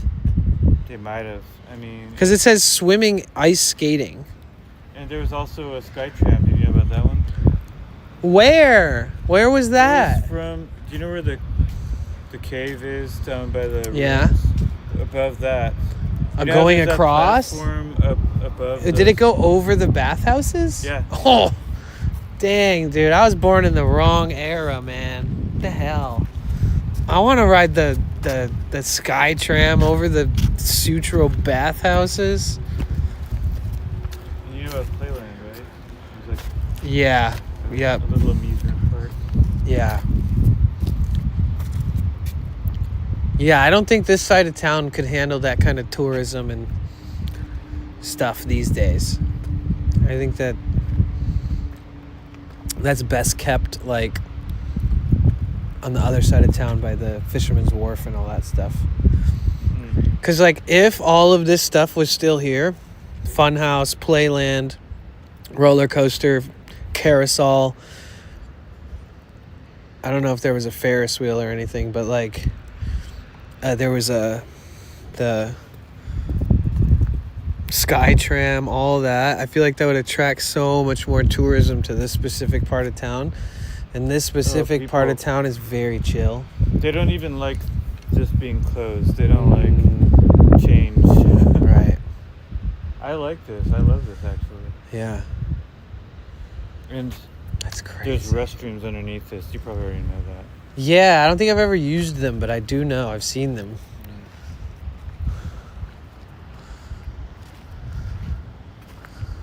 Java Cafe at the beach. Isn't there another one called something at the beach right around here? That's crazy. I was just thinking, didn't there used to be a Balboa Muni streetcar? I would imagine, yeah. Right? I feel like a cable car or a streetcar on the other side of the park. That is true. Like Fulton, Balboa, Lincoln. I feel like those would be great places before the transportation, like the Muni system really grew. I would assume, just like in the Fisherman's Wharf area where there's all the trolleys in downtown, I would assume that it was trolleys and cable cars over here too, right? Now it's just these buses that are like hybrids or whatever they're ran by. Like along Fulton, if you ever look at the park, there's like some kind of domed entrance, and that used to be like one of the cable cars or where is that? Car. It's somewhere at Golden Gate Park. I'll have to point it out. Yeah, please do. Yeah, I think I may. Okay. So I'm gonna walk a little bit, and then I'll finish. And if you're still going, okay, maybe you'll see my viewers. Okay, yeah, I'd love to see. I wonder if there's a way to set up like any kind of indication that it's happening, right? Like an alert. Well, like does Nightbot, or can I maybe program Nightbot or something to be like, what is it called? Restream? Or what's it say? Yeah, it's called It's in there. I'll check later. Yeah. I can't remember. We literally just looked at it a second ago. I forgot. I think I'm gonna end in like 10 minutes. Okay. Hey. All right. I love you, It's bro. been fun. Love you, soon, man. Yeah, that was a great day. You guys, everybody, say bye to Roy. Bye.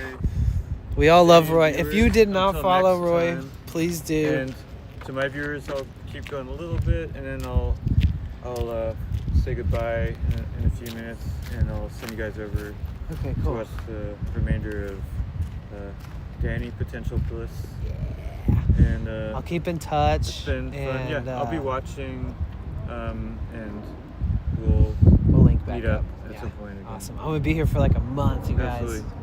I'm gonna be looking forward to doing more fun stuff together. Sweet. Great first day. Oh, Absolutely. as always. Yeah, I don't know always, how for you sure. managed to Yeah, make thank you, man. time That for was- me. Whenever it's it's my always first day here, guys, Roy somehow makes it work. Like, he'll be like, oh, maybe I'll be able to see you. And then all of a sudden I turn my head and he's walking up and I'm like, oh my God, it's Roy. Well, I just know that like you move pretty quick, so I better. Yeah. I'm not too far also, so Right, I'm like, okay. okay, let me just pop over, say hello, and Perfect. yeah. I didn't, Yeah, true. Sometimes when I travel, Also, I'm only like, I in a know you place for might- like a week tops. Yeah, I know. Also, you might have had plans, and I was okay with just saying hello. But thank you Right. for inviting me to Yeah, hang of out. course. It was perfect. A pleasure. You All made right. my day so much better. Thank you. Of course. And likewise. Juniper says bye, Roy. Shore says bye. Nala says bye. V-Kite says bye. Rainbow says bye. Toft says bye. Slowpoke says bye. Everybody's saying goodbye. Thank you guys. Much love. And you guys, he does have Twitch. guys It's soon. Roy Explores. Yeah, I do. So- I'm not huge on Twitch. Stick with Danny. He's the real, you know. I average learned from streamer. we learned from Keep each doing what other you do, because we and- both Yeah. dedicated a lot to a certain platform, and now Sure. we are getting insightful tips and things from each other by experiencing streaming together, because his community's foundation has been built upon YouTube live streaming and mine has been built upon Twitch streaming. So like he literally showed me the ropes when we first started hanging out. Like Yeah, I mean, I gave you a it few was tips, dude, but it changed my you really, whole perspective. You When really earned your stripes, not even by any of that, but just by streaming so many days and hours and sharing your life and going to fun places. So that's really what matters. More than the other When I stuff. first linked up with Roy, I had a bunch of unsavory comments in my YouTube streams. People would always say the worst things, dude. Like the worst people to ever touch YouTube somehow were finding my live streams. And it made me so uncomfortable that I literally took my chat off. So I only read Twitch chat for like 6 months while I was streaming on YouTube. So I literally just put them in permanent timeout. Then I met Roy, and he told me a bunch of little details that for me helped me like tweak my settings to where I was like, oh, I can start reading chat again because this will make it so I can avoid these rude people. And ever since then, I've been happy with my YouTube chat. And it's just changed so much of how I felt about it. I was tempted to just stop streaming on there altogether because it was so upsetting that the results that I was getting, not the viewership count or anything like that, but the people who just magically showed up out of whatever rock they crawled out from and showed up in my chat. And I would look at the chat and I would be like uncomfortable, like the things they would say. And then I'd like try to block them. And it was like somehow they could like get around it. And there's no like definitive ban button. There's only like hide or shadow ban and all this other stuff. So it was, I didn't know about the deep settings. Yeah, there's also like block words, so you can block offensive things. And I even put someone's user. Oh, don't show that. No, it's on me. I even put someone's username in there, so it just fully blocks. That's another way to. Okay. I mean, dang. So that works for usernames too. It does. So be Twitch careful. needs to update theirs to be like that too. Be careful. So you could just do the regular way. I just do that way. I think I did throw some hardcore words in there because if they slip through, I'm gonna feel like no, I don't want to see that. I don't want anybody to see that. And usually I do this when it happens. Like if I see someone doing it, I'm like, okay. So Twitch has auto mod settings where it'll ask you to approve or decline a message. So like you can do that while concurrently live with just like in this app. Like, so if somebody said a slur or something really hateful, I could literally just go boop onto my chat and then decline it, and then it will permanently add that word into the banned words list. Okay. It's interesting. So it's like auto detecting not just words, but even the words that string up to the word. Because like some people can say the bitch word, but it not be like directed hatefully at somebody, but maybe that's just sort of their language and their lingo, and they swear sometimes. But if they say like, you are absolutely a B word, then it would take the context before the curse word and then disallow it. So like there's certain things that with Twitch, it's really interesting how they've done a really good job at their moderation settings and tools. I'm gonna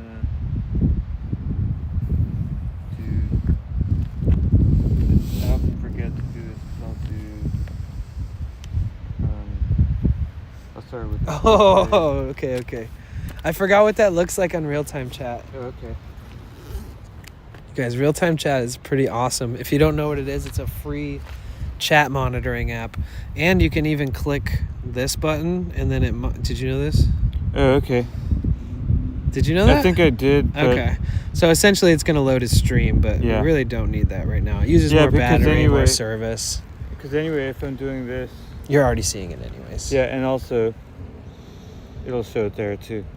So. If you guys are ever watching a stream and you wanna, if you can log into this as a guest and watch someone else's stream. Oh, cool. So if you guys are hard of hearing, or if you guys aren't good at keeping up with small chat, you can actually turn on TTS on someone else's stream from your phone. Oh, cool. So somebody was asking that the other day. They were like, "How do I use TTS while watching your stream?" And I was like, you might have to download an app on your phone. That'll work. Oh yeah, you guys, he set up a raid, so if you're watching on Roy's stream, like a handful of people, but well, you guys are going to be sent. I think it's good to just as a habit try to remember to 100%. No matter how many viewers you have, always find somebody to raid, dude. Yeah, it's important. Sometimes I'll do it to like my friend Positive Panda, and he, you know, small streamers. Yeah. We're both. He's so small sweet. streamers. I'm sure I'll he see him. appreciates it. Yeah, he's a really nice guy. He raids me often. Mhm. Yeah, he's such a nice guy. Yeah, I just run into him all the time. because Yeah. He's often in my neighborhood or my dad's neighborhood. So I just go, right. hey, what's up? Is he always streaming, or sometimes you just see him like in nature, Oh like, no, out in the wild? usually he's streaming. That's Okay. how I know. Roy, thank you for the raid. Welcome. Okay, so It's funny, at one point I added this like crazy horse head and the like dancing frogs on my raid alert as a test to see if I could make a raid alert. And I thought it was so ridiculous that I've just left it for the last year. Okay. The horse head goes like whoop out to the side. Oh, that's funny. Welcome in, Raiders. Thank you so much for the raid, Roy. You guys make sure you're following Roy. Ooh, did I? Is my stream still going? Okay. What? Okay. All right, I'll see you say soon. goodbye. All right. And I'll send over. I'll I'll see finish you. I'll see you in a bit. YouTube shortly. Is it a redirect? I feel like that's what it said in the I settings. think so. Yeah. I'll look later. Okay. I mean, I think you might see something in your YouTube chat. It might be YouTube dashboard. Let me see if I can.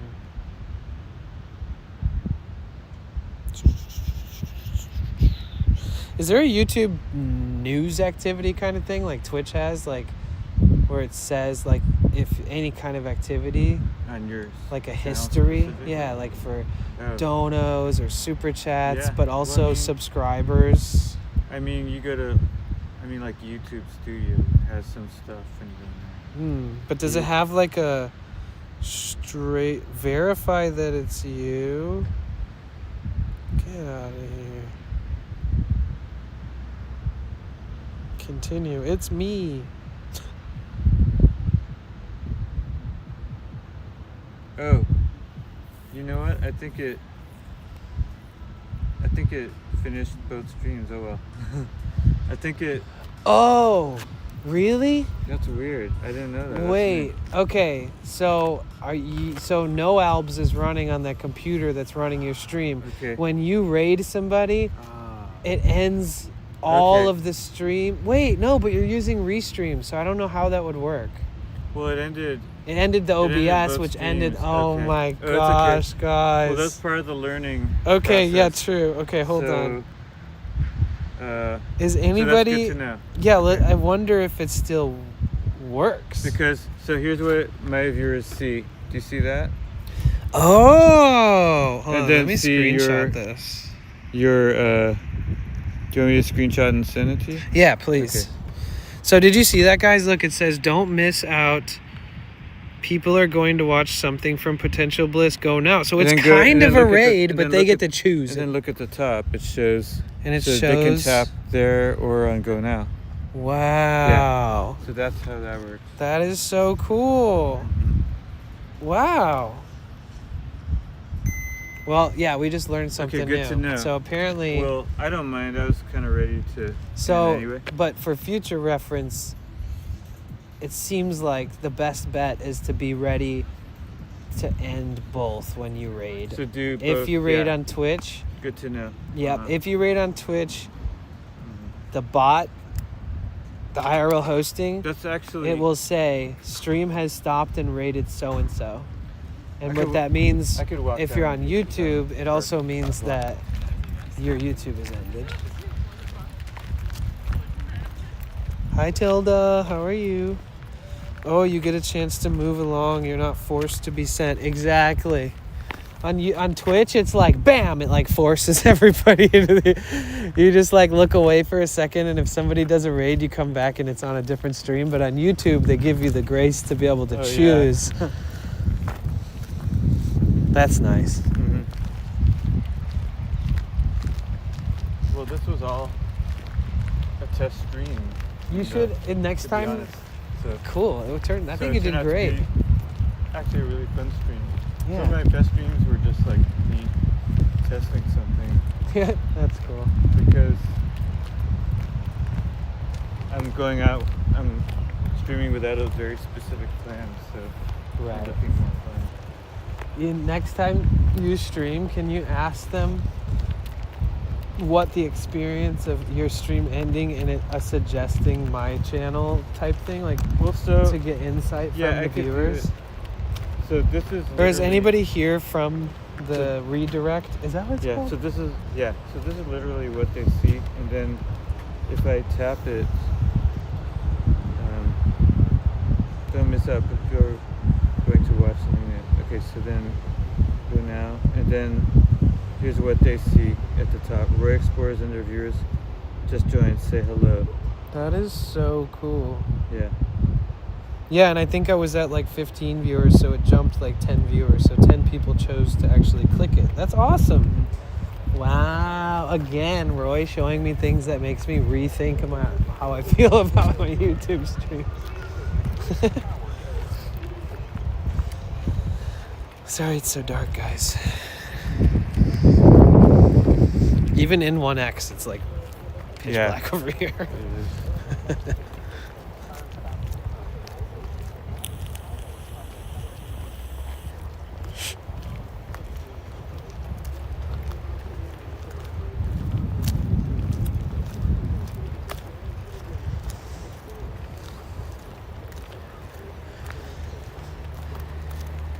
Do you prefer to walk by the light?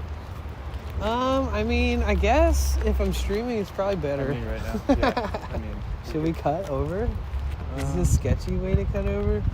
I'd say let's go in the light because I don't really want to trip on a rock or something. Let's see. Did you know you Let's have wait. this? Oh, that's true. Well, I mean, just in Yeah. general for streaming. I'm trying to Oh, think of okay. any That's other. true. It's the little flashlight. Then if you're ever trying to mute, if you're ever trying to record your live stream onto your phone, you hit this button and it'll record your live stream. So sweet. This one's the chat, which I don't have hooked up, but you can have it overlay too. This one allows you to choose which mic you're using. Like if you have one plugged in, you can choose. And it's crazy because they added some features that I don't see on my list. Instead of a flashlight. Yeah, let's try it out.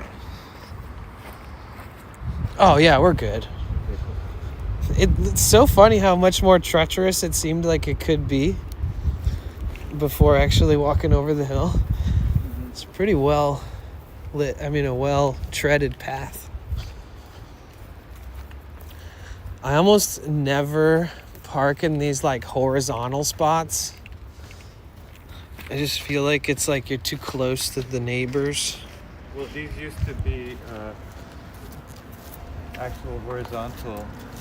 You know I that, have right? a feeling that they're gonna make the ones down there like this too, They did it eventually. to prevent campers. Right. Yep. And that's why most of the vans I see parked are parked down in the parallel section still. But I still do know like a bunch of streets in these neighborhoods where Where you can still park. yeah. Because there's locals that literally have like the carbon copy of my van in this town, which is kind of cool to see. Yeah. But they're not like camping in them. So it really blends in.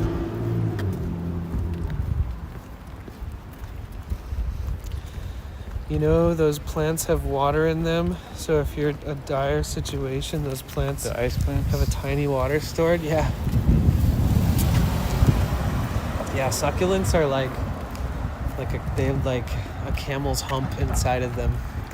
They just like absorb water and hold it. And they're very drought tolerant. But then again, they are right next to the ocean, so they probably thrive from the overcast and stuff. Oh man, I feel so good to be back here. Like not in this, just like today, but like in San Francisco. LA's hectic. Like the other night when I was camping in Morro Bay, You represent it well, though. there was like like LA. Yeah. Yeah, I try to rock it like I belong there, but it gets overwhelming after a while. when I was in Morro Bay at the campsite, I ended stream and I was like, I feel like I could hear 20 miles away. I was like, oh my God, it's silent. Like there wasn't one police siren, not one fire engine noise. There was no ambulance. There was no squeaky tires. There's no honking. There's no yelling. There was like, it was just no helicopters flying over me. I almost forgot that just LA is like one of the loudest, heavily noise polluted places in this country. And, it's so much better for my nerves and for my nervous system and for my sensitive ears and my, just everything. I just was like, oh my gosh, I need to get away from LA more.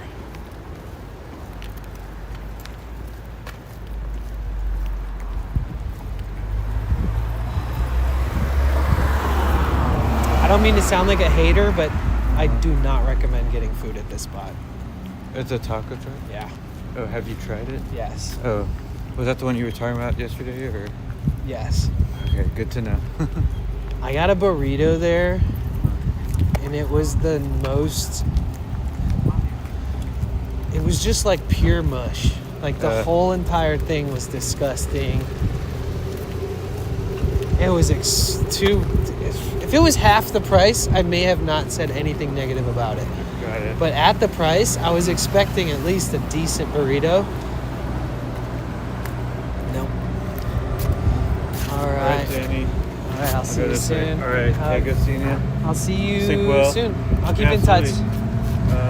You guys make sure you look out for Roy's streams, because sometimes he just does these random surprise streams in cool places, and so we'll look out for it. If you see that little bubble on the top of your subscription thing and it says Roy Explores with a little red dot, click it and check out his streams, because he's mostly a YouTube streamer. So I always check that tab personally. So I just do it for fun. I don't.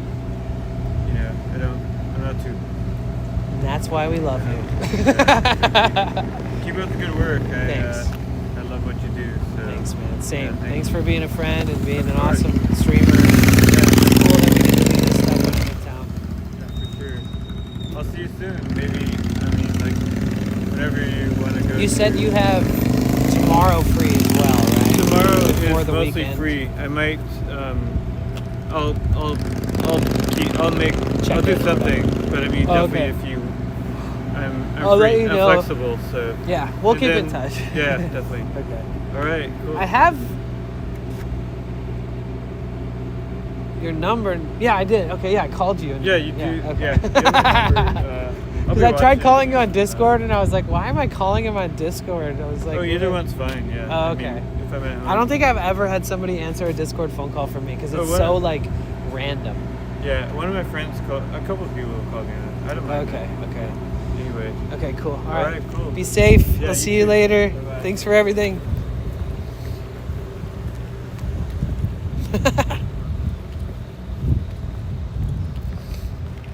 Bye again, Roy. He's from San Francisco, but we still have our Midwestern goodbyes.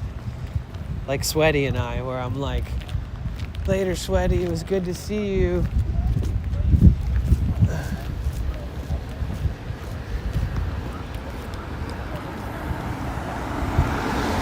And then we say the same thing a million times over.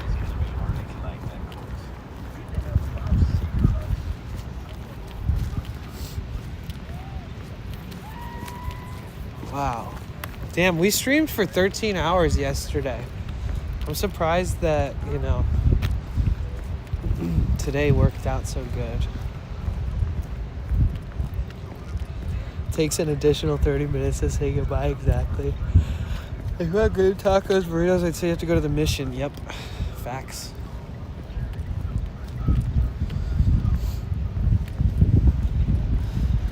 Juniper, do you remember Gracias Madre?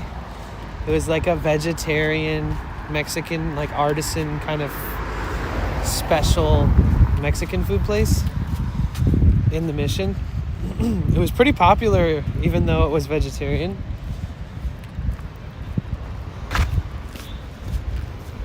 Super good. Ooh, we're definitely going to Curry Up Now soon. This weekend. We're going to go to Curry Up Now. I do, but it closed a couple years ago, yep. Yep, it did. It's a shame.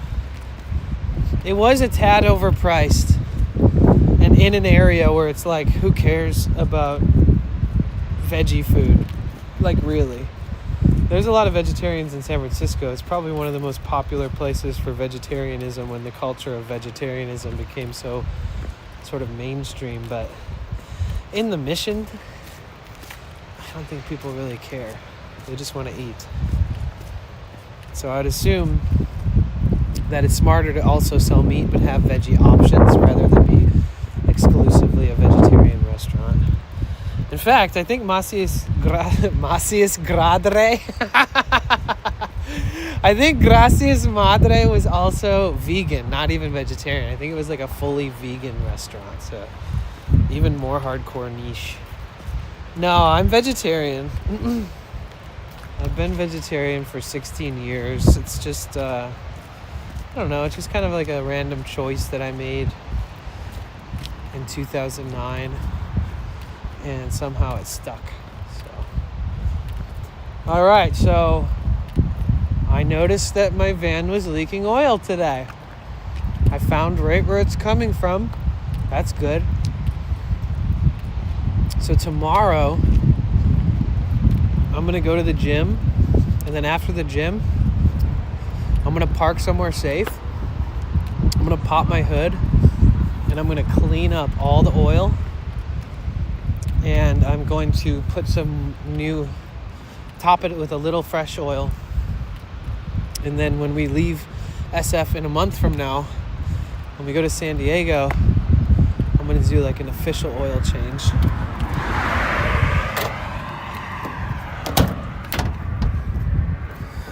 That's funny, Juniper.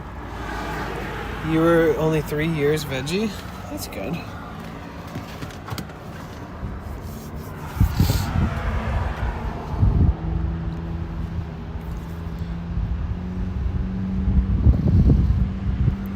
Twitch is so interesting with the follower goals. That's why I hate focusing on a follower goal. Because we were like 8 followers from our goal. And we've gotten like 4 or 5 raids today. And now we're 10 followers from our goal. So even with all the raids, instead of gaining a couple new followers, we actually lost 2 followers. That's just the ebb and flow. Park somewhere safe next to a mechanic shop. No. I am the mechanic shop. Of course.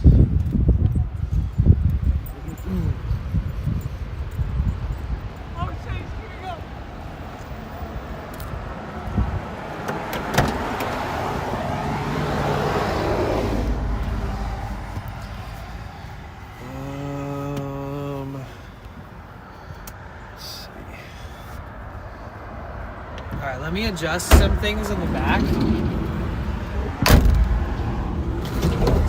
here, guys. Un momento.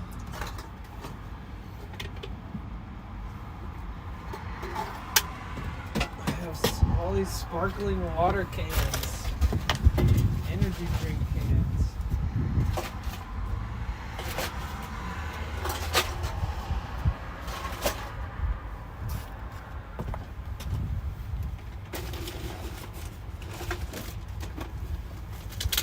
Just a second, y'all. I'm going to throw these away.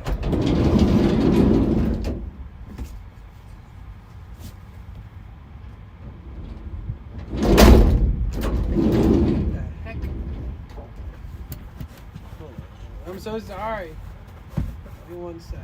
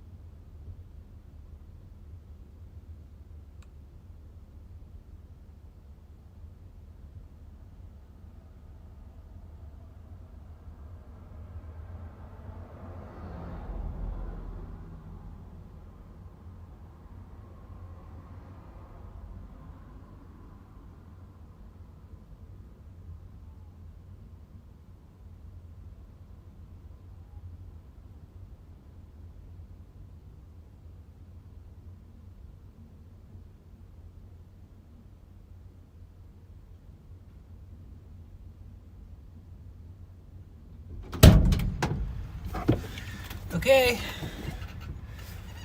Your boy is back. Guess who's back? Back again. Danny's back. Tell a friend. Guess who's back? Guess who's back? Guess who's back?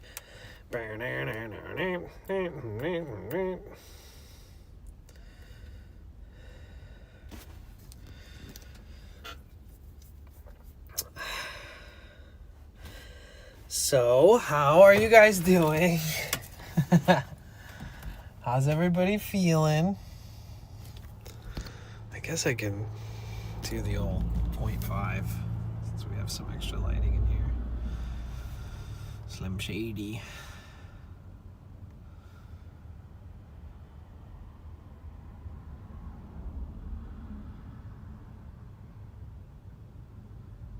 My tinnitus is popping. All I hear is wee. I feel a lot better than I did yesterday. Carl, what's up? How are you? It's good to see you. I need to go to bed soon. It's almost midnight. Go to bed. Oh yeah, Burrow World doesn't work anymore. Sorry. Good night. Thanks for the adventure. Yay.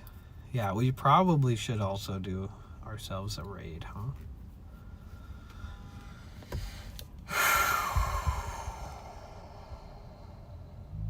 Oh, Sweaty finally got the charm that allows little spiders to follow him around. Oh man. I was telling him about that charm and he was like, ooh, that sounds good. And he found it.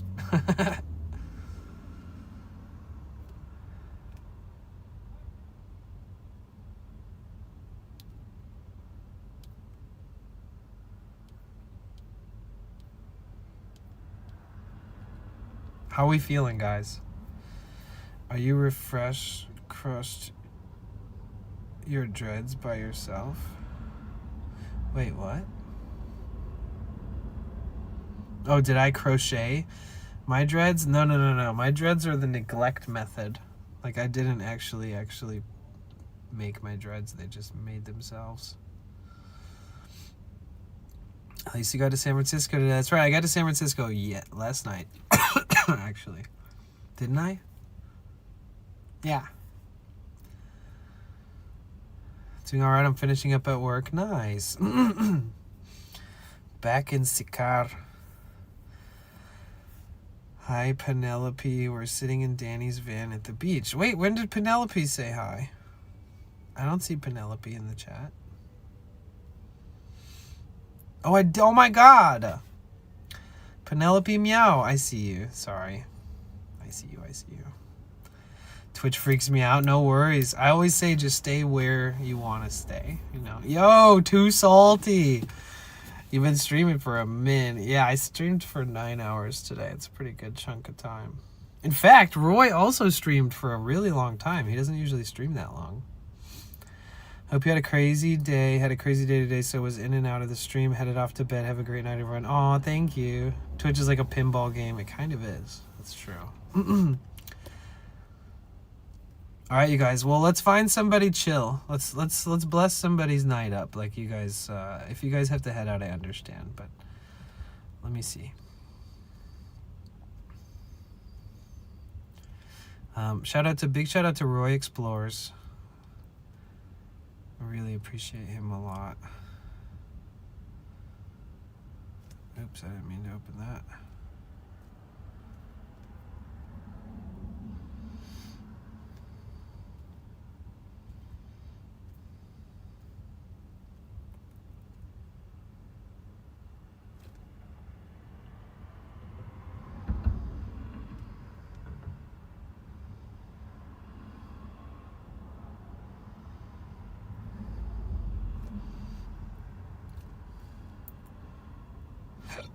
Oh my gosh, excuse me.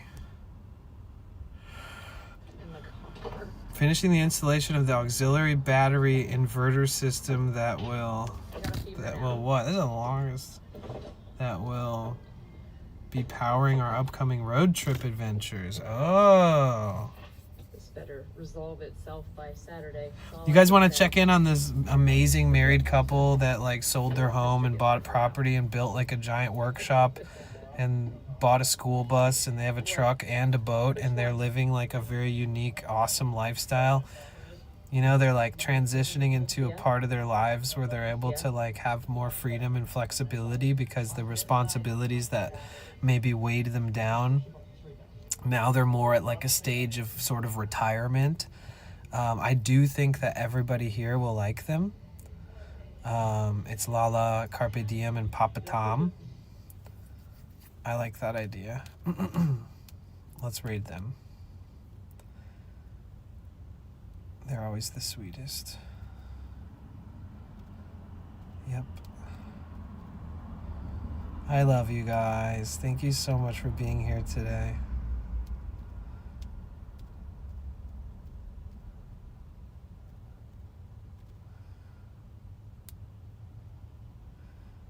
Of course, Andrew. It's good to see you. Night, Danny. Take care. Thank you. Good night, Salty. Good night, V-Kite. Good night, Nala. Good night, Tilted. Good night, Jupiter. Good night, Ian. I woke up. You guys are on in the hate. Nice, man. Thank you. It's a 2006 Sprinter with an OM 647 Mercedes turbo diesel engine and a NAG 1 5-speed transmission. Have a good night. Thank you, Toft. Good night, Spaceships. Good night, Not Dead Yet. Good night, Pink Fox. Head to bed, get some rest, catch you in the sun, bless us with the light, and blind us in the morning, bro. Thank you, Starface Gamer. Good night, Rainbow. I'll sit with you until 9. Well, we're about to do a raid on Twitch, so it's going to end my YouTube stream.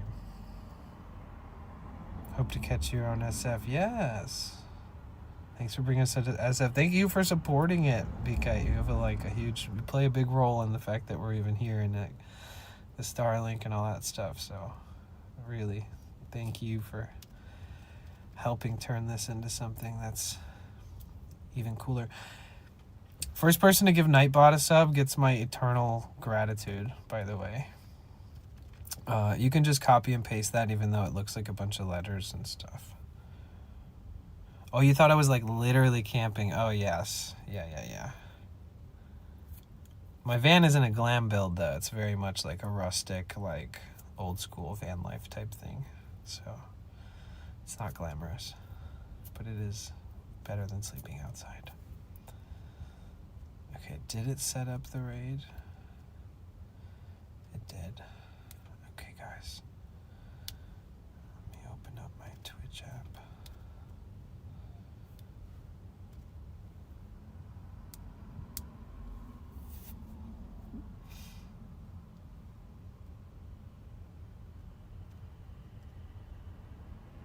Yeah, exactly. All right, if you guys want to copy and paste that, that works. And then if you're not a subscriber, please copy and paste the one with the bleeding purple hearts. Shout out to everybody who was hanging out with